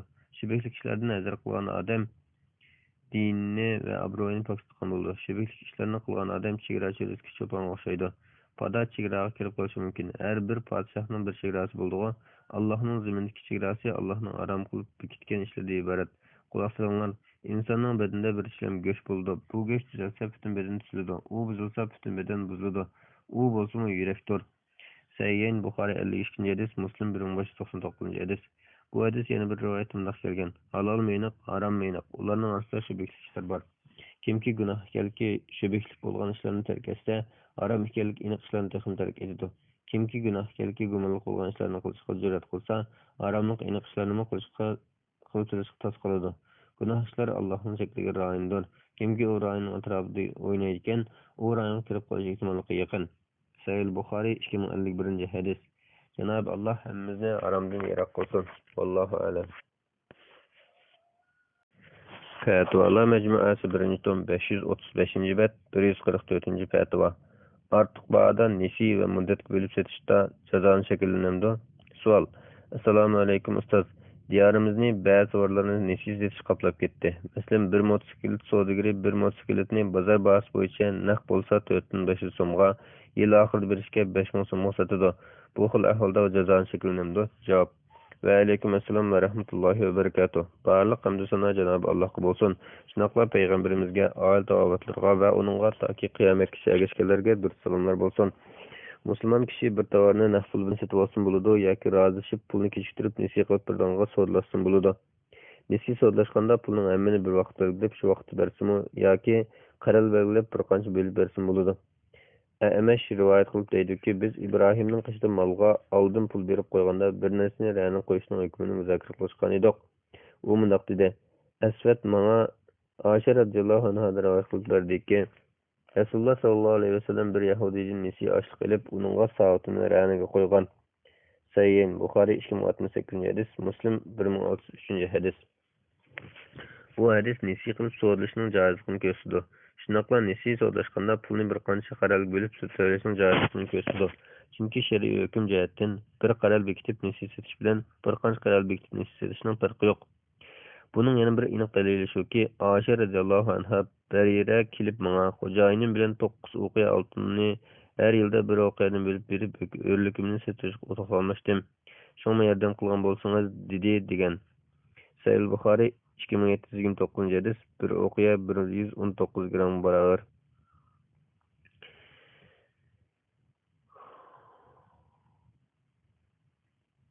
Demak, bu hadismi pulni bir qancha qaralga bo'lib nisiy so'rab qilishning joizligini ko'rsatadi. Mazkur dalillar bir yoki bir qancha qaralga bo'lib nisiy silishning joizligini, ya'ni nisiy qilishning qarshiligida bahoni o'rnatishning joizligini cho'ng ehtimollik bilan bildirdi. Chunki bu Yahudi u ashliqni bozorda naqd sota oladigan dargiz nisiy bermaydi. Beriraning xo'jayini 9 o'qiya naqd oladigan bo'lsa, nisiy 9 o'qiyaga sotmaydi. Bu tijoratchi bo'lsin yoki odatiy kishi bo'lsin, hammaga tushunishli bir ish. İmam Kasani deydi, baha nisiylik qarşılıqda aşırılışı mümkün. Bedai Sanani 5. tom 187. bet. Abdullah ibn Amr ibn As radhiyallohu anhu rivoyat qildi ki, Rasululloh sallallohu alayhi vasallam uni qo'shin tayyorlash buyurgan. Abdullah ibn Amr radhiyallohu anhu deydi, bizda uloq yo'q edi. Shuning bilan Rasululloh sallallohu alayhi vasallam uni zakotchi xodimlar zakot to'plab keladigan chog'da derdonga uloq setish buyurgan edi. Abdullah ibn Amr radhiyallohu anhu bir tugini ikki tugga yoki bir tugga qancha tugga zakotchi xodimlar zakot to'plab keladigan chog'da derdonga Rasululloh sallallohu alayhi vasallamning amri bilan setib oldi. As-Sunanul Kubra Bayhaqi 5. tom 287. bet 10309. hadis. Sunan-ı Daraqutni 2. tom 69. bet 261. hadis. Bayhaqi sahih deb bağlagan. Hafiz ibn Hajar bunga ma'qul kelgan. Talxisul Abir 3. tom 8. bet. İbn Abbas radhiyallohu anhu mundaq degan. Rasululloh sallallohu alayhi vasallam Madinaga kelganda kishilar 1-2 yoki 2-3 yilning mevasiga oldinlab pul topshiradi. Shunga Rasululloh kimki xurmoq oldinlab pul topshirmoq bo'lsa, kamchanni va vaznini aniq qilib pul topshirsin dedi. Sahih Buxoriy 2239 hadis. Bu hadisdan chiqqan dalolat shuki, malga oldinlab pul topshirish hadisining aniqlaydi, shundoqla barliq olimlarning ijmosi bilan joizdir. Bu qarallik nisiyatga o'xshaydi. Demak, bu dalil qiyosdan iborat. Yana barliq islom ummati bugungi kunga qadar nisiy sotqanda bahoni oshirib setib kelgan. Buni olimlar to'smagan. Bu bir xil ijmo hisoblandi. Buning asosan agar sotqich xuddi bugungi kunlarda ko'pincha tijoratchilar qilayotgandek pulni nisiy qilish yoki bir qancha qatam bo'lib berish sababidan mal bahosini naq bahosini oshirsa, savdoga boshqa ish aralashmay musholatda mustaqil savdo bo'lsa, savdoning boshqa noma'lum tarafi bo'lmasa, bu savdo joiz. Olimlarning ko'pchiligi 4 mazhab olimlarimi ularning ichida bu savdoni joiz deb qaraydi. Ularning qarshida naq olsang manchi pul nisiy qilib bir qatimda yoki bir qancha qaral bo'lib berishga olsang manchi pul deb ishga bor degan bo'lsa-mu, oxirida savdoga birsi kutgan bo'lsa, savdoda chatoq yo'q, joiz bo'ladi. Zaydiya mazhab olimlarining ba'zilari tovarni pulini nisiy qilish sababidan naq puldan oshirib setishni harom deb qaragan. Ularning qarashicha bu savdoda zamonning muqobiliga mal aviydi. Bu jihatdan bu savdo jazoni savdoga o'xshab qoladi. Lekin Zaydiya mazhabi odatda ahli sunnat hisob olmaydigan Shia mazhabining bir tarmoq bo'lg'achqa, yana ular asoslangan dalillar ojiz bo'lg'achqa, ularning bu masalaki boshqacha ko'z qarashiga parvo qilinmaydi. Ammo ko'pchilik olimlarning asoslangan bo'lsa, har qanday narsa asli halol bo'ladi. Bu savdoni harom deydigan dalil yo'q. Uning ustiga bu savdo zamonga qarata ortiqroq bo'lish jihatdan jazoni o'xshaganda qilsa-mu, hamma jihatdan jazoni savdoga o'xshab ketmaydi. Ikkisining farqi Alloh taolo savdo sirqni insonlarning ehtiyoji uchun halol qilib bergan, jazoni kechishga qarata ortiq bo'lganlik uchun harom qilgan. Jazoni ortiq bo'lgan narsa dal muomala qilgan birdan-bir tovarning o'zida bo'ladi. Masalan, bir charak bug'doyni berib 6 oydan keyin 2 charak bug'doy qaytarishdek yoki 1000 tanga qaroz berib qaytarganda 1100 tanga qaytarishdek. Nisibada yoki nisibada bo'lib setishdi bo'lsa, savdolashgan narsa bir tovar bo'lib, uning bahasi 1000 tanga. Bir oydan keyin berish bo'lsa 1100 tanga. Bu bo'lsa jazoni emas, balki savdoda kengchilik qilishdir. Chunki setib oluvchi pul emas, tovar olgan. O'zi bergan tovar jinsini ortiq qaytarib olmagan. Albatta, atiki go'shtdan bugungi o'pka yaxshi degandek, naq narsa kelajakda berilgan narsadan yaxshiroq qimmatliroq bo'ladi. Tovarga beriladigan pul bilan tovarning jinsi bir bo'lmagandan keyin islom shariati shaylarning tabiatiga taqishib tura olmaydi. Sotqıçımın nesi algıçıga mal, nesi yoki bo'lib berish savdosi orqali tovar pulidan darhol foydalanolmay qilish jihatdan fidokorlik qilgan bo'ladi. Bidayatul Mujtahid 2.153 bet, Al-Mughni 4.176 bet, Fiqhul İslam ve Adillatu 5.361 bet, İslamda halal ve haram 348 bet. İmam Şevkani muş meselede mahsus bir risale yazıp onu Şifaul İlal deb atagan. Şifaul İlal fi hukmi ziyadeti semen li mucerredil ecel. Neylül Avtar 5.250 bet. İmam Şevkani mundaq deydi. Alimlarning ko'pchiligi joizlikni ko'rsatgan dalillarning umumiga asosan bundaq so'zni joiz deb qaragan. Dalillar buni kuchlantirdi. Neylül Avtar 5.153 bet. Saudiya Arabiston Ciddi shahridagi islom ellaridan ko'p olimlar qatnashadigan Islom fiqh akademiyasi 1990-yilda ochilgan 6-qurilishidagi 53/2/6 numurli qarorda bu turlik so'zni joiz deb qaror qilgan. Bu so'zda shunga diqqat qilish kerakki, naq olsang mancha, bo'lib berish olsang mancha degan taqdirda qarshi taraf qaysiga ma'qul kelganligini belgilamay, bo'ldi qabul qildim deb so'zlashsa, bu so'z to'g'ri bo'lmaydi. Qaysi turga ma'qul kelganligi aniq deyish kerak. Yana bu so'zga ba'zi mavhumlar qolishib qolsa bo'lmaydi. Masalan, pulni qachon berish, bo'lib berganda har qachon qo'yishning vaqti miqdorini aniq bo'lishi kerak. Bo'lib pul berishga bitishganda vaqti berilmasa, manchi prezident o'sim yoki bozor narxi o'sim qilindi deb shart qilmaslik kerak.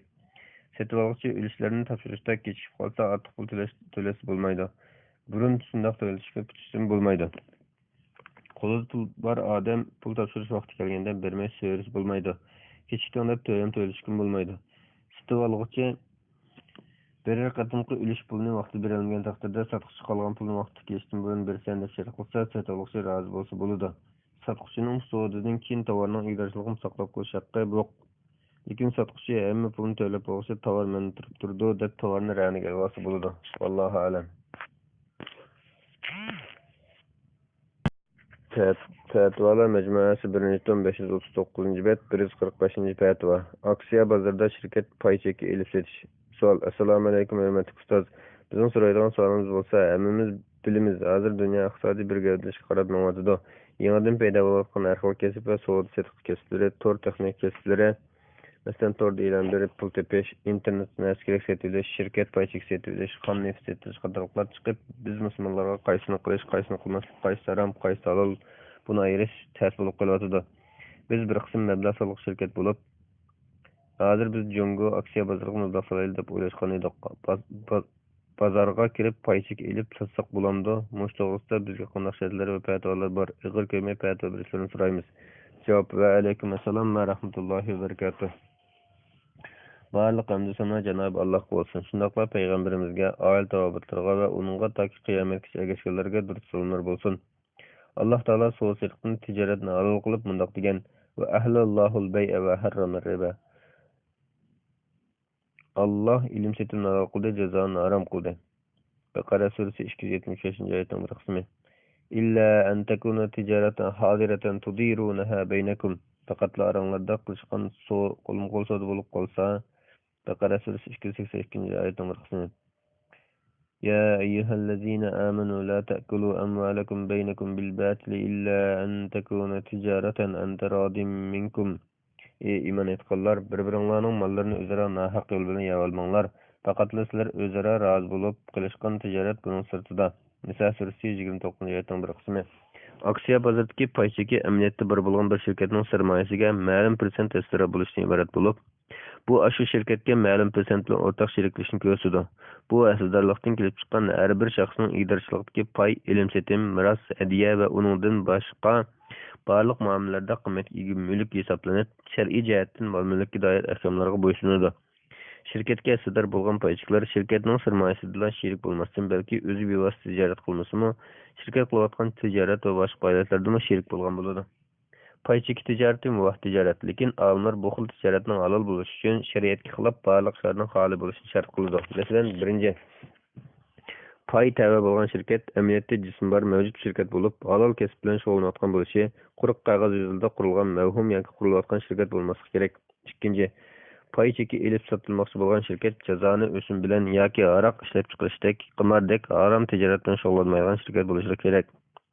Asli faoliyati halol, lekin o'simlik qarz yoki boshqa harom ishlarda aralashgan shirkatlarning payini elib sotish ko'pchilik olimlarning nazarida cheklanadi. Bu turli paylarni elib sotmaslik taqvodorlik eng yaqin. Uchinchi, pay cheki savdosi qilganda naq va nesi bo'lsin bo'ladi, lekin bir pulni yana bir xil pulga aylantirish ahvollariga udul kelganda naq bo'lishi shart. To'rtinchi, o'zining sotilish maqsadi bo'lmasmi, boshqalarni biror shirkatning payini sotish uchun qiziqtirish maqsadida pay sotib olmaslik yoki biror shirkatning payining bahosini o'rlatish uchun yolg'on yovdoq mish-mish gaplarni tarqatmaslik yoki soxta xaridor bo'lmaslik. Abu Hurayra radhiyallohu anhu mundoq degan: Rasululloh sallallohu alayhi vasallam sahrolikning milni shaharlik setib bermsin. Xaridorni qiziqtirish uchun soxta xaridor bo'lmanglar. Qarindishining qilayotgan savdosining ustiga savdolashmasin. Qarindisi so'z ochgan loyihaga so'z ochmasin. Ayol kishi o'zi tegish uchun hamshirasining uyini buzib, uning eridan uni qo'yishini talab qilmasin deb to'sqan. Sahih Buxoriy 2140 hadis, Muslim 1413 hadis.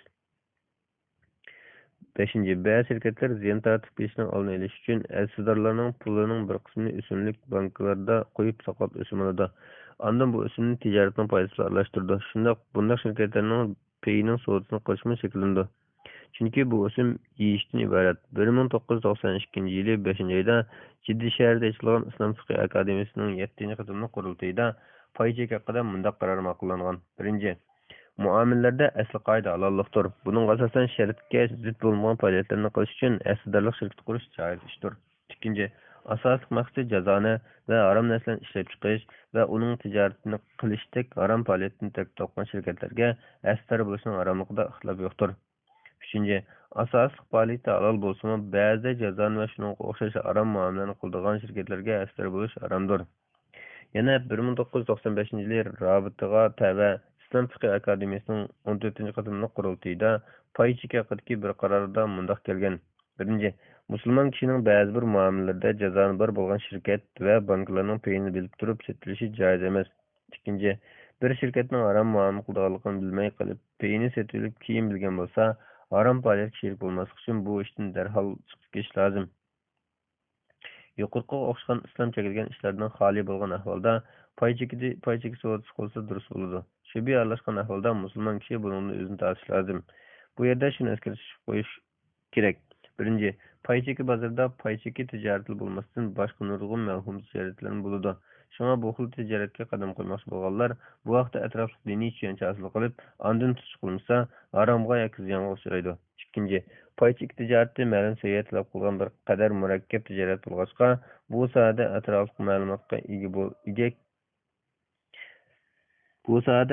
ma'lumoti bo'lmagan kishilar oson ziyon tortib ketadi. Shunga tijoratni bu vaqtda yetarli bilim borlar qilgan tuzuk. Uchinchi, pay cheki bozori har minutda necha xil o'zgarib turgan bo'lg'achqa, insonni daktukiga selib, osonli yurak kesili qilib qo'yish mumkin. Shunga ziyon tortib ketgan ahvolda o'lganlarim bor. Shunga inson o'zini bunday bozorda ko'p ixtiroratmasligi, rizqining azaldan tutilib ketganligini eslab, halol, chiroyli, sog'lom yo'l bilan pay tepishni ko'zlash lozim. Vallohu a'lam. Bismillah ve elhamdülillah ve salatu ve selamu ala Resulillah amma ba'd. Assalamu alaikum ve rahmetullahi ve berekatuh. Muhterem qarindoshlar, Doktor Abdulaziz rahmetulloh ustozning fatvolar majmuasi 1-tomni o'qib 543-bet 146 fatvoga kelgan. O'qishni davomlashtiramiz. Chormallarni tirik jonlab setishning hukmi. Savol. Assalomu alaykum ustoz. Shariatimizda chormallarni tirik jonlab setishning hukmi nima? Ularning qig'larini setishning-chi? Javob. Ve aleyküm esselam ve rahmetullahi ve berekatuh. Barliq hamdu sana Cenab-ı Allah'a bo'lsin. Shundaqla payg'ambarimizga, oil tavobatlarga va uningga toki qiyomatgacha ergashganlarga durud salomlar bo'lsin. Qo'y, kala qatorliq chormallarni shundaqla to'xu, beliq qatorliq chilliqlarni tirik jonlab satsa bo'ladi. Buningda shariatda hech bir cheklama yo'q. Malni sodlashganda malning ahvolini bilish ko'zlandi. Taroz orqali malning ahvolini bilgili bo'ladi. Uning ustiga jonglab qilgan savdoning ditlab qilgan savdo qaraganda xatar azroq bo'ladi. Ditlab satsa va setib olsa joiz bo'lgan yerda jonglab savdolasa albatta joiz bo'ladi. Burun tecrübeli kişiler ditlep soğut kılgan idi. Hazırkı zamanda köpüncü İslam ellerinde kilolap soğut kılış adetke aylandi. Bundan soğut kılışta şeriatke zıt bir iş bulunmaçka soğuda doğru buluyordu.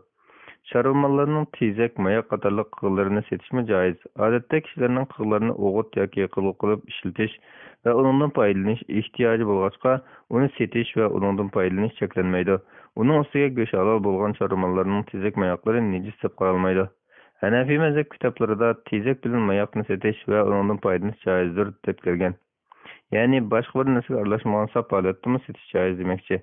Yana ba'zi kitoblarda tezak bilan mayoqni setish, undan foydalanish va uni yoqib qilish joiz deb kelgan. Raddul Muhtar 5-tom 58 bet. Shafiy mazhabda Imom Navaviy makruhlik bilan joiz deb muayyanlashtirilgan. Al-Majmu' 4-tom 388 bet. Vallahu a'lam. Fatvalar Mecmuasi 1-tom 544 bet, 147 fatva. Urda qana iç. Sual: Assalamu alaykum ustaz. Mening bir qarindishim ambulatoriya ochgan. U yerda ayollar orda xonasi bor.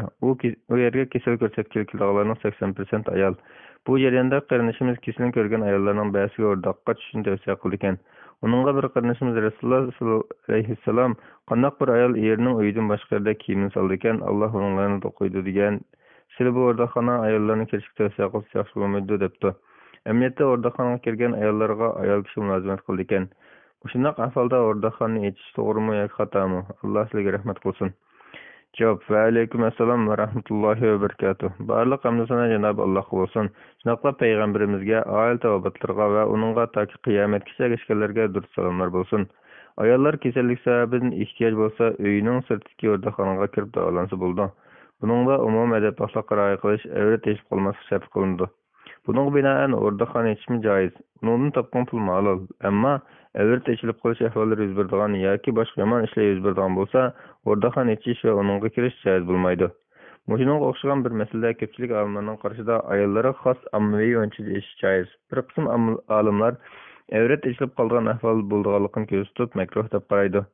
İmam İbn Taymiye ommaviy munchiga kirish masalasida mundoq degan: ayol kishi uning zaruriyat uchun avratni yo'ygan holda kirdi. Mecmu'l Fatva 21-tom 342 bet. Demek bu asasen avrat eshilib qolish masalasiga berib taqilgan ish. Sualdagi mazkur hadisning sahih rivoyatida mundoq kelgan: Jenim ilkil bo'lgan zot bilan qasamki, qandaq bir ayol onalardan g'ayri bir kimning uyida kiyimlarini soladi ekan, Rahmon bilan o'ttirdiki hamma farzini yetayotgan bo'ladi. Musnad Ahmad 27-87. Tirmiziy rivoyatda erining uyidan boshqa yerda deb kelgan. Sunan Tirmiziy 28-3 hadis. Buni Tirmiziy hasan degan.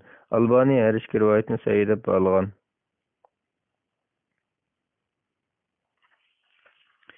Bu hadisga cheklamadan boshqa uylarda yot erlar ko'radigan shaklda avrat eshilib qolgan ahvolda kiyimlarini selish, yomon gumon paydo qilish, fitna fasodga sabab bo'lish ko'z tutilgan bo'lib, avrat eshilib qolishdan xotirjam bo'lgan yerda kiyim almashtirish yoki davolanish maqsadida kiyimni solsa hech gap bo'lmaydi. Bo'lmasa o'z uyidan boshqa joyda hojatxonaga kirishmi cheklangan bo'ladi. Lekin bu ishda to'rniklarni ta'kidlab o'tish lozim. Birinchi, zaruriyat doirasi bilan cheklanish lozim. Agar o'rdoqxonaga kirishi davolanish jihatdan zarur bo'lmasa yoki sirtda o'rdoqxonaga kirmasimi, uyda o'rdoqxonadan birini qurib davolanadigan bo'lsa, sirtga chiqib o'rdoqxonaga kirmagan tuzuk. Chunki o'rdoqxona ochqanlarning hammasi, o'rdoqxonaga kirganlarning hammasi avratni ochmaslikka rioya qilib bo'lmaydi. Ikkinchi, o'rdoqxonada ayollar mulozimat qilgan taqdirdami, ayollarga qarata avratlarini yo'gish lozim. Ayollarning oldi orqa avratlarini ko'rishi barliq olimlarning qarashida joiz bo'lmaydi. Ko'pchilik olimlar sizdan kindik kishi ko'rsa bo'lmaydi desa, yana bir qism olimlar mahram erlarga o'xshash ko'ksi, qo'rsoq, dumbisini, yo'tisini ko'rsa bo'lmaydi deb qaraydi. Uchinchi, davolanish uchun sirtga chiqib o'rdoqxonaga kirish zarur bo'lgan ahvolda eri yoki mahram tuqqani bilan birga berib kirgan tuzuk. Buningda ko'ngil xotirjam bo'ladi. Yomon gumondan saqlanadi bo'ldi. To'rtinchi, o'rdoqxona ochqanlar o'rdoqxonalarda islom axloqiga muvofiq muhit hozirlab berishi, mulozimat qildiganga ishonchli ayollarni ishlatish lozim. Vallohu a'lam. Fatvalar majmuasi 1-tom 546 bet, 148 fatva. Jazoni muomalasi qildiganlar bilan muomala qilish. Savol: Assalomu alaykum. Boshqalarning jazoni qildiganligini bilib turib, ular bilan so'z qilishgan bo'lamdi. Masalan, ota-onam yangoq paxtatadigan xo'jayinlar ya bankdan o'simlik qarz oladi, ya banka pul qo'yib o'sim oladi. Yani mesela işkirdeki hocalar bilen so'roq qilsam qandaq? Bu hocalarning jazoni bilan shug'ullanligi nihoyat aniq javob bersangiz Alloh rozi bo'lsin. Javob: Va alaykum assalom va rahmatullohi va barakatuh. Barliq hamd sana Janob Alloh bo'lsin. Shundaqla payg'ambarimizga, oila tavobatlarga va uningga toki qiyomatgacha ergashganlarga durud salomlar bo'lsin. Musulmon kishiga jazoni qilish, o'sim berish va ilish haromdir. Alloh taolo mundoq degan: الذين يأكلون الربا لا يقومون إلا كما يقوم الذي يتخبطه الشيطان من المس ذلك بأنهم قالوا إنما البيع مثل الربا وأحل الله البيع وحرم الربا فمن جاءه موعظة من ربه فانتهى فله ما سلف فأمره إلى الله ومن عاد فأولئك أصحاب النار هم فيها خالدون. Jazoni yeydiganlar qiyomatda sarong'liqdan shayton so'qiyotgan odamlar qo'pidi. Bu ularning ilm setim jazoniga o'xshash deganligidandir. Alloh ilm setimni halol qilib jazoni harom qildi. Shunga kimki Parvardigor tarafidan vaz nasihat kelgandan keyin bo'ldi qilsa, burun olgani o'zining bo'ladi. Uning ishi Alloh qiladi. Kimki jazoni qilishga qaytgan, ana shular do'zax ahli bo'lib, ular uningga mangu qolg'ishlardir. Baqara surasi 275-oyat. يا أيها الذين آمنوا اتقوا الله وذروا ما بقي من الربا إن كنتم مؤمنين فإن لم تفعلوا فأذنوا بحرب من الله ورسوله وإن تبتم فلكم رؤوس أموالكم لا تظلمون ولا تظلمون وإن كان ذو أسرة فنظرة إلى ميسرة فأن تصدقوا خير لكم إن كنتم تعلمون واتقوا يوم ترجعون فيه إلى الله ثم توفى كل نفس ما كسبت وهم لا يظلمون. Ey iman etqanlar, Allohdan qo'rqinglar. Agar mo'min bo'lsanglar, qilib qolgan o'simni olmanglar. Agar unda qilmasanglar, Alloh va uning rasuli tomonidan e'lon qilingan bir jangga duchor bo'lganliklarini bilinglar.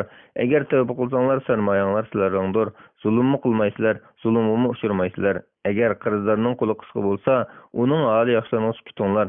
Agar haqiqatni yaxshi biladigan bo'lsanglar, sadiq qilib bir vatkininglar sizlar uchun ham yaxshidir. Shundaq bir kundan qo'rqinglarki, u kunda sizlar Allohning dargohiga qaytarilasizlar. Ondan har bir kishi zulmga uchramasdan qilgan amallarining natijasi to'liq beriladi. Baqara surasi 278-oyatdan 281-oyatgacha. Rasululloh jazoni yegishga va yegizishga la'nat qilgan. Sahih Buxoriy 5347-hadis. Yana bir hadisda Rasululloh sallallohu alayhi vasallam jazoni yegishga, yegizgichiga, uni yozg'ichiga, uning guvohchisi bo'lgan ikki shohidga la'nat qilgan va ular barobar degan. Sahih Buxoriy 1598-hadis. Shundaqla qaysi şekilde bo'lsin jazoni muomalasiga hamkorlashmi gunoh hamkorlashganlik jihatdan harom bo'ladi. Ammo o'zi jazoni muomalasi qilmaydigan, jazoni muomalasiga hamkorlashmaydigan bo'lsa, jazoni muomalasi qilganlar bilan mayli ilm setim, mayli boshqa qilib shariat yo'li qo'ygan halol muomalalarni ular bilan sheriklashmay qilsa bo'ladi. Chunki yahudilar jazoni muomalasi qilgan turuqliq Rasululloh sallallohu alayhi vasallam yahudilar bilan savdo va qarz muomalasi qilgan. Aisha radhiyallohu anha mundaq deb rivoyat qilgan. Rasululloh sallallohu alayhi vasallam bir yahudiyning nesiga ochliq ilib, uningga savotini rana qo'ygan. Sahih Buxoriy 2096-hadis. Hafiz ibn Hajar mundaq deydi: Bu hadisda muomalaning o'zi harom muomala bo'lmagan ahvolda kofirlar bilan muomala qilishning joizligi, ularning e'tiqodlari va o'zaro muomalalarining buzuqligi e'tibor qilinmaydiganligiga dalil bor bo'lib, bu hadisda mol-mulkning ko'p qismi harom bo'lgan kishilar bilan muomala qilishning joizligi chiqarilgandir.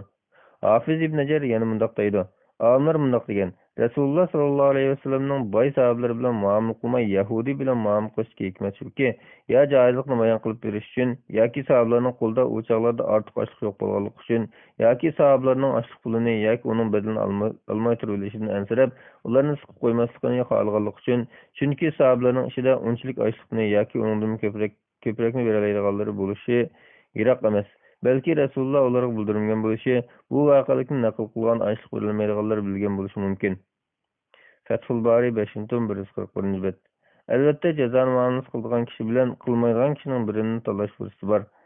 Bo'lsa jazoni muomalasi qilmaydigan kishi tanlash diyonat va taqvodorlikqa eng yaqindir. Ammo jazoni muomalasi qiladigan kishi bilan muomala qilish joiz. Vallohu a'lam. Fatvalar majmuasi 1-tom 549-bet, 149-fatva. Muzaraba şirketi haqida. Savol. Assalomu alaykum. Muzaraba şirketi sodasida pul chiqarg'uchi bilan kuch chiqarg'uchining huquqi va payziyan ahvoli nihoyat aniq va tushunishlik.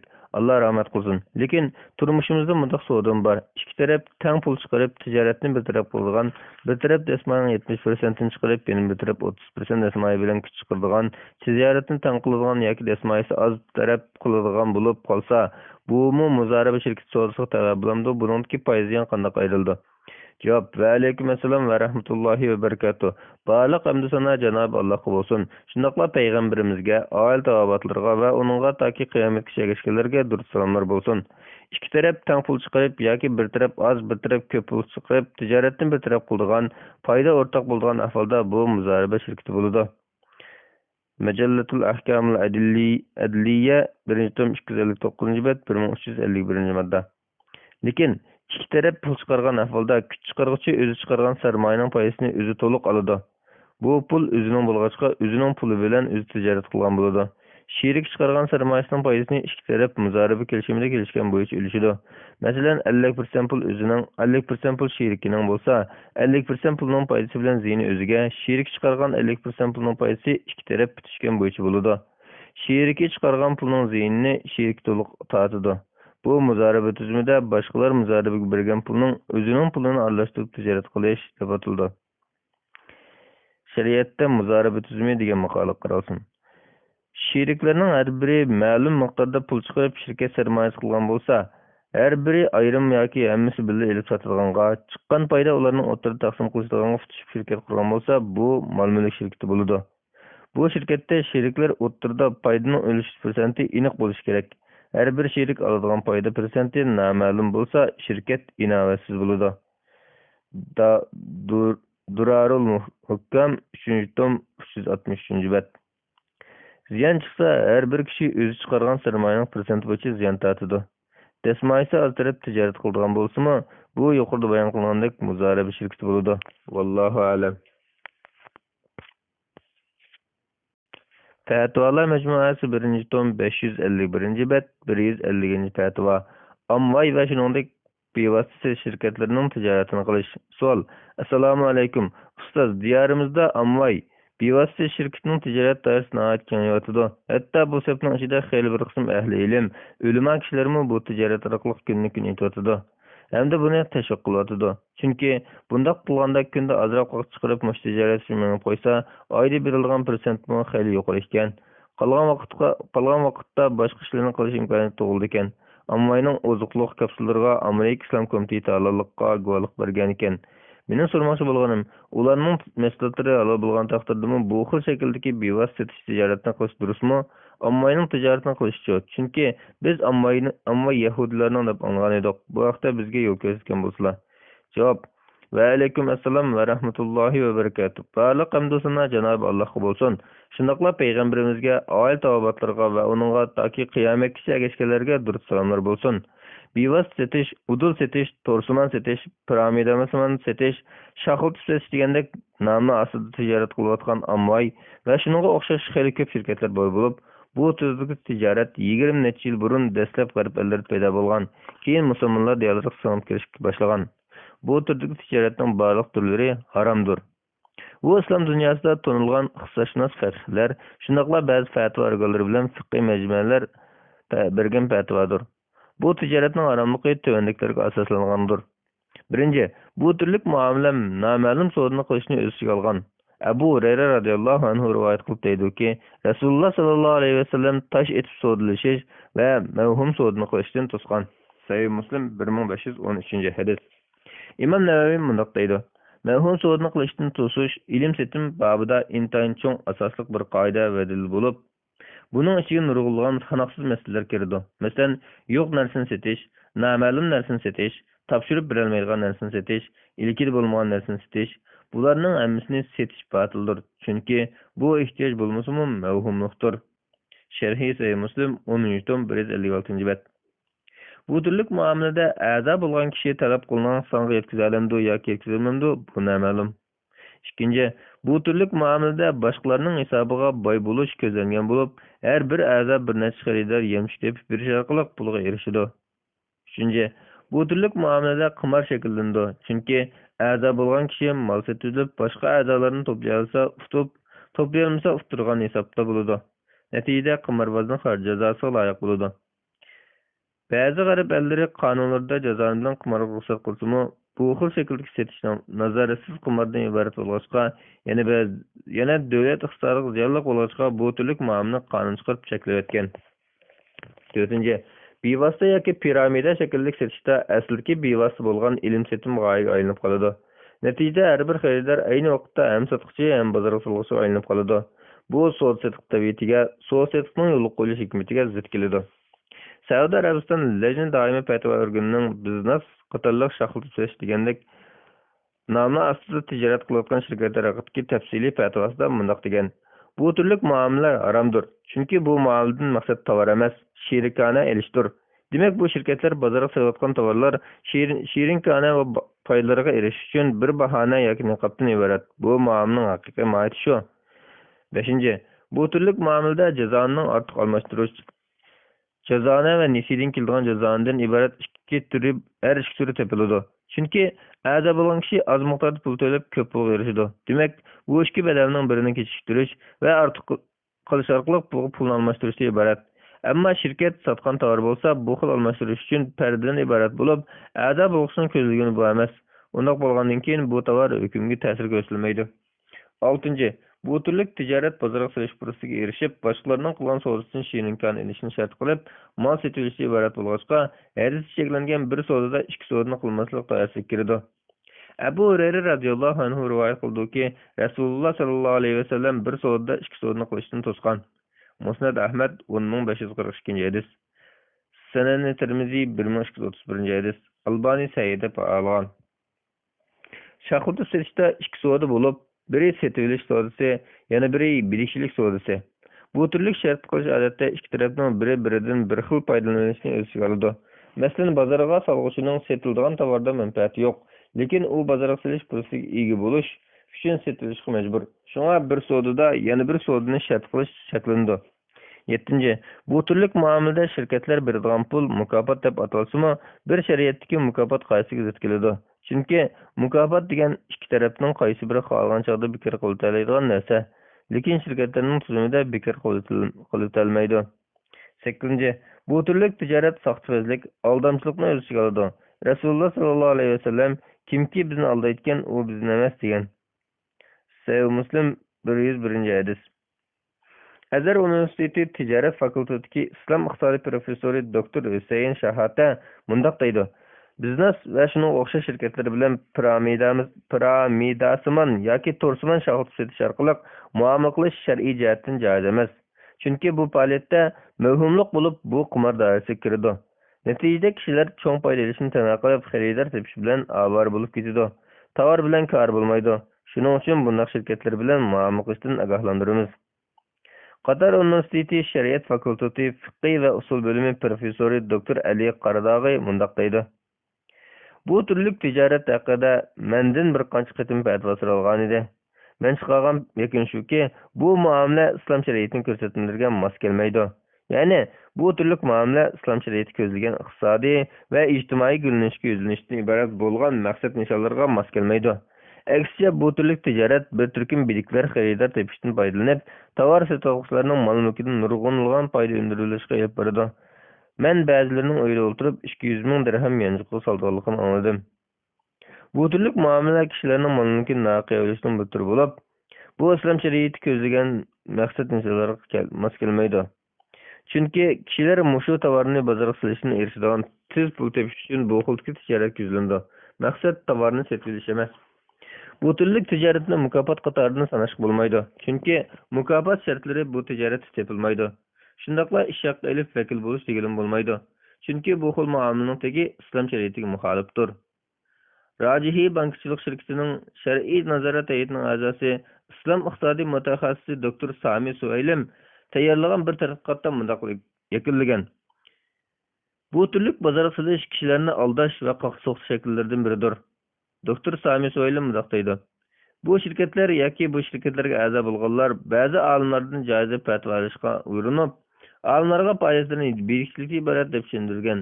Amaliyotda ularning qilgani birikchilik emas, Chunki bilikchilik degan biror tovarni setish orqali shirinliklarni oldigan kelishim bo'lib, shoxlatib setishda bozorga solg'uchi bo'lish uchun pul to'laydi. Mana bu bilikchilikning aksi. Yana texa shoxlatib setish maqsad biror mol yoki tovar yoki xizmat setish emas, balki yangi bozorga solg'uvchilarni tepish. Andin yangi bozorga solg'uvchilarmi yana boshqa yangi bozorga solg'uvchilarni tepish. Shundoq ketaveradi. Bu turlik zanjirsimon tutish menish oyog'i yo'q holat davomlashi mumkin emas. Demak, bu oxir berib bir to'xtab char bo'lmoqqa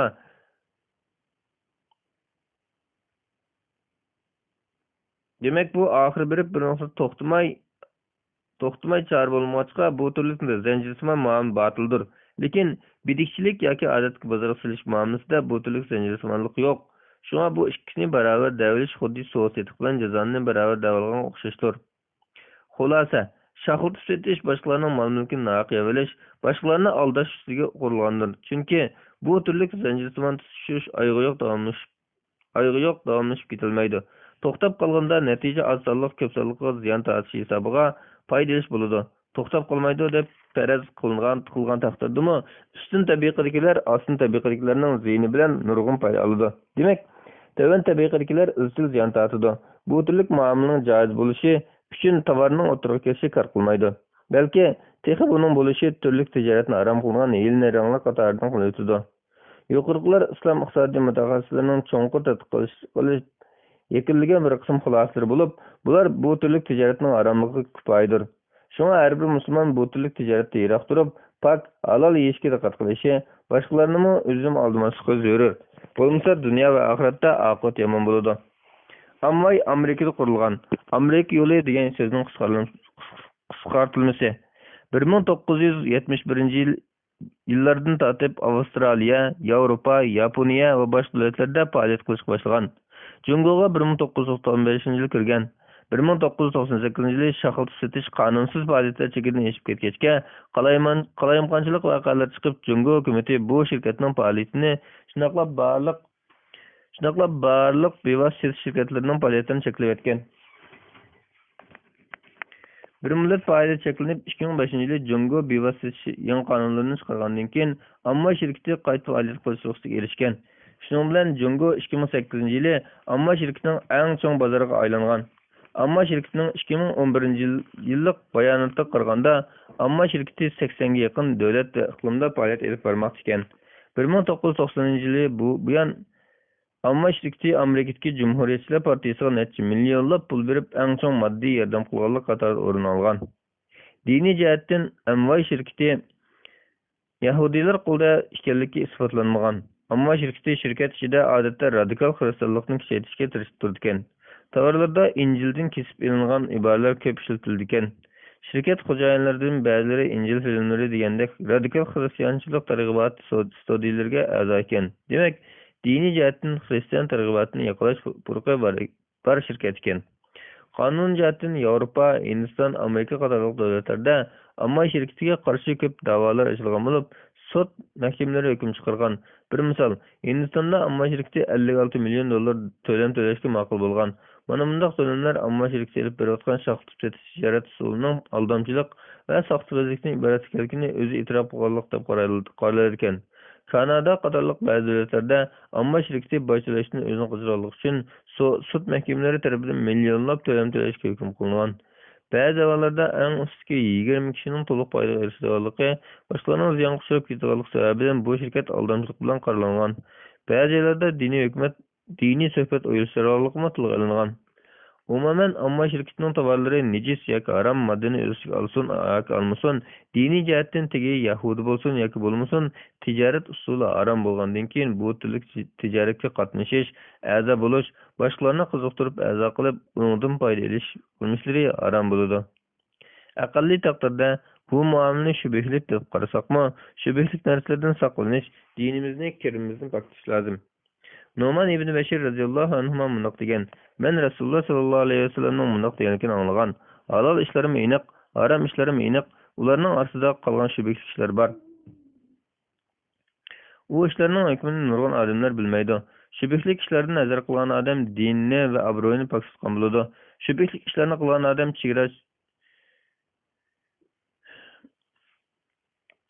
Şübihlik işlerden hazar qilgan odam dinini va obro'yini pok tutgan bo'ladi. Şübihlik ishlarni qilgan odam chegara cho'rasidagi cho'ponga o'xshaydi. Poda chegaraga kirib qolishi mumkin. Har bir podshoning bir chegarasi bo'ladi. Allohning zimindagi chegarasi Allohning harom qilib bekitgan ishlardan iborat. Quloq solinglar. Insonning badanida bir tishlam go'sht bo'ladi. Bu go'sht tuzalsa butun badan tuzaladi. U buzilsa butun badan buziladi. U bo'lsa-mu yurakdir. Sayyin Buxoriy 52-ci hadis, Muslim 199-cu hadis. Onun ustiga musulmonlarga ziyon urayotgan Amerika shirkatlarining mahsulotlarini setilishning o'zi olimlar cheklagan bir ishdir. Janobi Alloh hammamizni halol rizqqa muyassar qilsin. Vallohu alam. Fatvalar majmuasi 1-tom 558-bet 151 fatva. Kuvon pullarni yuqori bahada elib setish. Savol: Assalomu alaykum. Kuvon pullarni yuqori bahada elib setish bo'lamdi? Javob: Va alaykum assalom va rahmatullohi va barakatuh. Barliq hamd sana Cenab-ı Allah'a olsun. Şunaqla Peygamberimizge, aile tavabatlarına ve onunla taki kıyametkice geçkilerine dürüst salınlar olsun. Altın bilen kümüşten başka maden yaki kağıt kuvan pullar cemiyette ötmez bulup setiliş kıymet yoqatkan buldu. Yoqatkan bolsa, bu pullar pulluk için okutup tavarga ayınıp ketken boluşka, bularını onun gizliğin kıymetinden artık ekkem, nakıya ki nesiyi setişka ve setilişki buludu. Eğer bu kuvan pullar altın yaki kümüş pul bolsa, uni oltin yoki kumushga sotgan ahvolda naq va ig'irligi teng barobar oltin kumush setish shart. Oltin yoki kumush pulni qog'oz pulga setishda naq bo'lsa qanaq hodisa bo'laverdi. Allohu alam. 152 fatva. Fatvalar majmuasi 1-tom 558-bet 152 fatva. Unga oldin pul topshirayotgandan keyin un bahasi egizpas bo'lishi. Savol: Assalomu alaykum. Biz un sotamiz. Ba'zida unning bahasi turoqli bo'lmaydi. Masalan, kishilar 60 so'mdan biroqqa 20 xalt unning pulini oldin topshirib, o'ttirliq birdan 2 ni elisi ishildi. 20 xalta tugab bo'lsa 65 so'mga chiqib qoladi. Ba'zida 60 so'mdan tushib ketadi. Bu chaqda asli baho bo'yicha beramdiq yoki shu o'sgan baho bo'yicha beramdiq. Alloh rahmat qilsin. Javob: Va alaykum assalom va rahmatullohi va barakatuh. Barliq hamd sana Cenab-ı Allah'a olsun. Şunaqla Peygamberimizge, aile tavabatlarına ve onunla taki kıyametkice geçkilerine dürüst salınlar olsun. Allah hemmizge rahmet olsun. Unga aldın pul topşirayotganda un bahsi pul topşirgan kündeki baho bo'yicha bekitildi. Setilingan un dukanchida amonat bo'lib turdi. Baho o'sib ketsimi, tushib ketsimi, dukanchi xaridorga unni burun setilgan baho tutishgan vaqtda topshirish kerak. İbn Abbas radıyallahu anhuma rivayet kılıp bundak degen. Resulullah sallallahu aleyhi ve sellem Medine'ye kelgende kişiler 2 yılının hurumsuğa aldığına pul topşirdi. Şuna Resulullah kimki birer nersige aldığına pul topşirmoqchi bolsa, kemchen iniq vaznini iniq qilib, ma'lum muddatga pul topshirsin dedi. Sahih Buxoriy 2240 hadis. Vallohu alam.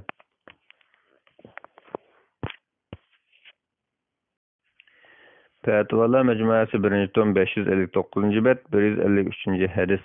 153 fatva. Uyni ijaraga berganda kapolat pul elish. Savol: Assalomu alaykum. Aslarlar to'liq bir uyni ijaraga bermoqchi edim. So'ng ulardan yajing kapolat pul elib keyin vaqt to'shib uyning gijdan chaqda qaytarib berishga kelishsam bo'lamdi? Buningga shar'iy jihatdagi hukm qanday? Javob: Va alaykum assalom va rahmatullohi va barakatuh. Barliq hamd sana Cenab-ı Allah'a olsun. Şunaqla Peygamberimizge, aile tavabatlarına ve onunla taki kıyametkice geçkilerine dürüst salomlar bolsun. Uyni ijaraga berganda ijara pulini topshirmaslik yoki kechiktirib o'tish yoki ijara berilgan uyga yoki uningdagi saramjalarga keltiradigan vayronchilikqa qarata ijaraga beruvchining haqlarini to'g'rilash uchun kapolat yajing elish cheklanmaydi. Bu pul ijaraga beruvchining qo'lida ya'ni hisoblanadi. O'z tilimizni ishlatib yajing degan so'zning o'rniga kapolat deganimiz tuzuk. Allohu alam. Fatvalar majmuasi 1-tom 560-bet 154 fatva. Uy bezekchilik kasbi. Savol: Assalomu alaykum. Uy bezekchilik qilaman. Ya'ni penarka degandek materiallar bilan hanuzda jo'ngshida aytgan. Ba'zi qarindoshlarimiz bu kasbni tashlashni tavsiya qiladi. Sababi ularning qarashicha uyni zinatlash israfchilik bo'lamish. Israf qilish harom deb mening kasb qilishimni harom chiqadi.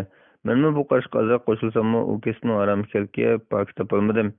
Menmi ba'zan sel chekni eshib ketgan baylarning bundoq mashamatli qilishni israfchilik qilganlik, loyiqada bo'lgani yaxshi deb, amal bo'lsa oddiy qilishni tavsiya qilib keldim. Ular gapimga ko'nmasa ishlayverdim. Javob berishlarini so'rayman. Javob: Ve aleykümselam ve rahmetullahi ve berekatuh. Barlıq hamdü sana Cenab-ı Allah olsun. Şunaqla Peygamberimizge, aile tabatırğa ve onunğa taki kıyamet kişilerge dürüst salamlar bolsun. Sualınızın birinci kısmı öylerini bizeşinin hükmü münasebetliken. Elbette Müslümanların öyleri addi sadda, özünü ve ailesinin panahlandırışta ihtiyacını kamdaydıgan bihudi bizekten hali buluşu münasiptir. Lekin öylerini bizeşte addi sadda buluş mustahap, berzemez. Bunun asasen İslam dinimiz öylerinin sahta, öylerini puhta çayla kılıp yasaşını bizeşine aram kılıp etmegen. Allah Teala mınaq digen: "Kul men harrama zinetallahi allati akhraja li ibadihi ve't-tayyibati minir rizq." Aytqanki, Allah bendeleri için çıkarıp bergen zibzinetlerini kim haram kıldı? Araf suresi 32. ayet. İhtisarı barlar mal mülkünün rızakını berip öylerini bilse buna haram değil bulmaydı. Haram deyiş için delil gerek. Tamlarga penerik eliş kışta soğuktun yaz ısın sakınışın bolsa bilse hiç bulmaydı. Fakat bize şilli bolsa bize haram emas, mekruh buludu.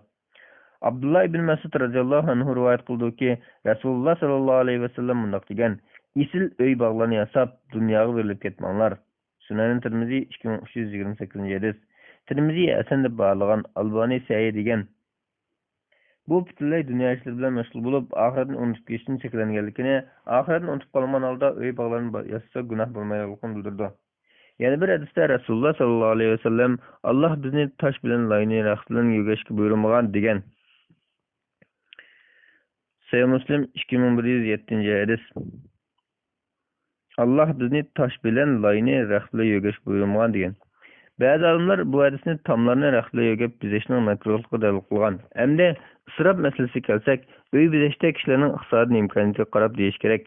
Bir kişiге ısrap dep qaralgan narsa, yani bir kişinin hakkında ısrap bulmaydı. Mesela milyoner bir kişi 20 milyonga öy yasasa ısrap bulmasa, namrat bir işçi 100 minge öy yasasa ısrap buluşu mümkün. Demek, ısrap degen her bir kişinin iqtisadi ahvali şaraiti bağlıq.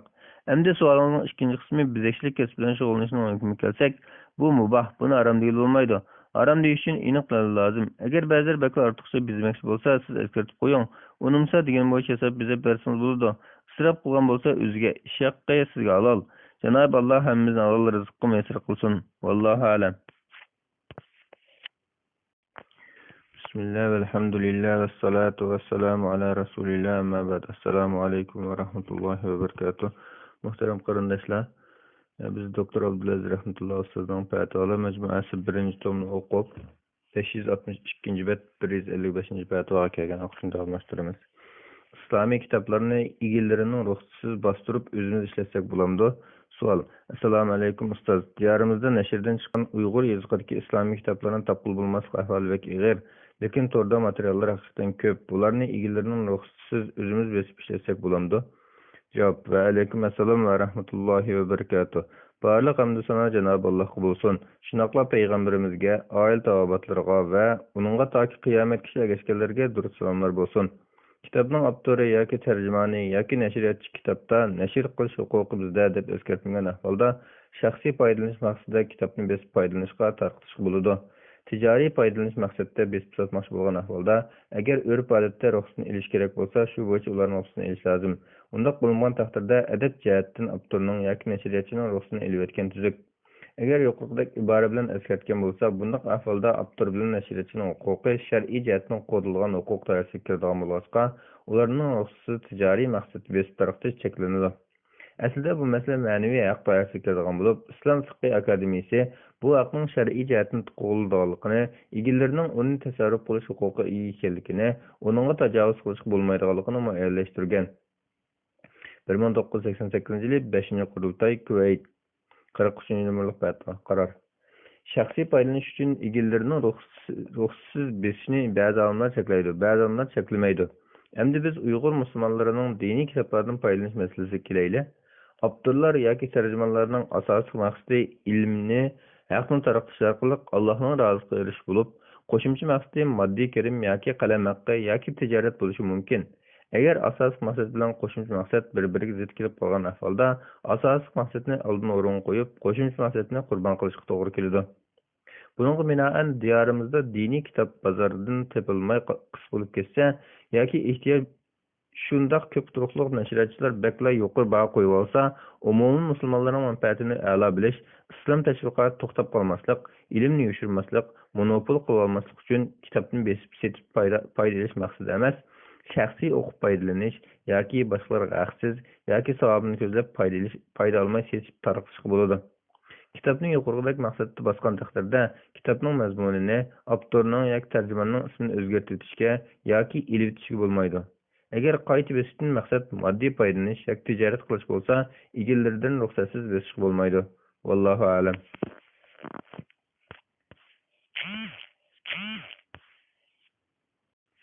Fatvolar majmuasi 1-tom 564-bet 156 fatvo.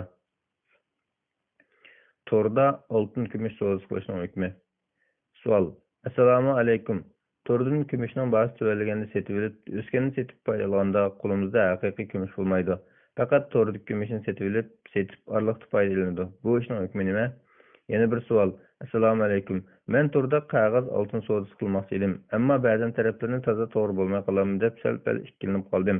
Shunga menga bir yo'l ko'rsatgan bo'lsanglar, bu bir xil tijorat bo'lib, bank taraf mayli olsak, mayli sotsak bizdan har gramm uchun 0.8 so'm pul tushar ekan. Shunga bu qanday bo'lar? Tafsiloti: qog'oz oltin savdosida bankadan bir hisob nomer bejirimiz. Shu karta hisobi orqali bankaning tor mulozimati yoki bevosita bank mulozimat munbir orqali savdo qilamiz. Bahs tushganda tuvan chekdan olamiz. Qog'oz oltin savdosida tushishga erishishga bo'lmaydi. Faqat o'sishga olamiz. O'sishga olamiz ham bozorning uzluksiz tavranishi bilan ma'lum foyda erishganda malni setib chiqaramiz. Qog'oz oltin savdosida savdo qiluvchi bevosita oltin bilan uchrashmaydi. Faqat karta hisobidagi mablag'ning so'masi bilan foiz ziyon bo'lganini bilamiz. Qog'oz oltin savdosida banklarning o'xshash bo'lmasligiga qarab, har gramm rasmiy haq uchun 60 tiyindan 1 so'mgacha mulozimat haqqi tutib turdi. Her qaysi vaqt raylari ham raylarning farq bo'lganligi uchun qog'oz oltin savdosida muayyan farqlar bo'lishi mumkin. Yana bir savol.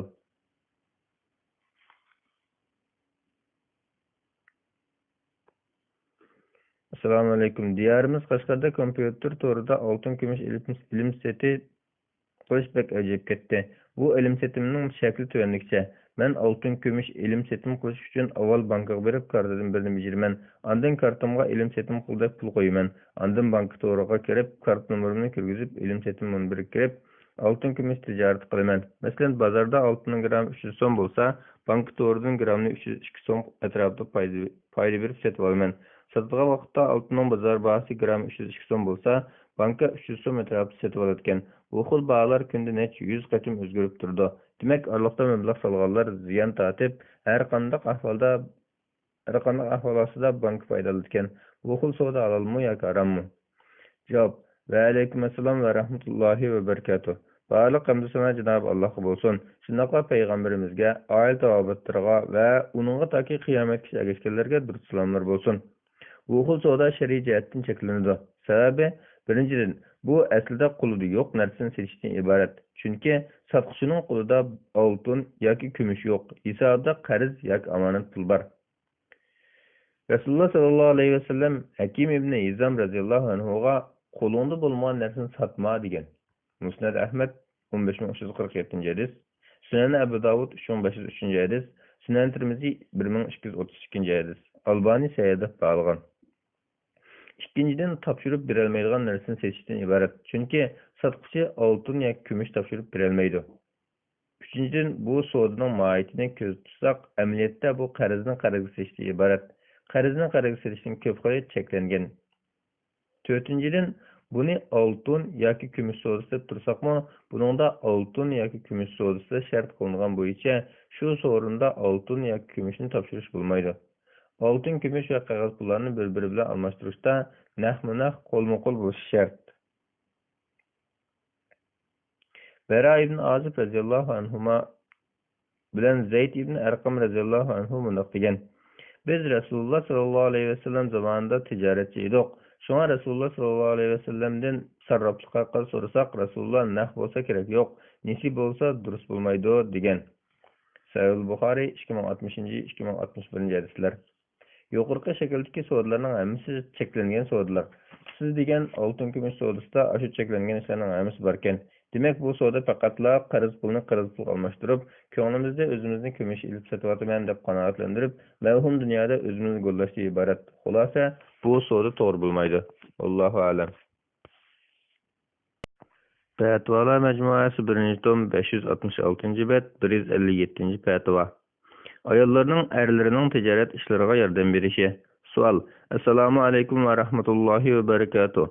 Ayollar sirq chiqib erlarining tijorat ishlariga yordamda bo'lsa durustmi? Ustozning tafsiliy javob berishini so'rayman. Javob: Va alaykum assalom va rahmatullohi va barakatuh. Barliq hamd sana Janob Allohga bo'lsin. Shunaqla payg'ambarimizga, oila tavobatlarga va uningga toki qiyomatgacha ergashganlarga durud salomlar bo'lsin. Aslida ayollarning ishlashi yoki tijorat qilish cheklangan emas. Alloh taolo ilm setimni tijoratni ergimi ayolgami o'xshash halol qilgan. Alloh taolo bundoq degan: Va ahlallohul bay'a va harrama. Alloh ilm setimni halol, jazoni harom qildi. Baqara surasi 270-oyatning bir qismi. İlla an takuna tijaratan hadiratan tudirunaha baynakum. Faqat la aranlarda qilishgan qo'l savdo bo'lib qolsa. Baqara surasi 282-oyatning bir qismi. Ya ayyuhallazina amanu la ta'kulu amwalakum baynakum bil batili illa an takuna tijaratan an taradin minkum.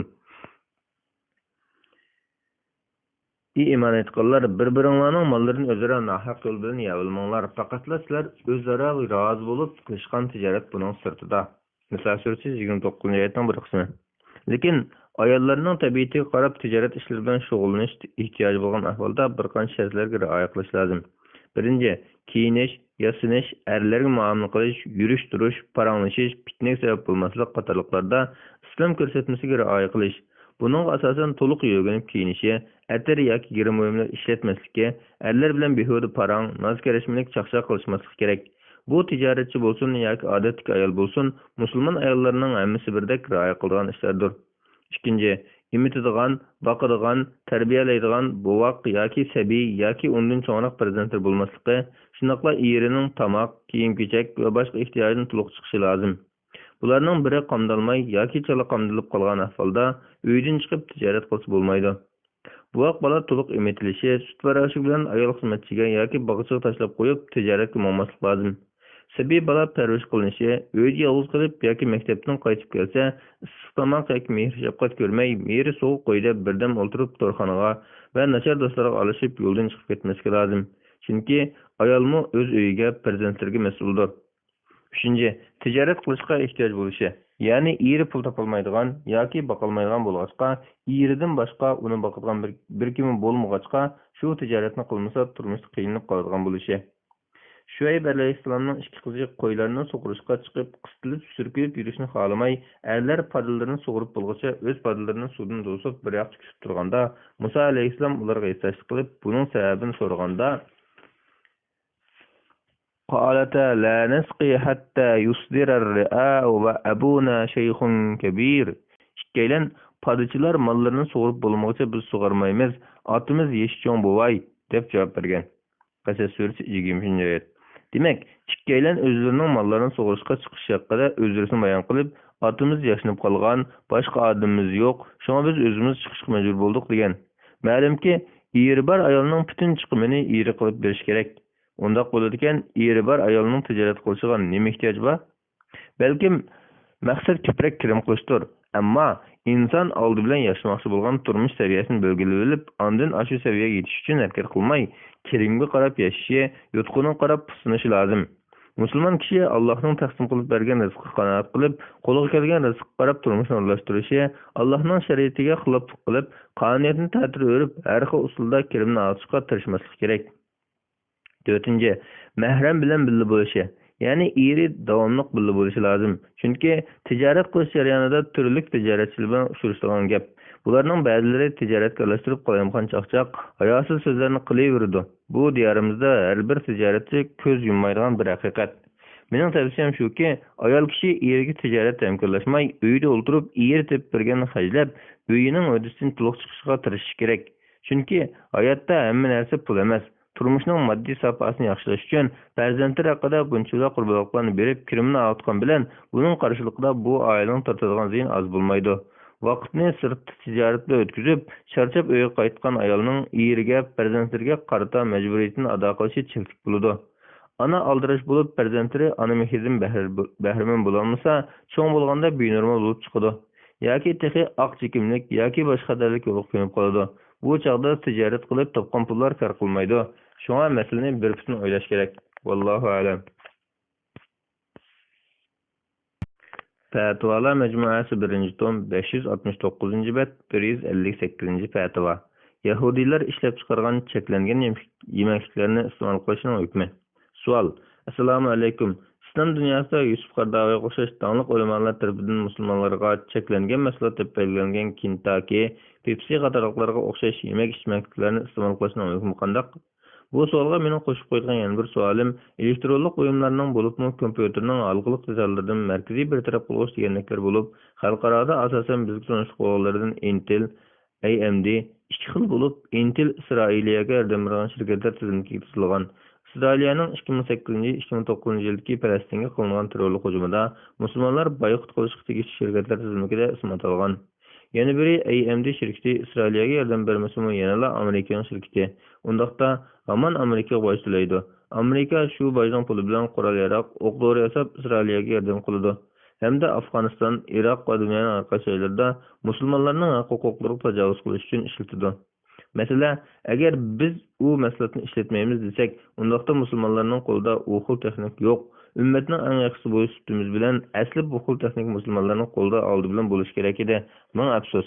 İşletmeyimiz desek aqallisi kompüter oldida o'tirib sizga ushbu xatni yozish imkoniyatim yo'q bo'ladi. Qanday qilish kerak? Uningdan boshqa hozirgi Nokia, iPhone qatorliq telefonlarmi shularning jumlasidan. Bularning tijoratini qilish, ishiltish qatorliq jihatlarda qanday qilishimiz kerak? Javob: Va alaykum assalom va rahmatullohi va barakatuh. Barliq hamd sana Cenab-ı Allah bo'lsin. Shunaqla payg'ambarimizga, oila tavobatlarga va uningga toki qiyomatgacha ergashganlarga durust salomlar bo'lsin. Yahudilarga bir yordam beradigan Kentucky, McDonald's, Pizza Hut, McBurger va Aidiz qatorliq oshxonalarda yemek-ichmak sotib olish, Yahudilarga yordam beradigan shirkatlar ishlab chiqqan turli tovarlarni sotib olish ulamolar tomonidan e'lon qilingan boyqut qilish qarori bo'yicha cheklangan harom ish bo'lib, kimki undaq qiladi ekan, Yahudilarga yordam qilgan, kofirlarga nusrat bergan, zulm qarshi turmagan, musulmon qarindoshlarining qirilishiga sabab bo'lgan shunaqla gunoh ishlagan bo'ladi. Ulamolar bu fatvoda harom degan hukmni berishda asosan Falastin va boshqa islom ellarida musulmonlarning qirayotgan Yahudi va Amerika kuchlariga bevosita yoki vositalik moddiy yordam berayotgan shirkatlarni iqtisodiy jihatdan ojizlatish, bo'g'dirmaslik va iqtisodiy besim qilish qatorliq zarur manfaatlarga tayangan. Yana ba'zi bir Kentucky va boshqa shunga o'xshagan oshxonalarda sotilayotgan to'xularning harom go'sht qatoriga kirdiganligiga tayangan. Chunki bu oshxonalarda sotilgan to'xular shar'iy bozlanmagan bo'lg'achqa musulmonlarning uni iste'mol qilishi aslida cheklangan. Lekin uningdan boshqa halol yemekliklarni sotadigan oshxonalarga kirish, yemek-ichmakdan boshqa tovarlarni sotib olmaslik bo'lsa, iqtisodiy boyqut qilib, besim qilish shartdan cheklangan. Undaq bo'lishi iymon degan muhabbat, nafrat, Allohning do'stini do'st tutish, dushmaniga dushman bo'lishni taqozo qiladi. Dunyoning har qaysi joylaridagi musulmon qarindoshlariga yasashlik qilish, ularga hamdamda bo'lishni talab qiladi. Musulmon kishi bularni kundalik turmushida so'z, setiq, iste'mol va boshqa ishlarda vujudga chiqarish lozim. Aslida bu tovarlarni sotib olmaslik qonunlik bir qurol hisoblanadi. Umuman boyqut qilish, embargo qilish doirasiga kiradi. Bu qadimdan tortib tunilgan bir chora. İslamiyet'te Mekke müşrikleri Resulullah sallallahu aleyhi ve sellem bilen iman etken müminlerge 3 yıl iqtisadi ve ictimai embargo yürgüzgen. İmam İbn Kesir mundaqdaydı. Mekke müşriklerinin musulmonlarga qilgan aziyatleri ig'irlashib,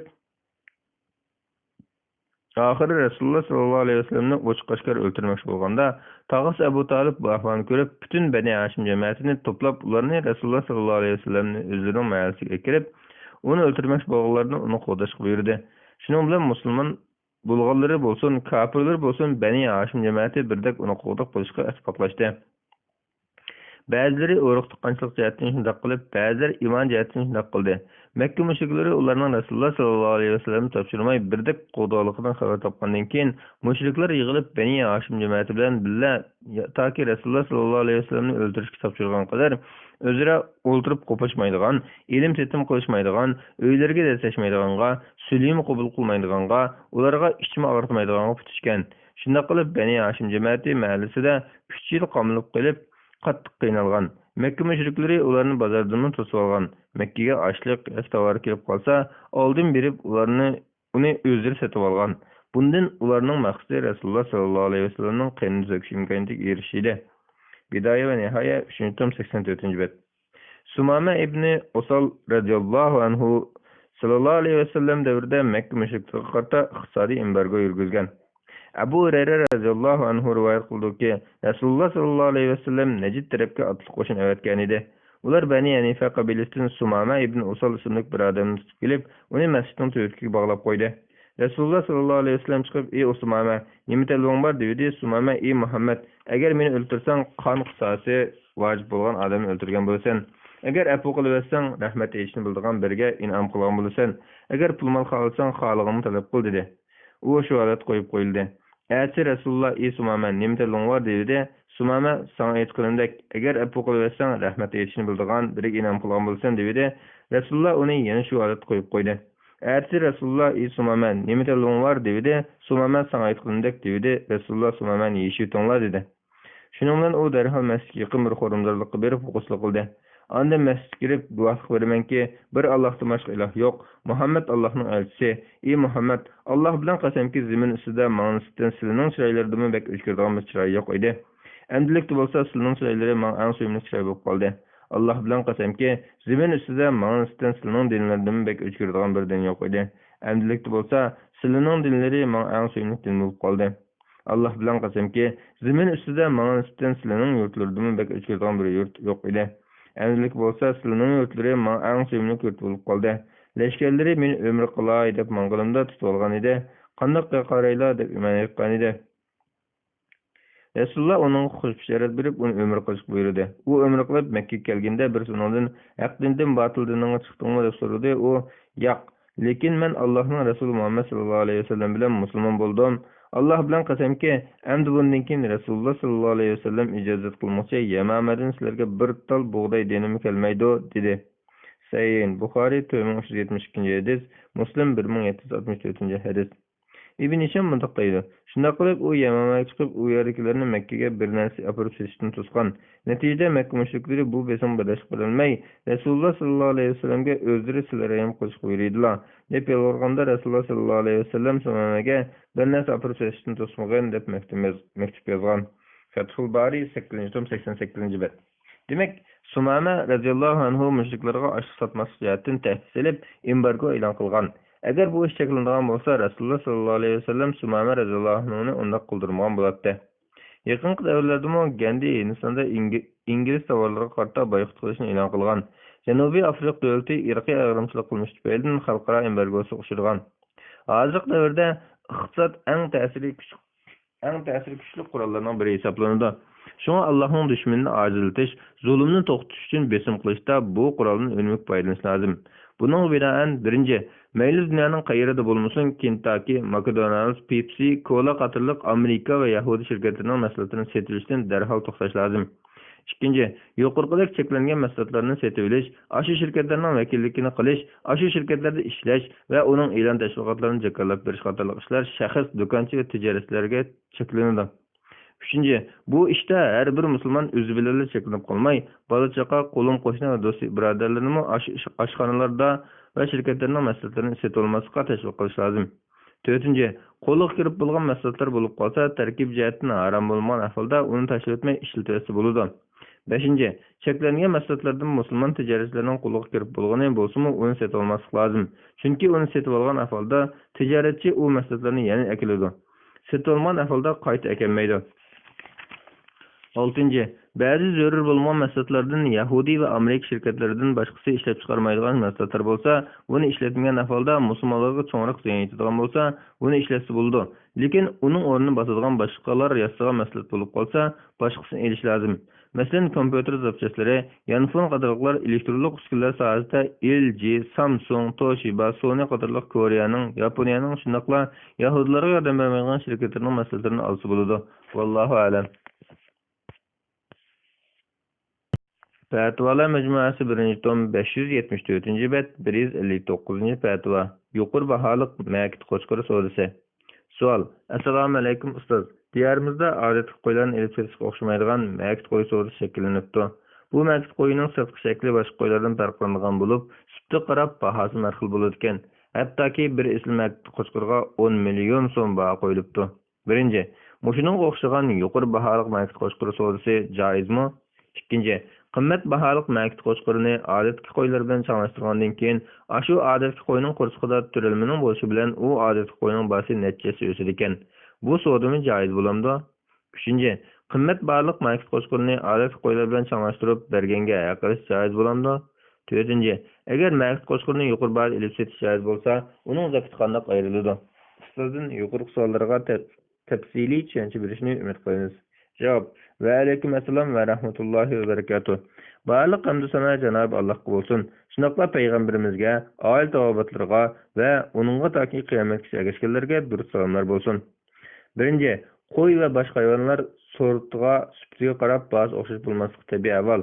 Makit qo'yda setib olg'ich qiziqadigan alohida sifatlar topilsa, aldamchilikdan, soxtalikdan xoli bo'lgan ahvolda xohlagan bahoda sotsa olsa bo'ladi. Janob Alloh Qur'on Karimda bunday degan: "Va ahallallohul bay'a va harrama riba." Alloh taolo ilm setimni halol, jazoni harom qildi. Baqara surasi 275-oyatning bir qismi. Makit qo'yini setish tijoratdan iborat bo'lib, tijorat deganda har kim xohlagancha baho qo'yib, setib olganlarmi rozi bo'lgan baho setib oladi. Buningda kishi erkindir. Makit qo'yiga o'xshash nasllik kala, tuga va arab otlarimi shunday setiladi. Buningda cheklimi yo'q. Ya'la ibn Umayya radhiyallohu anhu Hazrati Umar zamonida Najran valisi edi. U rivoyat qilib bunday deydi: Abdurrahman ibn Umayya Ya'la ibn Umayyaning qarindoshi bir baytalni 100 yosh tukki setib olgan edi. Satqıçı pushaman qilib Umar radhiyallohu anhuning oldiga berib, Ya'la bilan qarindosh kelgan mening bir baytalni tortib oldi deb arz qildi. Shuning bilan Umar darhol Ya'laga huzurimga kelgan deb maktub yozdi. U Umarning huzuriga kelib bo'lgan ahvolni ma'lum qildi. Umar sizlarda at mushu bağı chiqamdi deb so'radi. Ya'la bundan ilgari birer atning bundoq bağı chiqqanligini bilib boqmadim dedi. Shuning bilan Umar uningga undaq bo'lsa 40 qo'ydan bir qo'y zakat ilib, atdan zakat olmamdoq. Har bir atqa bir tilla zakat olgan deb buyurdi. Shunday qilib har bir atqa bir tilladan zakat belgildi. Yuqorqi vaqalikda sahoba kiramlar isl atlarni yuqori bahoda ilib sotgan. Xalif Umar radhiyallohu anhu buningga e'tiroz bildirmagan. Ikkinchi, makit qo'yi chaptirilgandan keyin bu sog'liqni bo'g'oz deb setish joiz. Chunki bo'g'oz ekanligi odatda ba'zi belgilardan bilinadi. Muhazzabning sharhida bunday kelgan: aslida noma'lum savdo mushu hadisga asosan botildir. Bu yerda aniq noma'lumlik bo'lgan, saqlanish mumkin bo'lgan savdodir. Ammo uning ehtiyoj tushadigan, saqlanish mumkin bo'lmaydigan, masalan, uyning uli, qo'rsoqdagi turalma, bir yoki ikki yoki erkak yoki kishi bo'lish, yoki a'zolar to'liq yoki kam bo'lish ehtimolli turuqliq, bo'g'oz hayvonni setib olish, yana yilnida sut bor sog'liqni setib olish qatorliqlarga o'xshagan narsalar kelsak, bularni baliq olmaning ijmosi bilan setish to'g'ri bo'ladi. Takmilatul Majmu 946-bet. Makit qo'yi chaptirilganligi, boshqa qo'yning chaptirilmaganligi, shundoq turalmaning ashu makit qo'yidan bo'lganligi aniq bo'lsa, bu sog'liqni homilasi sababdan yuqori baho setishga bo'ladi. Bu vaqtda ixtilof bo'lgan bo'lsa-mu, lekin setishga bo'ladi degan qarash kuchli. Takmilatul Majmu 905-bet. Agarda sog'liqning qo'rsqitiki turalmaning o'zini yolg'iz ayirib turib, savdasi joiz bo'lmaydi. Shunaqla sog'liqqa ayrim, turalmaga ayrim baho qo'yib savdasi joiz bo'lmaydi. Yana turalmani elib qilib sog'liqni savdasi bo'lmaydi. Takmilatul Majmu 970-bet. İmam Sarxasi mundaq deydi: hayvonni setib qo'rsqitiki turalmani mustasno qilib etsa, savdo fasid bo'ladi. Chunki qo'rsqitiki turalmani o'z oldiga maqsad qilib sotqili bo'lmagandan keyin uni mustasno qilib ayrilishmi, xuddi qo'li bilan putini ayrilishga bo'lmagandeklar joiz bo'lmaydi. Bu shuning uchunki turalma onasi bilan bir tutash gavda bo'lib turgan ahvolda u xuddi onasining bir parchasiga o'xshaydi. Hayvonning bir parchasini ayirib savdolash qilib bo'lmaydi. Mustasno qilib chiqarib savdolash qilib bo'lmaydi. Chunki turalma qo'rsoq texan ma'lum. U erkakmi, dishimi, birmi yoki ikkimi bilmaydi. Agarda mustasno qilingan turalma noma'lum bo'lsa, mustasno qilingan onami noma'lum bo'ladi. Natijada savdolashgan narsaning noma'lum bo'lishi savdoning joiz bo'lishini to'sadi. Al-Mabsut 13-19-bet. 3. Makit qo'yini va yoki kala, ot, tugilardek boshqa bir erkak hayvonni sog'liqqa chaptirib berganga haq qilish joiz bo'lmaydi. Chunki Nafi rivoyat qildiki, Ibn Umar radhiyallohu anhu bunday degan: Rasululloh sallallohu alayhi vasallam erkak hayvonni chiqib chaptirishdan topgan pulni cheklagan. Sahih Buxoriy 2284-hadis. Bu işten maksat ada bo'lishi erkak hayvonning shahvatiga bog'liq narsa bo'lg'achqa, bu bir xil noma'lum ishdan iborat. Shundaqla esil axloq fazilat bilan odamgarchilikka mos kelmaydigan bir ishdir. Lekin sodlashmagan yoki shartlashmagan ahvolda erkak hayvonning chaptirilishga odat ko'rib tursa, chaptirib bo'lgandan keyin sog'liq hayvonning egasi erkak hayvonning egasiga bir narsa hadiya qilsa, qabul qilsa bo'ladi. Anas radhiyallohu anhu rivoyat qildiki, Kilab qabilasidan bir odam Rasululloh sallallohu alayhi vasallamdan erkak hayvonni tishiga chaptirish uchun nima qilish to'g'risida so'radi. Rasululloh sallallohu alayhi vasallam uni to'sdi. U odam: "Ya Rasululloh, biz erkak hayvonni tishiga chaptirish uchun berib tursak, hadiya qilib izzatlanamiz" dedi. Rasululloh uningga hadiyani qabul qilishga ruxsat qildi. Sunan Tirmizi 1274 hadis. Albani sahihda bağlagan. 4. Ma'bud qo'yi boshqa qo'ylarga o'xshash, agar 40 qo'y bo'lgan ahvolda bir qo'y zakot keladi. Agar undaq sonda ko'p bo'lmay qimmat baliq bir yoki bir qancha ma'bud qo'y bo'lsa, buning qimmati sortiga qarab odatda zakot keladigan boylik o'lchamidan eshib ketadigan bo'lsa, zakot beradigan chaq kelsa, elib sotadigan tijorat tovri qatorida bozordagi bahos bo'yicha hisoblanib, butun qimmatining 2.5% miqdorida zakot aylaydi. Vallohu a'lam.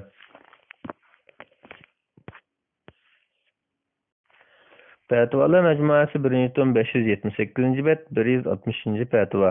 Terilg'i yerni ijaraga berish. Savol: Assalomu alaykum. Terilg'i yerni ijaraga bersa bo'lamdi? Javob: Va alaykum assalom va rahmatullohi va barakatuh.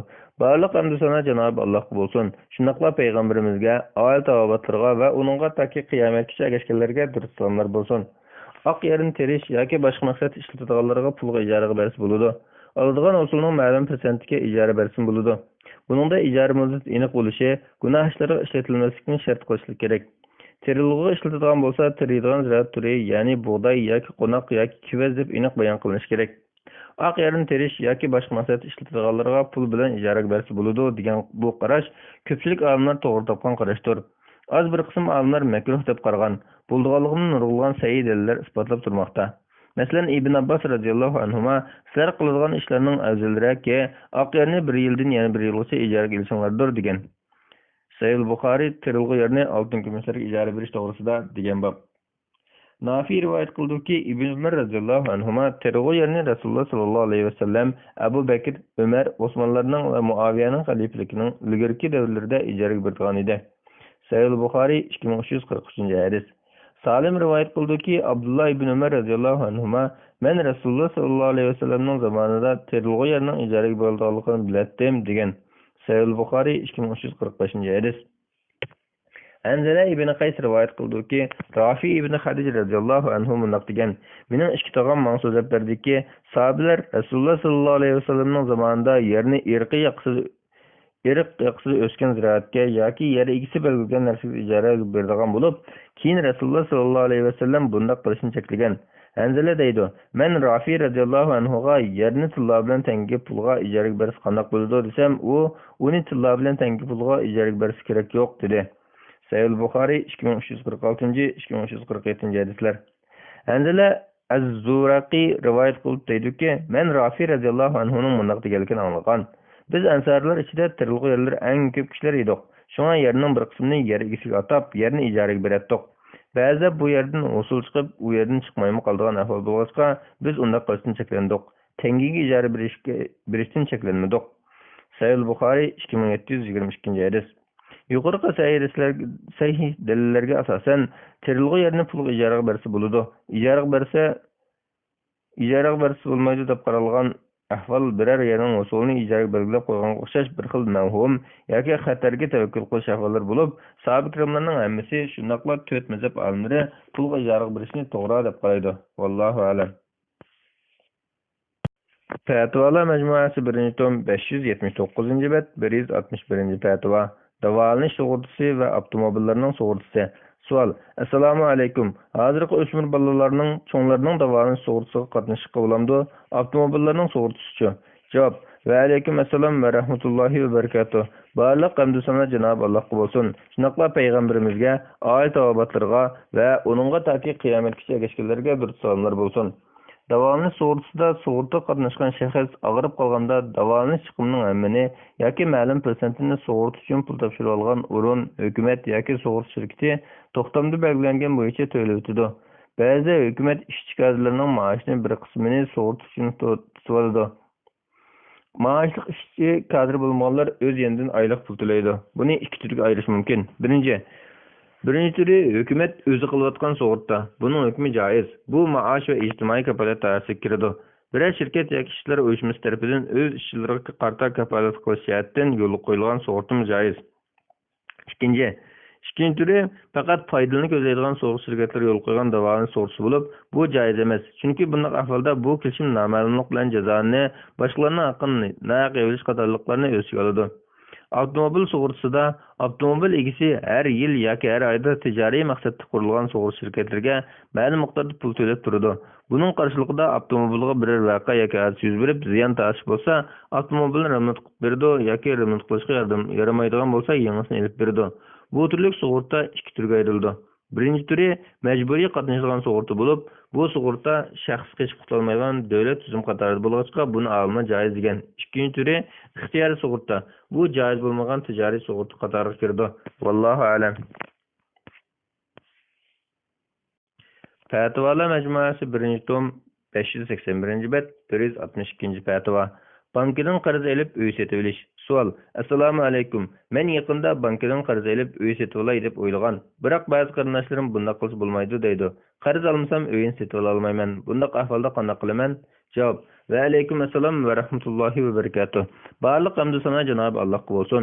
Shundaqla payg'ambarimizga, oila tavobatlarga va uningga toki qiyomatgacha durud salomlar bo'lsin. Janob Alloh Qur'on Karimda jazoni o'zimlarni harom qilib etgan. Cezani bilan muomala qilishni tashlamaganlarning Allohga jang e'lon qiluvchilardan bo'lganligini muayyanlashtirgan. Hadislarda jazoni muomala qilganlar la'nat qilingan.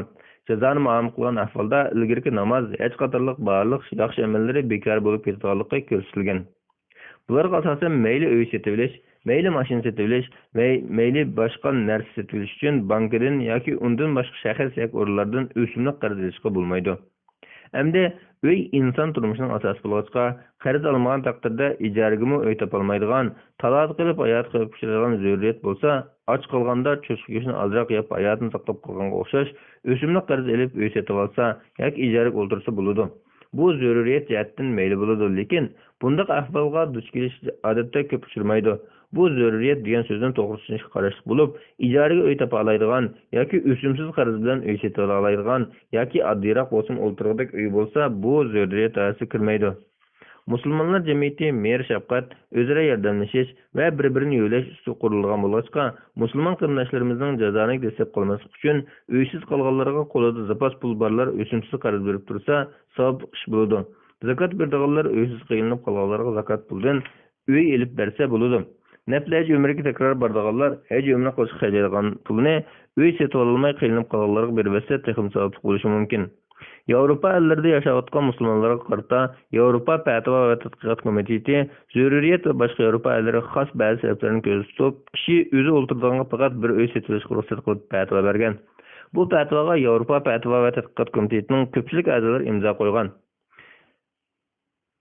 A'zolarning az bir qismi shunaqla boshqa ba'zi olimlar bu fatvoga qo'shilmagan. Qandaqli bo'lmasin, Yevropa elləridagi musulmonlar intayin qiyin sharoitda yashaydigan bo'lsa, ashu davlatlarda ashunday qiyin sharoitda yashaydigan musulmonlar xolisa ashu fatvo bo'yicha amal qilsin bo'ladi.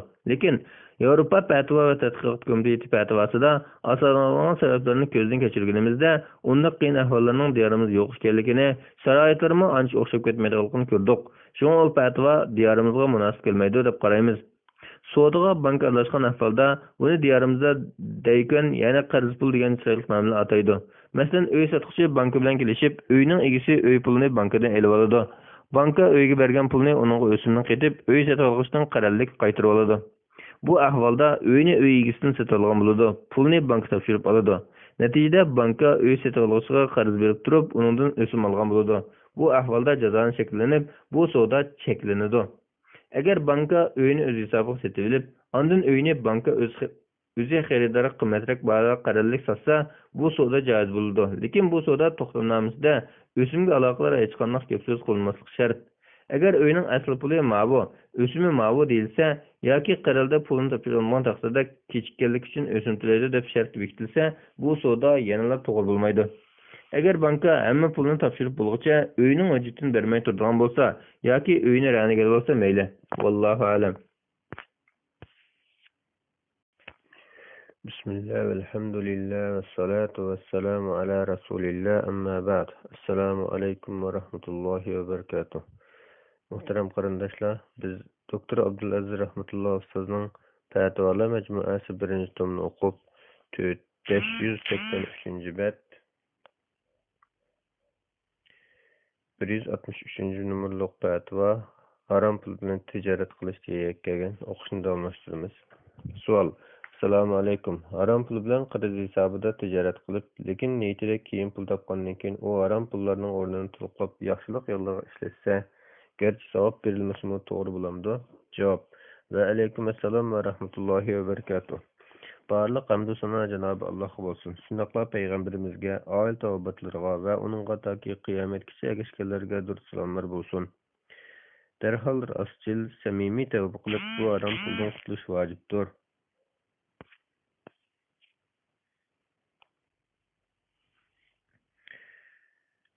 Eğer bu pullarning egisi ma'lum bo'lsa, egisiga qaytarib berish, egisi noma'lum bo'lsa, kambag'allarga tarqatib berish orqali bu pullardan qutulish zarur.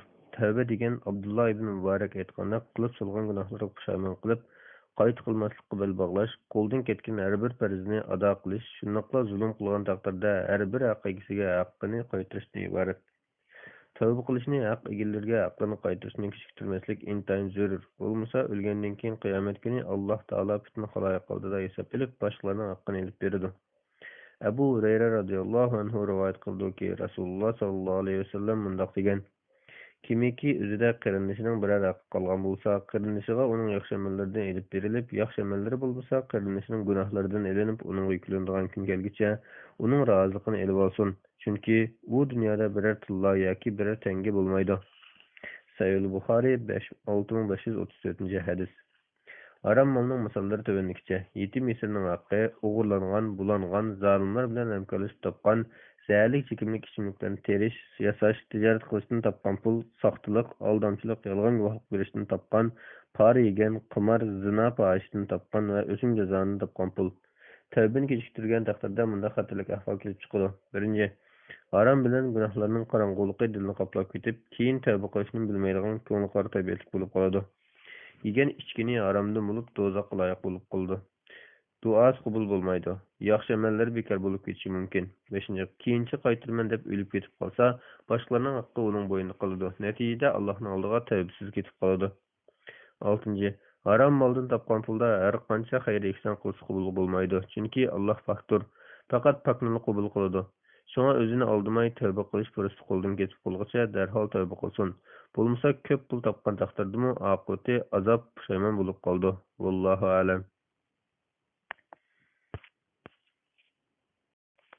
Fatvolar majmuasi 1-tom 584-bet 164-fatvo. O'simi bilan diri aralashib ketgan pul. Savol: Assalomu alaykum. Men yaqinda jamoat fondi pulimni olgan edim. Bu pul ish xizmatchilaridan har oyda az-azdan tutilib menib bankada saqlanadi. Yildan yilga o'simi diriga ana pul qo'shib meniverdi. Men bu pulni butun qo'limga olgan vaqtimda qanchalik o'sim bo'lganligini bilolmadim. Bilsam o'simni berib o'tib foydalansam bo'ladi. Bu shunday pullarni qanday bartaraf qilsa bo'ladi? Javob: Va alaykum assalom va rahmatullohi va barakatuh. Barliq hamd sana Cenab-ı Allah'a olsun. Shundaqla Peygamberimizge, oil tavobatlarga va uningga taki qiyomatgacha erishganlarga dur salomlar bo'lsin. Halal malga o'simdan iborat haram mal alashgan ahvolda malning hammasi haram bo'lib ketmaydi. Undaq bo'ladigan siz haram malni ayirib kambag'allarga yetkazib berish orqali qutulishingiz kerak. Agar halal mal qanchalik, haram mal qanchalik ekanligini ayira olsangiz, haram deb qaragan miqdorni ayirib kambag'allarga yetkazib berish orqali qutulishingiz kerak. Agar o'zingiz ayira olmasangiz, biror buxgalterning yordami bilan mo'ljallab ayirib olsangiz bo'ladi. Bundaq mo'ljallash usuli meychi zakni hisoblash, quduqdek shaylarga nijosat tushib ketganda suvni tozalash va boshqa narsalarni shariat ishlatgan usuldir. Haram deb qaragan miqdorni ayirib chiqarib o'tgandan keyin qolgan mal halol bo'ladi. Vallohu a'lam. Fatvolar majmuasi 1-tom 12-bob Jinoyat va jazolar. 165-fatvo. Jon kirib bo'lgan homilani qasddan tushirsa to'lam to'landi. Savol: Assalomu alaykum hurmatli ustoz. Qo'rsoqdagi jon kirib bo'lgan homilani yo'ldishi yoki o'zi doktorxonaga berib tushirsa, qasddan tushirayotganligi ma'lum bo'lsa, xun haqqi kelamdi? Javob: Va alaykum assalom va rahmatullohi va barakatuh. Barlıq hamd sana Cenab-ı Allah'a bolsun. Şundaqla Peygamberimizge, aile tavabatlarga ve onunğa taki kıyametki şergeçkilerge durut salamlar bolsun. Qorsaqdaki bala 4 aylık bolgandan keyin jan kirgizilip, tuluq insan şekilde muayyenleşip qolasqa, her qandaq bir sebep bilen onu çürütüşke bolmaydı. Çünkü bu bir jana tajavuz qilish, Allah Taala öldürüşni haram qilgan janni öldürüşni ibarat ig'ir jinoyat. Barliq olimlar qarshida haram ish. Buningda ko'z qarash o'xshamaslik yo'qdir. Texnik kuchli qarashda 4 oydan burun çürütüşmü haram. Hamilni çürütüşke sebep bolgan kişiге төлем төлеш keledi. Buningda sebep bolğuçy ana bolsun, yoki ati bolsun, yoki doktor bolsun, yoki boshqa birisi bolsun, qasddan bolsun yoki qasddan bolmasun, hammasi o'xshash. Çürütüşke sebep bolsa, xunaqqa diyet töleş vacip boladi. Buningga belgilengen diyet hadisde bir qul deb belgilengen. Abu Salama Abu Hurayra radhiyallohu anhu rivoyat qildiki, Uzayl qabilasinin ikki ayol bir-biriyle urushib qolib, biri yana bir amir ayolning qo'rsig'iga tosh etib, qo'rsiqdagi balasini o'ldirib qo'ygan. Ular Rasululloh sallallohu alayhi vasallamning huzuriga davolashib kelganda, qo'rsiqdagi balaning xun haqqini o'g'il bo'lsin yoki qiz bo'lsin, bir qul deb hukm qildi. Sahihayn Buxoriy 5758 hadis, Muslim 1681 hadis. Buningga belgilengen diyetini puluq sundurganda, er kişinin diyetinin 5% kısmına beraber keldi. Yani 20'den biridir. Mesela bir insanga 100 tege can töylemi keldiğen bolğaçqa, hamilige 5 tege keledi. Pazarda 5 tege qancha pul bolsa, shuncha pul töylemi keledi. Töge bakmaydigan raylarda altın bilan ölçemiz. Bir er kişinin xun haqqı sap altından 1000 tilla bolup, bu tütün 250 kilogram to'g'ri keldi. Buning 5% 50 tilla bo'ladi. 1 tilla 425 gram barabar.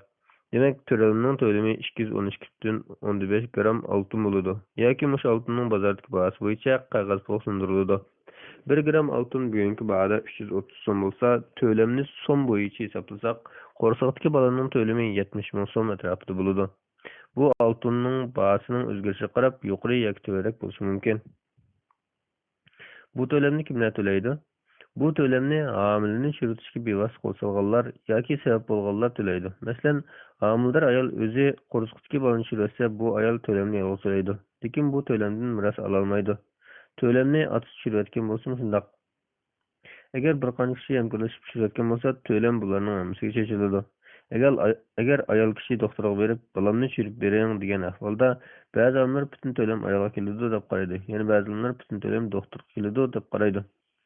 Bu tölemni kim oladi? Bu tölem qo'rsoqdagi bolaning mirosxo'rlari bo'lganlarga beriladi. Lekin uni chirayotgan qotil mirosxo'rlardan bo'lsa, bu mirosdan mahrum qilinadi. Ota-ona birlashib chirayotgan bo'lsa, asib tuqqanlardan eng yaqin bo'lganlar oladi. Asib tuqqanlar mirosxo'rlar bo'lib, ulardan boshqa mirosxo'rlar bo'lmagan ahvolda asib mirosxo'rlar mirosning hammini oladi. Ulardan boshqa mirosxo'rlar bo'lsa, boshqa mirosxo'rlar nasibalarni elib bo'lgandan keyin eshib qolgan mirosni asib mirosxo'rlar oladi. Oshmasa olmaydi. Agar otasining otasi bo'lsa, butun mirosni oladi. Agar otasining otasi bilan otasining yoki onasining onalari cho'ng onalari bo'lsa, otasining otasi bilan billa o'zaro shar'iy bo'lishadi. Agar otasining otasi bo'lmagan ahvolda, ulardan to'van darajadagi asib tuqqan mirosxo'r bo'ladi. Balaning jinsiy sababidan o'rtada to'lanib farq qilindi, farq yo'q.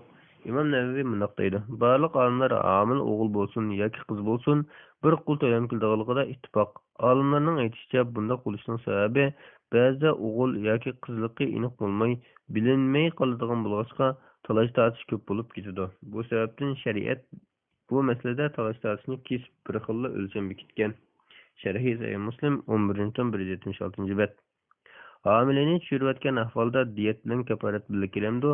Bundaq ahvolda olimlarning bir qismi diyetning ustiga kafarat vojib bo'ldi deb qaraydi. Kafarat bo'lsa, ariq-marqa uzildirib qo'ymay 60 kun ro'za tutish, ba'zi olimlar bu kafaratni mustahab deb qaraydi. Bu yerda shuni eslatib o'tish kerakki, birinchi, agar chürütilgan bola hayot yerga tushib, ondan o'lib qolgan ahvolda to'liq bir inson to'lim keladi. Ikkinchi, Törelme zinadan yoki bosqinchilikdan bo'lgan taqdirda 4 oydan keyin chürütish o'xshash harom bo'ladi. To'lanma keladi. 3. Meyitga ma'lum bo'lgan bolani 4 oydan keyin chürütishmi o'xshash harom bo'ladi. To'lanma keladi. 4. Eri ayolni bolani chürüt deb buyursa bo'lmaydi. Buyurgan taqdirda ayol erga bo'ysunmaslik kerak. Chunki bo'ysunish degan itoat bo'lgan ishlarda bo'ladi. Bo'ysunsa gunohkor bo'ladi. Chunki chürütgan jinoyat yuklanadi. Ali radhiyallohu anhu rivoyat qildiki, Rasululloh sollallohu alayhi vasallam mundoq degan: Gunoh ishda itoat qilish yo'q, itoat qilish degan to'g'ri ishlarda bo'ladi. Sahih Buxoriy 7257-hadis. 5. Ayollar shuni bilishi kerakki, bola degan Alloh bergan rizq. Uni beqib parvarish qilib yetishtirishga Alloh o'zi ega. Chunki u zot olamlarning parvardigori egasidir. Kim biladi, balki ashu bolada boshqa hech kimda bo'lmagan xayrlik, barakat bo'lishi mumkin. Shunga har bir inson taqdir ilib kelgan farzandining ko'ngli roziq bilan kutib olishi lozim. Bu o'zining dunyo va oxirat uchun yaxshi. Chiritish bir jinoyat. Buningga Alloh bekitgan jazodan qo'rqmay, to'lanma ado qilmay, maxluqlar bekitgan jarimadan qo'rqib, bolani chiritish ashu begunoh bir jon haqida, Allohning belgilab bergan chek-chegarasi haqida, millat haqida, jamiyat haqida, balki butun insoniyat haqida ishlangan intan qabih ham ig'ir jinoyat. Shundoqla bundoq jinoyatni sodir qilishga bevos qo'l tiqqan doktor, sestralarmi, bolani chiritish sabab bo'ladigan boshqa kishilarmi bu qilmishning oqibatidan qo'rqishi lozim. Chunki 4 oylik bo'lgan turalma, midirlaydigan, g'izolanadigan, nafaslanadigan bir xil jon. Bir jonni o'ldirish butun insonlarni o'ldirganga, hayotini saqlab qolish butun insonlarni saqlab qolgan barobar. Allohu a'lam. Fatvolar majmuasi 1-tom 166-fatvo. Meyib tug'ilish ehtimoli bo'lgan homilani tushiritish. Savol: Assalomu alaykum. Allohga hamd sanolar, payg'ambarimiz durust salomlar bo'lsin. Allohning fazli rahmati bilan dada bo'lganlik xo'sh xabarni anglab yuragimni xushallik aralash azon aramsizlik qopladi. Turmush tajribam va ang'am bilganlarimning kamligidan qattiq yo'tal va zukam bo'lgan ayolimga bir necha xil dori beribdiman. 3 kungacha pasamga yo'talni doktorga borsam, ayolingiz ig'ir ekan dedi. Doktorning deyishicha, homildor mezgilda dori ichsa, bolada aqliy ojizlik va g'alizlik alomatlari bo'lib qolarmish. Ota-onam bu ishni bilib oldi-vasin deb cho'ntib boqdi. Ota-onamni rozi qilmasam tehi. Men Alloh o'zi bergan, o'z parvarish qilgan bu amalni cho'qim sevib qilib duo qilsam Alloh salomat qilib berdi degan ishonch bilan birga yana bir xil ojizbanlikka xos xavfsirash tuyg'usida. Hurmat usta, sizdan shuni so'rag'im keldi. Bola 44 kunlik bo'pti. Uni oldirishga bo'lamdi, oldirmaslikqa, ya'ni ayolim ikkimizning ko'nglini texnik taskin topshirishga bo'lgan oyatlardan deb basili. Javob: Va alaykum assalom va rahmatullohi va barakatuh. Barliq hamd sana Janob Allohga bo'lsin. Shundoqla payg'ambarimizga, oil tavobatlariga va uningga toki qiyomatgacha ergashganlarga durud salomlar bo'lsin. 40 kun to'shqan turalmani ishonchli doktorlar birdek ittifoqlashib, onaning hayoti xavfli deb qolgan ahvol bo'lmasa, chiritish joiz bo'lmaydi. Yana homilning benormal tug'ilib qolish ehtimolidan ansirashmi, uni 40 kun to'shqandan keyin tushirishga sabab bo'la olmaydi. Chunki bu ko'pincha ahvolda ehtimolli ish bo'lib, ba'zida bola to'liq yetilib, sog' tug'ilib qoladi. Shunga texi homilning meyib tug'ilganligi doktorlar tomonidan jazmlashtirilgan ahvolda tushiritish harom bo'ladi. Uni qilayotgan ota-ona sabr qilib, Allohning ulashtirishiga to'liq taslim bo'lishi, Alloh tavakkul qilishi, Allohdan bu farzandni xayrli qilishni tilish lozim. Alloh taolo deydi: وعسى أن تكرهوا شيئا وهو خير لكم وعسى أن تحبوا شيئا وهو شر لكم والله يعلم وأنتم لا تعلمون. Əməliyyatda sizlərə xeyirlik bo'lgan bir narsani yomon ko'rib qolishingiz mumkin. Yana sizlarga yomon bo'lgan bir narsani yoqtirib qolishingiz mumkin. Alloh biladi, sizlar bilmaysizlar. Baqara surasi 216-oyatning bir qismi. Va in karihtumuhunna fa asa an takrahu shay'an va yaj'alallohu fihi khayran kaseera. Nisa surasi 19-oyat. Bir narsani yomon ko'rib qolganlar bilan Alloh uningdan nurg'unlagan xayrlikni qilishi mumkin. Rasululloh sallallohu alayhi vasallam bunday deydi: Mo'minning ahvoliga haqiqatan hayron qoldim. Haqiqatan uning barliq ishlari xayrlik. Bu mo'mindan boshqa hech kim yo'q. Agar uningga foydali ish bo'lsa, shukr qilsa, bu uning uchun xayrlik bo'ladi. Agar uningga ziyonli ish bo'lsa, sabr qilsa, bu uning uchun xayrlik bo'ladi. Sahih Muslim 2999-hadis. Saudiya Arabiston lejin doimiy organning fatvolarida mundaq kelgan: Meyib va yoki g'ayri tug'ilib qolishdan ansirgan homilani chiritish joiz bo'lmaydi. Balki meyiblikdan saq qilish mumkin. Uning ishi Alloh subhanahu va taoloning bir taraf qilishi qo'yib qo'yiladi. Lejin doim fatvolari 21-tom 249-nomer. Endi homilning meyiblikdan ansirgan ahvol bo'lmay, meyiblikki surat va tekshirish bilan keskin isbotlangan ahvolda 120 kunlik bo'lg'ichlikda ko'pchilik olimlar chiritish ruxsat qilgan. Rabitaga tava Islom fiqh akademiyasi mundaq mualliftirgan. Yuqorida bayon qilingan ahvoldagidek meyib homilani ota-onaning ma'qulligi bilan qo'rsoq ko'tarib 120 kun to'shmagan arliqdagi muddatda chiritish mubah. 1990 yil 2 oyda Makka Mukarramdagi 13 navbatli qurultaya. Lekin buningga ba'zi olimlar qo'shilmay joiz bo'lmaydi. Buningda moddiy tarafga qaramaslik lozim. Meyit tirimining dunyoga kelishidan nurg'un ibratlar, meyit va asablar xayrlik bor. Buningga sabr qilib Allohdan ajr ko'zlagan taqdirda ajr katta bo'ladi deb turib olgan. Lekin 120 kun to'shqandan keyin homil to'liq bir inson bo'lib bo'lg'achqa, meyitdagi isbotlangan taqdirdami uni chiritish harom bo'ladi. Buningda barliq olimlar ittifoq. Hozir tibbiy taraqqiyot imkoniyati ostida homilni suratga olib meyit yoki meyit emasligini keskin bilish mumkin. Yuqorilarga asosan sizning bolangizning meyitdagi aniq isbotlangan bo'lg'achqa tushirsangiz bo'lmaydi. Aniq isbotlanmagan bo'lg'achqa tushirsangiz bo'lmaydi. Lekin bundan keyin tekshirishlar natijasida ig'ir meyitlik ahvoli isbotlanib, keyincha tuzilib ketmaydigan bo'lsa, meyitlikni davolag'im bo'lmaydigan, tug'ilib qolsa intayin ig'ir ahvolda boshqalarga yuk bo'lib boshlaydiganligi, o'ziga va atrofdagilarga nurg'un alamlarni ilib keladiganligi isbotlansa, texir ruh pulini bo'lmaydiganligi uchun 120 kungacha Allohda oldirmay qaror qilish fursati bor. Alloh bu farzandni salomat qilsin, sizga va oilangizga xayrlik qilsin. Vallohu a'lam. Fatvalar Mecmuası 1-tom 595-bet 167-fatva. İnsan a'zolarini boshqa bir insonga hadiya qilish. Savol. Assalomu alaykum. Agar bir musulmon ma'lum kasal sababidan sakratga tushib qolgan bo'lsa, yana bir musulmon puli yo'q bo'lganlikdan ma'lum a'zo almashtirish operatsiyasi qildira olmagan ahvol ostida sakratga tushib qolgan musulmon o'z roziligi bilan badandagi saq a'zosini o'zining qarindoshiga hadiya qilishni xohlagan bo'lsa, shariatda buni hukm qanday qiladi? Javob. Ve aleyküm esselam ve rahmetullahi ve berekatuh. Barliq hamdu sana Cenab-ı Allah'a bolsun. Şundaqla Peygamberimizge, aile tabiatlarına ve onunla taki kıyamet kişi ergeçkenlerge dört salamlar bolsun. İnsan a'zolarini hadiya qilish yoki boshqalarga o'tinib berish masalasida hozirgi zamon olimlari har xil qarashda bo'lgan. Ba'zilari mutlaq chekilgan, ba'zilari ma'lum darajada ruxsat qilgan. 1988 yili 2 oyda Saudiya Arabiston Jiddi shahrida Islom fiqh akademiyasi 4-navbatli qurultayida to'plangan islom fuqarolari bir insonning hayot yoki o'lik bo'lgan boshqa bir insonning jismining a'zolaridan foydalanish haqida mazkur majmuaga sunilgan fiqhiy va tibbiy tadqiqotlarni ko'zga kechirgandan keyin shundaqla bu masalaning ilmiy va tibbiy taraqqiyot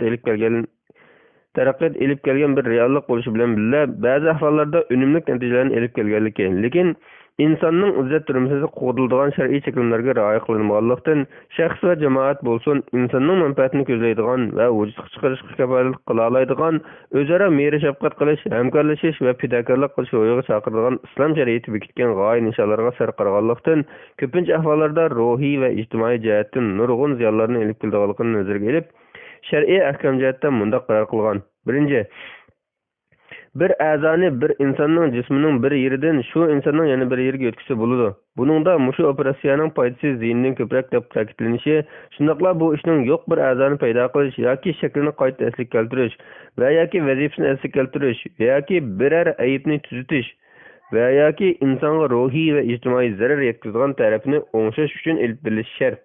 Ikkinchi, qon va teriga o'xshash o'zligidan yangilanib to'liqlanib turadigan a'zo bo'lsa, bir a'zoni bir insonning jismidan boshqa bir insonning jismiga yetkazsa bo'ladi. Buningda o'tinib bergichi to'liq qonuniy salohiyatga ega bo'lishi, shundaqla boshqa shar'iy shartlar tepilishiga rioya qilish lozim. Uchinchi, biror kasallik sababidan bir insonning jismidan kesib elitilgan bir a'zoni boshqa bir insonga silib foydalanishga bo'ladi. To'rtinchi, bir insonning hayot mamoti shuning qarashib bo'lgan yurakka o'xshash a'zoni hayot insondan boshqa bir insonga yetkash harom bo'ladi. 5. Bir insonning hayot mamoti shuning qarashib bo'lgan a'zo bo'lmasimi, lekin uning yo'qolib ketishi hayot yashash uchun zarur bo'lgan biror vazifani bekor qiladigan bo'lsa, bu a'zoni yetkash harom bo'ladi. Masalan, har ikki ko'zini yetkashga o'xshash. Ammo bu a'zoni yetkash asosiy vazifaning bir qismini bekor qiladigan bo'lsa, ahvol qarab ish qilinadi. 6. Jasaddan biror a'zoni hayoti ashu a'zoga qarashli bo'lib qolgan yoki jismidagi asosiy vazifalardan biri ashu a'zoga qarashli bo'lib qolgan hayot insonga yetkash joiz bo'ladi. Bundaq ahvolda meyit kishi o'lishdan burun ijozat berishi yoki o'lgandan keyin uning varislari ijozat berishi yoki meyitning varislari bo'lmasa yoki kimligi noma'lum bo'lsa, musulmonlarga ega bo'ladigan hokim tasdiqlashi shart. 7. Shuningga diqqat qilish kerakki, yuqorida a'zoni yetkash joiz deb qaralgan ahvollarda a'zo setilmaslik sharti bog'liqdir. Chunki har qanday ahvol ostida inson a'zolari setiladigan tovar qo'shib bo'lmaydi. Ammo Bu a'zodan foydalangan taraf zo'r tepilganda lozim bo'lgan a'zoni tepib yoki qilgan yaxshiligini qaytarish jihatdan pul hadya qilish masalasi bo'lsa, izlanishga to'g'ri keladigan masala. 8. Yuqorida bayon qilingan ahvollardan boshqa mushu masalaga kelishlik barliq masalalar izlanishga to'g'ri keladigan, undaq masalalarni kelar qatim qurultayda tibbiy aniqlar va shar'iy ko'rsatma sohasi ostida izlanish tashlash lozim. Allohu a'lam. Islom fiqh akademiyasi 2001-yil 11-27 Ramazon qisqart berindi. Albatta bu masalada joiz emas deydigan yoki ba'zi bir ahvollarda boshqa qaraydigan boshqa qarashlar mavjud. Lekin hamma qarash birdek inson a'zosini sezish harom deydi. Yuqorqi Islom fiqh akademiyasining qarashi olimlarning to'plashib chiqargan qarori bo'lg'achqa ko'ngil xotirjam bo'ladi. Shundaqla shariat ko'zlagan qulaylik, yangilik ziyonni tortish qatorliq g'oya nishonlarni vujudga chiqarishga mos keladi. Vallohu a'lam. Fatvolar majmuasi 1.598-bet 168-fatvo. 35 kunlik bo'lgan hamilni oldirib o'tish. Savol: Assalomu alaykum. Bir ayolning qo'rsiqiga 35 kunlik bo'lgan bo'lib, bu ayol boshqa 5 bolasini yaxshi tarbiyalash uchun bu bolani oldirsa bo'lamdi? Amal bor, tezroq javob berishingizni so'raymiz. Javob: Va alaykum assalom va rahmatullohi va barakatuh. Barliq hamd sana Janob Allohga bo'lsin. Shundaqla payg'ambarimizga, oila tavobatlarga va uningga toki qiyomatgacha erishganlarga durust salomlar bo'lsin. Qaysi bir bosqichda bo'lsin, biror shar'iy zaruriyat topilmagan ahvolda homilani tushiritish harom. Shar'iy zaruriyat deganimiz homil bo'lganlikdan onasining hayoti xavf yetkazishdek og'ir ahvollardir. Sizning bolalaringiz yo'q bo'la olmaslik yoki sal jafo tortib qo'yish shar'iy uzr bo'la olmaydi. Balani tushirtmay Janobi Allohdan bolalarni yo'q tarbiyalashda osonlik berishni, bolalarning rizqini keng qilishni, yaxshi odam bo'lishga nisb qilishni tilanglar. Vallohu a'lam. Fatvolar majmuasi 1.598-bet 169-fatvo. Boshqalarning it mushuklarini o'ltirib o'tishning hukmi. Savol: Assalomu alaykum. Qo'shni qo'limlarning orasida boshqalarning iti bekliq olib ketdi, to'qsi yo'llarga tushib mehnat qilib o'tdi, mushukka kaptirimni yeb ketdi deb boshqalarning it, to'qi mushuklarini urib, zaharlab o'ltirsa, hayvonlarni bizga o'xshash Allohning maxluqoti tursa, undaq qasd o'ltirsa, islomda qanday jazo bor? Javob: Va alaykum assalom va rahmatullohi va barakatuh. Barliq hamd sana Janob Allohga bo'lsin. Shundaqla payg'ambarimizga, oila tavobatlarga va uningga toki qiyomatgacha erishganlarga durust salomlar bo'lsin. Ziyon urmaydigan hayvonlarni uzrsiz holda bekardan-bekar o'ldiritish harom. Ammo mushuk boshqalarning cho'jilarini, kaptarlarini bo'g'ib, go'shtlarini o'g'irlab yeb ketadigan bo'lsa, ikki yo'ldan o'tganlarni qo'rqitadigan, tishlaydigan, qo'g'laydigan, kechilar qilib, bearam qiladigan, to'qila boshqalarning o'ylarini mehnat qiladigan, umuman qilib aytganda, bunda hayvonlar atrofga ziyon uradigan bo'lsa, bu bearamchilikdan xalos bo'lish uchun ashu it mushuklarni o'ldirishdan boshqa chora bo'lmasa, o'ldirsa bo'ladi. Egisini ogohlantirib, gap so'z bilan bir taraf qilgan bo'lgan turuqliq o'ldirsa, gunohkor bo'lish bilan birga egasiga to'lam to'lash lozim bo'ladi. Chunki islomda boshqalarga ziyon urish yo'q. Shunga it mushuk qatorliq hayvonlarni baqqallar boshqalarga ziyon urmay, kishilarni bearam qilmay, qo'rqitmay beqish lozim. Vallohu a'lam. Fatvolar majmuasi 1.599-bet 170-fatvo. Balani emitamdi yo oldirib o'tamdi? Savol: Assalomu alaykum. Birining quchqida 6 oylik bo'lgan bolasi bor ekan. Yaqinda yana bo'yda qopti. Taxminan 6 hafta atrofida bo'lgan bo'lsa kerak. Ularning bolasini 2 yoshga emishni aytib ekan. Undaqda qo'rqitib bolani oldirib o'tamdi yoki bolani emishdan to'xtasamdiq deganni bilmas ekan. Alloh rahmat qilsin. Javob: Va alaykum assalom va rahmatullohi va barakatuh. Barliq hamd sana Janob Allohga bo'lsin. Shundaqla payg'ambarimizga, oila tavobatlarga va uningga toki qiyomatgacha erishganlarga durust salomlar bo'lsin. Quchoqdagi bolani to'liq 2 yil emitishi vojib emas. Chunki Alloh taolo mundaq degan: "Val validatu yurdina awladahunna hawlayn kamilayn liman arada an yutimma ar-rida'a." Analar bolalarini to'liq 2 yil emitidi. Bu emitishni tamomlashni xohlaganlar uchundir. Baqara surasi 232-oyat. Allah Teala'nın bu oyatdagi bu emitishni tamomlashni xohlaganlar uchundir degan so'zi 2 yil to'liq emitishning vojib emasligini, 2 yil tamomlanishdan burun sutdan ayirsa bo'lganligiga dalildir. Tafsir Qurtubiy 3.162-bet. Endi qo'rsoqdagi homillik kelsak, to'g'ri qarashda bola turalgandan keyin mayli qancha kunlik bo'lsa tushiritish harom. Yuqoriqilarga asosan bolani tushirib o'tmay emitishni tamomlash qo'rsoqdagi bolaga ziyon bo'lgan taqdirda, quchoqdagi bolani 2 yil emitishdan 2 yil tamomlashdan burun sutni ayirsa bo'ladi. İnsan qaysi bolada xayrlik bo'lganini bilmaydi. Shunga Allohning tanlab berganini tanlagan tuzuk. Vallohu a'lam. Bismillah, velhamdülillah, ve salatu ve selamu ala Resulillah, amma ba'd. Assalamu alaikum ve rahmetullahi ve berekatuh.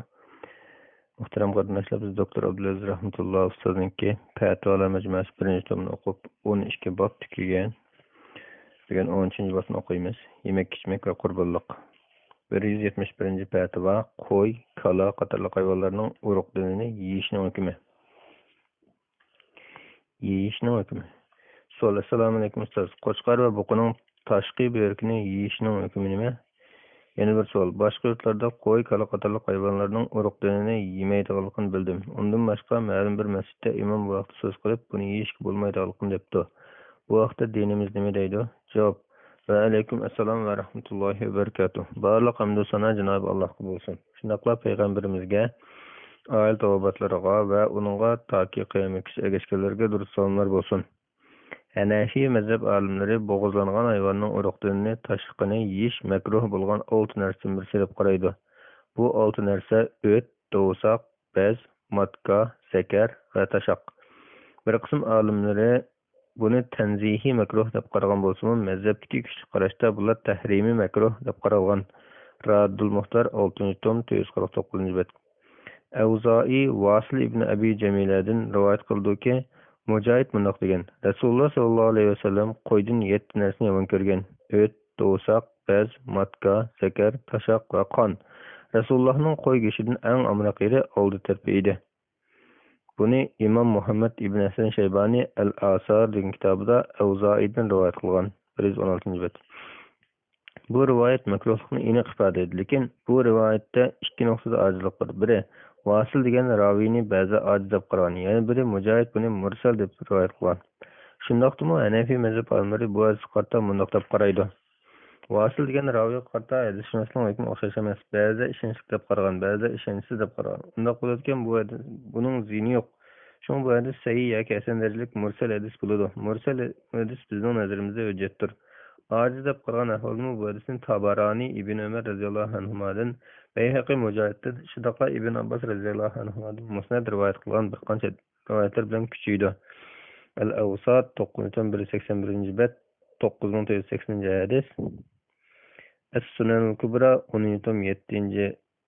bab I'la'us Sunan 16. bet 7833 hadis. Emniyette Mujohid o'rta darajalik tabiinlar ichida mursalni qabul qilish jihatdan eng yaxshisi bo'lib, buning mursal rivoyat qilgan hadisini qabul qilishda olimlar o'rtada kuchli qarash o'xshash emas. Ba'zilar qabul qiladi. Uning ustiga Beyhaqi va boshqalar ba'zi rivoyatlarni ojiz deb qarab, bu ojiz deb hukm qilishdagi sabab Beyhaqi rivoyati sanadi Muhammad ibn Hasan Shaybani rivoyati sanadidan farqli bo'lib, uningda Avzoidan keyingi ba'zi rivoyatlar ishonchsiz. Ammo İmam Muhammed rivayetinde İmam Muhammed bin Evzai'den, Evzai Vasil'den, Vasil Mucahit'in rivayet kıldı. Bu senette fakatla Vasil'de göz karşı o'xshash emas. Başka aciz ravi yok. Şuna Hanefi mezhep alimleri mursalni qabul qilishqa bu hadisni sahih yoki hasan darajalik mursal deb qarab qabul qilaverdi. İmam Ebu Hanife rahmetullahi alayhi qon haramdir, boshqa oltin yomon ko'raman degan. Chunki hurrimat alaykumul maytatu wad-damu wa lahmul khinzir. Sizlarga o'z o'lib qolgan hayvon, qon va cho'chqa go'shti harom qilindi degan. Maida surasi 3-oyat. Oyatda qon aniq harom qilinganligi uchun qon keskin harom. Harom degan keskin dalil bilan isbotlangani, boshqa olti narsa keskin dalil bilan emas, ijtihod dalil bilan yoki ta'vil qilish ehtimoli bo'lgan Qur'on oyatining zohir ma'nosi bilan yomon ko'rilgan. Chunki bu narsalar inson ko'nglini tortmaydigan narsalar bo'lib, bu makruh bo'lishining sababidir. Alloh taolo Araf surasi 1-oyatda ve yuharrimu aleykumul haba'is ularga napak narsalarni haram qildi degan. Raddul Muhtar 6. tom 249. bet.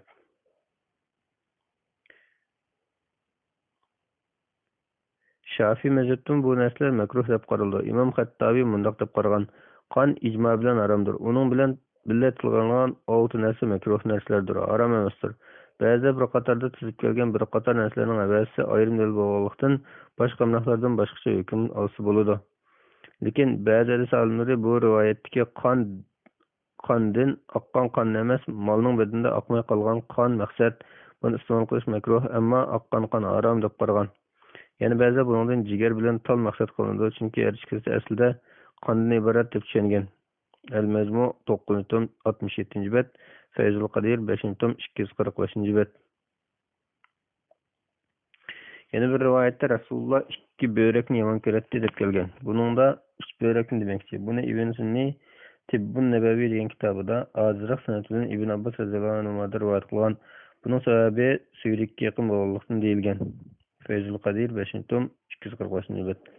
Hanbali mazhabda faqatla bez bilan yurak dolchini makruh deb qaraydi. Ular Rasululloh sallallohu alayhi vasallam bez yeyishni yomon ko'radi degan rivoyat bilan Rasululloh sallallohu alayhi vasallam yurak dolchinini yeyishni yomon ko'rgan degan rivoyatni akilish bilan birga bu ikki narsa yeguchiga ziyonliq deb sabab ko'rsatgan.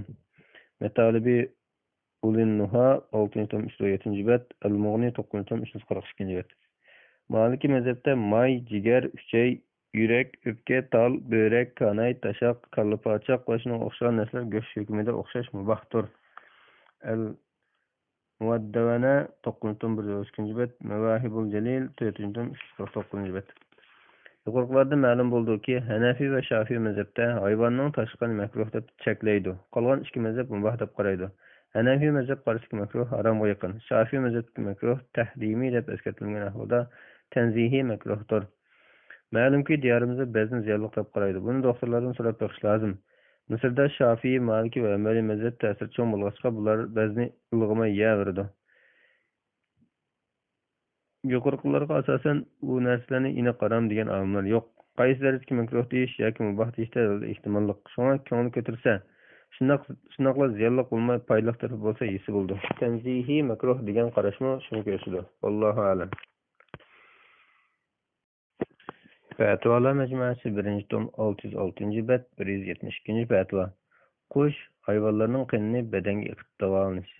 Savol: Assalomu alaykum. Odatda ba'zi hayvonlarning tabiati issiq. Shunga ba'zi kishilarimiz ularning qinini putqol og'riqlariga shifo deb qarab, bo'g'izlab badan sirtidan oqqizdi. Bu bo'lmamdi. Javob: Va alaykum assalom va rahmatullohi va barakatuh. Barliq hamd sana Janob Allohga bo'lsin. Shunaqla payg'ambarimizga, oil tavbatlarga va uningga toki qiyomatgacha ergashganlarga durud salomlar bo'lsin. Olimlarning birdek ittifoqi bilan qonni yeb ichish odatki ixtiyor ahvolda harom bo'lib, hayotini saqlab qolishga majbur bo'lib qolganda halol. Imom Ibn Qudama deydi, barliq olimlar o'zi o'lib qolgan hayvonning haromligida majbur bo'lib qolganda uning deyisi muboh bo'lganligida birdek ittifoqqa kelgan. Boshqa barliq harom qilingan narsalar shunga o'xshash. Al-Mughni 9 tom 330-bet. Alloh taolo mundoq degan: Ya ayyuhallazina amanu kulu min tayyibati ma razaqnakum washkuru lillahi in kuntum iyyahu ta'budun. Innama harrama alaykumul maytata wad-dama wa lahmal khinziri wa ma uhilla bihi li ghayrillah. Faman ittarra ghayra baghin wa la 'adin fala isma alayhi. Ey iman etganlar, biz sizlarni rizqlantirgan narsalarning paklaridan yanglar. Agar Allohga ibodat qiladigan bo'lsanglar, Allohga shukr qilinglar. Alloh sizlarga faqat o'zi o'lib qolgan hayvonni, qonni, cho'shi go'shini va Allohdan boshqasiga bo'g'izlangan hayvonni yeyishni harom qildi. Kimki ochliqdan majbur bo'lib qolib, ko'ngli xalab yoki chekdan oshmagan holda hayotini saqlab qolgudek yesa, uningga hech gunoh bo'lmaydi. Baqara surasi 172-173 oyatlar. Yana bundoq degan: فَمَنِ اضْطُرَّ فِي مَخْمَصَةٍ غَيْرَ مُتَجَانِفٍ لِإِثْمٍ فَإِنَّ اللَّهَ غَفُورٌ رَحِيمٌ. Kimki gunohni xalab emas, ochliqdan majbur bo'lib qolsa, uningga hech gunoh bo'lmaydi. Chunki Alloh intayin mag'firat qiluvchidir, mehribondir. Maida surasi 3-oyatning bir qismi. Demak, harom qilingan moddalarni iste'mol qilish zaruriyat bo'lmaganda harom. Shunga boshqalarning hayotini qutqarish uchun qanchalik davolash bo'ladi. Endi inson hayotini qutqarishdan boshqa odatdagi davolanishlarda qon bilan davolanish bo'lamdi degan masalada olimlarning qarashi ikki xil. Birinchi qarashda qon va shunga o'xshagan harom narsalarda davolanish harom, chunki uning shifoligi yo'q. Buning dalili Ibn Mas'ud radhiyallohu anhu aroq to'g'risida Alloh sizlarning kasalliklarining shifosini sizlarga harom qilgan narsalarni qilmagan degan. Sahih Buxoriy tatliq shaydan alvular bilan asar ish to'g'risida degan bu. İkinci qarashda harom qilgan narsalarning o'rnida turadigan halol dori bo'lmasa, harom bilan davolanish halol bo'ladi. Bu qarash bo'yicha Imom Navaviy yuqorqi hadisga qarata mundoq tushunish berdi. Nejis narsalarning o'rnida turadigan pok dori bo'lmasa, ondan uning bilan davolanish halol bo'ladi. Agar Agar pak doğru tepilse necis bilen davalanish barliq alımının qarşısında aram buludu. Allah sizlerinin kesilonlarının şifasını sizlerge aram kılgan alda aram kılgan eser kılmağan degan edisini muhinani düşünümüz. Demek u başka pak doğru bar bolgan ahvalda aram. Pakın tapılmağanda aram emes. El-Mecmu 945. İmam El-İz ibn Abdüssalam undaqlaydı. Necis neslerinin orunda turduğun pak doğru bulunsa, andan onundan davranış halal buldu. Çünkü ten salametlik ve sağlamlık faydası necis neslinin neri turuş faydasının sonrak. Kıvail Ahkam 1. tom 81. bet. Yuqorqi hüküm kan ve şuna oxşaş necis neslerini yep içi şakada kelgen bulup, bedenge iqtisip işletişimi şuna oxşaşmı, haram maddelarını bedenge iqtisip davranış bulamdı. Ma'lum ki Resulullah sallallahu aleyhi ve sellem'in devirde kan aldırıp davranış var idi. Resulullah sallallahu aleyhi ve sellem kan aldırgan. Tavus rivayet kıldı ki İbn Abbas radıyallahu anhuma mundaq degen. Peygamber sallallahu aleyhi ve sellem kan aldırıp kan elip koygan kişiye iş hakkı vergen. Burnuğa doğru temitkan. Sahih Bukhari 5691. hadis. Aşı tariqada kan aldırgan ahvalda kan ya kan aldırgan kişinin ya kan elip koygusunun bedeniga yo'qib ketadi. Bundaq ahvalda yuyup tozalasa bo'ladi. Undaq bo'lgan qonni yeb ichib iste'mol qilish bilan bedanga tekkizish, farqli qon bedanga tekkizish yengil bo'lishi kerak. İmam İbn Taymiye kan elip qo'ygan kishining qo'li haqida bundaq degan. Endi uning qo'liga kelsak, agar uning nijosat bo'lmasa, uning qo'li boshqa barliq musulmonlarning qo'liga o'xshash bo'lib, xuddi istinjo qilganda qo'l maynet bo'lib qolsa, orqada yuvasa ziyin bo'lgandekla, qo'lini yuvasa qon bilan shaltoq bo'lganning ziyini yo'q. Mecmu'l Fatva 1. tom Mecmu'l Fatva 30. tom 191. bet. Bunun asasen davalanish ihtiyacı için qo'sh hayvonlarning qinini bedenge iqib davalanish bo'ladi. Keyin bedanni pokiz yuvasi bo'ladi. Vallohu alam. Fatvalar Mecmuasi 1. tom 173. fatva. Qurbonlik pulini boshqa joyga avatmoqchi bo'lganda qaysi joy bahos bo'yicha bo'ladi? Savol: Assalomu alaykum. Men Turkiyada qurbonlik pulini Urumchiga avatmoqchi. Pulni qaysi davlatning bahos bo'yicha hisoblayman? Cevap: Ve aleyküm esselam ve rahmetullahi ve berekatuh. Bağlık hamdü sana Cenab-ı Allah'a olsun. Şunakla Peygamberimizge, ayet avabatlarga ve onunla taki kıyamet kişi egeskelerge dürüst salamlar olsun. Kişi öz turotkan jayda yalğız bulgaçka kurbanlık kılış kıyın bolsa, yaki başlayatki ailesi uruqtık kalır kurbanlık köşüge muhtaç bolsa, yaki bazı Avrupa devletlerinde kurbanlık kılış olsa kılmayırgan ahval bolsa, kurbanlık pulunu başka evetip, kurbanlık kılış işte başkalarını vekil kılış buludu. Çünkü bunda kılganda meyli qaysi yerde bulmuşsun, yenilikkan ekitip kurbanlık kılıştan ibaret bu alaylı ibaret uyduk çıkan buludu. Başka cahitki aile ve ruhtukalları muhtaç bulgan ahvalda, ularga kurbanlık pulunu evetse, ular kurbanlık kılsa evzel. Çünkü bu kurbanlık bilen bile sile rahim buludu. Her qaysi devletlerdeki kurbanlık mal bahası okşaş bulmaydı. Kurbanlık pulunu başka cahit evetkende, qaysi yayının bahasını hesap koyuş, hakkada birer kösetme, yaki birer alımның fetvasını uçuratmadım. Ba'zi turayotgan joydan boshqa joyga pul avatgan taqdirda bir qo'yning puliga 2 qo'y kelgan ahvolim bo'ladi. Lekin bu yerda maqsad qurbonlik qilish bo'lg'achqa, mayli qaysi yerda qurbonlik qilinsa, bu ibodat ado bo'ladigan bo'lg'achqa, qurbonlik qilingan joyda qurbonlik shartiga to'shadigan bir mol keladigan pul bo'lsa bo'laverdi. Shunga pulni belgilashda qurbonlik mol setib olinib, qurbonlik qilinadigan joyning bahasi hisob qilinsa bo'ladi. Ba'zi turayotgan joydagi 2 qo'yning puliga qurbonlik qilmoqchi bo'lgan joyda bir qo'y kelgan ahvolim bo'ladi. Bu ahvalda qurbonlik qilinadigan joyning pulini avatish lozim. Undaq bo'lmaganda qurbonlik setilinmay, qurbonlik qilinmay qoladi. Yoki o'lcham to'shmaydigan mol kesiladi. Allohu alam.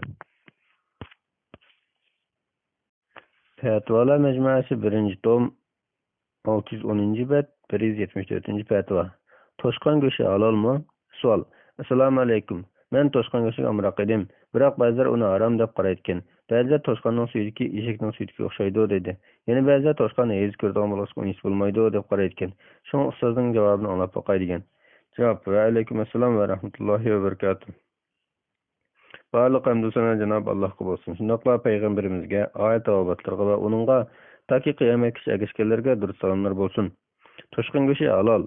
Hisham ibn Zayd ibn Anas ibn Malik rivayet qildi ki, onun bo'lsa Anas ibn Malik radhiyallohu anhu munaq degan: Biz Marriz Zahran degan joyda bir toshqonni qochirib qo'ydik. Kishilar xali yugurib boqib, uni tutolmay yerib qolishganda men uni qo'lab tutib oldim. Uni Abu Talhaga elib kelsam, uni bo'g'izlab ikisini yoki ikki qo'lini Rasululloh sollallohu alayhi vasallamga avatib bergan edi. Rasululloh uni qabul qildi. Sayyin Buxoriy 535. hadis, Muslim 1953. hadis. İmam Navavi dedi: Toshqon go'shtini yeyish Malik, Abu Hanifa, Shafiy, Ahmad va ba'liq ulamolar nazarida halaldir. Faqatla Abdullah ibn Amr ibn As radhiyallohu anhuma bilan Ibn Abi Layla ikkalandan makruh deb qaralganligi aytilgan bo'lib, ko'pchilikning dalili mush hadis va shunga o'xshash hadislardir. Uni cheklash to'g'risida biror sahih dalil isbotlanmagan. Sharhi Sahih Muslim 10-tom 105-bet.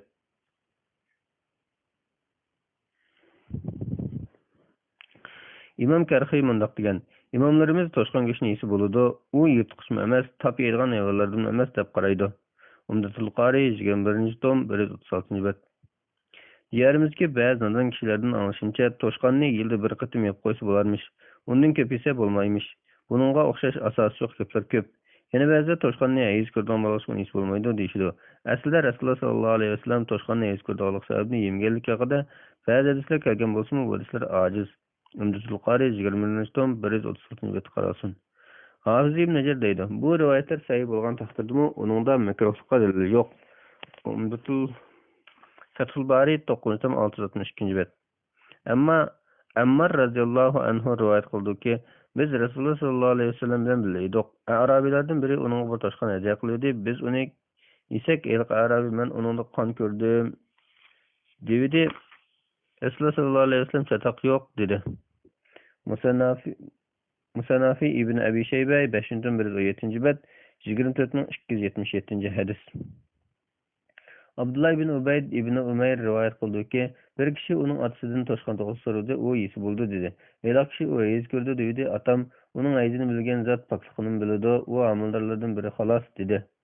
Musanafi ibn Abi Shayba 5-tom 117-bet, 24-275 hadis. Abdullah tabi'lardan bo'lib, uning otasi Ubayd Rasululloh sallallohu alayhi vasallam zamonida tug'ilgan cho'ng tabi. Ba'zi Rasululloh sallallohu alayhi vasallam ko'rgan deb qaraydi. Allah va uning rasuli halol degan narsa haloldir. Hech kimning Alloh va uning rasulining o'rnida bir narsa harom yoki halol deb o'ylash huquq bo'lmaydi. Vallohu a'lam. Fatvolar majmuasi 1-tom 612-bet, 175-fatvo. Kirpi go'shtini yeyish bo'lamdi? Savol. Assalomu alaykum qadrli ustoz. Bizning bir tuqqanimiz bir xil kasal giriftor bo'lib qolgan bo'lib, teplar uzoq mazgil kirpi go'shti yeb berishni buyurgan ekan.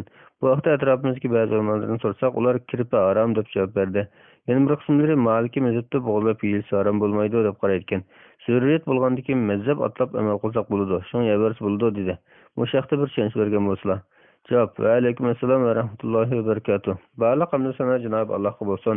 Shunaqla payg'ambarimizga, oil tavobatlarga va uningga toki qiyomatgacha ergashganlarga durud salomlar bo'lsin. Kirpining go'shtining hukmida olimlar o'tirda ko'z qarash o'xshamasligi bor. Imom Abu Hanifa rahmatullohi alayhi bilan Imom Ahmad harom deb qaragan.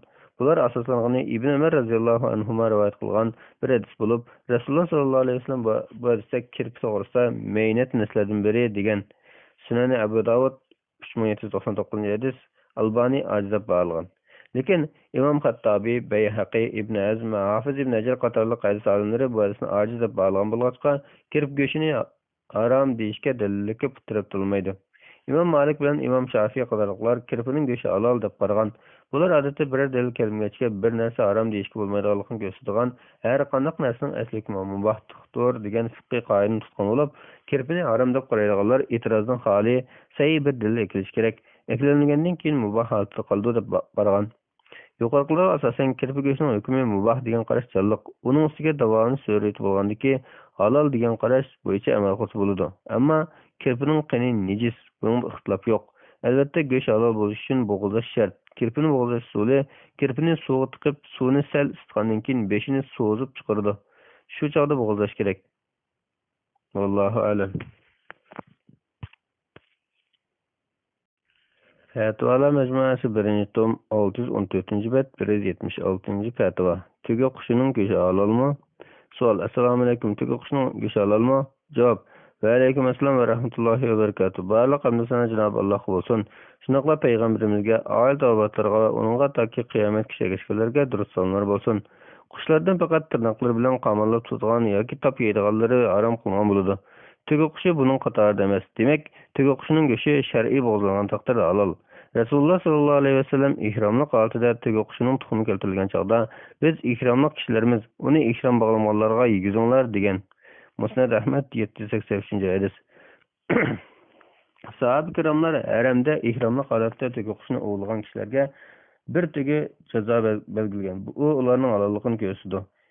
Sahab kiramlar bayramda ihromlik holatda tug o'qishini o'g'lagan kishilarga bir tegi jazo belgilagan. Bu uning halolligini ko'rsatdi. Imom Bayhaqiy rivoyat qildiki, Osman, Ali, Zayd ibn Sabit, ibn Abbas, Muaviya va Abdullah ibn Mas'ud radhiyallohu anhular bir tegi o'qish o'g'lisa bir tegi jazo keladi deb belgilagan. Tabiinlardan Sayyid ibn Musayyib bilan Urvadinmi shuni rivoyat qilingan. Imom Malik men ta'zirsa ihromli kishi bir tegi o'qishni o'ltirsa bir tegi keldi deb anglab turibman degan. As-Sunan al-Kubra Bayhaqi 582 bet 9646 9652 numar. İmam Şafii rahmetullah aleyh eğer ihromli kishi tegi o'qishni o'ylab qolsa uning bir tegi jazo bor degan. Al-Um 290 bet. Olimlar yana tegi o'qishining tuxumini chiqayotgan yoki o'g'lagan ihromli kishining jazosini to'xtalgan. Bularning hammasi tegi o'qishning go'shtining halolligini ko'rsatdi. Imom Ibn Abidin bundoq deydi: "Bilginki tegi o'qish bilan g'oz tegiga o'xshash bo'ynining ost tarafidan bo'g'izlandi." Raddul Muhtar 6-303 bet. Vallohu alam. Fatvalar majmuasi 1-tom 615 bet 177 fatva. Chumuliyat davolanish. Savol: Assalomu alaykum va rahmatullohi va barakatuh. Chumulni yeyish halolmi? Bu savolni so'rashdan maqsad mening bir do'stimning chechi tushib ketib, aypangbosh bo'lib qolgandi. Bir tep qora chumuli yesang soch undirdi debdikan. U do'stim qora chumulni 5-6 oy yebdikan, asl soch undi. Men bu to'g'risi halolmi, harommi shaklanib qoldim. Javob bergan bo'lsangiz. Javob: Va alaykum assalom va rahmatullohi va barakatuh. Barliq hamd sana Janob Allohga bo'lsin. Shunaqla payg'ambarimizga, oil tavobatlarga va uningga toki qiyomatgacha ergashganlarga dursalomlar bo'lsin. Hasharotlarni yeyish masalasida olimlarning ikki xil qarashi bor. Ko'pchilik olimlarning qarashida barliq hasharotlarni yeyish harom. Hasharotlar ichida faqatla chigirtkani ayrim mezgillik uchun halol deb bilgan. Maliki mazhab vakillik qilgan qarashda barliq hasharotlar halol. Haram deganlar asoslangani chunki bundoq narsalardan sog'lom tabiat yurgindi. Uni mehnat deb qaraydi. Alloh taolo bundoq degan: "Va yuharrimu alaykumul khaba'is." Ularga halol pok narsalarni halol qildi, nopok narsalarni harom qildi. Araf surasi 157-oyat qismi. Yana olimlar bundoq bir qoida kelib chiqqan: o'ltirishga buyurgan